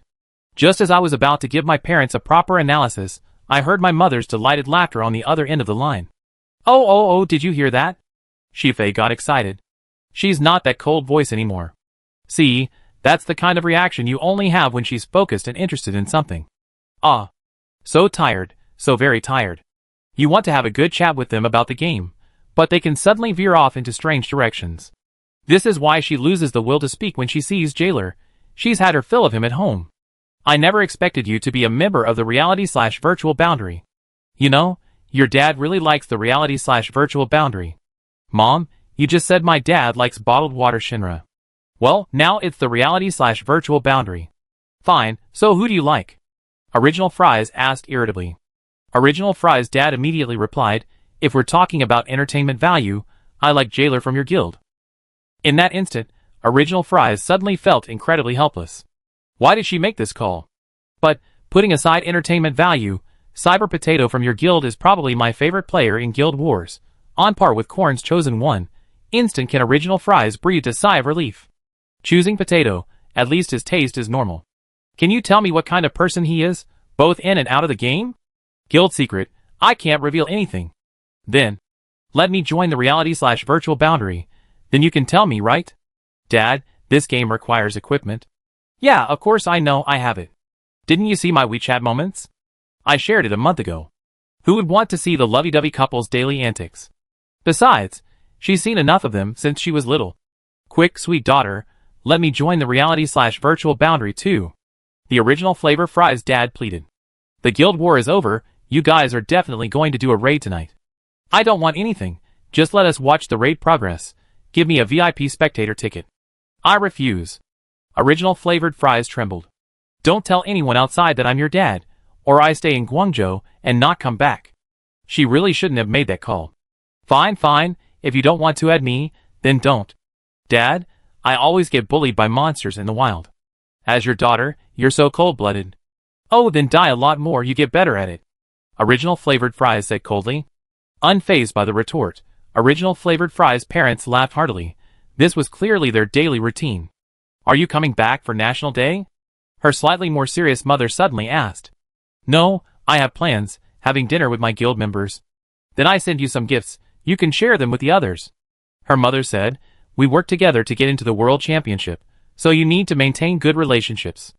Original Flavored Fries wanted to say it wasn't necessary to go to so much trouble, but thinking that even if she refused, they wouldn't listen, she simply let them have their way. Hanging up the phone, Original Flavored Fries' daily plans had been shattered by the timeout call. Exhausted, she sighed deeply. Having such cloying parents is truly unfortunate. When Plain Fries entered the classroom on time, the guild group chat was already buzzing with activity. Betting sent a seal playing an emoticon. Everyone, I have an announcement. After I explain what happened, my family insists on sending you some small gifts. It's all out of goodwill, and we really can't refuse, so could you give us your addresses? Huh? Is that really necessary? Zhong Zemo chimed in. Just bring them over when we meet. Conservatively estimating 50 pounds per person, how am I supposed to carry them all to Guangzhou? Are you trying to kill me, or yourselves? 50 Jean? Everyone frantically repeated question marks. What exactly is your family sending? Nothing much, just a little bit of dried fish that we dried ourselves. Jianghe was dumbfounded. 50 Jean, just a little bit? I had no choice. The elders at home said everyone had gone through so much trouble helping me, this unlucky guy with the side effects, advance, so we couldn't leave without giving something in return. They got angry while they were talking. I didn't dare say anything more, so I could only nod. The jailer exclaimed in surprise. Does anyone in your family watch the game? My dad watches. The bed sent a wrong seal emoji. He even has a gaming license. He watches it live, and keeps scolding me for not knowing how to play. He plays much better than me. Let him go to the World Championship. But then the people supporting Potato Guild leader mistook him for a fake Dream Master and attacked him, making him angry for ages.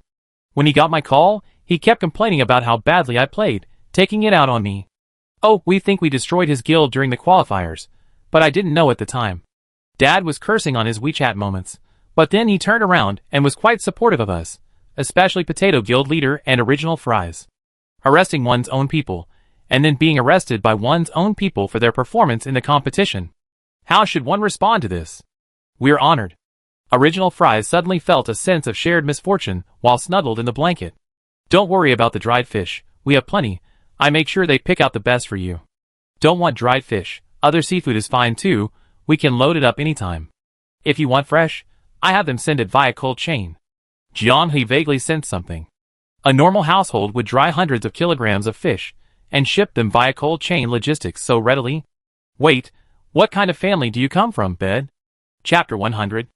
Jianghe wasn't the only one with the same question, but he brushed it off with a comical expression.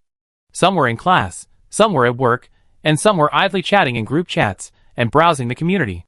Just as Jianghe was about to browse the community as well, his phone rang. An unfamiliar number, but it displayed the official name of the Stars Campfire Guild. Is this Cyber Potato, the guild leader of the Virtual Reality Boundary Guild? Hearing the male voice on the other end, Jianghe hesitated for a moment before replying yes. Let me confirm your name here, Mr. Jianghe from Qingning City, is that correct? That's right. The sound of papers being turned could be heard on the other end, and the faint sound of people talking nearby could be heard. Excuse my intrusion, this is the Chinese server agent for StarCraft. My name is Qin Xiaoyu. During the World Championship, my colleagues and I will be handling guild-related matters. Please feel free to ask me any questions. StarCraft, a highly popular game, has already established a significant influence. Its popularity through the World Championship has gradually deepened through guild battles, and its considerable commercial value has led to a rapid expansion of partnerships with the Chinese server agent, including with media outlets already involved in esports. Whether it was their disappointing elimination in the first match or their incredible comeback using a sacrificial strategy in the second, many people wanted to interview the members of Virtual Reality Boundary, especially their guild leader Jianghe. However, Virtual Reality Boundary, with its nearly 800,000 followers, had completely ignored their private messages, going from reading them without replying to not even looking at them. This complete lack of online interaction left many people worried for Virtual Reality Boundary. Qin Xiaoyu had come specifically for this reason. Each guild that qualified for the World Championship has been given a brief online interview, expected to last 10 to 20 minutes. All other guilds have accepted. Virtual Boundary can decide on the two interviewees themselves. The time is set for 10:30, what do you think? Jianghe glanced at the time in the lower right corner, there were still 40 minutes left. The time isn't a problem, but it has to be two people? That's best, Qin Xiaoyu said. This will help outsiders gain a better understanding of the guild members, which will benefit Virtual Boundary. Jianghe posted the information in the group chat. Zhong Zemo, Orange Tea, and Bed are all in class and can't come. For primal bodies aren't used to this kind of occasion and declined. Jailer Bro volunteered, but was immediately turned down by Zhong Zemo and Bed. The guild's first interview should be more formal. Who knows what kind of antics he pull off with Jailer Bro. Where are the fries? Orange Tea tagged her, save the potatoes. The lurking original flavor fries popped up. Can't one person handle it? Such a troublesome rule. Sigh, if Fries goes, I go. I can make everyone's impression of the boundary between reality and illusion even more profound. Jailer Bro continued to volunteer. Jiang He also said, if you don't come, I bring Jailer Bro. Coming. Original Flavor Fries replied instantly. This answer seemed to have a voice, full of power. Don't you have classes? It's an elective. It doesn't matter for now.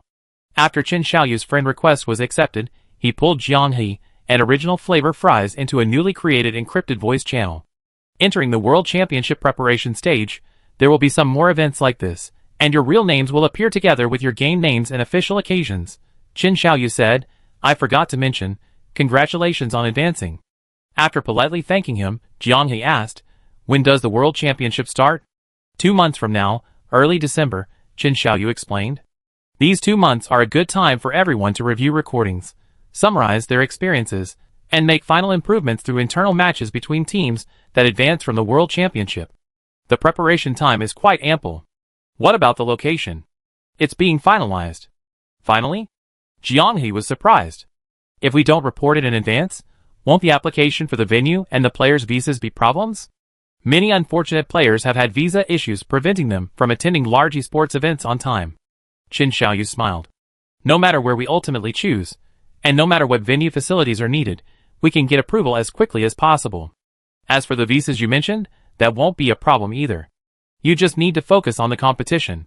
Considering the viral impact of the Starfire company's sudden emergence, Jiang He became increasingly curious about how many countries were backing this company. As 10:30 approached, nearly 100 people joined the voice channel. Qin Xiaoyu and several colleagues helped manage the situation, and the interview officially began.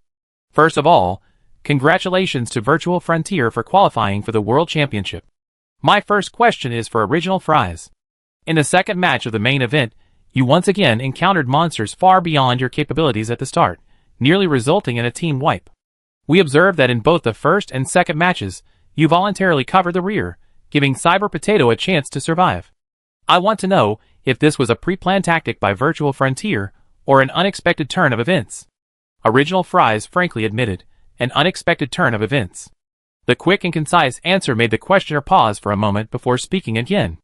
Then why did you choose Cyber Potato instead of surviving on your own? Trust. When only Cyber Potato was left alive, were you nervous? No. Who do you think has better PvP skills, you or Cyber Potato? I don't know. No matter how complicated the question, the answer from Original Fries was short and concise. Ah. Okay, thank you for your answer, Original Fries, I'm done asking. He should thank Original Fries. With his excellent answer as a precedent, the next person quickly chose Jiang He to answer the question. Does Guild Leader Potato know the nicknames that players in various communities have given you? I haven't even opened the community today, my mind is full of how to spend 200,000, I'm daydreaming. The person waiting for the interview in front of the screen smiled knowingly. Compared to Original Fries, Cyber Potato's statement was obviously more interesting. God of Responsibility, you should know what that means, right? Ah, I do know that. The guild used that meme before. Some people said you were dragging 6 people in the guild along, and they even photoshopped a picture of you dragging the chariot forward while the 6 people were straining in the opposite direction behind. Others said that besides you, everyone else in the guild, including Plain Fries and the incredibly lucky Orange Tea, could be replaced without affecting the final result. What do you think? Jiang He said seriously, I don't think so. Having prepared his words, he spoke up for everyone. The randomness of guild battles is obvious. To stand out, you need not only strength but also luck. You underestimated their strength because of their unexpected early elimination. In my opinion, they all possess extraordinary skills. Some can often save the guild from dire straits. Some can always seize a glimmer of hope for the guild in desperate situations. Some are born for the big stage.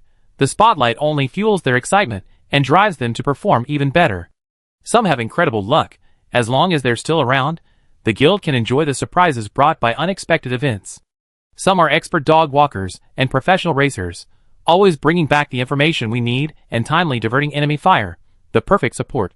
And then there's... Jiang He paused, remembering the 4th primal body still blaming himself for his performance after the match, and spoke firmly. I believe he has the ability to turn the impossible into possible.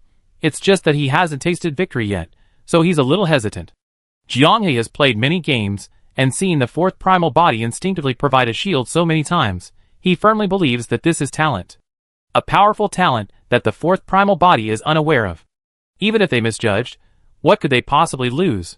A month of dreamlike experiences, the friendships forged both inside and outside the game, allowed them, as ordinary people, to touch upon an opportunity to change their future. At this moment, they should be the 7 most compatible individuals. As the sweltering summer draws to a close, they have written a wondrous chapter in their lives. Why not let it continue? My question is also for Guild Leader Potato. Just now, the official Stellaris team released some interesting data from the concluded guild wars across all servers. In the Chinese server, there's one particularly interesting statistic. During the main tournament, 9 guilds encountered special units with question mark ratings, and 2 of them defeated them and received their special blessings. Jiang He first suppressed a laugh, then a look of regret crossed his face. He already guessed what the question was going to be. What do you think of the other guild that received a special blessing but failed to advance? The Barreled Water God Guild was starting to become a meme. The Hidden Grey Guild had been slow to open, then suddenly burst onto the scene, accumulating 1.1 million points. Victory seemed assured, advancement within reach, but then Starfish Can panicked. He was so eager to expand his advantage that he ignored the negative effects of repeatedly using his staff, intending to wipe out the entire guild in one fell swoop. And then, it all collapsed. That morning, Jailer Brother had forwarded a picture in the group chat, showing Starfish Can raising his staff and slamming it into the ground, unleashing a second earthquake. The accompanying text read, "If you think your experience has been bad enough, look at Barreled Water God." They were just a few seconds away from success and wealth, and they messed it up. Some people mocked them, but most felt sorry for them. Many people have probably had the unfortunate experience of messing things up at the last minute due to impulsiveness. Under the post where Haixing Wantu, the team leader, took full responsibility for the failure, there were already over 10,000 replies. All of them were words of comfort. The same opportunity, a completely different result. Jiang He could only express regret that they couldn't compete on the world stage together, or fight side by side against their enemies. Throughout the interview, aside from being mentioned once at the beginning, Jiang He handled all the rest. The online interview was produced extremely quickly, and clips of the interview soon appeared on various platforms. Because the boundary between virtual and real life rarely interacts with outsiders, players wanting to learn more flock to various video clips. Although this is the second time I heard about this, who exactly scammed Orange Tea and then killed her? This is outrageous. It's alright, those who bullied Orange Tea have definitely had their luck sucked away. May the Tea God protect the Tea Clan. Pumpkin Guild Leader is a real character. Ask him what Jailer Bro likes, and his answer is, well, the answer is on the riddle itself. Ha ha ha, that's hilarious. What's the thing Bed wants to do most? Answer, kill all the Dream Lords. Bed is really vengeful. If it weren't for the seamless transition between guild wars and dungeons, she would hunt down the Dream Lord players no matter what. This guild is already infamous, and they still haven't left. The remaining players aren't ordinary players anymore. We have to strike hard. As the popularity of the virtual reality boundary rises, those who once disgusted them have become clowns. Watermelon Shumai immediately activated one-click protection, playing dead. The Dream Lord's comment section has been flooded. Players are starting to settle scores for their numerous crimes in the game, and are calling on solo players to collectively besiege them. It's quite a spectacle. Jiang He was unaware of how lively the community was at that moment. After the interview, the chat group entered the real name reveal phase. Upon learning that the official team would be using game names plus real names for the World Championship pre-event promotional activities, Jailer Bro fired the first shot in self-destruction. I was originally thinking of meeting during the National Day holiday to talk about it, but it doesn't matter now, he said. Yuan Shucheng. He also complained, my dad hoped I would succeed in my studies and inherit his and my mom's good qualities, but it seems my brother inherited them all. He's only SOSO in school, and all I have left is Yuan. Yuan Shucheng. Yuan Shucheng? Beiwo feigned surprise, a descendant of the Skeleton King. Oh, no wonder Jailer Bro chose the Necromancer right away. It's etched in his DNA. Jiang He laughed, shaking. The jailer, unable to keep up, quickly shifted the focus. Bed, stop laughing. What's your name? Don't hide it. Xiaxingyo, what's wrong? Bed said nonchalantly, everyone in my family calls me Yuzi Pomelo. It's been my only nickname since I was little, heh? Apparently, Bed's father happened to eat a special pomelo with star-shaped patterns on its peel when naming it, and feeling like he'd drawn an SSR card, he immediately came up with the name. Zhong Zemo also revealed his true colors, while these two clowns were bickering. Actually, the jailer already knew through his lawyer, but he pretended it was his first time knowing and enthusiastically cheered. Orange Tea introduced herself, Su Mian. While making soup for her mother, the four original entities took a break from the group chat. Tang Hong Hai, my mom hasn't told me the meaning of my name. I have to ask her later. Hey, guild leader, don't be a coward. Everyone's already revealed it, you can't hide. The bed transformed into a cybernetic water ghost, determined to drag everyone down with her. Jianghe, the meaning of the name, my family didn't tell me. Now only original flavor fries was left without her real name revealed. The group chat had been lively for half an hour. There was no reason she hadn't seen it. I bet you guys original flavor fries is secretly watching the group, then pretending to be dead. The jailer was certain. Original flavor fries, staring at her phone screen, clicked her tongue, and, caught off guard, promptly pressed the power button.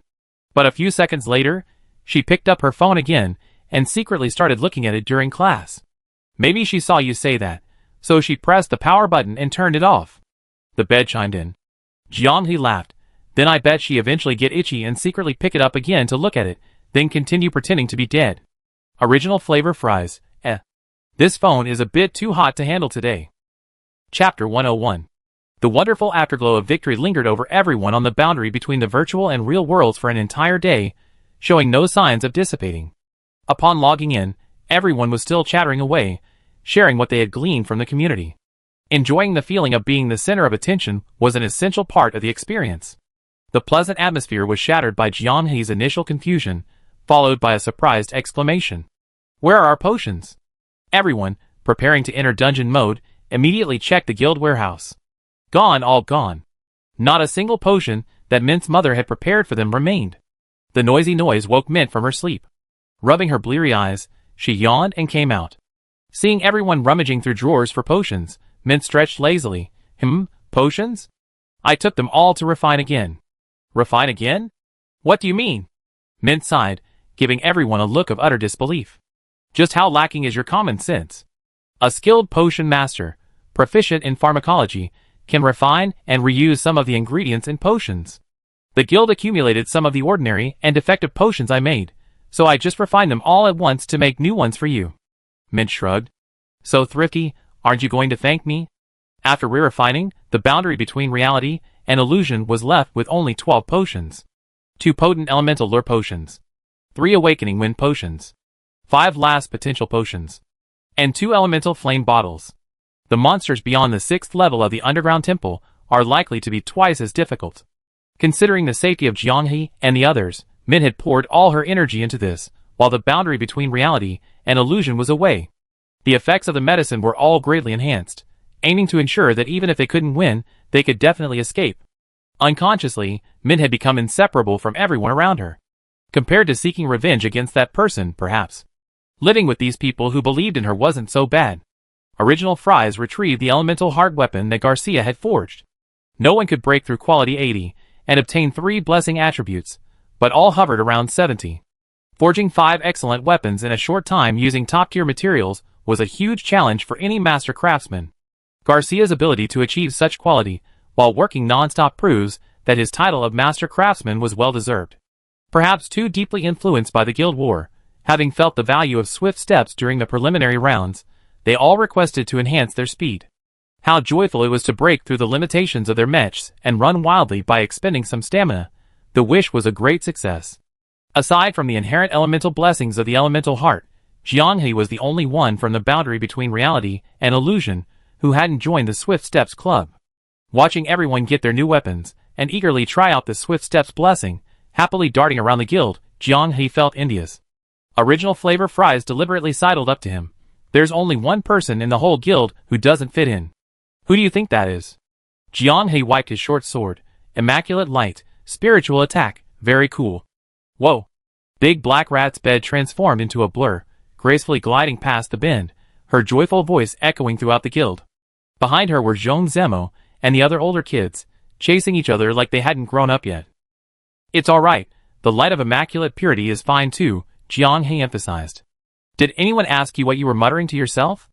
Original Fries was suppressing a laugh. Weapons in hand, potions all packed, the entire group from the boundary between reality and illusion routinely hugged Mint before setting off. This had become a fixed ritual, Every time they left home, it felt like something was missing if they didn't hug her. If you sense anything's wrong, run. Don't be stingy with your potions. With me here, you never lack them. Min repeated the same few words of advice, much like a mother chasing after her child to give instructions. Thinking of this, Jiang He couldn't help but reach out and ruffle Min's hair. A crack spread across his vision, and the sound of something shattering came from all directions. Jiang He was startled and looked around. Things seemed to have been paused. Mint, garlic sprouts, and the other puppets, as well as everyone from the boundary between reality and illusion, were completely still. The guild walls they stood in were riddled with cracks, the fissures extending from the physical structure into the void. The entire image shattered rapidly, scattering across a vast, chaotic black screen. The equipment malfunctioned? Perhaps it was due to an unexpected disconnection. This was Jiang He's first thought. What? A suppressed sob drifted from a great distance, ethereal and indistinct. Jiang He instinctively listened intently. The sound grew closer, louder. Unable to discern its direction, it seemed to come from above, engulfing him like a tidal wave from all directions. The sobbing gradually became clearer. Wake up! Wake up! Don't leave us. An overwhelming outpouring of emotion erupted as the girl wailed. Jiang He's vision began to tremble violently. The shattered, frozen images resonated at a strange frequency, ultimately dissipating into a shower of fluorescent light. He was left standing alone, lost in the vast darkness. What had happened? His head throbbed with pain. Something seemed to have suddenly entered Jiang He's mind, causing stiffness, numbness, and a dull ache all at once. His body was instantly drenched in sweat, burning hot.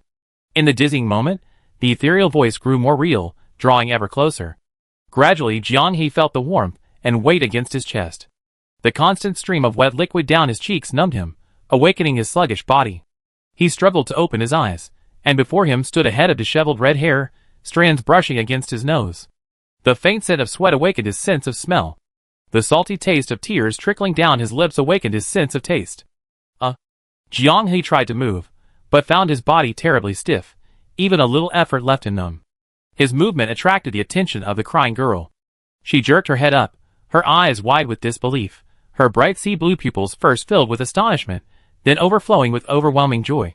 You're awake. You're finally awake. Thank God. Thank God. She threw herself onto Jiang He, taking his hand, and repeatedly expressing her gratitude. The movement was so forceful that it seemed to pull on something on the table. The sound of something shattering on the floor was jarring. Bo He! The woman before Jiang He was clearly a slightly older version of Bo, with her signature red hair and those deep sea-blue eyes, unforgettable once seen. I'm here. Don't pull too hard. You've finally woken up. Whatever you want, I do it. Mint was unusually anxious, her tears still flowing uncontrollably. What happened? Jiang He felt a terrible headache, as if his head was completely enveloped by something. You don't remember? Mint's mouth gaped open in surprise. During the hunt, you encountered a hybrid demi-human, and only you survived. You don't remember any of that? Jiang He stared blankly, his eyes wide. Hunting? Hybrid demi-human?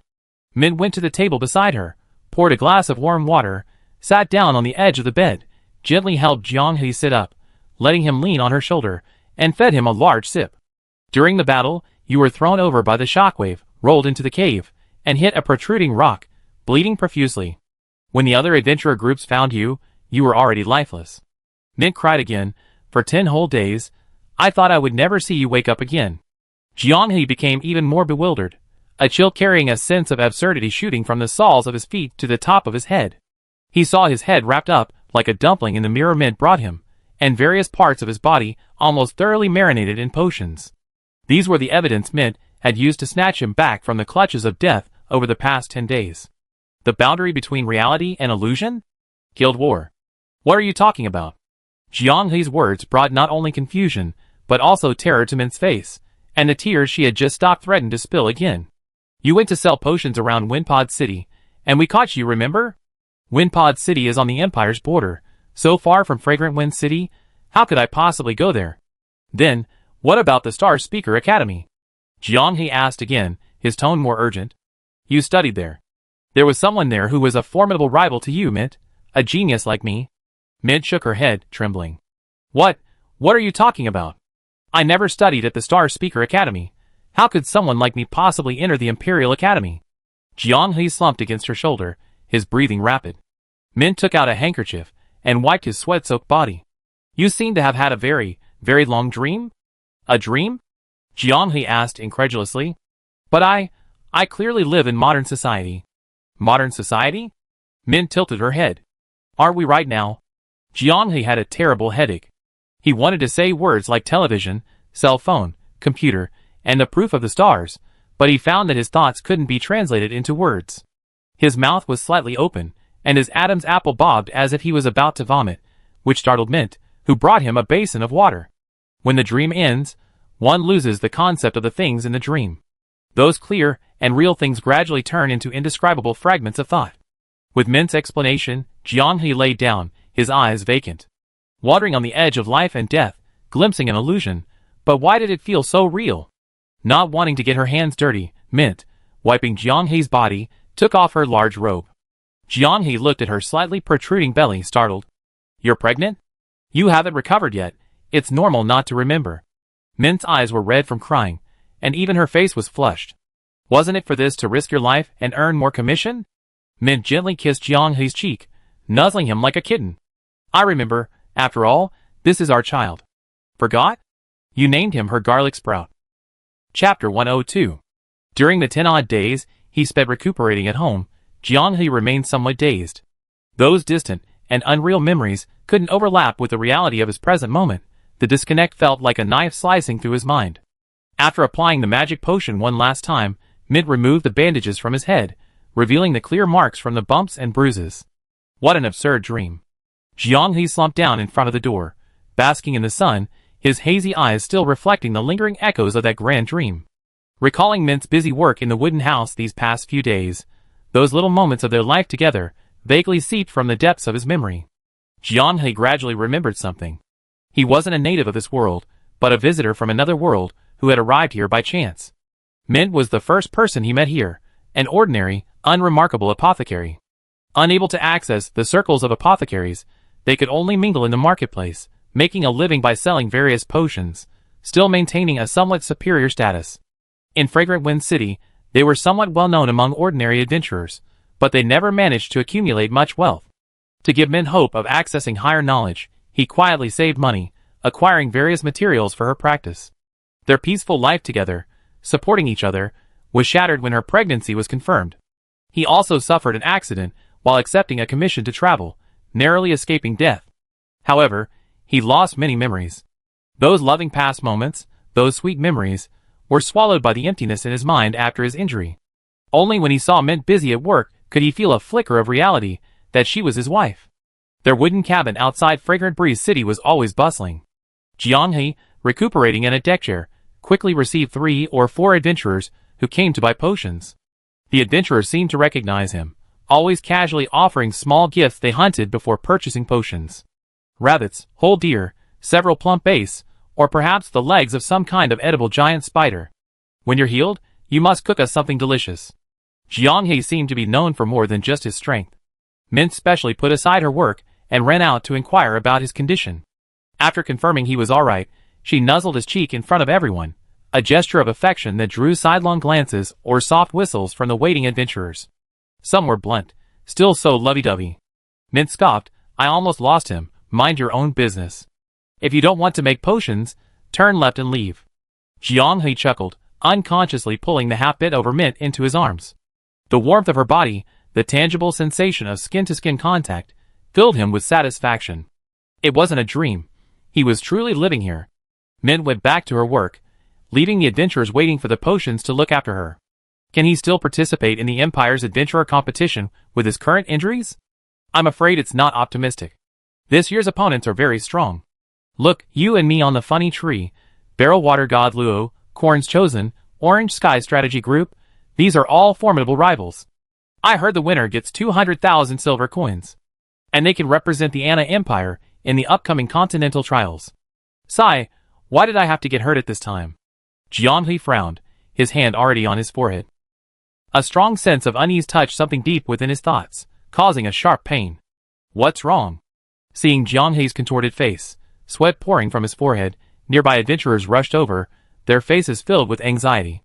In his pain, Jianghe felt as if the figures of these people were shrouded in mist, indistinct. The dazed feeling vanished in an instant, and when he regained his senses, everything was as before. No, it's just not fully healed, he replied, panting. Are you really alright? No, really not. Jiang He suddenly stopped, glancing around, hesitant to speak. What is my name? Name? The adventurers laughed. What are you talking about? You are you. I'm asking you, what is my full name? How can you not even know your own name? Jiang He pressed harder, his eyes cold. I'm asking you now, tell me, what is my name? The person before him had distinct features, his face shrouded in black mist. Endless tentacles burst forth from it, seemingly trying to pull him into their embrace. Jiang He suddenly felt an immense surge of power. He picked up a stool beside him, and smashed it over one of the figures, startling the other figures in the black mist into retreating. Mint screamed and ran out of the house, grabbing Jiang He's waist, and using magic to restrain his movements.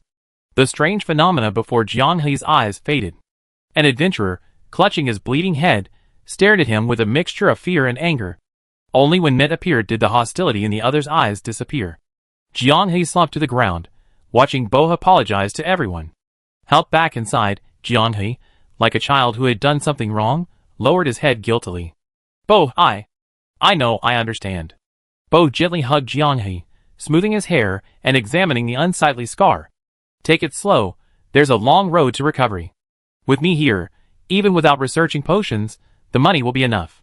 A wave of guilt washed over Jiang He. You're not my mother. A loud shout, seemingly coming from nowhere, pierced Jiang He's ears. He jumped up as if pricked by a needle. What's wrong? Bo anxiously hugged him, seemingly afraid he would do something drastic again. Don't try to lie to me, no one can replace her. The voice, so familiar, it sounded like something he heard in a distant, chaotic dream. A sliver of clarity washed over Jiang He's muddled mind, and the panic feeling of guilt and remorse suddenly subsided. He placed his hand on Bo's shoulder, gazing intently at her. Bo, can you tell me my name? Bo stared blankly, her eyes wide. What are you talking about? How could you forget your name again? Just like when she had just woken up, Bo's eyes welled with tears. Why can't I remember again? Why is this happening? A surge of intense guilt rose again, compelling Jiang He to apologize. I have my own mother, I want to go home. The voice from beyond was so resolute, giving Jiang He the courage and determination to dispel his confusion. Mint, I want my name. No matter how much Mint cried, Jiang He only repeated this one sentence. Suddenly Mint's face was shrouded in a black mist. The moment the tentacles on her face lunged at Jiang He, a powerful sense of weightlessness washed over him. The primal body lightly swung its sword, a dazzling light shattering the sky and distorting space. Everything and everyone before it crumbled. Even the Mint-like mother collapsed to the ground, tears streaming down her face. His heart felt no confusion or turmoil. The intense weightlessness overwhelmed him. The primal body gasped and sat bolt upright. Looking around at the dimly lit window, he frantically pushed open the door and entered the next bedroom. Looking at his still sleeping mother, he leaned weakly against the doorframe, unable to recover for a long time. Reaching out to touch the now dormant headband, he suddenly felt his mouth go dry. Gently removing it and placing it back in the box, the drenched in sweat finally sat down at the computer. Opening the chat group, the familiar IDs of the 7 members from the boundary between reality and illusion appeared before his eyes, instantly dispelling the feeling of loneliness as if abandoned by the world. What did you all dream about? Jiang He, equally engrossed in his computer, asked. Seeing the 4 members speak, he immediately followed up. You also dreamed about strange things? Everyone. Zhong Zemo found it incredulous. Me too. All 7 spoke, confirming their different chaotic dreams. Zhong Zemo, Jailer, and Jiang He, like each other, dreamed that Mint became their wife. Original Fries, Orange Tea, and Bed dreamed that they were in the Star Speaker Academy, fighting alongside Mint against that powerful noble genius. In the dream of the 4 primal bodies, Mint became his mother. The 2, impoverished, relied on each other for survival, struggling against life's hardships. Original Flavor Fries, still shaken, asked, what happened? We were supposed to be challenging the 8th level of the Clear One's underground temple last night. The 8th level? Don't scare me. Jailer Bro trembled at the number. Shouldn't it be the 6th level, the Great Mining Area? No, I remember it was the 8th level. Zhong Zemo covered his head, trying to recall. There was another discrepancy. Besides Original Flavor Fries, Zhong Zemo, and Jailer Bro, no one else had any memory of setting out. I only remember the scene at the guild. Amidst the chattering discussion, Original Flavor Fries typed out his deduction. It was the 8th level, absolutely no mistake. Original Flavor Fries pieced together a fragmented piece of information from his dream. What did we encounter there? For some reason, Jiang trusted Original Flavor Fries' judgment. He followed his train of thought, then looked with a start at the gaming device he had just removed. An illusion? The monster on the 8th floor can manipulate illusions? The words jolted him awake. A game played in a dream, featuring a monster manipulating illusions. How would its abilities manifest? The answer was obvious. Unlike the illusions presented in conventional games, in Proof of the Stars, it offered an extraordinary experience through dreamlike intervention. This was a unique interaction no other game could achieve. He couldn't recall what the monster on the 8th floor looked like. Was it because he hadn't seen it, or did it exist through an illusion, concealing itself? This unprecedented gaming experience left the boundary between reality and illusion both excited and somewhat chilled as he regained his senses. Just how deeply could Proof of the Stars penetrate their thoughts? Wait, in the end, it seems we escaped? Wasn't it because the game time was up? The jailer asked curiously. No. I think I heard the voice of the quadruple primitives, said Plain Fries. Chapter 103. The 4 primal bodies stated in the group chat that they couldn't remember what they experienced in the dream, only feeling an unsettling unease and acting instinctively. Jianghe, however, could still recall the 4 primal bodies' screams before the dream shattered, related to his mother. Considering that everyone's dream remnants were different upon waking, it was understandable that they couldn't obtain more information. This counts as breaking the monster's defenses, right? The jailer asked. Using illusions, the monster controlled by the dream must be severely unbalanced in mental magic, physically weak and pathetic. Maybe we can just go for it. He was always so optimistic. The boundary between reality and illusion currently doesn't even have the monster's memory. Jianghe emphasized, if he can throw us into the illusion once, he can do it again. Dragging everyone into the illusion is already a very, very strong mechanic. If he can do it repeatedly, it's a bit shameless. Does anyone really design such a monster with no interactive experience? Just a pure monster showcasing its skills? The jailer questioned. Since conquering the Proof of the Stars, they haven't encountered any monsters with no interactive experience, just you fighting your own battles. But who can say that this unseen guy, who might very well be the guardian of the 8th floor, isn't? The underground temple of the Clarities is clearly a special dungeon designed for high-difficulty challenge teams, and it's very likely to become increasingly difficult as it progresses. One detail: when the 4 Primarchs broke the illusion, the game was almost over. Did you guys notice? Original Fries only typed half of her sentence. The entire group stopped, waiting for her to finish her breathless sentence. The game-ending beep only sounded once, and it was masked. The added comment eased everyone's tension. After being reminded, everyone carefully recalled the situation and realized it was true.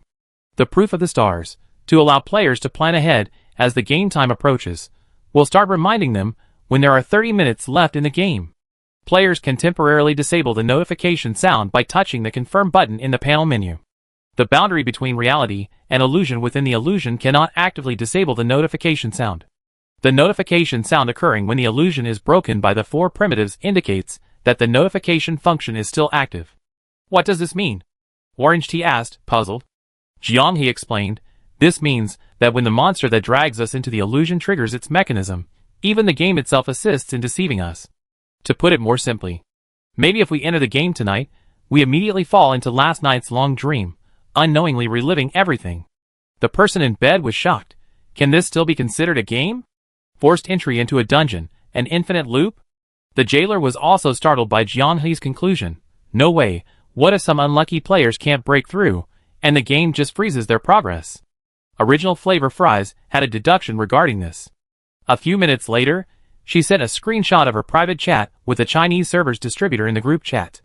The screenshot indeed stated that players whose progress was blocked due to the special mechanism could get a solution by submitting a report after logging off. Carefully checking the official game app, she indeed found the relevant service, promising that the issue would be resolved before the next round of the game after the report was submitted. Before returning to the illusion, a strategy needed to be found. After much thought, Jianghe decided to start with a method he still clearly remembered. A sense of incongruity. In the fragments of dreams he could still recall, Jianghe was never called by name by anyone in the illusion, only pronouns appeared frequently.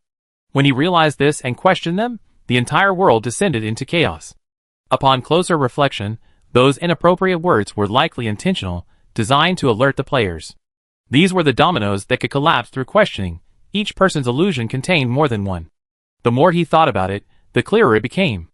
Jiang He questioned the name. This domino wasn't strong enough to trigger the chain reaction of illusion collapse, and Nint's cries even caused him to waver.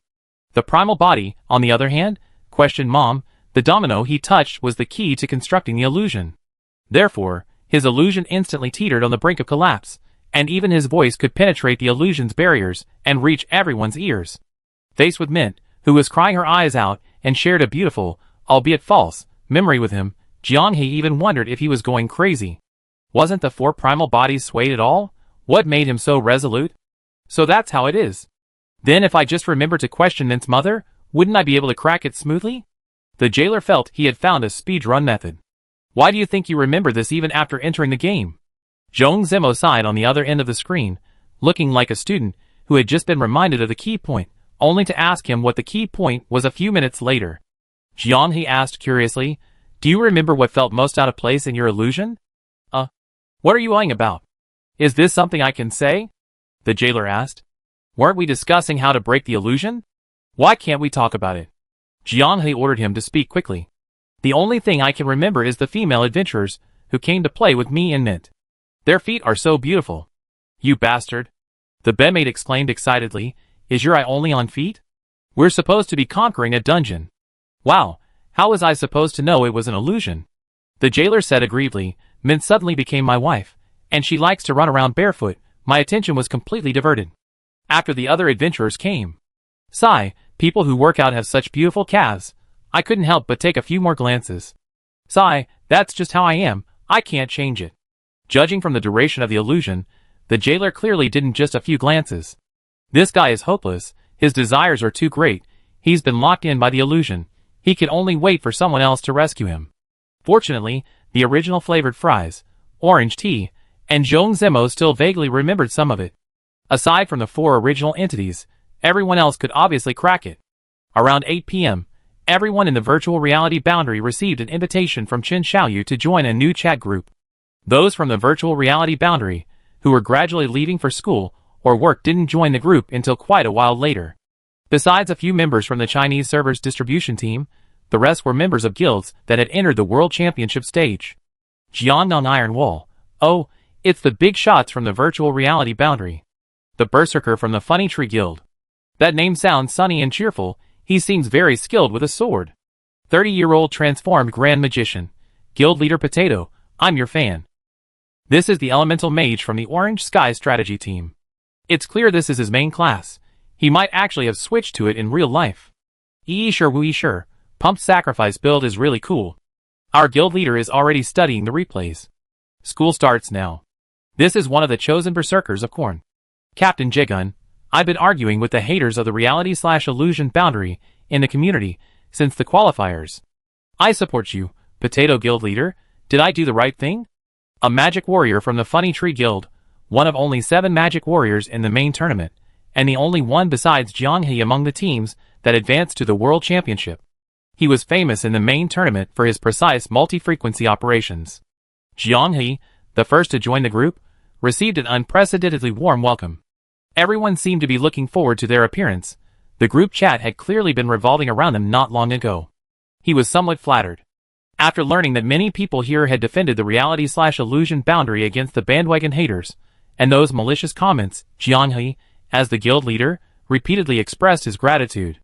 The leader of the Funny Tree Guild, a dream of yellow millet, replied, no need to be so polite. Compared to us, your guild has indeed suffered a lot of inexplicable malice, which is unreasonable. We have received some help from your shared strategies, so we should do something to repay you. The leader of the Orange Sky Strategy Group, Crimson Music Box, chimed in. It's all because of that T0 ladder ranking. The bigger the tree, the more the wind blows. Speaking of this, Jiang He asked curiously, how's everyone's progress on the temple strategy? He learned that all 3 guilds were stuck on the 4th floor. As soon as the guild war ended, they resumed their strategy journey, but spent the entire night being overwhelmed by the Slime King's relentless bombardment. A 30-year-old who switched to a high-level magician has already spent nearly 1,000 to commission an artist to create a lewd, anthropomorphic illustration of the Slime King for venting. Upon learning that the commission was for the Slime King, the artists revealed their player identity and said they had wanted to draw it for a long time, even offering a discount. Domestic and international players have reached an unprecedented consensus on this point. You might win 100 times, 1,000 times in the game, but outside the game, it's not up to you. Can't Guild Leader Potato give us some hints? Someone asked. Our method for the 4th level is rather special. This approach is impossible to copy, Jianghe replied. If we were to go back to the day the game launched and start over, we might not be able to replicate it. If it were anyone else, the 3 guilds present might have some reservations, but given the reputation of the guild leader, frontline of reality, they simply didn't press the matter. Huang Liangyimeng asked, "What's your current progress?" Level 8, but I'm not entirely sure yet. I check again after logging in tonight. Level 8? A barrage of repeated phrases and question marks quickly drowned out Jiang He's comment. Wasn't it level 6 before? I'm going to take a screenshot and post it. It's insane!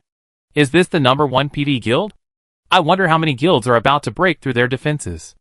Jiang He didn't know how to explain why he felt like he was on level 8 when he should have been on level 6 in the large mining area.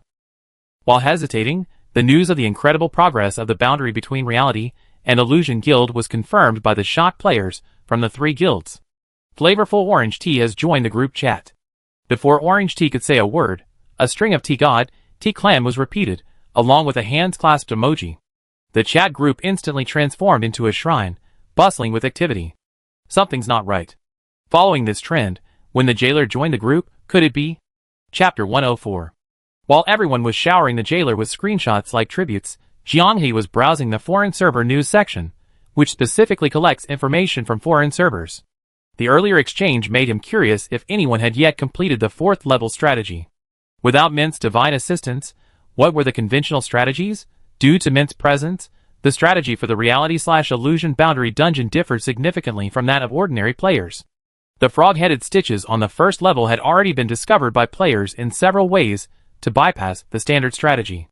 The 2nd and 3rd levels actually contained a considerable number of monster groups, but due to differences in plot triggers, they hadn't encountered them at the reality/illusion boundary.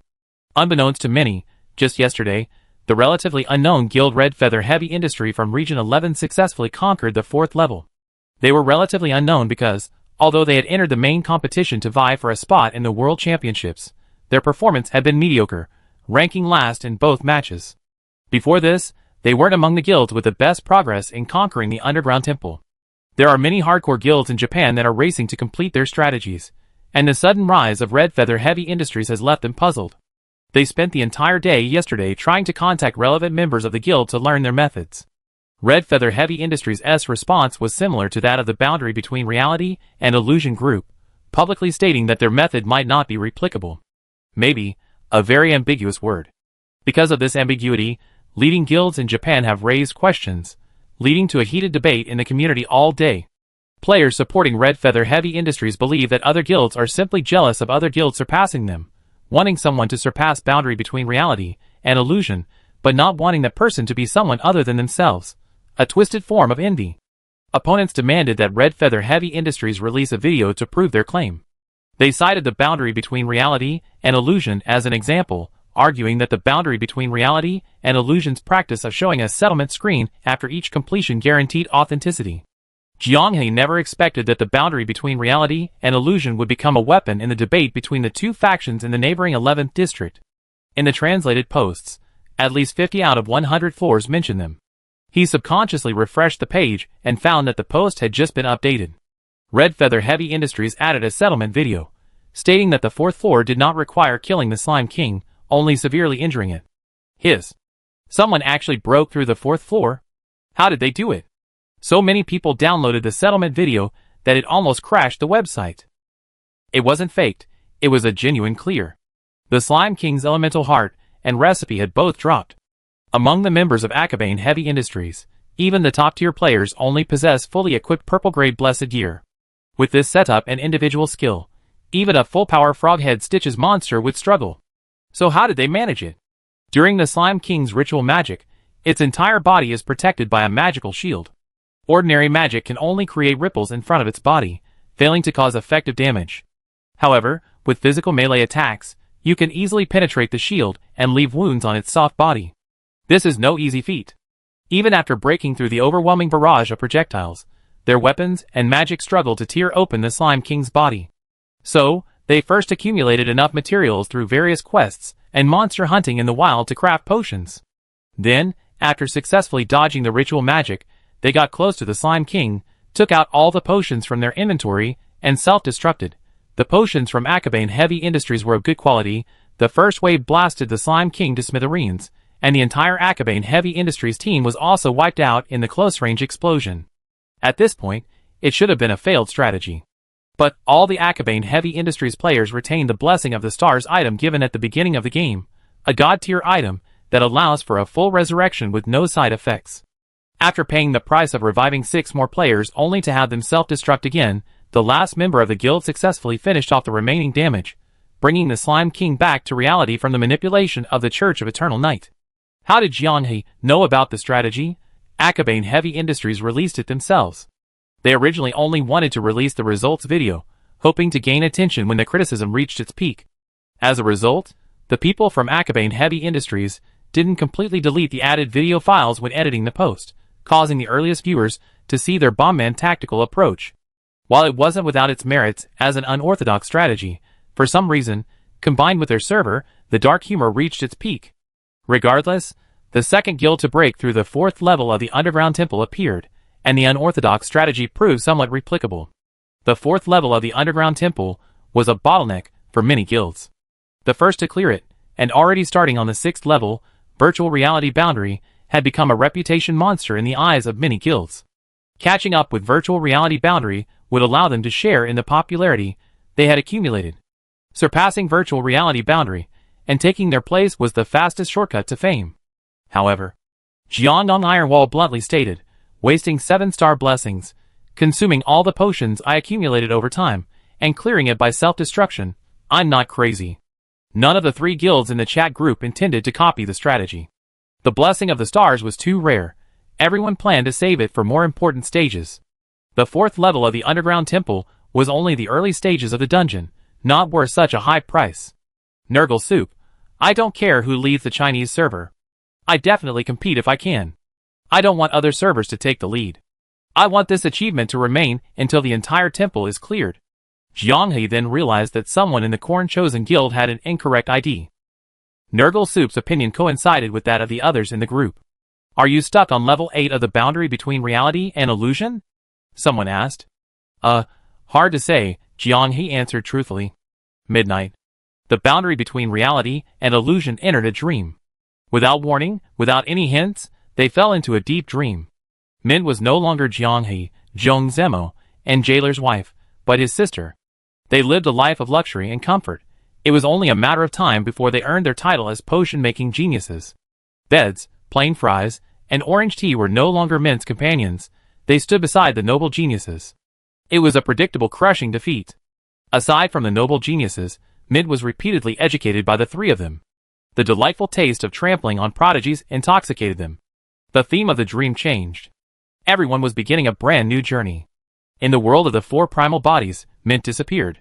He was alone, yet possessed wealth beyond measure, and strength unattainable by ordinary people. Stroking the black cat in his arms, seated on a crystal throne, the 4 primal bodies looked down upon all living beings. Everyone who saw him knelt and bowed respectfully. A single glance could decide a person's fate. Power, an intoxicating poison, nourished the wildflowers of ambition within Yatsuhara's body and heart. He, like a proud lion, surveyed his territory. The people toiled in the fields, tanned dark by the blazing sun, their heads bowed, repeating the same telling motions like walking corpses. In the distance, on the ridges of the fields, a woman, audacious as ever, dared to sell her goods near the border, carrying a bamboo basket and enthusiastically beckoning to the people allowed to rest. Long years of heavy physical labor had bent the woman's back, yet her face radiated a pure, unfading smile as she diligently sold the collected goods she had gathered. Passing people laughed mockingly, rudely lifting the black cloth covering their baskets as they passed, laughing heartily at the woman's flustered state. Yatsuhara stared blankly for a moment, then closed his eyes and let out a deep breath. He strode forward, setting those who had mocked the peasant woman ablaze with flames. Here, life and death were entirely in his hands. Why should a high and mighty lord care about the plight of a mere peasant woman? As the black cat on his shoulder nuzzled against the four primal body's cheek, a thought began to stir in his mind. The peasant woman was kneeling, pleading with the four primal bodies for forgiveness for her disrespect, her humble posture offering no sense of superiority. This sight, he couldn't help but think of someone. Just that thought caused the illusory world to tremble and hum.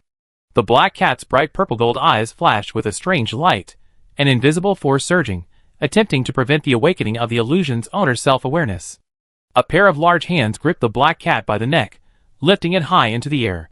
No matter how hard it struggled, it couldn't break free. The tip of the black cat's tail flashed red, and black mist swept in, engulfing everything. Everything in the territory vanished, and even the four Primarchs felt no weight in their hands. Dizziness and weightlessness struck simultaneously. When they regained their senses, the surrounding scenery had changed. Sparks flew from a massive forge flowing with molten fire, and a dark red periodically illuminated everything around them. The four Primarchs looked around. The 6 people at the boundary between reality and illusion stood motionless, frozen in place. A phantom pink band of light extended from above their heads, converging into a bubble in midair. Listening carefully, they could faintly hear the murmurs of their dreams. The black cat sat quietly on the forging table, its purple-gold eyes cold. "You're the monster who creates illusions?" The black cat scratched its face with a paw, uttering a neutral, androgynous voice. "Strange person, why do you resist such a beautiful dream? If you're willing to add someone to my dream, I won't wake up." "Your mother?" The primal didn't answer, but instead drew its staff. A bolt of lightning struck from the sky, precisely hitting the pink bubble that seemed to be sucking everyone's consciousness. The black cat strangely didn't stop it. The dream shattered, and everyone awoke. Jianghe checked the game time in surprise. Only 12 hours had passed. Before they could ask the primal how it had broken the deadlock this time, everyone immediately went into battle mode. "Your tricks are over, time to collect your gold." The jailer gritted his teeth. He was lost in the dream again. Sigh, he really couldn't escape. Chapter 105. "Who are you?" Jianghe asked.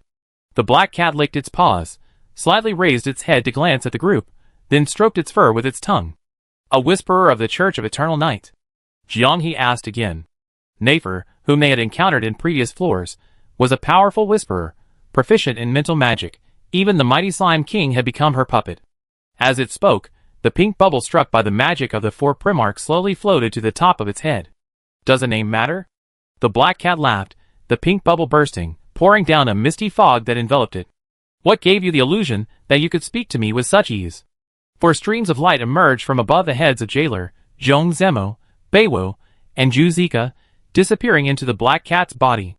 They thought it was some kind of attack, but the four showed no unusual reaction. "What impressive power. Perfect, lend it to me." Jianghe was still pondering what had happened when Orange Tea called out softly in surprise. "Why did my swift steps blessing disappear?"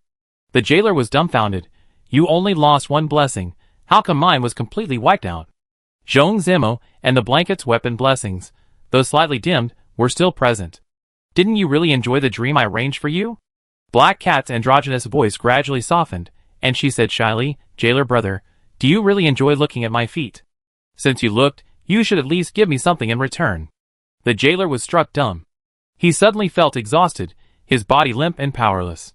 It wasn't an illusion. Within seconds, his staff became a crutch. Without it, the jailer couldn't stand. Those immersed in the dream created by the black cat, unable to perceive its incongruity, become its nourishment. Most people are like Orange Tea, providing a blessing to the enemy. The jailer was the exception. He received 2 bonus stats, and was completely drained of energy.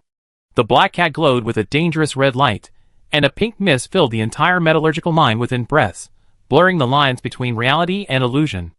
The black cat moved like lightning, lunging straight at the jailer's face. Everyone saw only a blurry black shadow of the black cat, except for Zhong Ziming, who, with focused concentration, barely managed to track its movements and raised his small metal shield. Boom! The moment the claws collided with the shield, Zhong Ziming nearly lost his grip, letting the shield fly out of his hand. He, a gaming partner of many years, immediately understood the unspoken message. The black cat was incredibly strong, and it hadn't even used its full strength. No one could see how it appeared on the distant anvil. It was as if it had never left. Interesting reaction speed. You actually managed to keep up with my speed. Fine. Like a cat toying with a caught mouse, the black cat, as if it had found a perfect toy, focused solely on Zhong Zemo. Relying on the elemental burst and swift steps generously provided by the jailer, it launched another attack. Beiwo tried to outrun the black cat, hoping to intercept its movement, but missed completely. French Fries drew its sword, looking around in bewilderment. When your opponent is unbelievably fast, the skills you rely on suddenly become useless. After blasting Zhong Zemo's shield with elemental burst again, causing it to tremble, the black cat laughed mockingly. Want to help, but don't know how? Seeing everyone gulp down a strange potion at Jiang He's command, the black cat's disdain vanished. Last potential greatly enhances physical abilities for a short time, but leaves the user in a state of exhaustion after the potion's effect ends. A refined, concentrated version of the mint potion. Clearly sensing the black cat's terrifying power, Jiang He made his own judgment. While everyone is still in top condition, let's go all out. A metallurgical furnace exploded in the distance, dark red flames piercing the pink mist, illuminating the boundary between reality and illusion, where everyone's skin was burning red. Jiang He felt as if his entire body was on fire after taking the potion. His heart pounded, as if it would leap out of his chest at any moment. In the quiet space, the 5 people's heartbeats resonated strangely, converging into a high-pitched war drum. The black cat moved again, this time abandoning Zhong Zemo and prioritizing the attack on the 4 primal bodies. Only he had broken free of his dream. The 4 primal bodies weren't known for their reflexes. At 30, life had long since worn them down. Entering the FPS games they once loved, they were met only with the reflexes of an 18-year-old, instantly killed, offering no gaming experience whatsoever. Just now, he hadn't even seen the black cat move. After drinking the potion, he vaguely glimpsed a blurry black mist rushing towards him. His body reacted before his brain. Almost instinctively, he sidestepped, casually using his staff to block. Boom! The magic contained within the staff resonated with the 4 primal bodies' magic, generating an elemental shield completely subconsciously, dissolving the power of the elemental explosion. The 4 primal beings unleashed a lightning bolt spell with almost no casting animation, weak arcs of electricity spreading around their bodies, causing the black cat's smooth, soft fur to stand on end. The power was weak, but the insult was immense. A high-level potion. How can an adventurer's party like yours possess such an excellent potion? The black cat sniffed the bottle tossed aside by the boundary between reality and illusion, utterly astonished. Even within the Church of Eternal Night, this was a treasure that only a near-core potion master could effortlessly concoct. Amplified by final potential, the original flavor fries, like a red lightning bolt, unleashed a blood-red trail of frenzied rage, hurtling towards the black cat. Although it nimbly dodged with a backflip, Jiang He and the bed were already at it. From left and right, a flaming dagger and a long sword, its outline obscured by shadow, attacked from both sides. The black cat's tail ignited during its dodge, wisps of white smoke rising after being blown out, like an extinguished candle. Relying on the potion, the boundary between reality and illusion barely managed to fight the black cat. Looking at the burnout tip of its tail, the black cat's purplish-gold eyes flashed with ferocity. The gentle female voice became distorted and shrill. Enough. I just wanted to play around with you, but since that's how it is, you all have to die. Boundary between reality and illusion. Jiang He was stunned. The black cat's skill was actually their guild's name. Before he could see the other effects of this skill, Jailer suddenly sprang into action, his raised staff spewing forth a burst of flames that burned directly towards Orange Tea. Zhong Zemo reacted instantly, blocking Orange Tea's attack with his shield. Jailer, what are you doing? He couldn't help but curse. Jailer couldn't answer. At this moment, he had once again fallen into the boundless dream, fighting the jailer. Damn it, you exploited the entire system. Not only are you aiding the enemy, you're betraying them too. Jiang He couldn't help but curse. Invisible ripples spread outwards from the black cat. The moment Jiang He touched it, everything went black, and an overwhelming drowsiness surged through her. She couldn't sleep, absolutely couldn't sleep. Her intuition told her that falling asleep was the only way to fully unleash the boundary between reality and illusion skill. Sleep, sleep, my children. In eternal dreams, I will bestow upon you beauty that is unattainable in your waking state. The black cat's silvery laughter echoed in her ears, and the ripples spreading from it grew ever faster, like a tsunami. The blankets were closest to her, and the world distorted and swayed with a hypnotic voice, as if she had swallowed a powerful hallucinogenic mushroom. She could vaguely see little figures running and jumping past her. She only glanced at those little figures. Thump, she could no longer hold on, and collapsed to the ground. You lowly, pitiful little insects. What are you still holding on for? Black Cat chuckled. This is my last act of mercy towards you. Find release in the endless dream. Original Fries and Joan Zimo collapsed one after the other. Only Jianghe, the four primal bodies, and Orange Tea remained, struggling to stay afloat. They tried to cover their ears, but the voice echoed directly in their minds. Can you really bear to let your companions go alone? Go together. Eternal night. A furious roar pierced down from the 8th level dome. The church. A blazing warhammer crashed down with earth-shattering force. The sudden turn of events clearly exceeded Black Cat's expectations. Ignoring the three people barely clinging to life, he desperately tried to dodge. The earth shook violently, dust and stones flew through the metallurgical mine, and the pervasive pink mist vanished with a deafening roar. Jianghe, thrown aside by the howling wind, broke free from the hypnosis, feeling his tense mind relax. Looking up at the transforming flaming warhammer, the three of them stared wide-eyed. The Slime King. The Slime King, who had disappeared after clearing the 4th level, had reappeared here. The Black Cat sneered. How did it taste to be made into a puppet by that little brat Naviel? You bunch of scum. The Slime King gritted his teeth. Delicious? The Black Cat laughed maniacally. Your companions, you digested quite a bit while you were unconscious. Those who loved you most, and whom you loved most, their flesh and blood must have been incredibly delicious. Now they become one with you, ha ha. I kill you. The Slime King was utterly enraged. Jianghe hurriedly shouted, don't fall for it. It's deliberately provoking you. The stronger one's willpower, and the deeper one's obsession, the less likely they are to fall into the dream woven by the Black Cat. Seeing the Slime King showing signs of going berserk, Jianghe and the other two acted in unison. Jianghe and the four primal bodies charged straight at the Black Cat. You brat, your opponents are us. The Black Cat's twisted tone made Jianghe feel the Slime King's rage deeply. He wished he could tear it to pieces right then and there. The Black Cat had no choice but to respect the high-level potion of mint, and could only angrily shout insect, before turning its attention to the two of them. Orange Tea went straight for the Slime King. Please summon a spirit that can calm the Slime King down, please. Having learned the truth that Jianghe and the others had concealed, and knowing that it had devoured the flesh and blood of countless friends, the Slime King had gone mad. Just as it was about to exchange its life for the Black Cat's, Sister Alna's spirit appeared. The Slime King's ritual magic stopped. Chapter 106. Arna. The Slime King transformed into Arna's likeness, countless bubbles boiling within its translucent body, like her tears. So close, Orange Tea could feel the Slime King's sorrow. What Orange Tea summoned wasn't Arna herself, but a doll formed from wandering souls.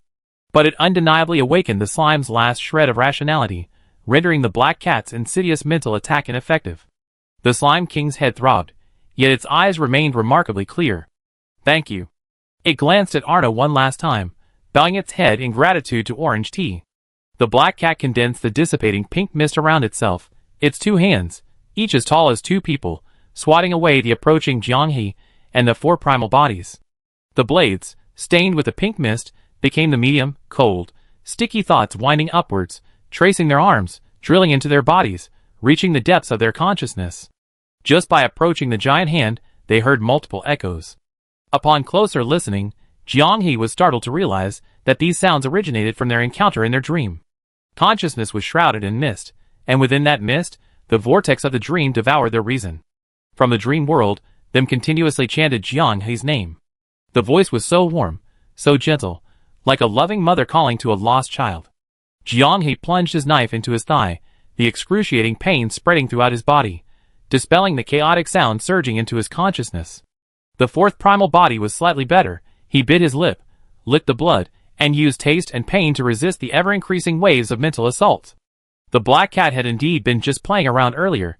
It was fully capable of using mental magic while simultaneously launching physical attacks, and could even combine the two. You can still block it? What was thought to be a tiny insect easily crushed remained standing despite the force. This was a disgrace to the Black Cat. Get up, you illusory puppet trapped in a dream. Not only the jailer, but also the others who had fallen, including Original Flavor Fries, rose to their feet upon hearing this. The effects of the mint potion hadn't worn off. Enhanced, they attacked the Black Cat like wolves. Mental attacks, mentalized physical attacks, puppet manipulation, and the ability to use a couple of speed-boosting spells in their own body. The Black Cat's mental strength was astonishing. This guy was more than 10 times stronger than the Whisperer Naviel, How could such an outrageous monster linger on the 8th floor? Shouldn't the Church of Eternal Night have all gone deeper? Your opponent is me. Just as it was about to deliver a fatal blow with a giant hand formed from pink mist, sensing the chilling killing intent, the black cat's tail stood upright like an antenna, flashing with pink light. The spiritual power extracted from her dream materialized into a sturdy shield before her. She wanted to escape, but she couldn't. One of the supreme powers of Earth element, gravity magic. Even as powerful as she was, her body was firmly locked to the ground, unable to move an inch. Beams of dark elemental energy surged towards the black cat like a roaring river. Spiritual power, magical power, and elemental power intertwined, colliding, and a world-destroying force coalesced at the point of impact. Unable to concentrate on controlling the 4 puppets at the boundary between reality and illusion, the original flavored fries awoke first. Her body was limp from the drain of her power. Before she could even regain her senses, 2 trustworthy figures appeared before her. Jianghe and the 4 primal bodies erected a magical shield, protecting the day's 4. The next second, a moment of silence, followed by a deafening, earth-shattering explosion. The metallurgical mine buildings were reduced to ashes in the explosion. The forging furnaces, forged from rare metals through countless hammer blows, were hurled into the air, instantly bearing hundreds upon hundreds of wounds, as if torn apart by the claws of a wild beast. Jianghe and the others' magical shields were utterly inadequate. In this clash of top-tier power in the game, they couldn't even stabilize their magic. Just as they were about to be torn to pieces by the turbulent magical energy, a soft touch enveloped the 7 people at the boundary between reality and illusion. The Slime King transformed back into a giant pudding, shielding them behind her. She thoughtfully cast a soundproofing spell, preventing Jianghe and the others from suffering ruptured eardrums and becoming deaf. Seconds later, the energy of the collision gradually dissipated, leaving a crater several meters deep at the center. The visible structures of the 8th level crumbled and collapsed, with only the outermost edges, those resembling temples, remaining somewhat intact. The dark smelting layer shimmered with various colored lights. These lights originated from ore. Turbulent currents of magic, spiritual power, and elemental energy surged wildly, igniting the unprocessed minerals piled on the 8th level, reacting silently to the different forces. The black cat wasn't dead. It stood atop a massive, teetering pillar, looking down at the crowd with disdain. However, when its gaze fell upon the Slime King, there was not a trace of the contempt one would show when confronting the boundary between reality and illusion. Slimes were among the first races to awaken and wield magic when it first permeated the world. They are the most ancient monsters, born alongside dragons, sirens, elves, and other well-known races in the ancient First Age. When ancient, intelligent races were mentioned, only slimes were conspicuously absent. Simps are not intelligent, they are inherently unintelligent. The king is an exception. They are the miracle of this flawed race, a group whose intelligence was cruelly taken from them by the world's cruel joke. The black cat sensed the surrounding spiritual energy being detected by the Slime King. Don't bother looking. The portal is broken, spatial magic is ineffective. The Slime King glared at her. What a mess your Eternal Night Church has made. The black cat was certain the church wouldn't have done such a thing. Upon entering, it was clearly stated that necessary infrastructure should not be damaged, and the 10th floor Great Archives was one of them. The change occurred not long ago. The High Saintess of the Clarity, still putting up a desperate resistance on the 12th floor, seemed to have done something. Spatial magic in the temple was gradually losing its effectiveness, and someone reported that from the still functioning portal, they vaguely sensed something watching them. The black cat had to be vigilant and consider whether it was worth fighting the Slime King to the death here. The Slime King used a little trick, transmitting his voice into the soundproofing array. Children, listen carefully, that black cat is trying to escape. Original Fries was surprised. She should be in the lead, right? The Slime King frankly confirmed her guess. If it comes to a fight, I might not be able to take her down. I don't know why she suddenly started looking for a way out. Maybe it's related to Elsa. Elsa, a name heard for the first time at the boundary between reality and illusion. Knowing this wasn't the time to dwell on these questions, Jianghe hurriedly asked, "What do you want us to do?" "Kill this black cat." The Slime King's hatred was palpable. Her position in the Church of Eternal Night is far above that of Nephiel's group. She's probably staying on the 8th level to control those still resisting in the 6th and 7th level mines. We absolutely cannot let this monster join the rest of the Eternal Night Church. Jianghe's head was buzzing. The others were even more stunned than the catfish demon when it heard, "Go and eliminate Tang Sanzang and his disciples." We fight the black cat? Can we win? Guaranteed to die. It has nothing to do with courage or boldness. Courage only works when the strength is similar. The entire group from the reality/virtual boundary had already confirmed through the fierce battle that the Black Cat's strength was far beyond their current level and the limits of their equipment. The residual force of the two powerful beings' attacks almost melted them into dust. How could they possibly help add to the damage? Even with Mint's potion boost, all they could do was injure the Black Cat. Even minor injuries are a form of injury. I know what you're thinking, the Slime King said. If we disable her mental magic, are you confident? The eyes of the seven from the reality/virtual boundary lit up. The Black Cat's mental magic was too overpowered. Using mental magic simultaneously with other attack methods was even more overpowered. If the Slime King could ban her special skill, it's worth a try. There was no answer, but the gleaming eyes of everyone at the boundary between reality and illusion had already told the Slime King the answer. Not bad courage, no wonder Allnet chose you. Let me do something stupid like her. Little ones, listen carefully. Due to the soundproofing array, the Black Cat only knew that the Slime King was communicating with the boundary between reality and illusion, but she didn't know what they were saying. Because of the Slime King's presence, she dared not act rashly, and could only stand in a stalemate, wearing down each other's psychological defenses. Gravity magic was her most feared technique. The Black Cat hadn't expected that this easily enslaved slime would possess such a high level of elemental magic skill. Given time, it will surely reach the 9th rank. Amidst its racing thoughts, the Black Cat vaguely felt its fur becoming dry. Scanning its surroundings, it saw the ore, ignited by the battle, releasing more and more energy. The entire 8th floor resembled a wildfire, smoldering and blazing. Something's wrong. When did you? Knowing it had been discovered, the Slime King dropped the pretense. Elemental mist. A magical explosion, an elemental mist, a magical phenomenon that terrified mages. The Slime King didn't possess this power, but through her understanding of elemental forces, she could maximize the concentration of elemental power within a specific area. Pseudo-elemental mist, to the unsuspecting Black Cat, could appear real. Seeing the pure elemental power spreading out in mist form from the Slime King's center, the Black Cat completely bristled. You madman! Your body and soul. The Slime King's massive form was boiling, crackling with elemental energy. Leave them all on the earth. The Black Cat had anticipated the gravity magic attack and completely abandoned the dream power condensed from the boundary between reality and illusion, using its self-destruction to weaken the gravity's binding effect. The agile cat was running in slow motion. As if sliced by a sharp blade, the Slime King was cleaved in two. One half of his body crashed to the ground, releasing a massive amount of elemental power that accelerated the formation of the elemental field. To achieve his goal, the Slime King severed his own flesh. The blood and tears of the clarity must be repaid. The Black Cat gathered all his power, condensing it into a shield, preparing to counteract the chain reaction of the elemental mist's waves. The dense footsteps jolted her awake. 7 figures appeared within the elemental mist. Impossible! She cried out in shock, as if witnessing the most terrifying thing in the world. This was elemental mist, a magical phenomenon capable of endlessly chaining until all elemental power within an area was completely consumed. Whether it was slow roasting at a low temperature, scorching in a raging fire, or even a spectacular fireworks display that consumed it all at once, no one could say for sure. The elemental mist was uncontrollable. Anyone caught within it was constantly being swept away by the elemental waves. Even elemental life forms would perish. Noticing what the 7 people on the boundary between reality and illusion were carrying and above their heads, the Black Cat was astonished.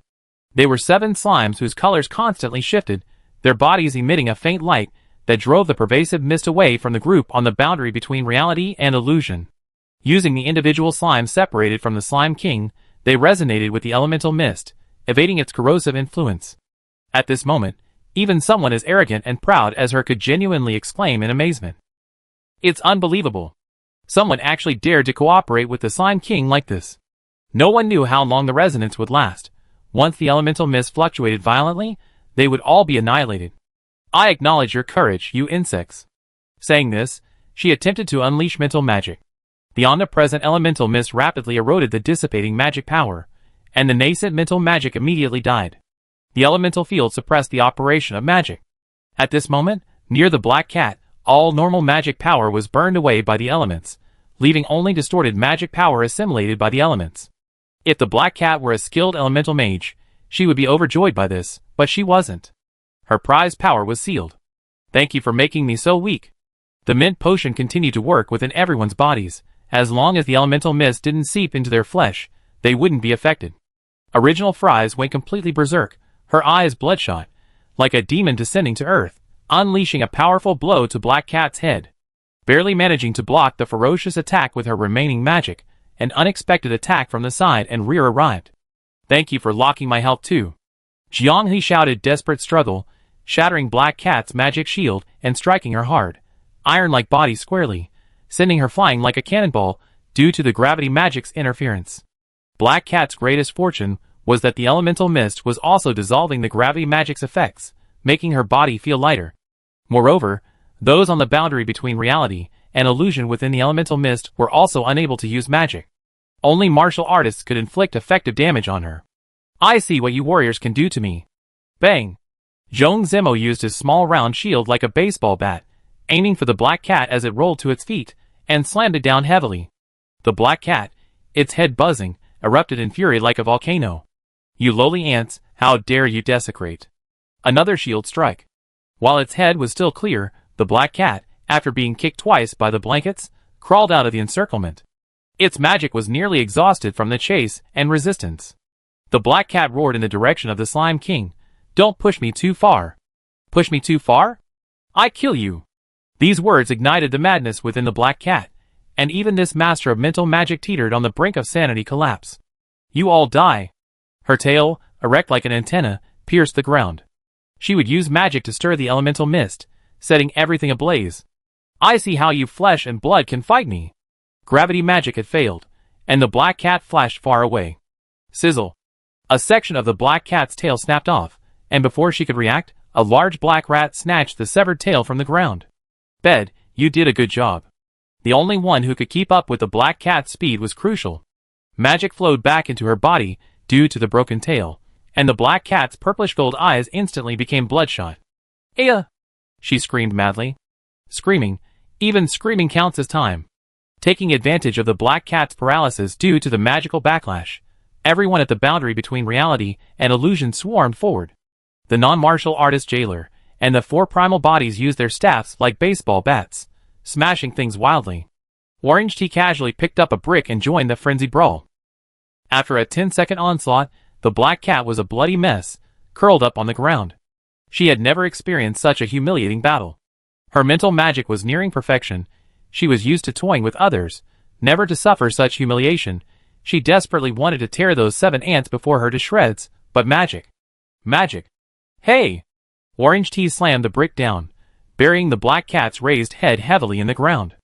Her vitality was incredibly tenacious. Even so, she was only dizzy, not dead. Jianghe and Original Fries were exhausted from using their skills, only managing to shed a layer of fur, leaving wounds on the flesh beneath. "Leave it to me." Jianghe turned around, somewhat dazed. The Slime King absorbed the self-inflicted flesh and rolled over with a gurgling sound. In just a short while, the Black Cat's head could move again. This was too eerie. Could a body of flesh and blood truly possess such strength? Wandering between different puppets, your tricks end here. Everyone suddenly understood. No wonder it was so hard. Knowing what the Slime King intended, the Black Cat panicked. No, we can talk, gurgle." The Slime King opened its mouth and swallowed the Black Cat whole. Having read too many literary tropes about breaking free from the body and suffering defeat, Jianghe couldn't help but feel worried. The jailer simply spoke his mind. The Slime King finally smiled slightly, comforting her. "My body is an elemental field. For her, devoid of magic, this is an eternal prison." As the slime body pupa writhed, the Black Cat was gradually moved to the Slime King's abdomen. The elemental corrosion rendered the Black Cat powerless to struggle. She cried out repeatedly, emitting muffled sounds. "The Church of Eternal Night. I can tell you the secrets of the Church of Eternal Night. Let's make a deal. It'd be good for both of us." The Slime King sneered. "Since you can move between different puppets, your spiritual strength must be quite considerable." The Black Cat was speechless. She guessed what she was about to encounter. "I will kill you, you swarm of insects." In a short while, the puppet's body, which Jianghe and the others couldn't destroy even with brute force, was shattered into pieces. The puppet's most crucial central magic array and the magic core that drove its operation were spat out by the Slime King, turning into a rainbow-colored sphere of light. "Little ones, here you go." Before even digesting the Black Cat's attack and entering the settlement phase, He gave her such a good thing. If the appetizer is this good, what's next? Chapter 107. The black cat's doll-like body was completely corroded by elemental power, leaving only a wisp of white mist. The Slime King created a vacuole and sucked the mist into it. You don't intend to kill it? Jianghe asked. Countless clarity beings who died tragically probably don't want to see their abusive one die easily, the Slime King said. Besides, you probably also want to gain some of the knowledge it possesses, right? The black cat's spirit cried out, we can trade. Do you still have the right to bargain now? The Slime King manipulated elemental power to stir the vacuole within its body. Without the protection of a physical body, the elemental power directly affected the spirit, and the black cat let out a series of mournful howls. The one who had been so arrogant and disdainful of them, these ants, was indeed not so quick to back down. Provoked, the black cat roared viciously. Since that's the case, you won't get anything of value from me. Don't think this level of torture can break my will to resist. My spirit is far more resilient than you imagine. The Slime King sneered, don't rush. I have plenty of time to prove just how resilient you are. You killed my friend, and you returned me to solitude. Be my pet then. As soon as she finished speaking, the Slime King transformed into Sister Alna, told the people at the boundary of reality that she needed to catch her breath, and then walked to a nearby ruin and sat down. To suppress the black cat's terrifying power, the Slime King had used every means at her disposal. Now, she was so weak that even those at the boundary of reality could kill her. At that very moment, from the ruins of the 8th level, destroyed by the fierce battle between the two powerful figures, 4 rainbow lights, 1 golden light, and 2 red lights shot into the sky. The 8th metallurgical layer, official settlement. The rainbow light was too dazzling, blinding everyone. Alas, may the tea god protect us. The jailer's loud voice startled Orange Tea, who froze on the spot, performing an awkward dance, as if he had a built-in MVP settlement animation. Sai, the person who was completely useless, popped the champagne faster than anyone else. Original Fries gave him a disgruntled look. How can you say that? The jailer complained, I guess I wasted the black cat's computing power? Look, I'm so useless, even its mind control of me didn't have a positive effect. You're quite proud of yourself. Finding this angle, you're truly something else. Hopefully, there will be fewer monsters with this illusionary mechanism in the future, otherwise, there will always be someone in their team dragged to their death by the jailer's mechanics. Orange Tea, as usual, gave everyone a hug before going forward to announce the winners. Sage's memory fragment, random, 2 pieces. Binds upon acquisition, a guaranteed item after defeating the black cat. After changing job specializations, only the 4 Primarchs among them gained the new skill Elemental Fusion Torrent. The underground temple's strength was visibly explosive. With everyone at the boundary of illusion possessing red-quality double-blessed weapons, they desperately needed to improve their skill strength. A perfect drop, like a pillow when you're sleepy. Heart's Fortress Potion Recipe. Also a guaranteed item after defeating the black cat. Its effect is to temporarily increase resistance to mental magic, but it easily causes fatigue. The group couldn't resist taking the recipe home to show Mint. Perhaps it's a new recipe she's never seen before. Perhaps she excitedly run around the guild. Just thinking about it makes me happy. Sage's memory fragment, Apothecary, a special item that can only be used to increase apothecary experience and proficiency. Its usual use is for players who want to improve in this area, or for dolls. But could it also be used on Mint? Aside from the 3 rainbows that are guaranteed to drop in stages, Orange Tea actually only got 1. Strange, when did they become so greedy? 1 rainbow isn't enough. A flash of golden light, and an item popped out of the orb. Character change scroll, all eyes immediately focused on Orange Tea. Sigh. Ah? After Jianghe obtained the glutton avatar, everyone coaxed Orange Tea to switch to the rabbit-eared race to contribute to the team. Everything was ready, except for the change scroll. This item is considered ironclad proof that the official doesn't make money. It's not sold in the shop, but placed in the drop pool, and it's not allowed to be traded. Some consider it a thoughtful design, others think it's utterly ridiculous. Tired of the same old look? Spend a little money to change things up. Isn't that great?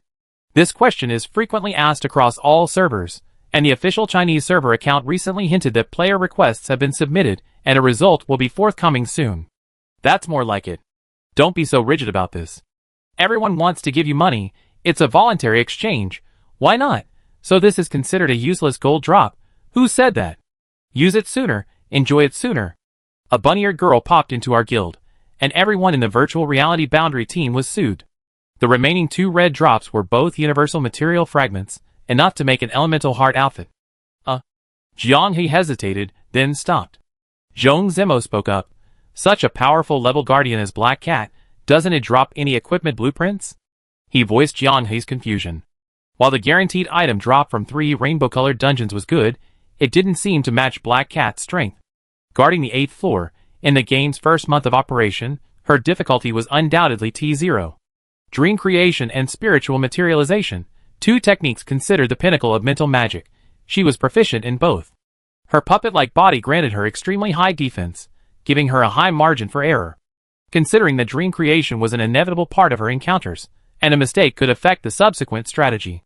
This level of boss deserved a set with special affixes, and the recipe shouldn't be limited to just a potion. Jiang He walked towards the Slime King, who was dozing on the ruins. Are you all rested? The Slime King suddenly awoke, the trauma of the battle causing her to react violently, almost unleashing her elemental power to splatter the faces of everyone at the boundary between reality and illusion. Seeing their equally exhausted faces, she, in her Arna form, showed an expression of relief and affection. Thank you all. Without you, I couldn't have done it alone, the Slime King said, her voice growing increasingly sorrowful, tears glistening in her eyes. You are the miracle Arna found in her final moments. As expected, the Saintess. Jiang He had guessed that Arna's identity was not simple, definitely not an ordinary little nun of the Clarity, but he hadn't expected her to be so powerful. No wonder the Church of Eternal Night used such a peculiar method to kill her. In other games, Jiang He might have smiled knowingly at the Slime King's praise, proudly recalling his own remarkable skills. However, after the fierce battle with the Black Cat and realizing the gap between their strength and the top-tier power of the Church of Eternal Night, even the extraterrestrial demons and the Fourth Calamity, when immersed in the world's narrative, couldn't help but feel despair for the Clarity within that world. They were players who could resurrect countless times, who could agree to the most outrageous proposals from the Slime King without a second thought. Life was the last thing they lacked. But what if Alna had found a group of ordinary adventurers who could stop the Church of Eternal Night's rampage? Jiang He wasn't a sentimental person, but during his conquest, witnessing the magnificent, awe-inspiring temple of the Clarity being trampled and destroyed by the Church of Eternal Night, seeing the devastation along the way, hearing the Black Cat proudly boasting about the pleasure of dominating others, he seemed to see a towering civilization crumbling and collapsing. The countless beings sheltered by the tower plummeted into the abyss, returning to nothingness, annihilated among the stars. As if they had never been born, never existed. In a daze, he couldn't distinguish whether it was real or an illusion. Perhaps, it really had happened somewhere. It was clearly an absurd thought, yet it lingered in his mind, refusing to dissipate. Looks like you won't drive us away this time, the bed chuckled. A smile forced a smile onto the Slime King's solemn face. Only despair lies ahead. Can your courage sustain you to the other side? Original Fries cracked her knuckles, her tone incredibly firm. Whoever blocks my way, I kill them. This answer amused the Slime King. She exclaimed good? 3 times. That's the spirit, youthful vigor, fearless of anything. Only in this way can we have a chance to glimpse a ray of light. The Slime King stood up, no matter the final outcome. If we can glimpse a ray of hope, I am willing to rebuild the clear ones with you on this ruin. Or, for those who can inherit their will. If only despair remains. You are the witnesses, and the spark. I will fulfill Alna's last wish, protect you as you leave, and stop the eternal night from spreading. Does this answer mean? Jiang He exchanged glances with the others. Sure enough, everyone noticed. The Slime King is about to join the party. Was it Original Fry's answer that triggered the joining option, or was it inevitable? It's still unknown. But 2 branches have already appeared. Orange Tea, struck by inspiration, suddenly asked, if you don't devour the Black Cat's spirit, are you really okay? They had asked the same question before, but this time, the Slime King gave a more detailed answer. Silly little guy, instead of annihilating it directly, why not enslave it, construct a mental corridor, and then use its power to torture it again and again? Even if it's unwilling to give, its weakened consciousness within the corridor will yield unexpected rewards. Now I understand. No wonder the rewards from the strategy guide seemed a bit lacking. It turns out the Black Cat is a boss that can be replayed. The mental corridor most likely leads to the Black Cat's consciousness. Each victory allows you to extract some rewards from it, which accumulate over time. Orange Tea, that's a good question. Jiang He quickly followed up. How do we construct the mental corridor? This requires utilizing the knowledge accumulated by the clarifiers, the Slime King said. Expelling the entire Church of Eternal Night from the temple will allow me, even if only I remain, to complete the restoration and projection in the 9th level trial arena. If that's not possible, rebuilding the projection will be very troublesome. Jianghe hadn't had time to ask many questions in the earlier rush to expel the Slime King. The topic quickly shifted to the Church of Eternal Night. What exactly is their background? Having spent so much time in the temple, the Slime King didn't know much about them, only that the clarifiers had complained that those who believe in Eternal Night are becoming obsessed.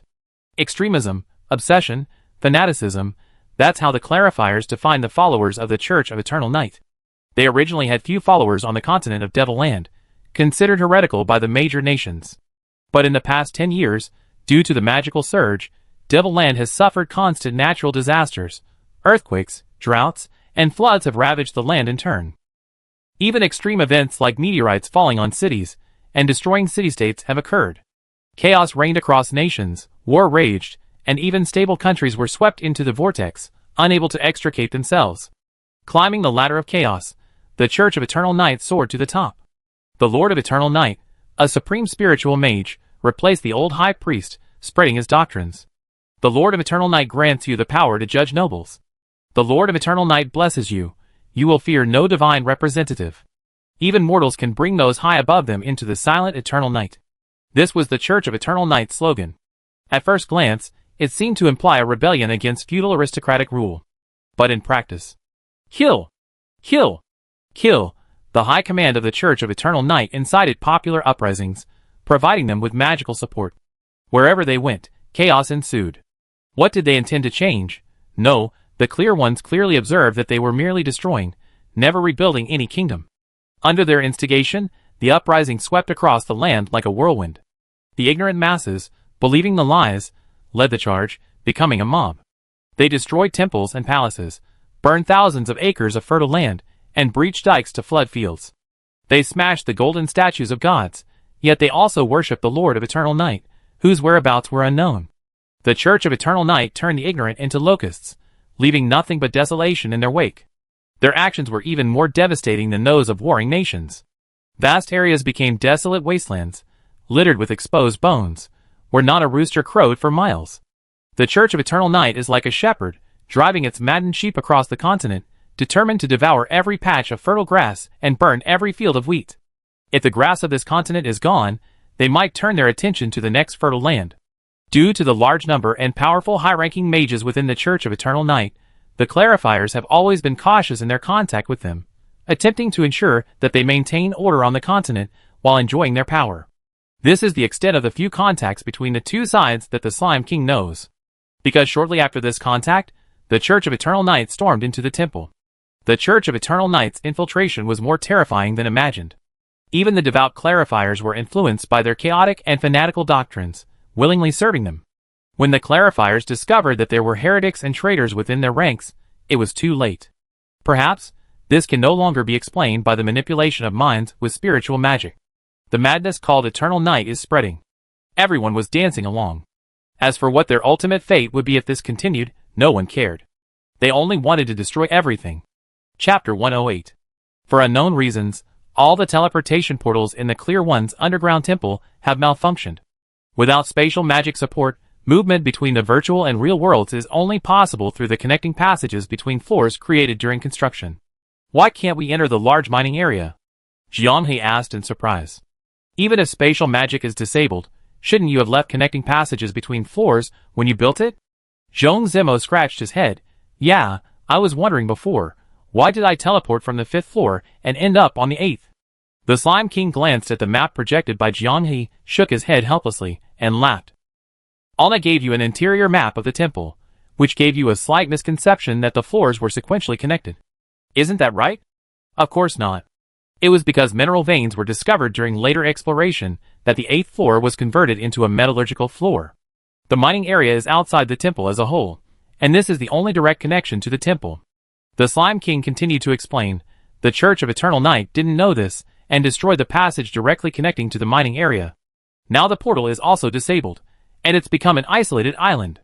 Combining the Slime King's previous hints about joining the party, and the guild stronghold system that Garlic Sprout had mentioned a long time ago, After completing the entire strategy, the mining area will most likely produce profits. Whether it's the necessary materials for crafting the Clarity's special set or the high-quality minerals used for forging, it will be enough to fill the boundary between the real and the virtual. As for the various monsters trapped inside, and the elites of the Church of Eternal Night, hey, if we can clear the temple, are we afraid we can't deal with those small fry? Jianghe paused the strategy process. The fierce battle with the Black Cat left everyone exhausted. It was the toughest fight they faced since entering the Proof of the Stars. But it was so much fun. Reflecting on the battle afterward, the blurring of reality and illusion in the dream creation alone set it apart from any other game. The joy of tackling high challenges lies in this. All the failures and setbacks during the process transform into a tsunami of satisfaction upon success, overwhelming you and leaving you wanting more. The Slime King declined the guild's invitation, deciding to remain on floor 8 to recover.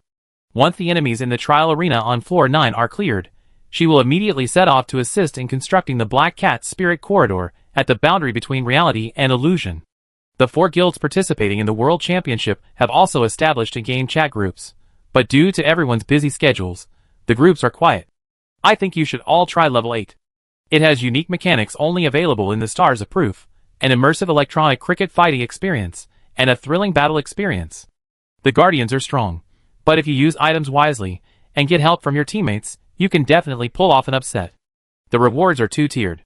The first tier guarantees 3 items, all quite good, which will significantly boost your combat power, especially when everyone is short on skills at launch. The second tier's items are redeemed after clearing level 9, and they're expected to be very generous. Jianghe sent out a series of strategy tips in one go. The group chat immediately buzzed. Captain Jigung from the Funny Tree Guild was the first to chime in. What? You guys have already cleared level 8? The guild leader, Huang Lianjiming, spammed the chat with question marks. Nurgle Soup, Sai, you guys just keep doing the walkthrough, who can beat you? Everyone chimed in, their reactions like a boiling pot. On the road to conquering the underground temple, the boundary between reality and illusion was far ahead. Just when someone thought they had a chance to catch up, they would casually accelerate, leaving those behind watching their taillights and inhaling their exhaust fumes. Crimson Music Box, you already spoiled it to this extent, why don't you just tell us everything? What monsters will we encounter on the 8th floor? Ready to eat? I think so too, Potato, just write a walkthrough and tell us what you're planning. I feel like it'd be hard for anyone in the Chinese server to catch up with you. No way, you have to experience it for yourselves the first time. Dream creation, this mechanism is too unique. The shock of being hit for the first time is indescribable. This is a feeling that can only be understood through personal experience. Jianghe added, I will release my strategy guide after you have all reached level 8 and experienced it for the first time. But my strategy guide may not perfectly suit everyone, and you should know why. This has nothing to do with Mint, but rather with the game design of Proof of the Stars.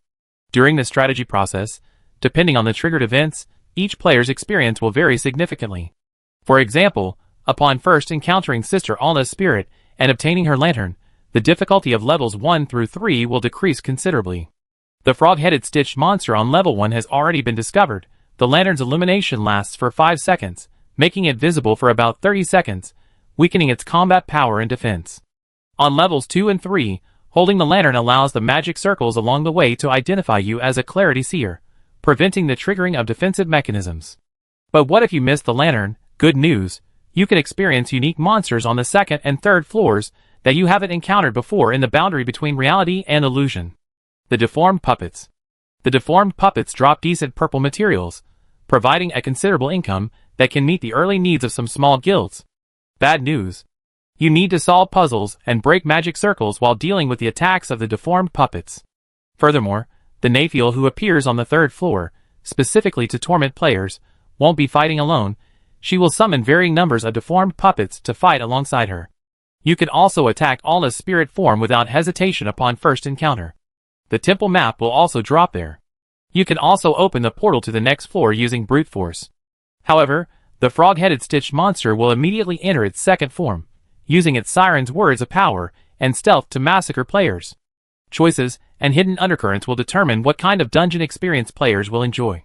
30-year-old Grand Mage, thanks for the generosity, President Potato, but we're still on the 4th floor giving the Slime King a scraping treatment. Crimson Music Box, don't brag so much. At least scraping hurts, we're just tickling, aren't we? My sword has never been unfazed. Ha ha ha. Is Orange Sky suffering too? Our comical tree is also experiencing a classic strategy regression today. The initial barrage lasted a minute, and then it never exceeded that time. Do you guys have a comical tree like this? It's so slippery and hilarious. Jian on iron wall. Great, I'm gradually understanding everything. Sigh, 2 more have gone crazy. The 4th level of the 3D bullet hell game requires at least 1.5 minutes of sustained effort before a turning point arrives. During the debriefing, everyone, from a godlike perspective, thought it was easy. Just a dodgeball game plus a grid-stepping game, right? But once you get into the actual gameplay. Ugh, how did I die?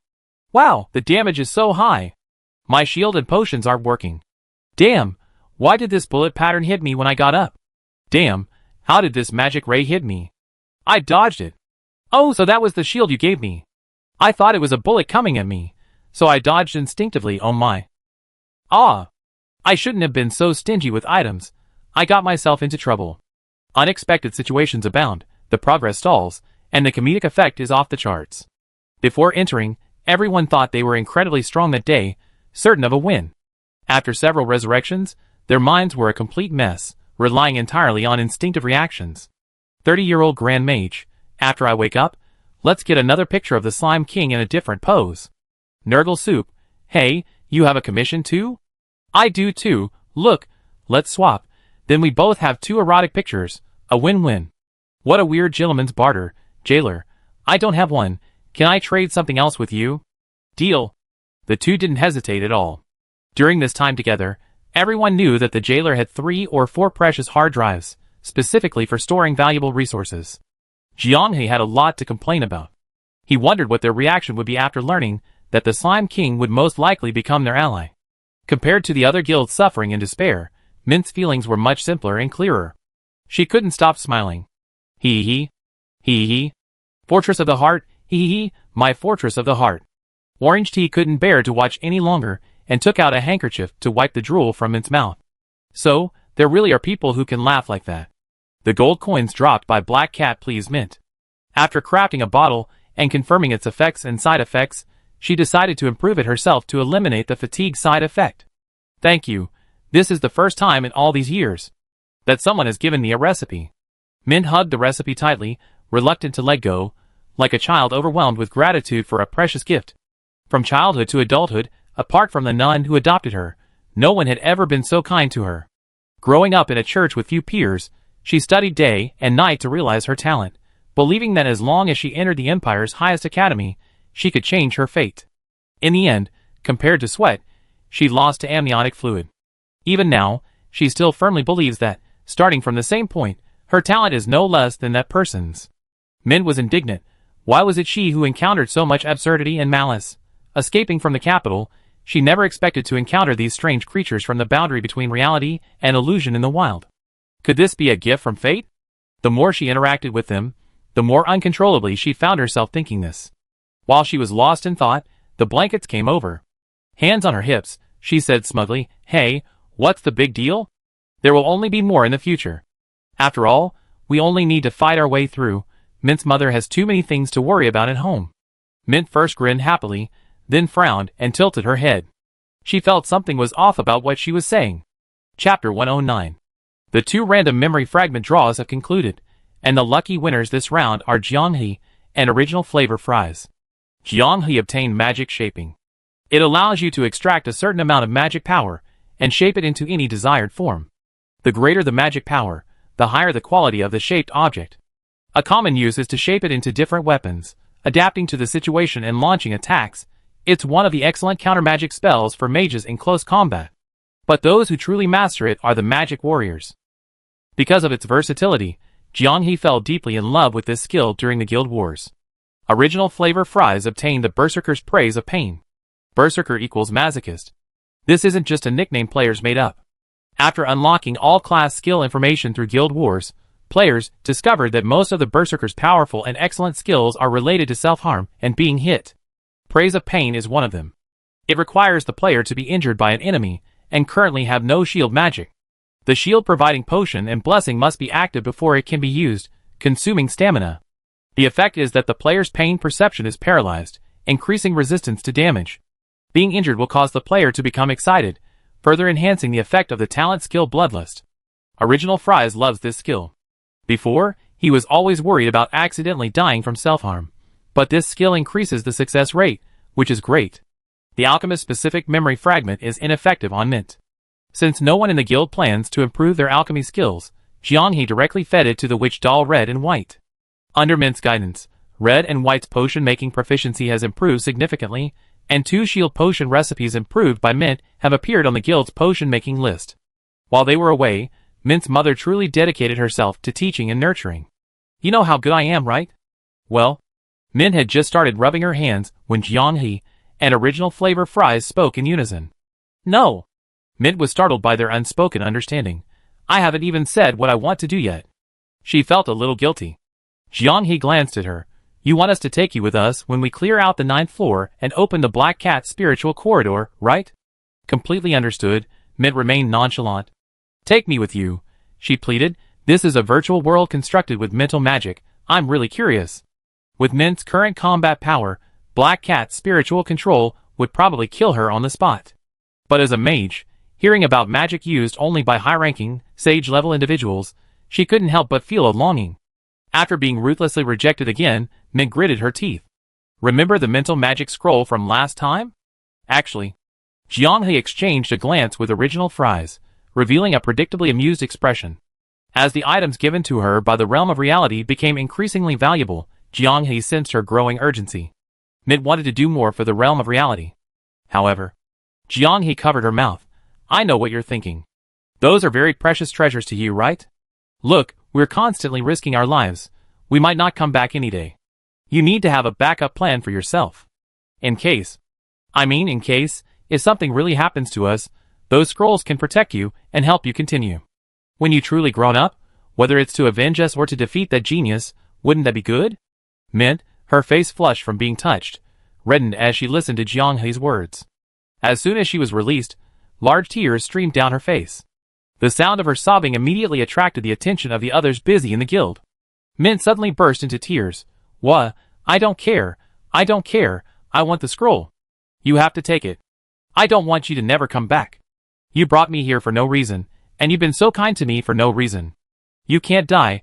Absolutely not. The others exchanged bewildered glances, and it took them a while to realize that Jianghe was using emotional manipulation. How despicable, how filthy. Jianghe shrugged, finishing his Original Flavor Fries. They had only noticed Mint's hesitation and wanted to see what secrets she was hiding, but they hadn't expected her to erupt so emotionally after just a few words. They were calling Mint Mommy, but it was the kids from the boundary between reality and illusion who were actually comforting her. We accepted the scroll, but its origin. Jianghe pinched her cheek. Don't tell me yet. Consider it a reward. We reveal it after we successfully conquer the 9th floor and help you seize the Grand Library, okay? This was also to put Bo at ease. Feeling unworthy, she became restless and repeatedly offered to go to the front lines. Isn't this ridiculous? Bo agreed, but being called Bo Mommy by everyone, her blush wouldn't fade. She covered her face, telling everyone not to shout or look. Rebellion was ingrained in everyone's bones. The more Bo said no, the more they insisted on watching, and they shouted in unison.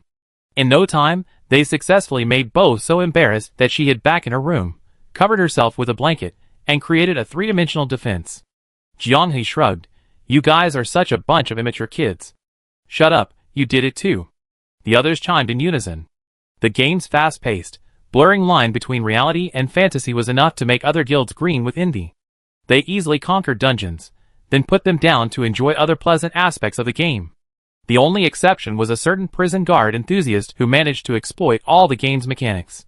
Sigh, that's what games are all about. Happiness is the most important thing. Ju Zicha woke up on time, tiptoed out of bed to wash up. Recalling last night's smooth gameplay and the joy of teasing Mint Mom, her smile was practically reaching for the heavens. Everyone in the dorm was still fast asleep.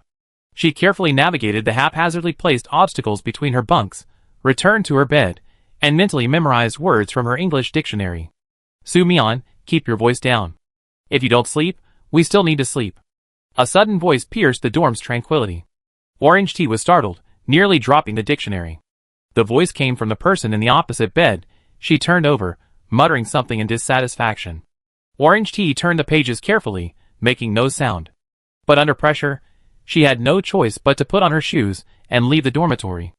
A month into the semester, Orange Tea believed she hadn't offended any of her roommates, but unknowingly, her relationships with everyone had become less than ideal. Orange Tea didn't know what she had done wrong. These petty nitpicks happened frequently, and she could only remember her parents' teachings, to be tolerant and try to maintain good relationships with everyone. Oh, Soo-mi-an, so early again. At the corn porridge cafeteria window, the cafeteria lady greeted Orange Tea with a smile. Around 6:30 a.m., Orange Tea, having studied vocabulary for a while, would come looking for food. There aren't many college students who get up early, and given Orange Tea's unwavering habit, several of the older women know her. Orange Tea's breakfast expenses generally don't exceed 4 yuan. Lunch consists of bread and biscuits bought in advance for breakfast, along with water, also costing no more than 4 yuan. For dinner, she allows herself a little extra, ordering a meal of 1 meat dish, 1 vegetable dish, and 2 ounces of rice for about 7 yuan. Of course, thanks to Jiang Hei's guidance, Orange Tea knows which older woman is more approachable, and by appearing in the cafeteria when it's less crowded, she can always get some extra perks. Sometimes it's a piece of fish belly, sometimes a spoonful of braised tofu. Her miscellaneous expenses are minimal. 20 yuan is enough for her daily expenses, and most of the time she has some left over. Add a tea egg. Okay, you're treating yourself to a nice meal today. Did something good happen? Orange Tea, thinking of the 200,000 yuan that was about to arrive, the events in the game, and the upcoming National Day holiday, nodded vigorously. Yes, a lot of good things happened. After breakfast, Orange Tea didn't go back to her dorm. She found a quiet place to continue studying. The atmosphere in the dorm was really awkward. She felt increasingly uncomfortable. Her phone rang. It was from the school's delivery point. Soo-mi-an? There's a package for you. Come pick it up. Guessing it was a gift from her parents, Soo-mi-an quickly set off. When she arrived at the delivery point, she was dumbfounded. 2 huge, yellowish-green urea bags, with their bulky shapes, forcefully occupied the prominent position in front of the delivery point. Soo-mi-an? Ah, yes. She scanned the QR code with her phone, then stood frozen in front of the 2 bags of urea. She weighed them. The 2 bags weighed a total of 62 jin, 31 caddies. Dad, Mom, you've given us way too much. To avoid disrupting the delivery point, Soo-mi-an dragged the 2 bags of urea to an open area and began sorting. Sweet potato chips, dried longan, and chestnuts were all wrapped in red or black plastic bags. Chicken bone grass served mainly as a cushion in this thick pile of local produce. The 6 jars of wildflower honey must have been borrowed from the neighbor next door. The dried longan was homemade, while the sweet potato chips and chestnuts were probably bought from someone in the village. Ju Zi-cha was thankful her parents hadn't included mangoes or anything like that, otherwise, they would have spoiled. Only 3 orders needed to be shipped to other provinces. This was a huge help. She shared her coordinates with Jiang Hei, Zhong Zemo, and Siuni. They were all in Qingning City, so they could pick them up and enjoy them immediately. After doing all this, Ju Zi-cha hesitated for a moment. She divided the contents of the 6 already packaged portions slightly, making enough for a large plastic bag. Soo-mi-an, is this yours? Orange Tea turned around, saw her 2 roommates, wiped the sweat from her brow, and quickly smiled. Yes, it was sent from home. Her 2 roommates crowded around, and when they saw Orange Tea grab a handful of dried longan and sweet potato from the plastic bag she had already divided, their expressions immediately became unnatural. Is it clean? Orange Tea froze, as if she had been electrocuted. Never mind, you can keep it, and eat it slowly. After they walked away, Orange Tea divided the contents of the 7th bag back. Near noon, Jiang Hei returned to the familiar campus and easily found the courier point. Holy crap, so much? After confirming with Orange Tea that this was the amount left for them, he happily carried the 2 bags home. Zhong Ziming, busy in the kitchen, heard a plop and poked his head out. What is it? Of course, it's something Orange Tea prepared. Taking off his apron, Zhong Ziming leaned closer. Wow, dried longan, so sweet. Zhong Ziming skillfully bit through the crisp peel, his eyes lighting up the moment his tongue touched the dried fruit. It reminds me of the 2 longan trees at home when I was little. Nothing tastes better than childhood. I envy you guys who have trees at home. Jiang Hei chose dried sweet potato. It's been so long since I had it. The last time was when I bought snacks online during a sale. I just grabbed some to reach the discount threshold. Jiang Hei took a bite, the sweet taste spreading in her mouth. What else? Chestnuts. We can make soup tonight. It should smell really good. Zhong Zemo was immediately eager to try the good ingredients. You're in for a treat. Look what this is. Honey. Buy some chicken legs and wings. We grill them tonight. A cup of chicken bone tea after dinner, perfect. Jiang He quickly expressed her gratitude in the group chat. Everything received, checked. Zhong Zemo is showing off his dried longan. This bag probably won't last long. Siyuani also took a picture. My mom loves it. It reminds her of the days in the countryside. All good stuff. Siyuani even had free time to go home at noon. It seems the 200,000 yuan was well founded. The jailer sighed. Why isn't it someone from Qingning? If I were from Qingning, would I be waiting for a package here? Orange tea was shipped super fast. It arrived in 2 days. Urgent. Urgent. Urgent. Urgent. I'm the urgent king. Orange tea peeked out. Is everything to your liking? No, I suggest sending some more. Let me see if there's anything better. Zhong Zemo said, send more dried longan. If I eat any that's spoiled, you have to compensate me. In the library, Orange tea covered her mouth, suppressing her laughter. She typed a lot, but then deleted it with a smile. The weather is so nice today. Chapter 110. There was too much material on the 8th floor, and Jiang He was still processing it after lunch. He glanced at the rapidly increasing chat messages in the group. Ju Zika recounted her experiences over the past month, and everyone's blood pressure spiked. University dormitory life is like this. If you meet the right people, after 4 years, looking back upon entering society, you feel a pang of regret. If only I could go back then. If you only meet a bunch of pampered people, then 4 years of university life isn't enjoyable, but torture. Ju Zika didn't know why she was being isolated, feeling that she might have done something wrong, but she couldn't pinpoint it. Therefore, she tried to make efforts to repair the relationships. Move out, the original flavored fries bubbled. It's no use. The people isolating you finally found a prey to unite the whole dorm, and you become their sacrifice. Don't think about what you did wrong. You did nothing wrong. Sometimes you don't need a very good reason to hate someone. Your self-reflection will only make them more aggressive. What puzzled Jiang He was that Orange Tea was only bringing this up now. She had clearly already decided to leave the dorm, which was why she brought it up in the group chat, hoping everyone would give her a push to make a decision. Potato, you Chungning people, find a way to help her. The jailer was anxious, wishing he could personally come and do something to help Orange Tea get revenge. Jiang He was also helpless. What do you want me to do? The jailer choked. Besides Orange Tea, there were 3 Chungning people, 2 office workers, and 1 aspiring office worker, the standard template for working professionals. We can't exactly have them block people outside the school gates, can we? Original Fries asked. Didn't you tell them about your game achievements? No, they only know I play StarCraft, Orange Tea answered truthfully. I showed them my equipment when I got to the dorm. Orange Tea felt her role in the guild wars wasn't significant compared to others, so she didn't flaunt it. The biggest celebration on the day she confirmed her advancement was simply adding 10 yuan to her daily food allowance as a reward. Have you told anyone that your dorm mates are isolating you? I told 2 friends I met in the library. Bed asked again, are there many people in the school with gaming qualifications? How many people keep up with the latest gaming news? Have you looked into it? Orange Tea had never paid attention to this, but Bed's question immediately sparked her interest. Why are you asking this? She asked curiously. To help you get revenge. Orange Tea was a nice person, but that didn't mean everyone else at the boundary between reality and illusion was.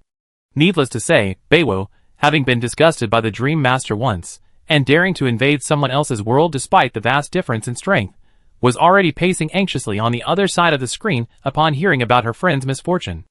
Jiang He roughly guessed what Beiwo was up to and urged her to find out quickly. Seeing everyone in the group so anxious, Ju Zika immediately went out. She was surprised to learn that the dedicated star-proof discussion group at Chungning University had hundreds of members, and that was just those who liked to discuss things in groups. As for understanding the game and keeping up with trending topics, Beiwo randomly stopped a dozen people near the food delivery and courier points, and everyone's answer was of course. It seems odd not to follow gaming trends and watch the latest video clips. While learning about the game, Orange Tea tentatively asked another question. So do you know Orange Tea? How could I not know? The tea goddess of the reality/virtual boundary. Of course I know her, the tea goddess, the conceptual god of the reality/virtual boundary. With her around, the luck is incredible. Without her, the whole guild is doomed. Orange Tea, of course I know her. She's so lucky that the reality/virtual boundary would be wiped out if they couldn't handle it. It's a pity she's so low-key. I really hope the reality/virtual boundary makes it to the World Championship, and that they can reveal her identity, and have the tea goddess do an interview, to see what kind of person she is in real life, and whether her luck is equally phenomenal. Zhu Zicha rarely actively reads online comments about herself. She mostly uses the strategy guides section, and the foreign server updates section, which translates foreign server strategy progress and tidbits. Almost everyone interviewed from the same university could recount her memorable exploits, which truly flattered her belatedly. She shared the information she gathered in the group chat, and everyone, blurring the lines between reality and fiction, was somewhat surprised. Jiang He had previously discovered the proof of stars and, through short video clips, had penetrated the middle-aged and elderly market, becoming their source of entertainment. Universities, being at the forefront of trends, naturally have a large following. That's similar to what I learned here, which makes things easier, said the woman in bed. There are still a few days left. Let's move out after National Day. It would be too easy for your roommates if we left without giving them a surprise. The jailer was still oblivious. What are you planning to do? After National Day, the teams that qualify for the World Championship will probably be given public interviews.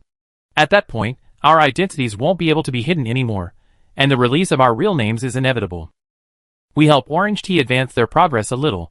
It's no big deal. Bedside started talking about her plan in the group chat. The news of successfully clearing level 8 of the reality/illusion boundary strategy spread like wildfire throughout the Chinese server's player community. The translators who were camped out in the Chinese server community simultaneously translated the videos and information to foreign servers. After advancing to the World Championship, the official reality/illusion boundary account only posted a short in-game celebration video and then remained silent, as quiet as if they had lost the competition. After a few days of silence, they suddenly presented everyone with a huge surprise. Even though Jiang He specifically explained in the video that their strategy involved temporarily skipping the large mining areas on level 6 and 7, players still knelt down in the video's comment section. Besides kneeling on their keyboards watching, they couldn't think of any other way to worship. The 4th level, Slime King card, had Chinese server players going crazy with excitement, until the unorthodox strategy from Red Feather Heavy Industries appeared, and only last night did some guilds achieve a breakthrough. Seeing that they were getting a little closer to the boundary between reality and illusion, the boundary itself broke through again. The comment sections, filled with collaborations from Corn's Chosen, Funny Tree, and Orange Sky strategy team, also shared Jiang He's words from last night's game. Upon learning that a detailed strategy guide for the boundary between reality and illusion would be released after most players reached level 8, players were filled with emotion. It's a pity, they said, that revealing the mechanics would eliminate any surprises, so they won't spoil it for now. It's making me so eager to know. It has to be the boundary between reality and illusion. Compared to some people who just sell strategy guides, it's so much better. That's why Gaia's Consciousness and the Dream Master seem like a clown guild. Those who follow the walkthrough for boundary between reality and illusion, and whose storyline isn't too different, are so lucky. They can copy the strategy. Haha, it's impossible to copy, because we can't even get past the 4th floor. Our entire guild is just a bunch of Slime King's toys. The record of one video going viral continues. Players who watched the video instinctively refreshed the boundary between reality and illusion homepage and found a new post. As the guild leader, I've been keeping an eye on the comments. I've seen many players very interested in the boundary between reality and illusion characters, eagerly awaiting the World Championship interviews, and many are asking questions about the guild's cutest and gentlest member, T-God.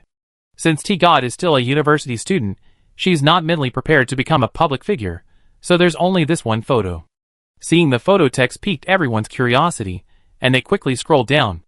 A beige and black striped short-sleeved shirt, slightly faded blue jeans, and white sneakers. A very casual outfit. When taking the photo, Orange Tea seemed a little reserved, her fingers interlaced. Although a seal covered her head, the youthful energy in the photo still brought back memories of university days, for many. Just a university student, so young. So young, and already has the chance to achieve both fame and fortune, representing the Chinese server in the World Championships. Others 18 years, my 18 years are beliked. Besides these exclamations, some have already started to investigate. The photo of Orange Tea was taken in a pavilion next to the artificial lake at Qingning University. Although there isn't much useful information in the photo, it hasn't stopped some people from digging deeper. This looks like our school's artificial lake. A Qingning student chimes in, I think so too. Soon after, someone checked out the spot where the orange tea photo was taken and posted comparison pictures. That's the proof. What does this mean? Is the tea goddess a senior or junior from Qingning University? What? I stumbled into this mess. The tea goddess is from our school? Go Qingning University, everyone. In the information age, news spreads at an astonishing speed. Jiang He posted the video at 1 p.m., and by 3 p.m., with the post going viral, Qingning students who knew the news were already on the front lines of the gossip. A crowd gathered at the pavilion where the orange tea photo was taken. Those with star certificates or similar certifications brought their equipment and exclusive app identification codes just to get a spot as a friend of the tea goddess. Didn't the tea god ask someone to help take photos? Just ask who helped near the pavilion today, and you know. Maybe it wasn't taken today, but let's ask first. Never underestimate the free time of college students. When they unleash their immense initiative, no difficulty is insurmountable. Soon, they found the retired old man who took the photos. After his description and supplementary information, combined with gleaning information from other sources, the group narrowed their search to veterinary medicine. Inside the orange tea dormitory, someone noticed the activity in the veterinary medicine group chat. Fong Lin checked the group. What's up? They say there's a gaming god in our department. Gaming god? What game? And how good is he? Well, the one Su Mian plays. I heard he qualified for the World Championship and can represent the Chinese server. That group calls her the tea goddess.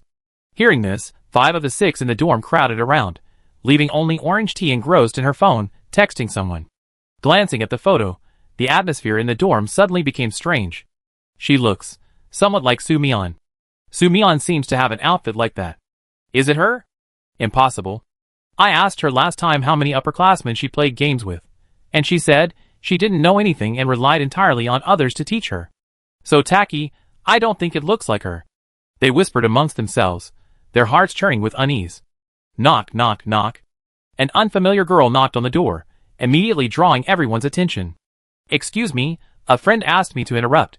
Is there anyone in the dorm who won the star certificate? Orange Tea was surprised. She hadn't expected her plan to develop to this point so quickly. Seeing Orange Tea raise her hand, the visiting girl became excited. Your game ID is flavored orange tea? Her 5 roommates stared intently at Su Mian, silently repeating something to themselves. When Su Mian nodded and said, yes, that's me, they either gaped in astonishment or their expressions twisted in disbelief. Found it. Found it. It's in the veterinary hospital. The girl shouted downstairs, and a chorus of enthusiastic "oh" erupted. This commotion attracted the attention of other dormitories, who peered out from behind the railings, eager to see what had happened. Orange Tea had mentally prepared herself, but seeing the temporary chat group on the girl's phone, with hundreds of people rapidly sending messages and various emojis inviting her to show her face, she still felt a little uneasy. Jiang He had said that from the moment they won the World Championship qualification, they became public figures, and there were things they needed to adapt to. For Orange Tea, that moment had arrived. What should I do? Orange Tea asked in the group chat. Go out and enjoy what's rightfully yours. Behind the blankets sent a voice message, chuckling, the happier you are, the more upset and nervous your roommates will be. Orange Tea changed into her photo shoot outfit, and followed the girl, who had come looking for her to the dormitory. The Chongning University star players, who had been waiting there all took out their equipment and app player identification codes. Seeing Orange Tea display the information on the app, another round of enthusiastic cheers erupted, the sound filled with passion. Wow, the tea goddess herself is indeed a beautiful girl. I can't help but love her now. Looking at it this way, the character the tea goddess created in the game does look quite similar to herself. Tea goddess, we're your fans. Tea goddess, please grant me a lucky buff to change my luck. The commotion was so loud that it even alerted the school's security guards and professors in the department to inquire about the situation. Seeing that the desired effect had been achieved, the woman immediately ordered a total of 200 cups of milk tea from a food delivery service. Why did you order so many? Orange Tea was surprised when she received the message. Just a heads up, this is the first fan meeting at the boundary between the virtual and real worlds. Orange Tea, you're in luck, you're personally organizing it. Jiang He said. We're also contributing money, so feel free to send your share. Friendly reminder, some of the members of the Funny Tree team, who advanced to the World Championship, have become celebrities at school because of this. They're very outgoing, Beiwo said. Don't be afraid, be generous and interact with them. This is just the beginning. You enjoy even more in the future. Chapter 111. Among the other 3 guilds that qualified for the World Championship, some members had already revealed their real-life identities. In the era of internet traffic, those standing at the forefront of trends all received immense attention. The reaction to Orange Tea's self-disclosure, revered as the tea god who absorbs good fortune, was exactly what everyone in the virtual reality boundary was expecting. 200 cups of milk tea were first given to Orange Tea's alumni players, then to players who followed virtual reality boundaries updates. Although Orange Tea had no prior experience dealing with such matters, the distribution method was exceptionally appropriate. After doing all this, Orange Tea was taken away. Making such a fuss, it was impossible not to be summoned by the department's teachers. After understanding the reason, the teachers in the veterinary medicine college were somewhat bewildered. Some of them had in-depth knowledge of the proof of the stars, but most were completely ignorant. With the help of teachers who had some understanding, the others in the office at least understood one thing.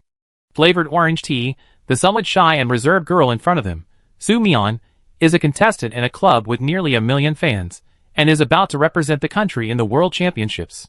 She's also very popular. In university campuses teeming with young people, you could easily name 200 or 300 students who know her. Although this understanding is fraught with some strange misunderstandings in various places, it's sufficient as an explanation. An older professor who had taught Orange Tea checked the time. Well, Su Mian, you should go eat first. We call you if we need anything. There's a lot of information to process. They need time to process it. While Su Mian was eating, some were researching information about the star proof, some were browsing the virtual real boundary homepage, and others were searching for the name Flavored Orange Tea with great interest, trying to understand why the students were so excited to see her. After confirming that the World Championship of Stars was a nationally recognized event, the atmosphere in the office was subtly celebratory. Su Mian's class advisor was also called to the scene. After some questioning, the department was unsure of what to do and had to report it further. At 8 p.m., Su Mian was called to the office again. This time, several more people were present. A freshman, representing the country, with 1 million fans. What a recruitment weapon! An afternoon of preliminary investigation was enough for the school to make a basic response. Su Mian, this fan gathering, if you can control it, do so as much as possible. Too many people always easily lead to unnecessary risks, which is not good for the school or for you, don't you think? Sensing the tone of negotiation, Su Mian could only helplessly reply that she hadn't done it intentionally. It's alright, just try to keep it under control. They only discovered Su Mian today, and it's just something new, that's why so many people came. Once they all know, they won't crowd around anymore. After discussing the sensitive safety issue of the gathering's risks, and seeing Su Mian nodding repeatedly and cooperating fully, the faces of the teachers and professors relaxed. Just as the counselor said, she's a down-to-earth girl. We looked at your file. Getting in from the lower ranks isn't easy. I heard from your classmates that you're very frugal with your meals. Are you having any difficulties with your lifestyle? You can mention it. Su Mian shook her head repeatedly. I just won 200,000 yuan in a competition, and there will be bonuses from the World Championships in the future, so I don't have any difficulties for now. Being frugal with meals is just a little bit of an adjustment. There were also teachers in the office who had worked their way up from the countryside. A simple not quite used to it was enough to move anyone. That's a good quality, keep it up, he praised. It's been a month since school started, have you adapted to the school environment? The elder's warm concern made Su Mian nod repeatedly. Very well, I like it very much. But then the person who asked the question changed the subject. Since you adapted, why did you ask your counselor about transferring dorms a week ago? Su Mian was taken aback. Remembering the details Jiang He had shared with her in the group chat, she didn't hesitate and confessed that she had been deliberately isolated and bullied in the dorm. The warm smiles on everyone's faces in the office gradually disappeared, turning from sunny to cloudy, then slowly becoming serious, before finally returning to normal. It's okay, I thought about it. If it really doesn't work out, I can rent a place near the school. Su Mian waved her hands repeatedly. The renting isn't urgent. We need to understand what you're talking about first. Don't talk about being isolated in this dorm, especially online. You understand, right? But I already mentioned it to the guild members. Su Mian quoted Jiang He's advice. Besides, some people in the class already know about them. The office fell silent. After a moment of silence, the department head spoke. That's all for today. You can go back now. We handle the dorm situation. Don't rent a place for now. Leaving the office, Su Mian felt a dampness on her back. This was her first time experiencing such a teacher-led interrogation, so she was understandably nervous. Fortunately, when the situation predicted by everyone at the boundary between reality and fiction materialized, she answered according to their script. After sharing the teacher's comments in the group chat, Jiang-hee asserted that she would soon be able to transfer dorms and live alone. How did you know? I could tell from their replies. If they were just trying to brush it off, they could have easily agreed. But now they're investigating the glorious deeds of those guys in your dorm. It's clear they want to solve the problem.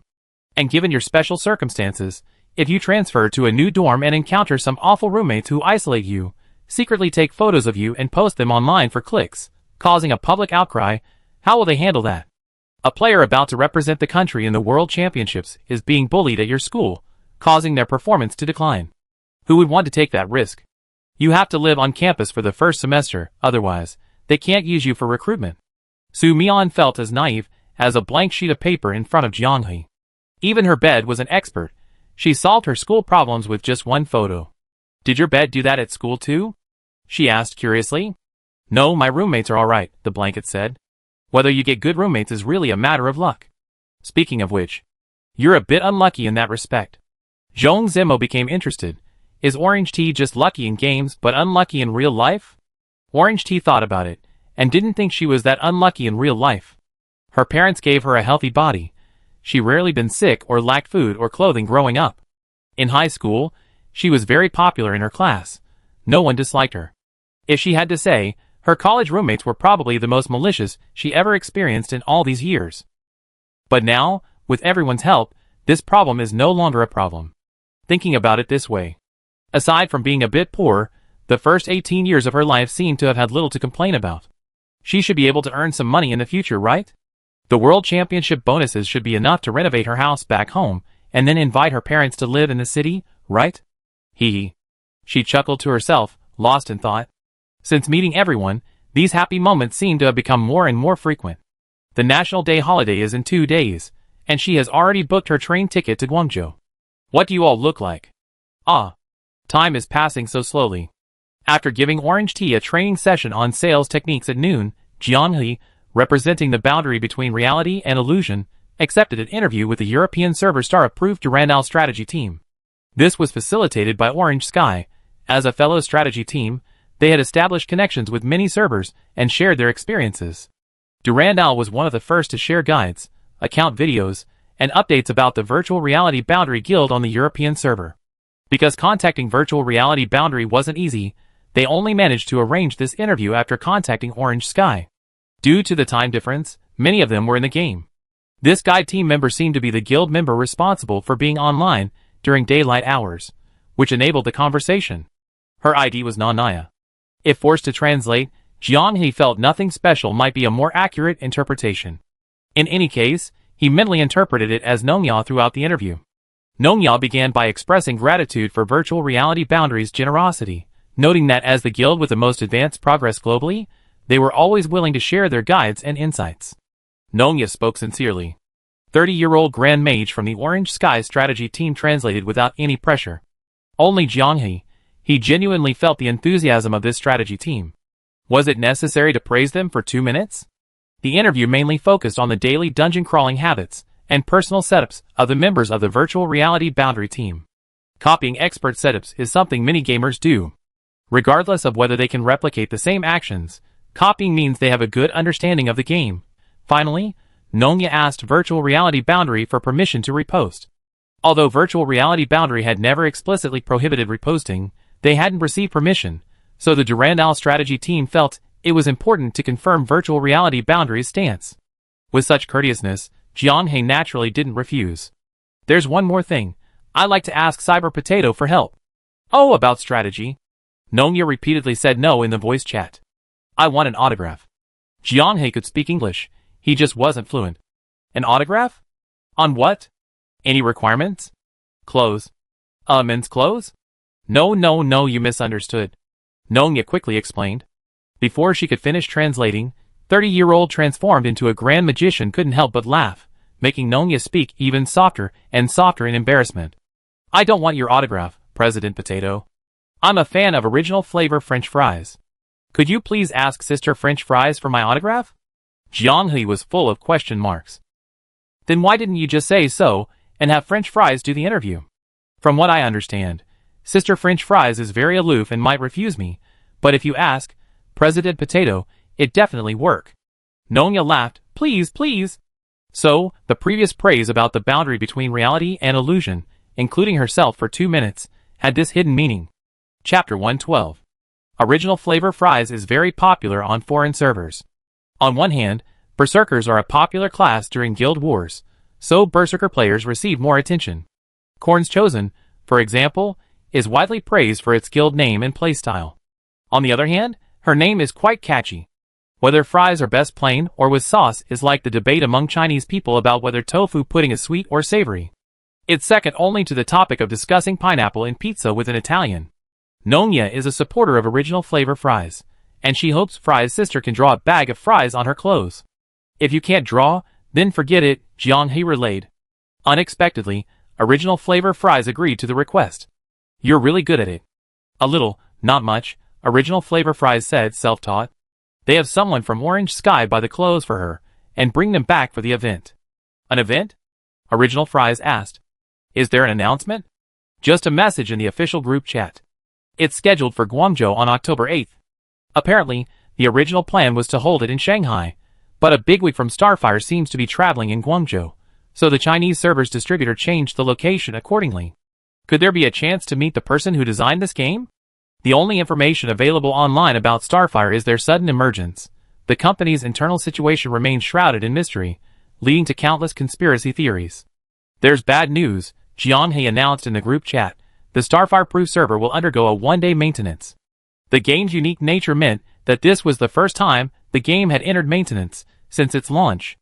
The community has a dedicated forum for reporting bugs, but since the game's launch, only one case has been confirmed as a bug.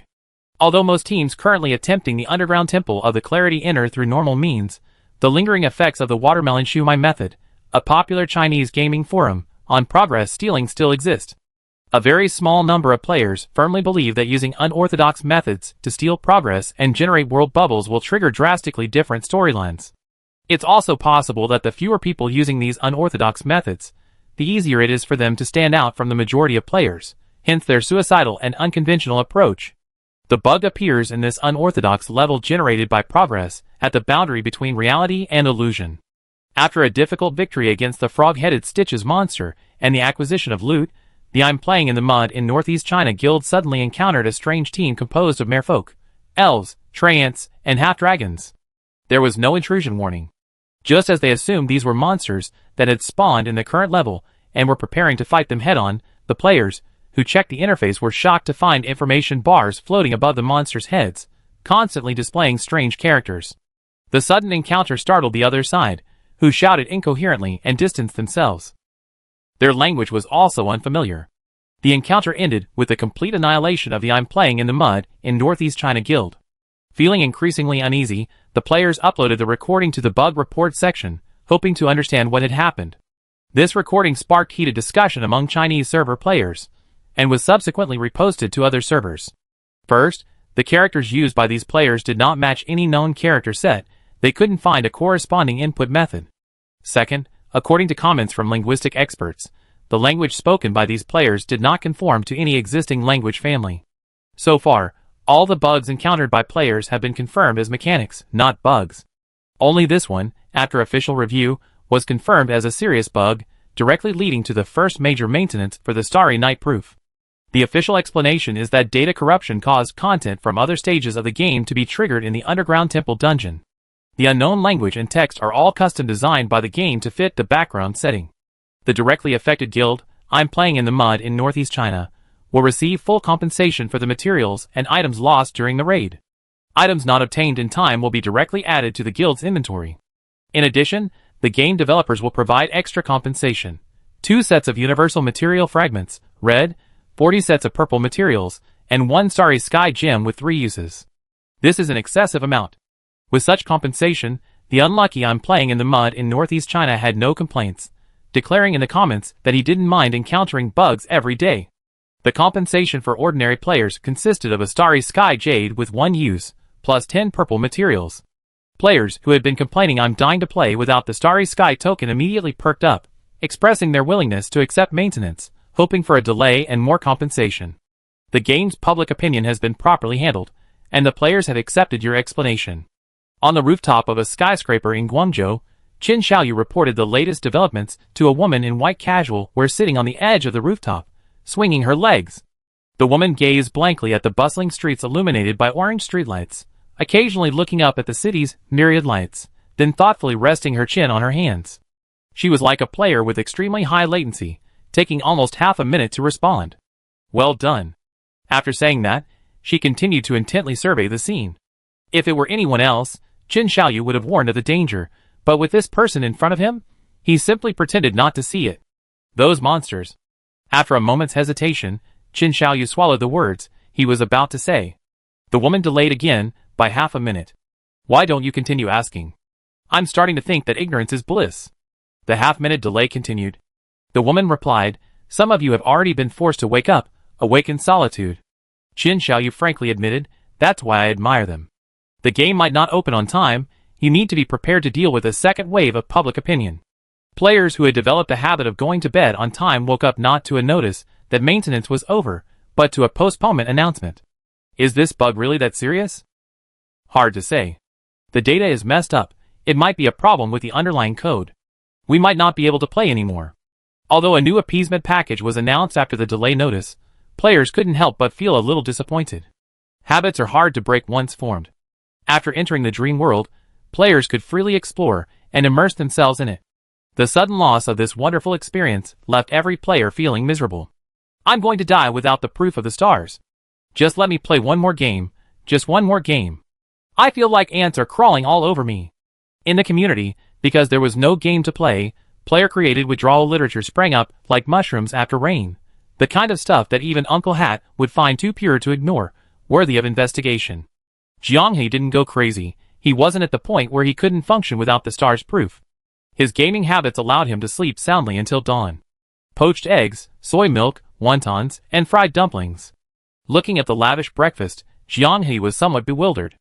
It wasn't a holiday, so why was he eating so much for breakfast? Could it be?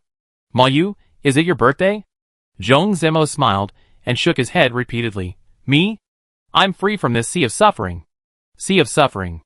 Jianghe paused, then suddenly realized, it's done? It's done. Zhong Zemo breathed a sigh of relief, gesturing for Jianghe to sit down, and beaming as he handed him his bowl and chopsticks. After more than a month, Zhong Zemo had finally reached the final step of the divorce. Today, all they had to do was go to the Civil Affairs Bureau to confirm, and the two would no longer be husband and wife. She actually agreed? Jianghe had thought it would be very troublesome, involving all sorts of wrangling. The process had gone so smoothly, it was unbelievable. To be honest, he hadn't heard Zhong Ziming mention divorce for a long time, only knowing that a lawyer sent by the prison guard's family was handling the process. I didn't expect it to go so smoothly. She's always been if we're going to divorce, we're going to divorce, which has made things easier for me, Zhong Ziming said, beaming. During this time, Du Jingwen's family also came to see Zhong Ziming, saying things like, there's nothing that can't be resolved between husband and wife, everyone should just give in. However, Zhong Ziming's attitude was firm. After meeting with them once, and getting tired of hearing their advice, he handed them the lawyer's business card, telling them to contact the lawyer directly. Du Jingwen seemed to be playing a game of extreme pressure.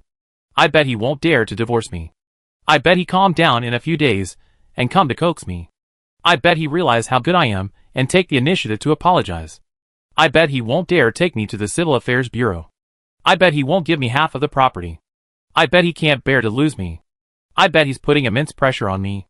Betting and betting, the divorce process was almost complete. You really gave her half? Not that much, she can get 40% of the property. Jianghe wanted Zhong Ziming to try again, but Zhong Ziming refused. It had nothing to do with lingering feelings. He only felt disappointment in this childhood sweetheart. His refusal to fight was simply out of fear of complications. That's it. He was content to escape as quickly as possible and start a new life. The jailer's lawyer also helped with this, subtly implying that Zhong Ziming had gotten the better deal this way. Does she know about what you did in Proof of the Stars? Would I dare let her know? Zhong Zemo said. Guess why I demanded a quick resolution. Once Du Jingwen learns of Zhong Zemo's success and fame, her reaction might be quite interesting. Thinking of this, Jiang He actually felt a sense of anticipation. After finishing his meal, Zhong Zimo took his documents and went out. Perhaps knowing he was about to be free, his spirits were higher than ever, much like when he first met Jiang He. At 10 a.m., Zhong Zimo posted the result in the group chat. Divorced? 2 simple words, followed by a string of smiley face emojis. Today is a good day, a good day. In the group chat, blurring the lines between reality and fiction, bottles of champagne were being opened one after another, celebrating Zhong Zimo's rebirth. Chapter 113. Escaped from a nightmare that had plagued him for over 2 years. The day before the National Day holiday, Zhong Ziming walked out of the Civil Affairs Bureau feeling refreshed. Thank you, Attorney Zhang, he said gratefully to the lawyer sent by the prison guard. You're welcome, Attorney Zhang replied with a smile on his square face. You should thank the other side for their cooperation, otherwise this divorce. Hee. Du Jinwen stood a short distance away, watching them. Her family hadn't come, apparently. They also argued with her about the divorce.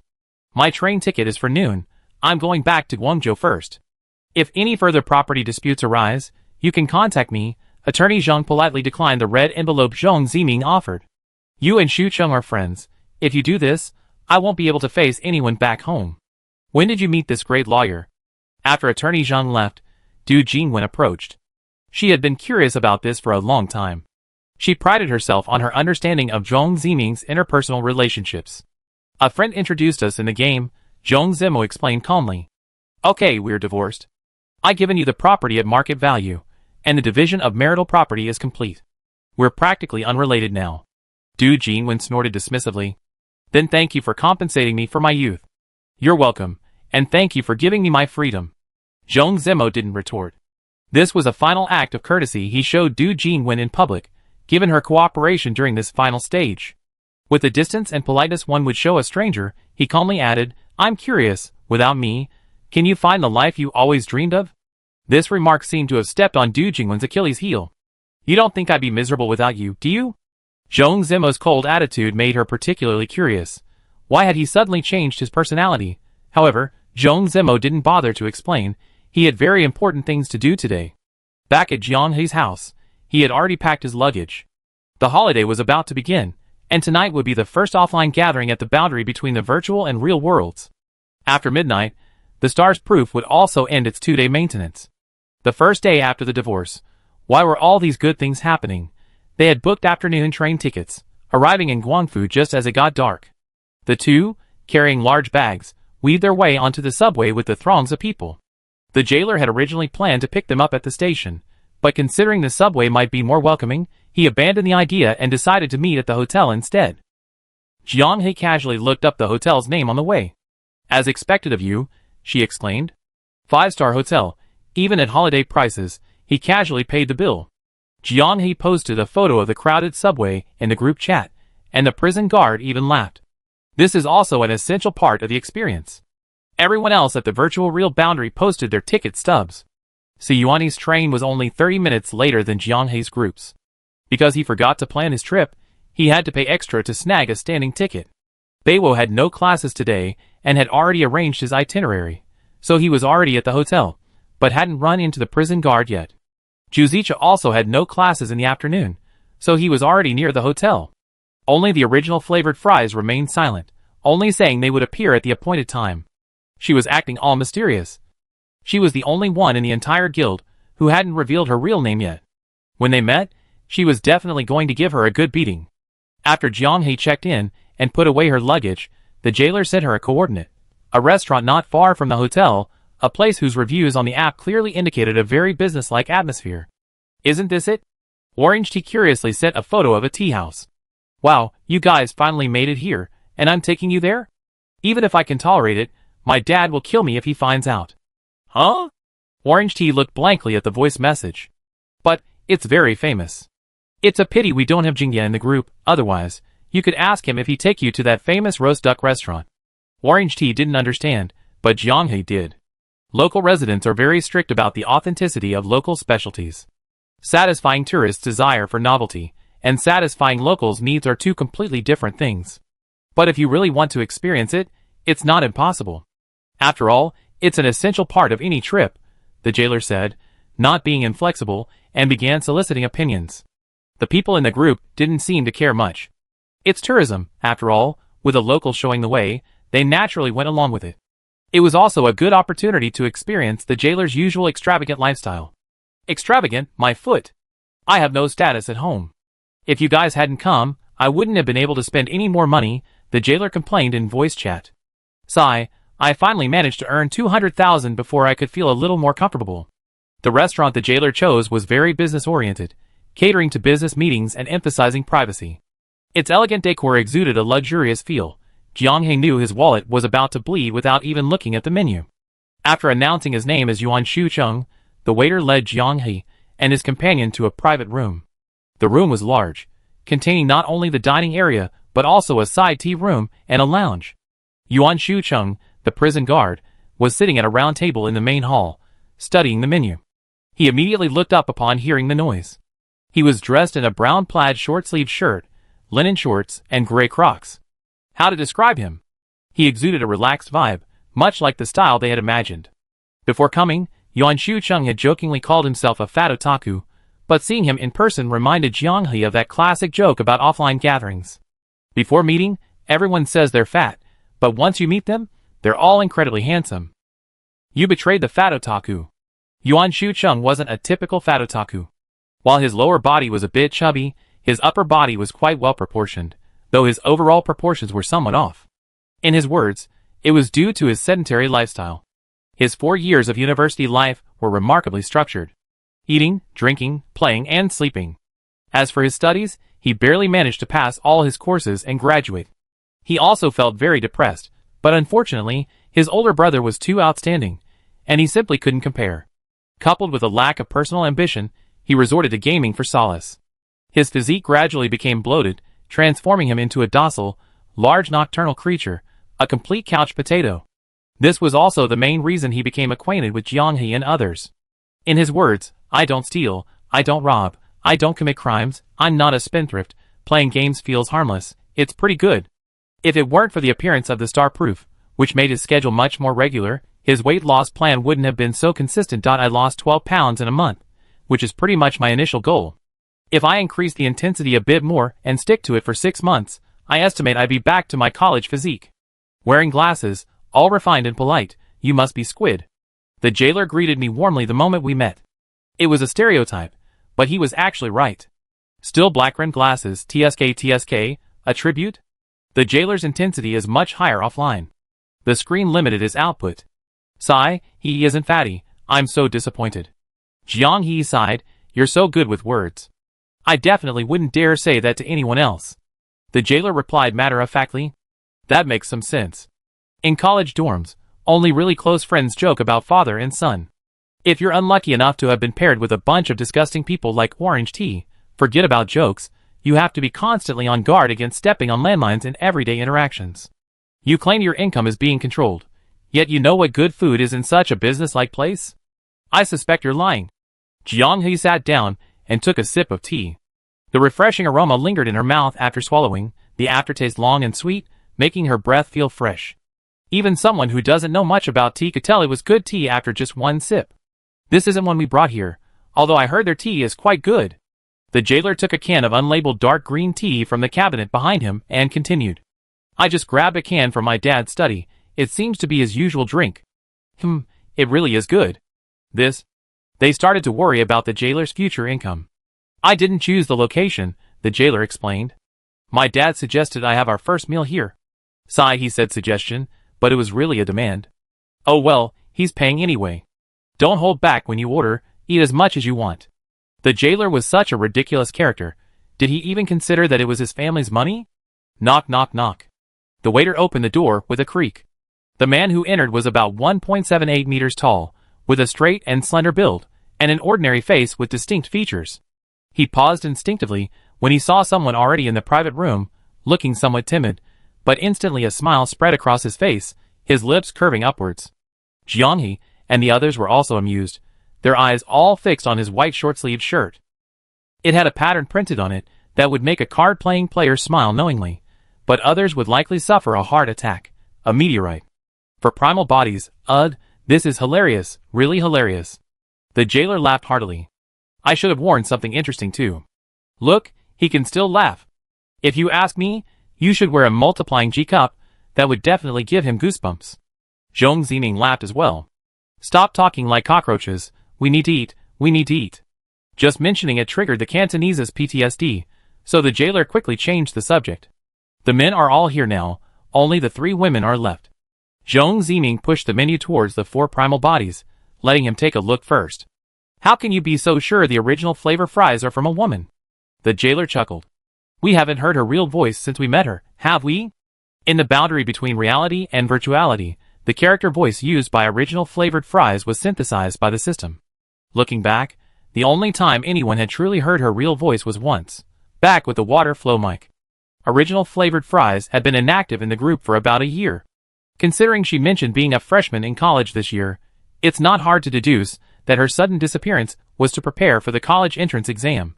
Before that, Jianghe had teamed up with her in many games. Their teamwork was seamless.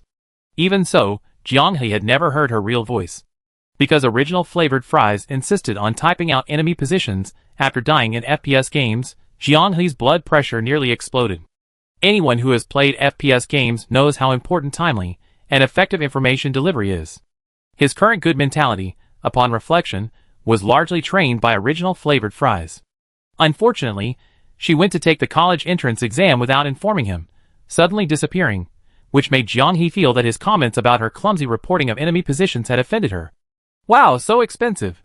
That's too much of a waste, isn't it? The 4 primal bodies' eyes widened at the prices on the menu. They were deeply shocked by the level of hospitality. When asked what they wanted to eat while traveling in Guangzhou, the 4 primal bodies had mentioned trying authentic braised pork trotter's rice, which immediately amazed the prison guard. What a working-class saint. Even on vacation, he couldn't forget about a meal of braised pork trotter's rice. Just as the prison guard was about to repeat that it was his father paying, not him, there was another knock on the door. She was about 1.6 meters tall, with particularly bright and captivating eyes, and slightly curled eyebrows that trembled when she blinked. Her body was slightly slender, likely due to long-term sun exposure. Her exposed skin had a healthy tan, with faint traces of tanning. A brown striped plaid shirt, over which was a beige short-sleeved shirt, faded blue jeans, and a pair of worn but impeccably clean white sneakers that made up her entire outfit. To be honest, it was a bit rustic, but she had an endearing, approachable cuteness. Combined with her sporty, healthy skin tone, it created a chaotic yet harmonious look. In short, she looked good. She adjusted her rimless glasses, glanced timidly at the waiter beside her, and then asked into the private room, the boundary between reality and illusion? It feels like, the primal body said uncertainly. Jianghe guessed, orange tea? Orange tea nodded repeatedly, then mustered the courage to enter the private room. Holy crap, I'm overjoyed. The jailer exclaimed, although the shade is still far off, it matches the guy's XP, right? This time it's orange barley tea. Orange tea was dizzy. The first thing she encountered was a topic she couldn't keep up with. You know what, this place actually sells orange tea. Want a pot? The jailer flipped to the menu, but after just one glance at the orange tea, he waved his hand dismissively. 39 for a pot of tea, too expensive, too expensive. Jianghe said for the jailer. No need to save money for the jailer's family. Why not take advantage of it? Waiting for 2, Bed, fries, where are you guys? Bed immediately replied, on our way, already on our way, won't be late, don't worry. Original Fries simply replied with 2 words, almost there. That's so true, this is the feeling of an offline gathering. There are always a few people who get stuck on their way for some inexplicable reason. Chapter 114. Are we there yet? Almost at the door. Are we really at the door? The jailer had just sent the message when the waiter opened the door for him. Hey, I told you we're at the door, have I ever lied to you? Her voice was just like in the game, cheerful and lively, you could almost picture her bouncing around. She was about 1.7 meters tall, with a head of smooth black hair tied in a high ponytail that swayed up and down with her light steps, as if infused with life, vaguely reminiscent of a galloping horse. The word ponytail was so precise and wonderfully apt. Her custom-made white silk short-sleeved shirt, with the words boundary between reality and illusion printed on it was eye-catching, and the beige and burgundy plaid shirt loosely draped over it couldn't hide the powerful and vigorous style of the 4 characters written in bold strokes. Seeing everyone staring at her, Beiwo first looked down at her gray pleated skirt, then at her black and white canvas shoes.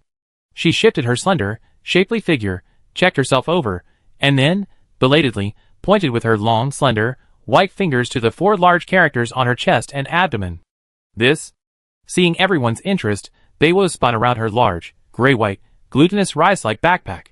Come on, everyone get one. I brought 6, but I forgot to ask your sizes, so. She started pulling out clothes. Come on, everyone get one. Even if you can't wear them, you can keep them as souvenirs. I even had someone design the characters on them, for 200 yuan. Oh right, who's who? Beiwo suddenly realized she hadn't asked for names yet. After a brief self-introduction, the girl in bed stared at Orange Tea with shining eyes. Wow, Orange Tea. And that jellyfish hairstyle I love so much. Wow. Such fluffy, smooth hair. I'm so envious. Look at those faint tan lines, so cute. For someone who chose Dark Elf because of XP, Orange Tea's healthy, sun-kissed complexion was a magnet. The girl, with her fair skin, stood next to Orange Tea, a stark contrast. Outgoing, carefree, just like in the game.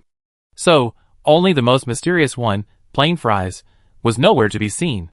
It'd probably take a few more minutes. You guys order first. I don't have any dietary restrictions, she said in the group chat.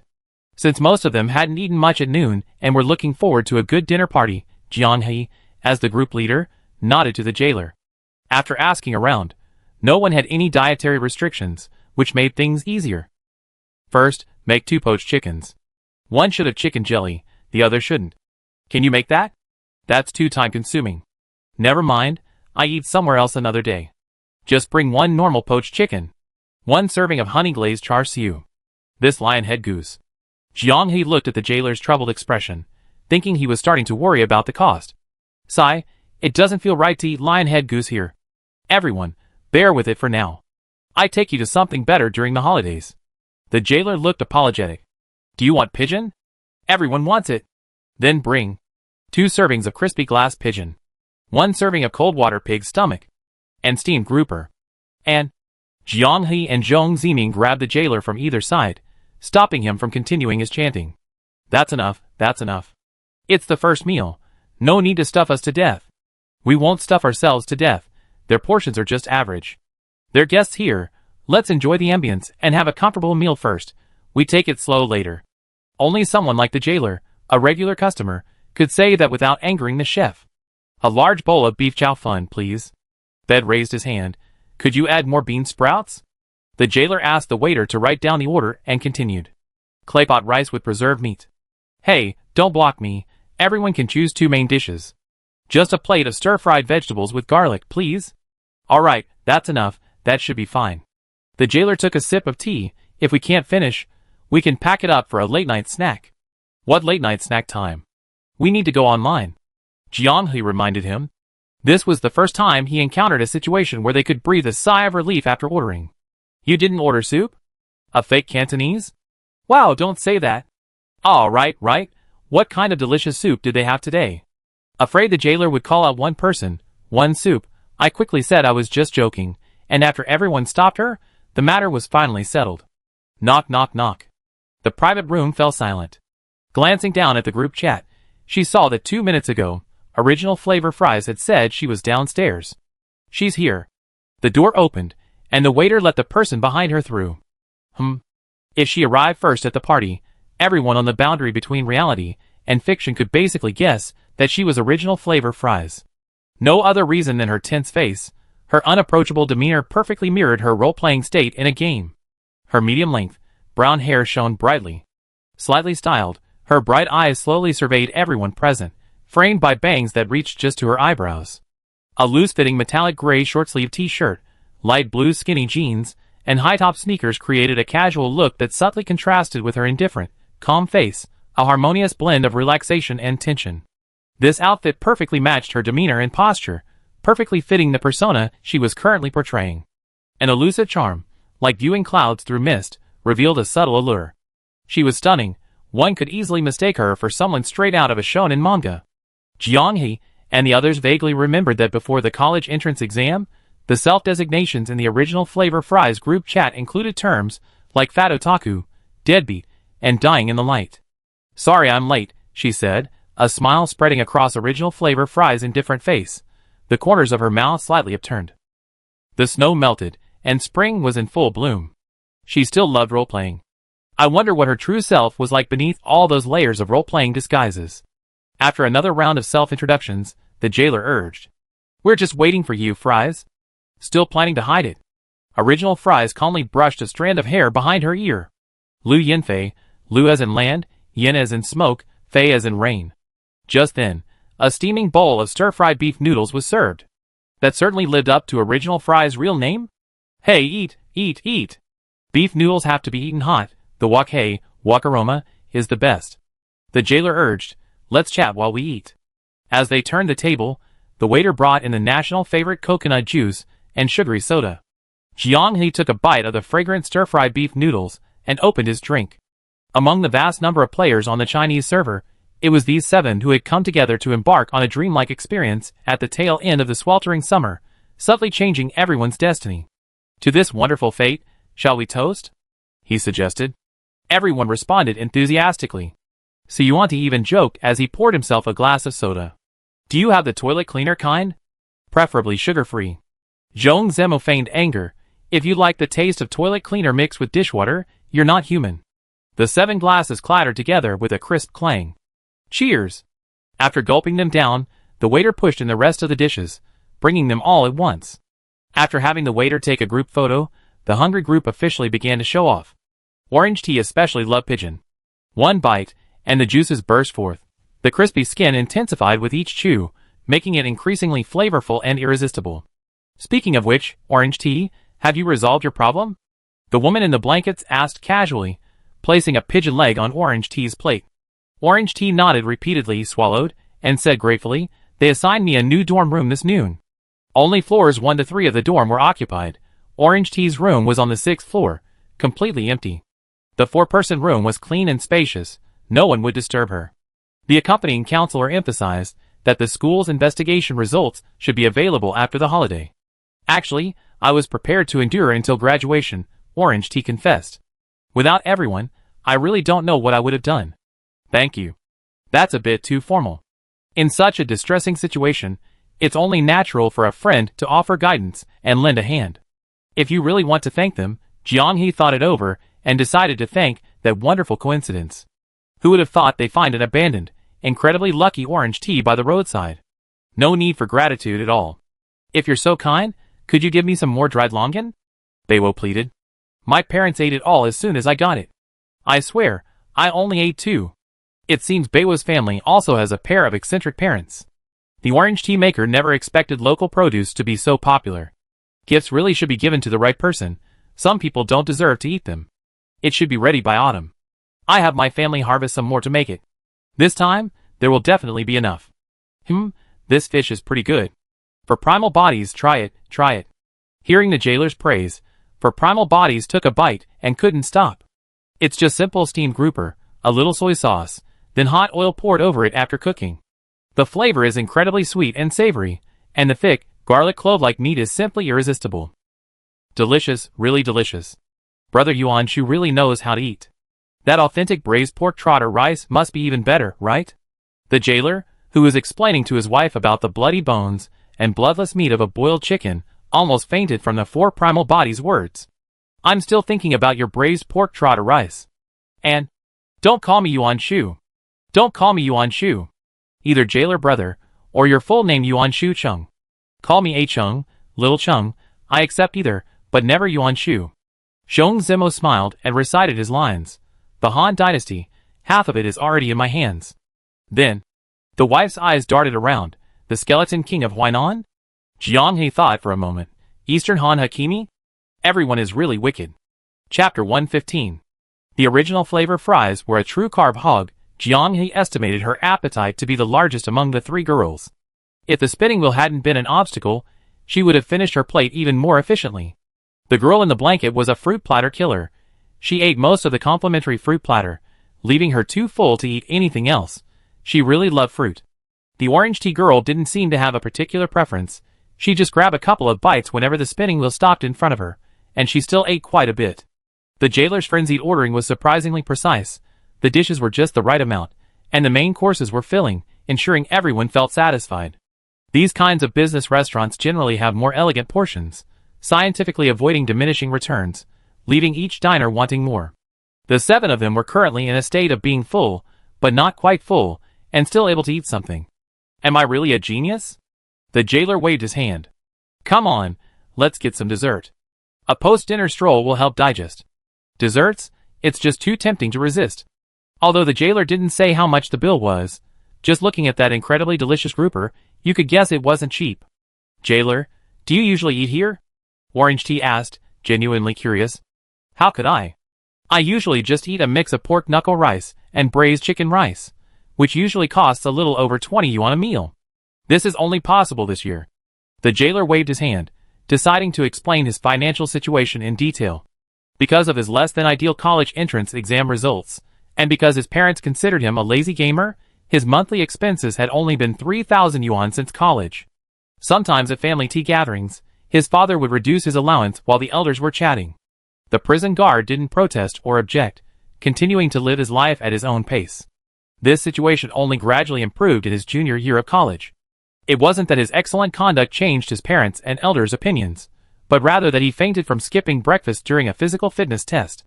The money the prison guard saved by scrimping and saving went either to enrich his Steam collection or to buy plastic figurines to display at home. After meeting Zhong Zimo and Jiang He, he fell into the real-life gaming addiction. Of course, the final reason he fainted was because he listened to the advice in the group chat and kept increasing his budget for a computer, pushing it to the highest specifications. His initial budget of 4,000 yuan eventually ballooned to over 10,000 yuan.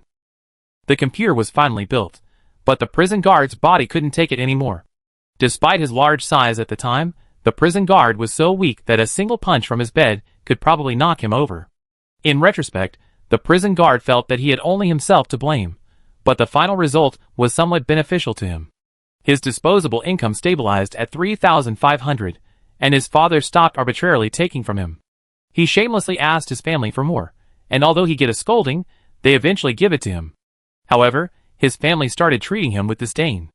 Ever since his father yelled, "It would have been better to have a piece of char siu than to have you," the prison guard, who had reached the extreme of self-isolation, did consider changing his ways, and that's when he started exercising. However, after being self-isolated for so long, his willpower and drive had waned considerably. Exercising for a day or two, then indulging for a week, became the norm. Unable to stick to anything, the prison guard simply accepted the fact that he was a useless person and decided to continue self-isolation. Anyway, his older brother doted on him, and the family wouldn't starve, so he could just let it go. It's just, sometimes he would dream of sitting down and drinking the whole thing at family tea gatherings. Gaining qualification for the Stars-proof game was a turning point in his aimless daily life. He had just casually clicked on the link Jiang He sent, filled in his personal information, and the prison guard hadn't even expected to win. His lottery luck had always been terrible. However, in this lottery that was so important to him, he became the lucky one. Teaming up with Jiang He, encountering other people on the boundary between reality and illusion, and resuming his exercise routine after his sleep schedule became more regular, he slowly stuck to it. Wandering through the bustling streets of the holiday, the prison guard calmly and easily recounted his somewhat aimless experiences. "What do your family think of you now?" His bed was always supportive, and upon hearing this, the prison guard's face immediately lit up. "At our last 2 tea gatherings, the conversation was all about me." His son, who used to be a good-for-nothing, spending his days just coasting along, had suddenly improved. Even though it seemed like he was riding on someone else's coattails, the change was like an ICU patient suddenly sitting up. Before, he was always bluntly told that playing games is a waste of time, but now people say, times have changed. If you excel in any industry, you find a way to make a living. "Shucheng, you took the tea, right?" On his way to the dessert shop, the jailer was startled when his father called. The first thing he asked about was tea. Was it really that precious? You only took 1 jar? How are you going to share it with your friends? Don't you know how to behave?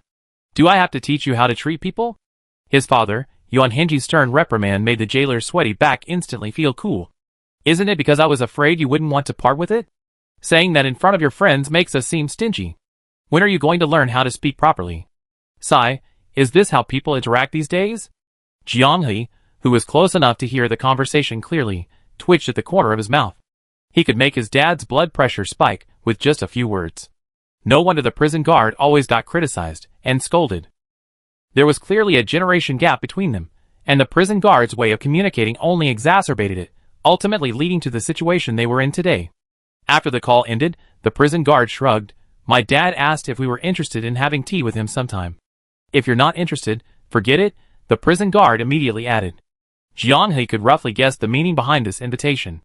Parents all hope their children will succeed, and if they don't, they hope they can at least be self-reliant. Just hearing about the prison guard's previous listless and dejected state was enough to picture him, let alone his family. Now that they see the prison guard has changed, gradually approaching the goal of self-reliance by following the boundary between reality and illusion, they, as parents, are naturally curious about their friends from that boundary. After all, the prison guard has a long and dark past, and it's normal for them to worry that his outspokenness might offend others. Thinking of this, Jiang-hee looked up and found Liu Yanfei also glancing at him. It seems they're on the same page. Before they could speak, Zhong Ziming, who had also thought of this, spoke up. Go, why not? He said. Can you stop your family from sending us gifts? As a teacher, Zhong Ziming understood the thoughts of students' parents very well. He simply put himself in their shoes and understood. Wow, I can bring you gifts. My dad's a tough guy. Are you really going? A gift? Blanket's eyes lit up. Then I go. You little rich girl, do you really need a small gift? What's wrong? It doesn't cost anything. Just give me a little something. Blanket held her head high, completely self-righteous. The money in my house isn't mine. What's wrong with me earning a little for myself? The two abstract saints started bickering fiercely. Jiang-hee shook his head. Sigh, these two are just bored. They haven't learned anything from surfing the internet, just been doing abstract stuff. Fortunately, their bickering didn't affect the jailer's navigation function. They unknowingly left the bustling city center and entered relatively dimly lit streets. Everywhere in the streets, you could see old men playing chess and old women chatting and laughing with others while fanning themselves. Occasionally, you run into a few young people, mostly those going out to get takeout late-night snacks. There were no bright neon lights, no flashing signs. The signs everywhere exuded a sense of antiquity. The incandescent light bulbs at the shop entrance were hazy and dim. The wooden counter at the door served only as decoration, and there was no one inside. In their place were two posted QR codes for payment. Deep in the alley, a hidden gem awaited, a row of dessert shops. Every single one was packed. You had to grab a small plastic stool, find a folding table in the corner, and set up a new table in an empty spot. A quick glance revealed customers of all ages. Stylish young men and women, children with their parents, and elderly people with gray hair. Looking back at the narrow, cramped, dimly lit alleyway he had just walked through, Jiang-hee felt a sudden, surreal sense of having unknowingly wandered into another world. Sigh, it wasn't this lively a few years ago. It's all those guys filming food reviews. The jailer skillfully set up a table, brought everyone a stack of plastic stools, and also a laminated menu, its price list already yellowed. It's supposed to be a hidden gem for us locals, but everyone's rushing over to eat here. What are we supposed to eat? His wistful tone made everyone laugh. The owner, an older woman, clearly knew the jailer, and started joking with him as soon as they met. Yuan, you brought a girl? When did you become so popular? The jailer explained helplessly. She's not a girlfriend. We met in a game. Never mind, I can't explain it clearly. 3 servings of ginger milk curd, 3 servings of double skin milk pudding, and do you have any coconut milk herbal jelly? Let's have some appetizers to try. Everyone was already used to the jailer ordering. With his discerning palate, he always picked the signature dishes. Throughout university, I ate around here all the time. I know what's good to eat around here, the jailer said. A shop that hasn't changed in over 10 years, still bustling with customers, is definitely a place with some substance. Just so you know, after this meal, from now on, the restaurants I take you to will all be this type. Don't be picky. Picky? They couldn't be happier. Chapter 116. After sharing the double-skin milk pudding and ginger milk curd, everyone's taste buds were once again awakened by the wonderful milky and sweet flavors. The jailer's recommendation was truly trustworthy. Once you tasted it, it's easy to understand why this alley is so popular. The walk freed up some space in our stomachs, and with a glance, the laminated menu was passed around among everyone. The jailer's comment, "There's basically nothing to complain about," kicked off the ordering process. Water chestnut dessert, mango pomelo sago, black sesame paste, caramel custard. Everyone, familiar or unfamiliar, had to try something, otherwise, the trip would be a waste. On a sweltering summer day, a bite of icy dessert or sweet soup instantly dispelled the surrounding heat. Speaking of which, The blanket scooped a spoonful from the orange-flavored water chestnut dessert at the orange tea shop. Hey, are you a virtual foot fetishist, or the real one?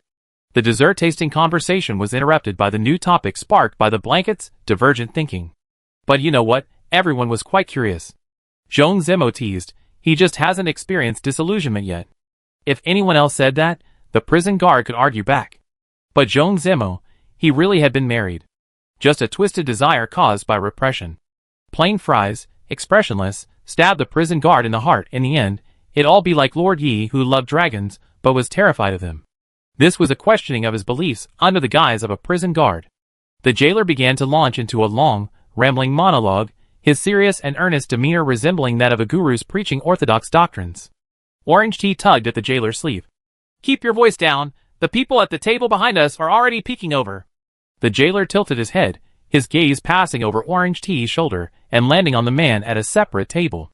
The man wasn't just secretly watching, he had shifted his chair and was now staring directly at their table.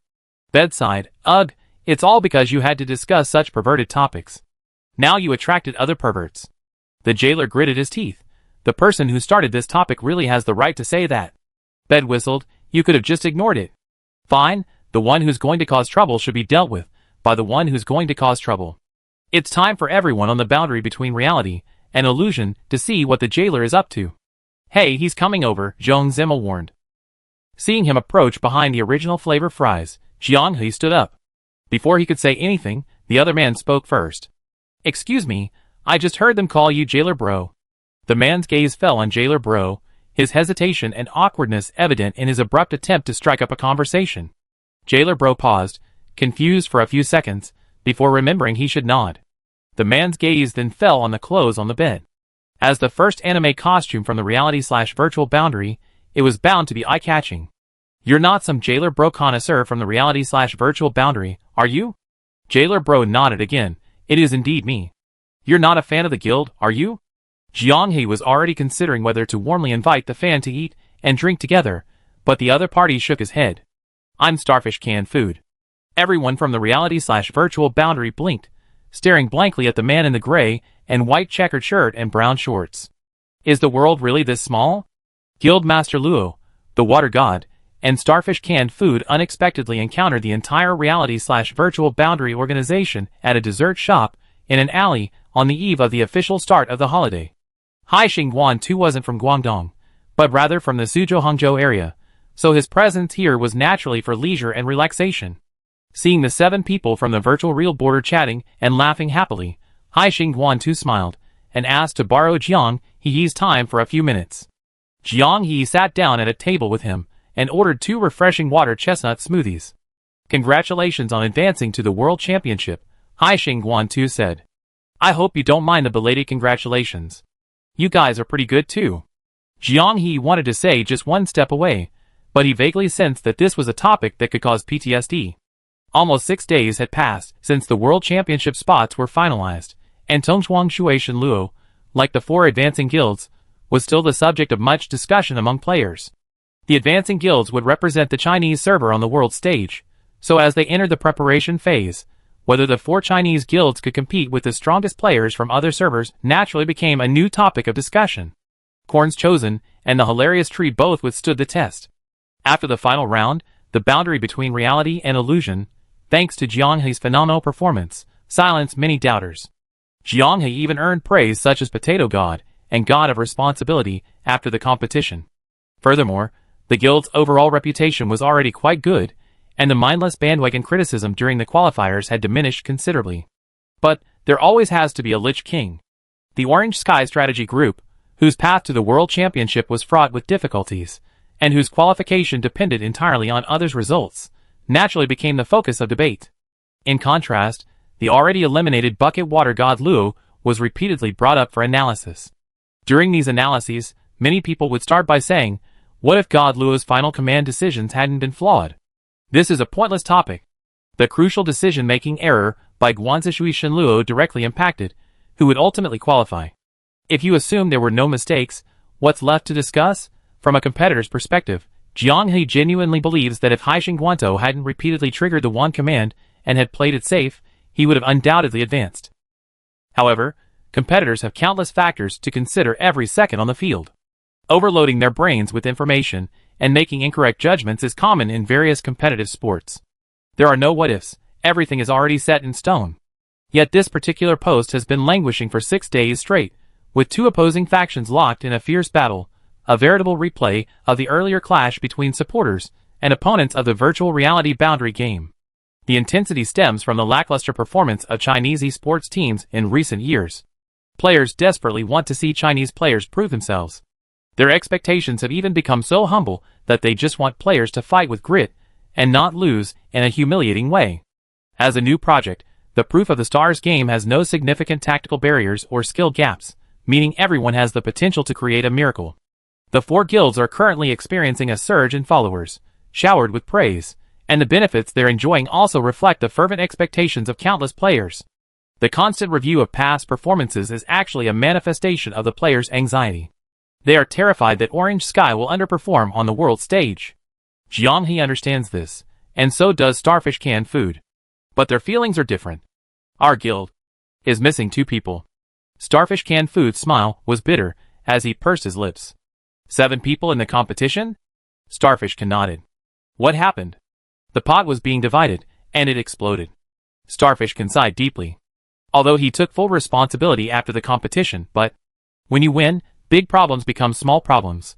When mistakes are made, everyone rushes to reflect on themselves, and everyone is happy. When you lose, small problems become big problems. Even if someone is willing to take the blame, it's hard to break the stagnant atmosphere. Being so close to success, even financial freedom, yet missing out, the huge gap makes it difficult for everyone to remain calm. Looking at the benefits received by the 4 guilds that advanced, someone in bottled water god Luo broke down. I have to consider whether this is my only chance in this life. The person who uttered these words was probably feeling incredibly desolate.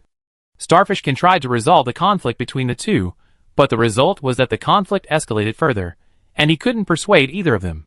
It's a fight to the death, we leave tonight. After the match ended, and the guild account posted an announcement, Haixing went to never open the community again. He wasn't a coward or irresponsible person, but recalling the laughter and dreams of the future that had filled everyone not long ago, and now suddenly everything seemed to be in turmoil. The shattered team seemed to perfectly reflect the guild's name. That fragmented empire. Jianghe thought of a certain Dota player in the gaming group. Now middle-aged, his landing life was like that of a steel giant, unyielding through wind and rain, a true tough guy in his family's eyes. However, this tough guy would never dare to watch the replays of the major tournaments after TI6, never dare to watch the documentaries documenting others' championship journeys, never dare to watch the dazzling victory fireworks. Clad in armor impenetrable to any attack, his heart was soft enough to break at the slightest touch. Only 2 people left, proving everyone in the guild supports you. Fight back later. Starfish Canned Food said, thank you, I will. That's what motivates me to continue being guild leader, for those members who still believe in me. He thought for a moment. I feel like I'd gone off topic. It's not too late to bring it back. Starfish Canned Food looked at the 6 members of the virtual boundary group across the table, laughing and joking, a look of envy on his face. When you were about to be eliminated in the first round of the main tournament, you told the Chosen of Corn, if you take our points, you must win. Starfish Canned Food smiled. Now that we met in real life, it's my turn to say that. Potato, win. Don't have any regrets. At my age, I had enough regrets already. You're still young. Try to reach the top, leave a lasting mark, so that no one can forget you. Starfish Canned Food gently patted Jianghe's shoulder and let out a long sigh. Like a runner in a relay race, having exhausted all their strength, passing the baton to the next person. Jianghe glanced at everyone collectively teasing the jailer, a smile playing on his lips. My guild isn't as fragile as you think, he said confidently. Starfish Can smiled and asked, how did you manage to find such a compatible group of friends? Jianghe replied immediately, fate. Starfish Can was taken aback, then burst into laughter. In that case, let's toast to fate. By the way, I'm sorry for disturbing your interest with these topics, I pay the bill later. No need. With Brother Fu around, he's burning through his money. Besides, I actually thought about what you mentioned, Jianghe said firmly, that's why I won't lose. Definitely not. After a brief farewell to everyone, and asking the jailer for advice on where to find good food, Starfish Can left. What were you all talking about just now? Plain Fries asked casually. Everyone perked up their ears. Oh, he told us not to leave any regrets, and to strive for the world championship. Anything else? Jianghe said. We also exchanged ideas on how to find like-minded companions, so he can rebuild Shinra when he gets back. Rebuild Shinra. Green RA? The jailer easily uttered words that would enrage Starfish Kin. Chapter 117.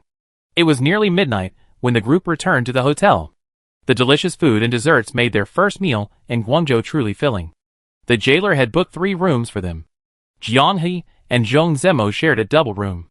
The 4 primal bodies had a double room to themselves. Orange tea, blanket, and Fries shared a more upscale suite. Fries didn't plan to stay overnight. She had rented an apartment in Guangzhou. However, Blanket was too enthusiastic, and even Orange Tea tried to persuade them to stay. The suite is big enough. If we all stay together, we won't have to wait for the pigeons for tomorrow's operation. Thinking about how she had indeed stood them up for a while today, Original Flavor Fries was swayed by this impeccable argument.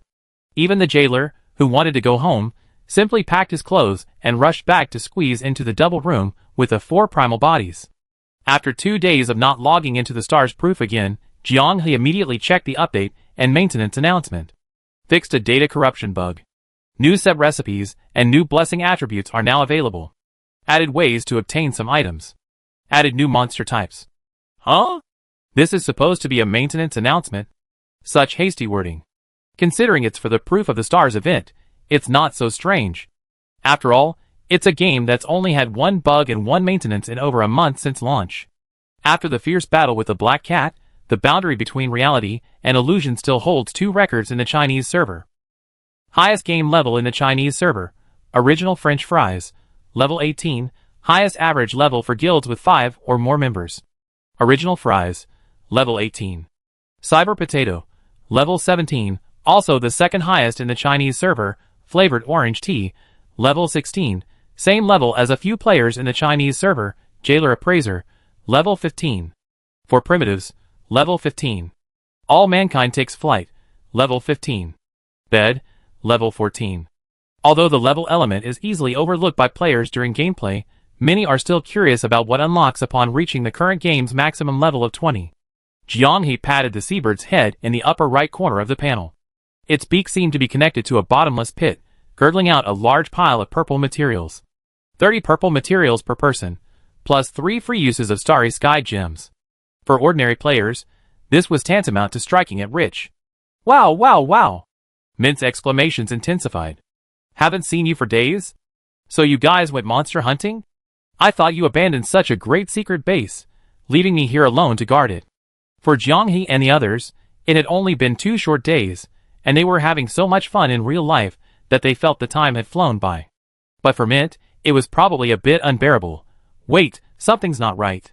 During game maintenance, could Mint feel the passage of time? Logically, maintenance should be equivalent to the entire game world being paused. Although Mint's wording seemed a bit strange, no one took it to heart, and instead gave her the usual hugs. Since everyone was playing in real life, and couldn't bring her along, Zhong Zemo cooked her a lavish meal after logging on. Mint, who was initially delighted, gradually became uneasy as more and more dishes were prepared and filled the table. Wait, what happened? The sight of her being given a last meal was terrifying. Mint's mind raced, conjuring up a series of images, making her increasingly anxious. It was the jailer again. He sat down at the table with an air of superiority. Sigh, you're being suspicious after being given a good meal? Fine, don't eat it then, I eat first. The jailer, practically a starving ghost, flaunted the food that should have been Mint's. Now it was her turn to panic, and she immediately jumped onto the table to snatch the food from him. Now there are 2 starving ghosts at the table. After enjoying a delicious meal with Mint, the strategy is reopened, and the boundary between reality and illusion points to the 9th floor of the underground temple. The 8th floor hasn't changed much. The ruins of the battle remain, and the minerals smolder. The jailer tries to collect them, but finds all the minerals are in a reactive state and cannot be picked up. After resting, the Slime King is in better condition, but his strength is not as great as when he was first encountered on the 4th floor. If any player who was angered by the defeat on the 4th floor wants revenge, this is undoubtedly the best place to strike. The Slime King reminded him, the 10th floor is our vast library of knowledge. The higher-ups of Eternal Night would never allow fanatical followers to destroy the scriptures. Therefore, I suspect they must have sent these followers to the mining area, and also left them on the 9th floor. The 9th floor of the underground temple of the Clarities, Trial Arena, the 9th floor, is where the Clarities daily spar and hone their skills. To facilitate the use of those who specialize in combat techniques, the entire 9th floor is equipped with comprehensive facilities surrounding the arena, including residences. Residences? Zhong Zimo wondered. Shouldn't your living quarters be on the 4th or 5th floor? The Slime King explained, this involves a concept that has gradually become mainstream among the Clarities over the past 30 years. We call it the Land of Clarity. The Temple of the Clarities was established 700 years ago, its earliest founders being several sages who had reached the pinnacle in their respective fields. Their original intention was to preserve a spark of peace in a chaotic world, and to preserve as much knowledge and historical fragments as possible that might be lost.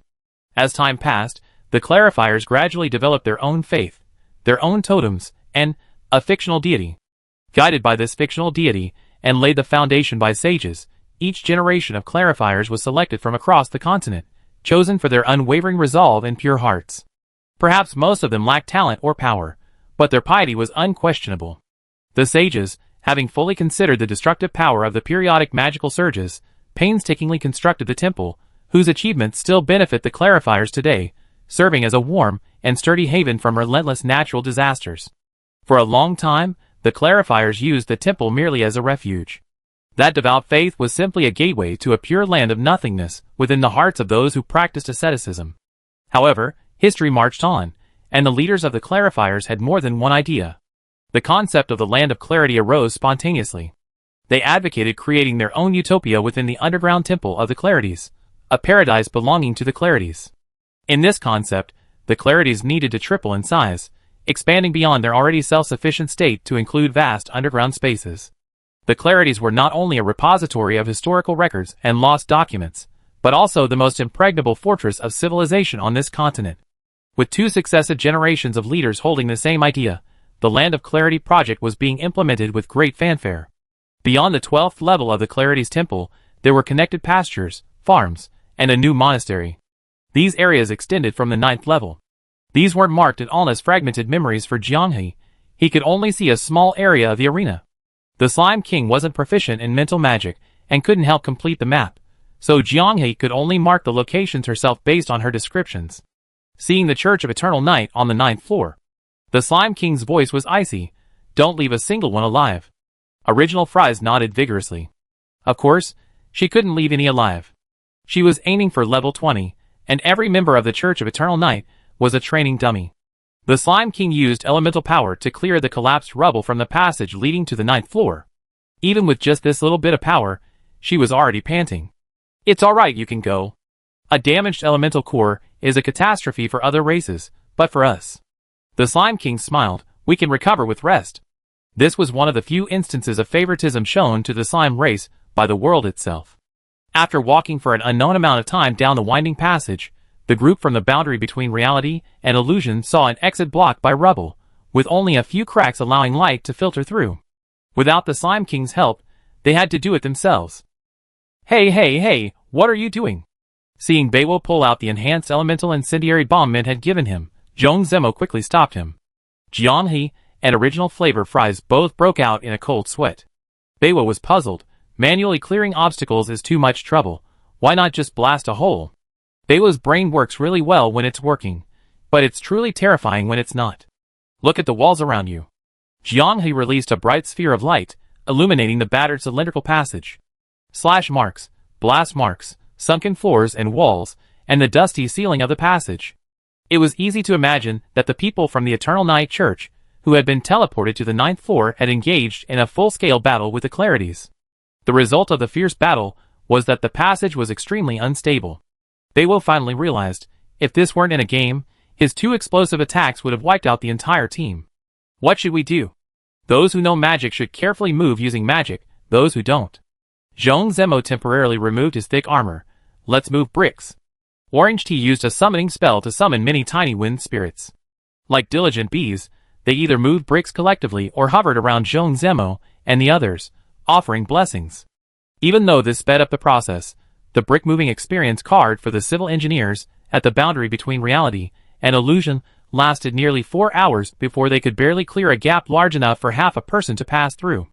That's enough. Orange Tea can easily get through. Once one person passes through, they establish coordinates in the outside world. Even if the passage collapses now, they can still teleport to the 9th floor. Actually, after 2 hours of brick moving, Jianghei's intuition told him there might be a better, more suitable way to reach the 9th floor, instead of this brute force method. But seeing everyone else so enthusiastically moving bricks, he gave up thinking about it.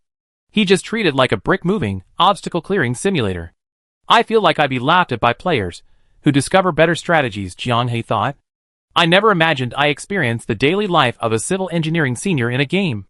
Orange Tea, putting her own experience to the task, also joined in the brick-moving, now lying panting on the ground, not wanting to move an inch. It was more tiring than fighting monsters and people. Wake up. If this were the daily life of a civil engineering student, then the civil engineering seniors would never be carrying buckets and running away, Zhong Zimo teased. Chapter 118. Having transformed into a rabbit-eared creature, Orange Tea nimbly squeezed through the narrow gap.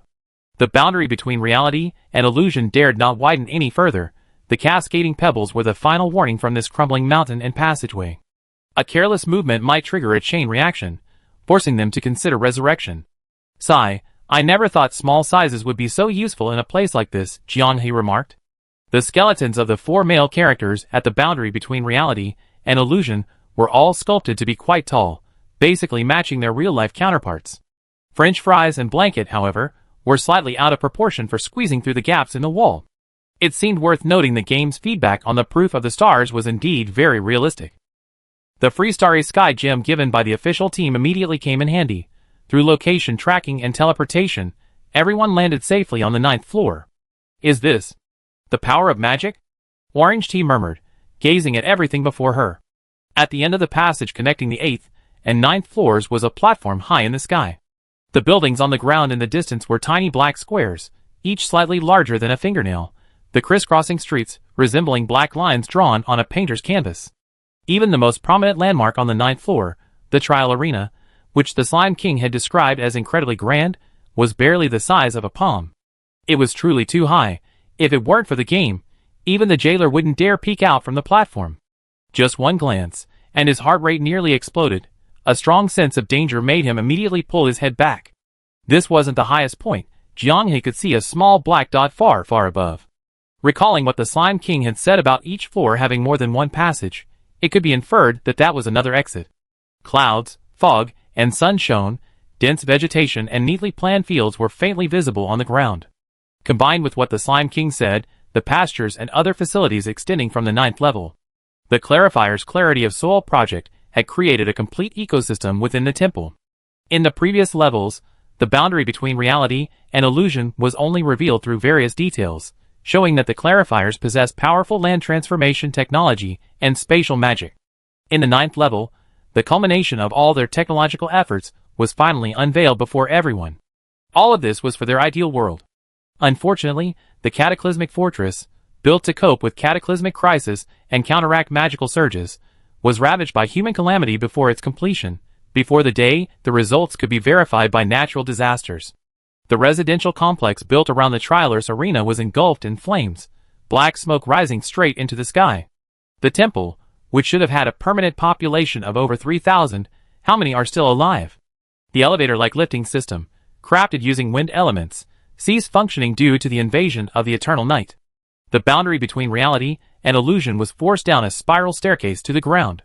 No corpses were found, but the splattered bloodstains on the ground and fragments of the Clear One's clothing spoke of the tragedy that had unfolded here.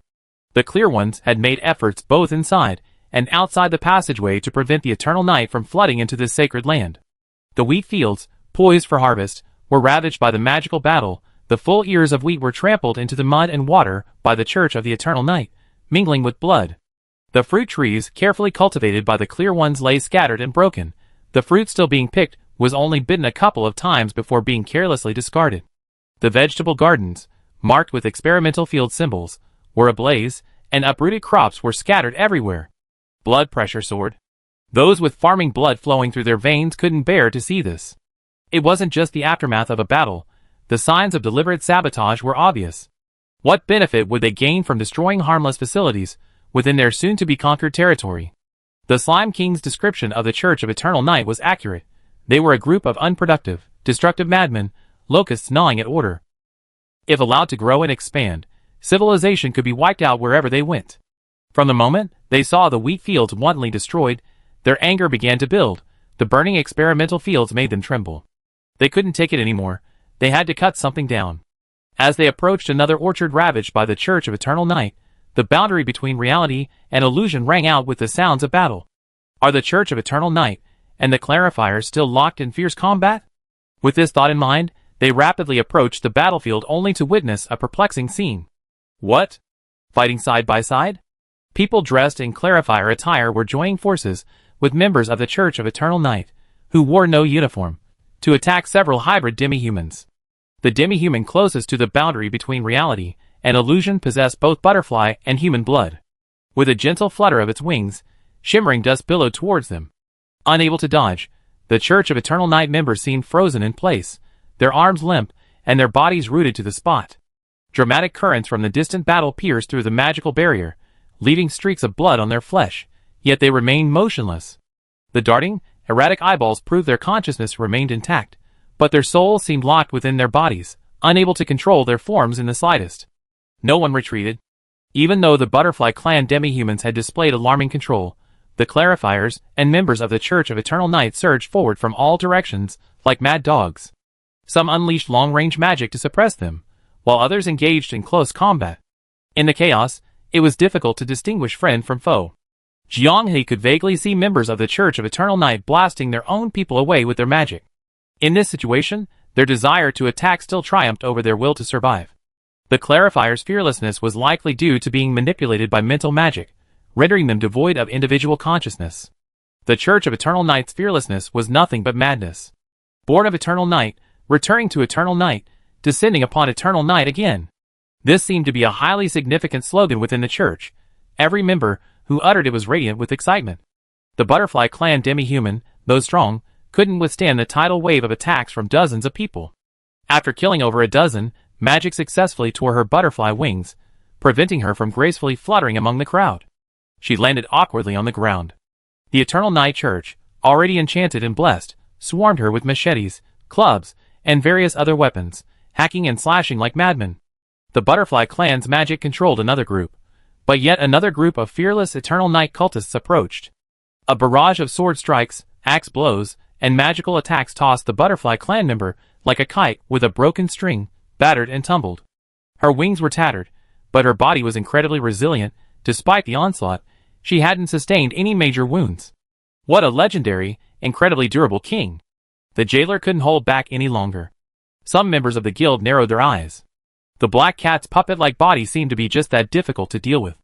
Relying on their numerical advantage, Eternal Night successively crippled several demi-humans resembling puppets. Now, only one werewolf puppet remained, charging through the crowd. In this short span of time alone, over 100 members of the Church of Eternal Night had arrived from all directions to provide support. Combined with their complete lack of combat skills, their fighting style resembled a street brawl. These must be the civilians who joined the Church of Eternal Night after it swept across the continent of Devil Land, Jianghe said. Civilians wouldn't flinch at the sight of magic? Jailer Bro exclaimed in surprise. In this world, the difference between ordinary people and magicians is huge. Wake up, doesn't the Church of Eternal Night look like a cult? Original Fries hit the nail on the head. The blanket reminded her, did you see the light on their bodies when they charged? They're fooling the civilians into thinking you're blessed, invulnerable. Go for it. Add some lines about dying and returning to Eternal Night, TSK. Orange Tea blinked. Isn't that something Mint said? A theory? Mint had said that the possibility of an 8th-tier mage being defeated head-on by an ordinary person only existed in theory. And this theory was that countless ordinary people, undaunted by death, could overwhelm an 8th-tier mage's mana recovery speed and stamina. If you wanted to kill an 8th-tier mage, assassination was the most reliable method. After all, 8th-tier mages were also made of flesh and blood. On the continent of Anna, there were warriors who, with mortal bodies, caused the deaths of 2 8th-tier mages, successfully making their names taboo. Eek! The blanket, leaning against the front and hidden in the shadows, widened its eyes. How did I level up? She was just a little short of reaching level 15. They hadn't even touched the monsters, so where was the experience? The group exchanged bewildered glances, then smirked. The Eternal Night Church, the Clear Ones, and the mysterious demi-human puppets fighting crickets, yet the experience was still awarded to the players. The boundary between reality and illusion appeared, stepping onto the chaotic battlefield. Instantly, countless particles of light floated from the already falling corpses, flowing into everyone's bodies. Such a good thing? Go kill. Big Brother Werewolf Puppet, who only knows melee. The lone werewolf fell, and its experience, along with that of the surrounding fallen members of the Eternal Night Church, went entirely to the boundary between reality and illusion. In the later stages, leveling up became extremely difficult, but considering the Eternal Night Church's visit likely brought a massive number of fanatics. Facing the Eternal Night cultists, who had noticed their presence, the jailer shouted a slogan. Heaven creates all things to nourish man, man has nothing to repay heaven with. Kill. Kill. Kill. Kill. The boundary between reality and illusion saw no civilians. After witnessing this group's performance, they only had one impression. Cultist madmen. This kind of thing deserves to be ridiculed. Like a tiger among sheep, she unleashed her bloodlust, and the Eternal Night cultists beside her collapsed like wheat. Experience, all experience. The Eternal Night cultists' strategy of cutting through the battlefield and picking off the puppets one by one simply didn't work at the boundary between reality and illusion. Having been tempered by guild wars, they had accumulated experience in maintaining team battle formations. 3 damage dealers were out there roaming, while Zhong Zimo single-handedly guarded the base, protecting several squishy targets. The jailer affectionately named this formation Release the Hounds. Suddenly, Zhong Zimo saw a rhombus-shaped, crystal-like blue light rise from within the bodies of the fallen demi-human puppets. They converged into a larger rhombus in midair, transforming into a streak of light and flying into the distance. Chapter 119. Panting heavily. The 7 members of the illusory real border were exhausted and out of breath. After more than 10 minutes of fighting, about 200 corpses were left around the illusory real border, so densely packed that there was nowhere to step. A bunch of lunatics. The jailer, once again using his staff as a crutch, accidentally bumped into a corpse, his hand slipped, and he fell to the ground. Even more exhausting than a guild war, the Church of Eternal Night, and the clear ones they controlled surged forward recklessly. The mage's attacks didn't even consider friendly fire. After a short while, everyone's calm minds were reduced to nothing more than kill. Kill! Kill! If Zhong Zemo hadn't raised her shield to block Fry's attack, she would have almost killed Orange Tea as well. The Lord of Eternal Night will surely descend. This slogan made the Eternal Night cultists lose their fear of death. Facing the magic, stepping over the corpses of their fallen comrades, they grinned, revealing genuinely brilliant smiles as they charged forward. Original Fries was known for her composure, but looking around, everyone rushing towards her wore strange smiles, instantly awakening the deepest fear within her. She was so terrified she staggered back, taking several seconds to recover. The jailer had successfully showcased his skills. Due to the sheer number of corpses, he managed to control as many as 5 at once. If an unknown area of effect attack hadn't shattered his horde, the jailer's shepherd game could have continued a little longer. This was the first time she ever worn out her weapon's durability from hacking and slashing. Fortunately, she had quite a few portable repair kits from her lottery winnings. How many people do you think are on the 9th floor? Bet asked while repairing her dagger. Zhong Zemo guessed, even in this godforsaken place, 200 people can pop up. With Eternal Night and the Clarity ones, it might even exceed 10,000. Does this mean we have to kill them all to get to the next level? The bed groaned in surprise. The Slime King said he wouldn't leave a single enemy alive in Eternal Night. You know what? The previous levels were all mechanic-based guardians. It's quite possible this level's progression is designed like mowing down enemies. The mobs don't drop any materials, only experience. The jailer clicked his tongue. Experience is enough. Original Fries was quite satisfied. Although the number of Eternal Night cultists was overwhelming, it was truly satisfying to mow them down. Having been in the game for so long, this was the first time she experienced the joy of mowing down enemies. If the 4 Primarchs hadn't pulled out Elemental Fusion Torrent and swept through a large group like a ship-slaying sword, she could have played a little longer. This extremely mana-intensive skill, used for clearing mobs, has virtually no side effects. It's truly simple and useful. During a break, Zhong Zemo described the strange phenomena that occurred after the demi-human puppet was damaged. Strange, could it be that besides the Church of Eternal Night, another force has arrived at the same time to join in this grand event? As they approach the city, the chaos intensifies. Not a single normal clarity being can be seen at the boundary between the real and the virtual. They have all become puppets of the Church of Eternal Night, following its every move. The battles taking place on the 9th level are all related to those strange puppets. The Slime King is certain that the spatial magic of the entire temple has been affected, and the teleportation channels are damaged. But the boundary between the real and the virtual witnesses firsthand that a group of Eternal Night cultists wandering near the city suddenly have a crack appear above their heads, from which surging magical power pours out, and the demi-human puppets fall to the ground, immediately clashing in battle. Turning around in bed, I discovered that this chaos is occurring throughout the 9th level. Although the Church of Eternal Night consistently prevailed due to their numerical advantage, their strength was dwindling with each defeat. Meanwhile, the demi-human puppets continued to enter the 9th level, respawning every hour. They seemed endless. The battle ahead was over. The demi-human puppets had won a humiliating victory on this battlefield. The two remaining werewolves were now separated, one blinded, the other missing a powerful right claw. Seeing they were no longer a threat, Jianghe stepped forward. The footsteps attracted the werewolves' attention. They glared menacingly at the sound, emitting low, menacing growls. "I want to know, where do you come from? And why did you invade the temple and attack the Church of Eternal Night?" The werewolves didn't answer, their menacing growls growing even more piercing. "Who exactly are you?" The two werewolves suddenly sprang into action, leaping into the air, their claws outstretched like arrows, aimed directly at Jianghe. Magic coalesced in Jianghe's hands, forming a long sword. A flash of light, and the werewolf, its right hand severed, was cut in half at the waist. Magic shaping plus draw sword slash. After a period of practice, Jianghe had mastered the intricacies of magic shaping. Adapting to different weapons, and combining them with martial arts skills, he could create countless variations. It was extremely effective in both game strategy and guild wars.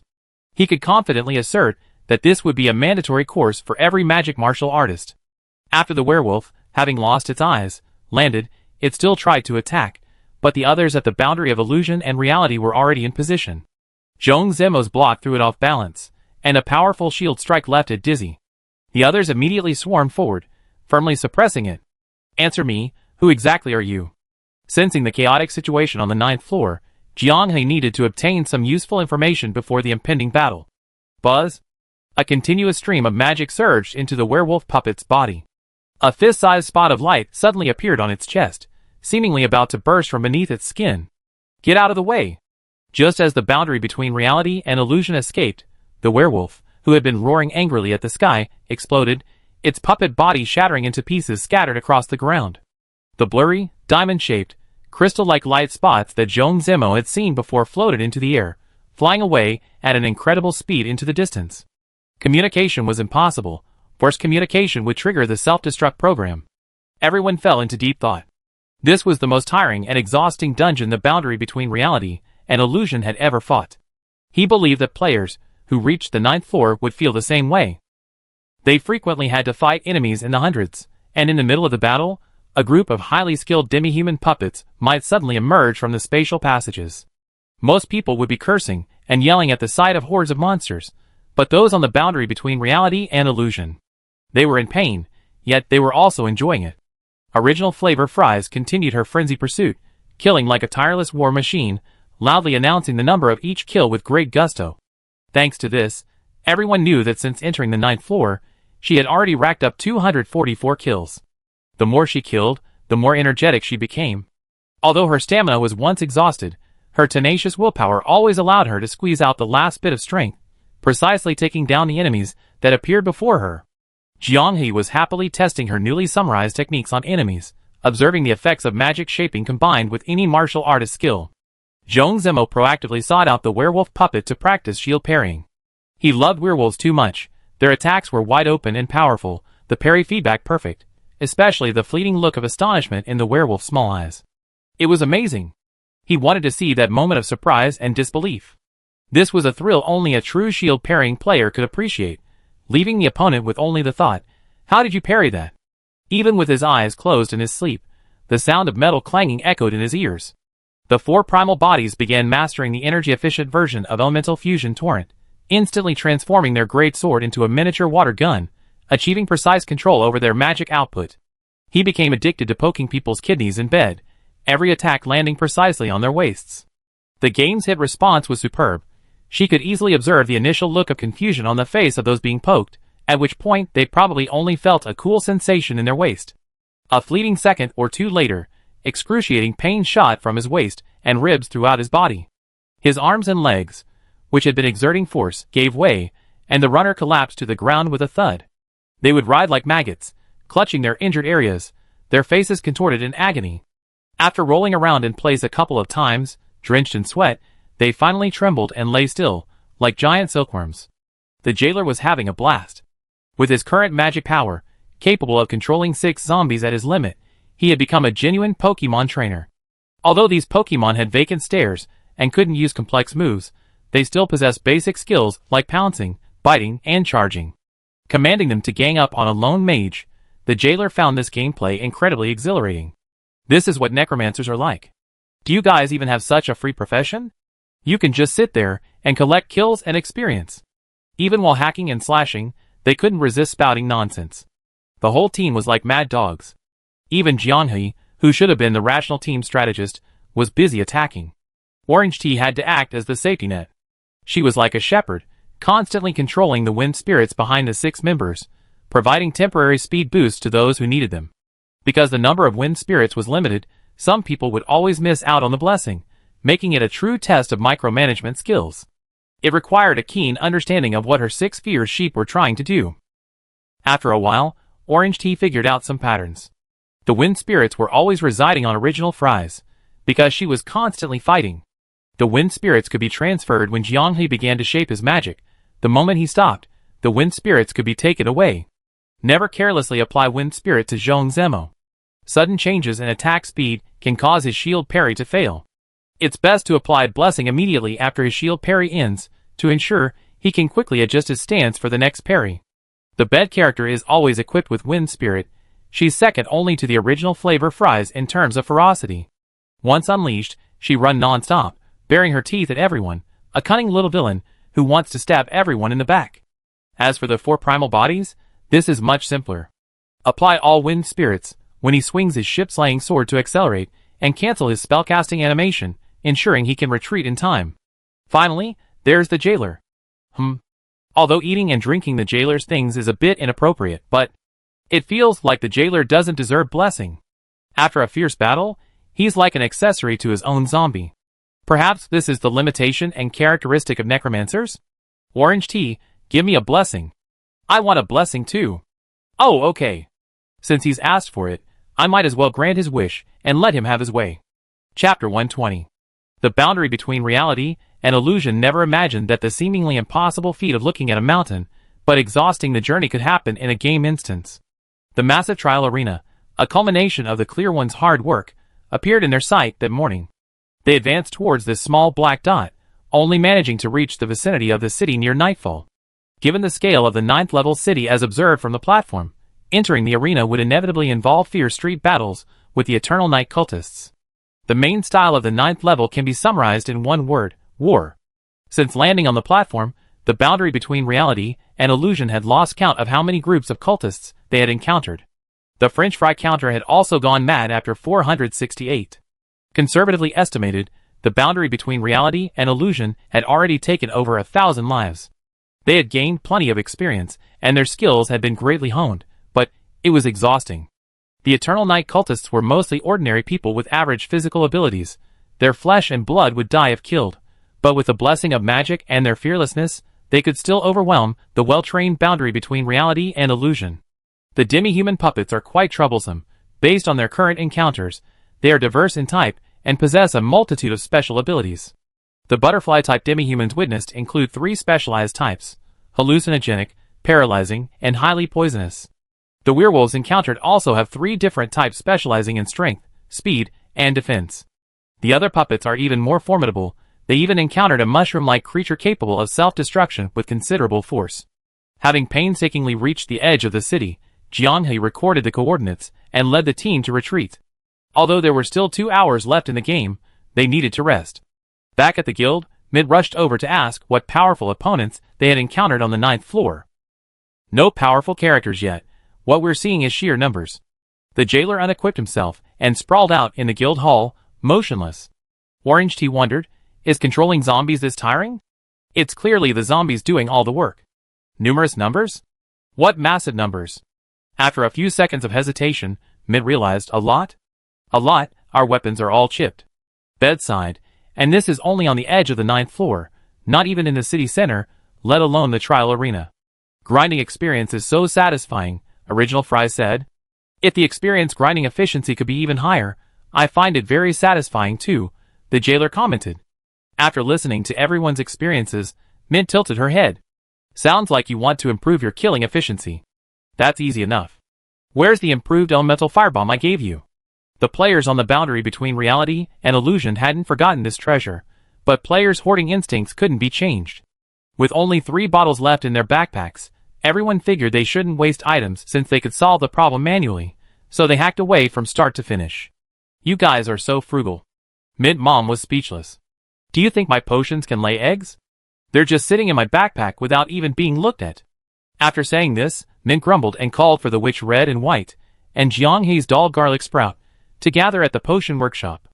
She wanted to let them observe her process of crafting a basic version of the elemental flame bottle, giving them experience. Looks like they have a few more good items in their backpacks when they log in tomorrow. What a life.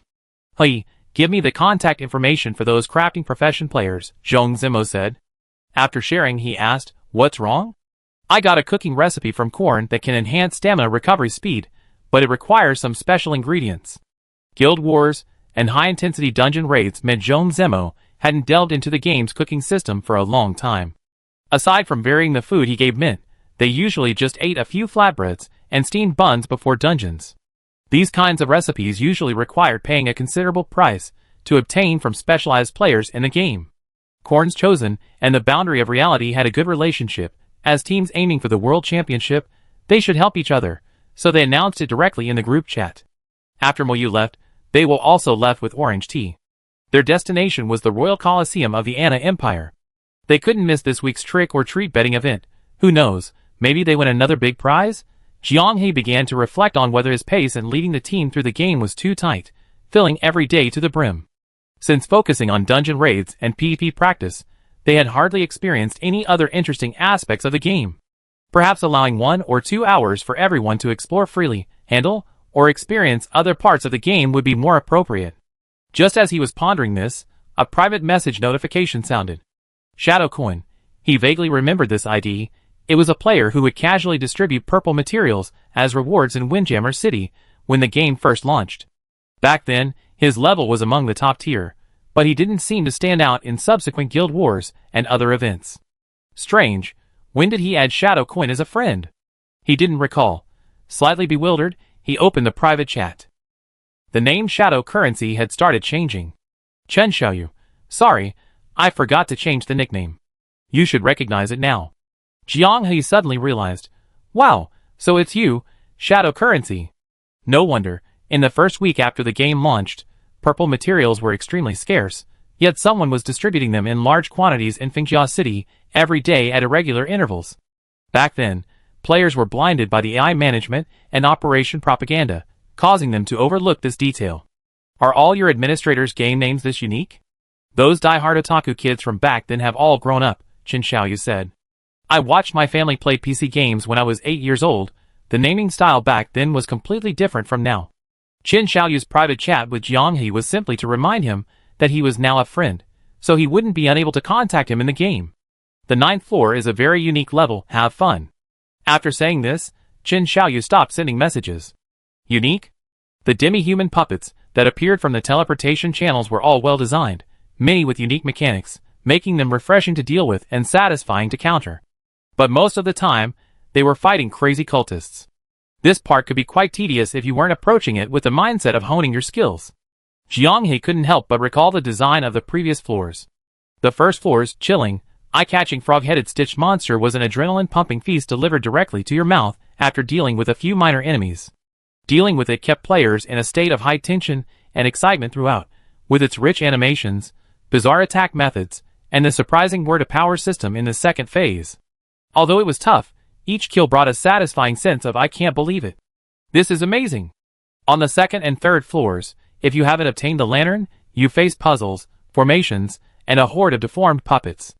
The sight of these puppets, swarming in from all directions with bizarre postures, instantly transports you to a horror movie set, the immersive fear effectively engaging your emotions. The puzzles aren't too difficult, making them perfect as a dessert. The third floor's Naphiel serves as a catalyst for the main characters of the Eternal Night Church. Her underlying madness adds to the thrill. The fourth floor is even more challenging, with the Slime King in charge. This level has become a major obstacle for players across servers worldwide, leading to numerous fan-made versions of the Slime King across various platforms. Even players who suffered to the point of deformity never complained about the difficulty, emptying their wallets, and making it hard to maintain teleportation. Instead, they rushed to offer tribute as soon as they had enough money. The level design is simply brilliant, and players are willing to pay for it. It's difficult, but not for the sake of being difficult. Everyone has a chance to overcome the challenges by utilizing the mechanics. The fifth floor is also riddled with mechanics. The design of the Vengeful Spirit aggregation is ingenious. If unsuspecting players don't clear out the smaller spirits in time, the aggregation will inevitably descend in its full glory. It's a guardian that demands a high level of skill in quickly eliminating spirits, using area of effect attacks, and coordinating with the team. Overall, the strategy is also quite fun. The 8th floor is probably the main reason why Jianghe found the 9th floor somewhat tedious. The Black Cat's design is outstanding. Or rather, this level's excellence should be on par with a temple boss battle.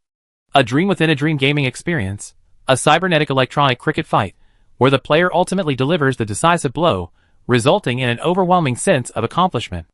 Although they only had a chance to defeat the Black Cat because the Slime King restrained it, they felt no frustration after clearing the level. Instead, they felt it was designed this way. 9th floor. Qin Xiaoyu specifically reminded them of the features. Was he implying something? Could it be more than just the mowing down they experienced? Just then, someone in the group asked about the progress of the 9th floor of the boundary between reality and illusion tonight, and Jianghe casually replied, "Those who like mowing down enemies are in luck." The Chosen of Corn were immediately overjoyed. Nurgle soup, finally, it's not a mechanic-heavy level anymore. Let's fight to our heart's content. Afterworld Battlefront, yay, I love mowing down enemies. La Freesia, finally, a level friendly to brute force, even though we're quite far down the map. Guild Leader Instant Food sighed, first, we need to deal with the Slime King. Captain Jigun from the Funny Tree Guild reminded them, if all else fails, you guys should just self-destruct. I seen the success rate increase significantly after the self-destruct strategy was optimized. Jiandong Iron Wall from the same guild revealed, let's play a few more rounds tomorrow. If that doesn't work, we have to go for the unorthodox method too. When the self-destruct strategy first came out, many people looked down on it, considering it a pure waste of resources. But many guilds, driven to madness by the torment and yearning for an early release, ultimately chose to try it out. Many relatively unknown guilds on the Chinese server are already attempting the 5th floor. We probably see their feedback on the 5th floor after dawn. Speaking of which, Crimson Music Box asked, where did you all go on your holidays? Due to their qualification for the World Championship, all 4 guilds made the same choice, team building. Since they were to gather in Guangfu on October 8th, their meeting places were all relatively close together. Chung Kong went to a place with unparalleled scenery, taking advantage of the hot summer and abundant fruit season to fully experience the joy of fruit freedom. The members of Wawawashu went to a place with spring-like weather all year round, reportedly to try their hand at mushroom hot pot tomorrow. The members of Corn's Chosen were also in Guangfu, but they immediately went to the place with the toughest beef, determined to experience the ultimate freshness and deliciousness of the meat still trembling before it hit the pot. Have a great first day of holiday, everyone. Jianghe offered his blessings, and then the repeating machine started working. Indeed, the essence of humanity is being a repeating machine. When they woke up, it was already past 6 a.m., and everyone from virtual and real boundaries quickly started washing up. The morning tea with the jailer's father was today. They only said any time was fine, but as soon as the jailer relayed it, the time was set for today. Inside the hotel suite, Beiwo pulled out her large suitcase. She was still wearing the anime-style outfit with the words boundary between reality and illusion printed on it, but she had changed her outer garment into a light gray casual jacket. She had also swapped her pleated skirt for a pair of denim shorts, perfectly in line with the aesthetic style of people from Guangdong, and the overall look was less flamboyant. "Are you going to wear a skirt?" Orange Tea asked, noticing several pretty dresses in Beiwo's suitcase. It's better to dress casually when meeting the jailer's dad, so he doesn't think the jailer only associates with unreliable people. Beiwo waved her hand. "The generation gap, my mom and I have it too, I understand." We met on time in the hotel lobby, and Beiwo eagerly asked where they were going for morning tea. To our surprise, instead of beaming with excitement, the jailer brother wore a strange expression. "Well, the one Orange Tea asked about before." "The one Orange Tea asked about? Which one?" Looking at the photos, Everyone suddenly realized it was indeed a popular tea house that many tourists visiting Guangzhou would choose to visit. It was famous, but only superficially. No wonder the jailer brother had a strange expression. In his words, his father, a true Guangzhou native, looked down on it, considering it beneath him. He specially invited them to dinner, and they chose this place? What was he up to? The jailer brother couldn't figure out his father's thoughts, and was somewhat uneasy the whole way. During the holiday, and being a popular tourist tea house, the entrance was already crowded with people early in the morning. The jailer's father, Yuan Huanai, had booked a private room well in advance and was waiting inside. Upon learning this, the group quickened their pace. Pushing open the door, they saw a sprightly elder, with graying temples but still jet-black hair, and an air of authority, preparing tea with his own teapot. His attire was similar to the jailer's, a dark blue t-shirt, loose gray-brown shorts, and casual white sneakers. He looked like a retired person who had just returned from an exercise session. This outfit left the jailer somewhat stunned. Yuan Huanai immediately stood up. "You're Shuqing's friend, right? First time meeting you, don't be shy, make yourself at home." His tense demeanor instantly vanished as he spoke, replaced by a warm smile. Only his gaze, when sweeping over the jailer, lingered with a hint of helplessness and sternness, as if dissatisfied with the jailer's wooden posture. "Damn. Shuqing, your friend, introduce him?" He didn't even bother to speak up. "I had to do it myself." Yuan Huanai couldn't help but sigh inwardly. "He's really a piece of barbecued pork.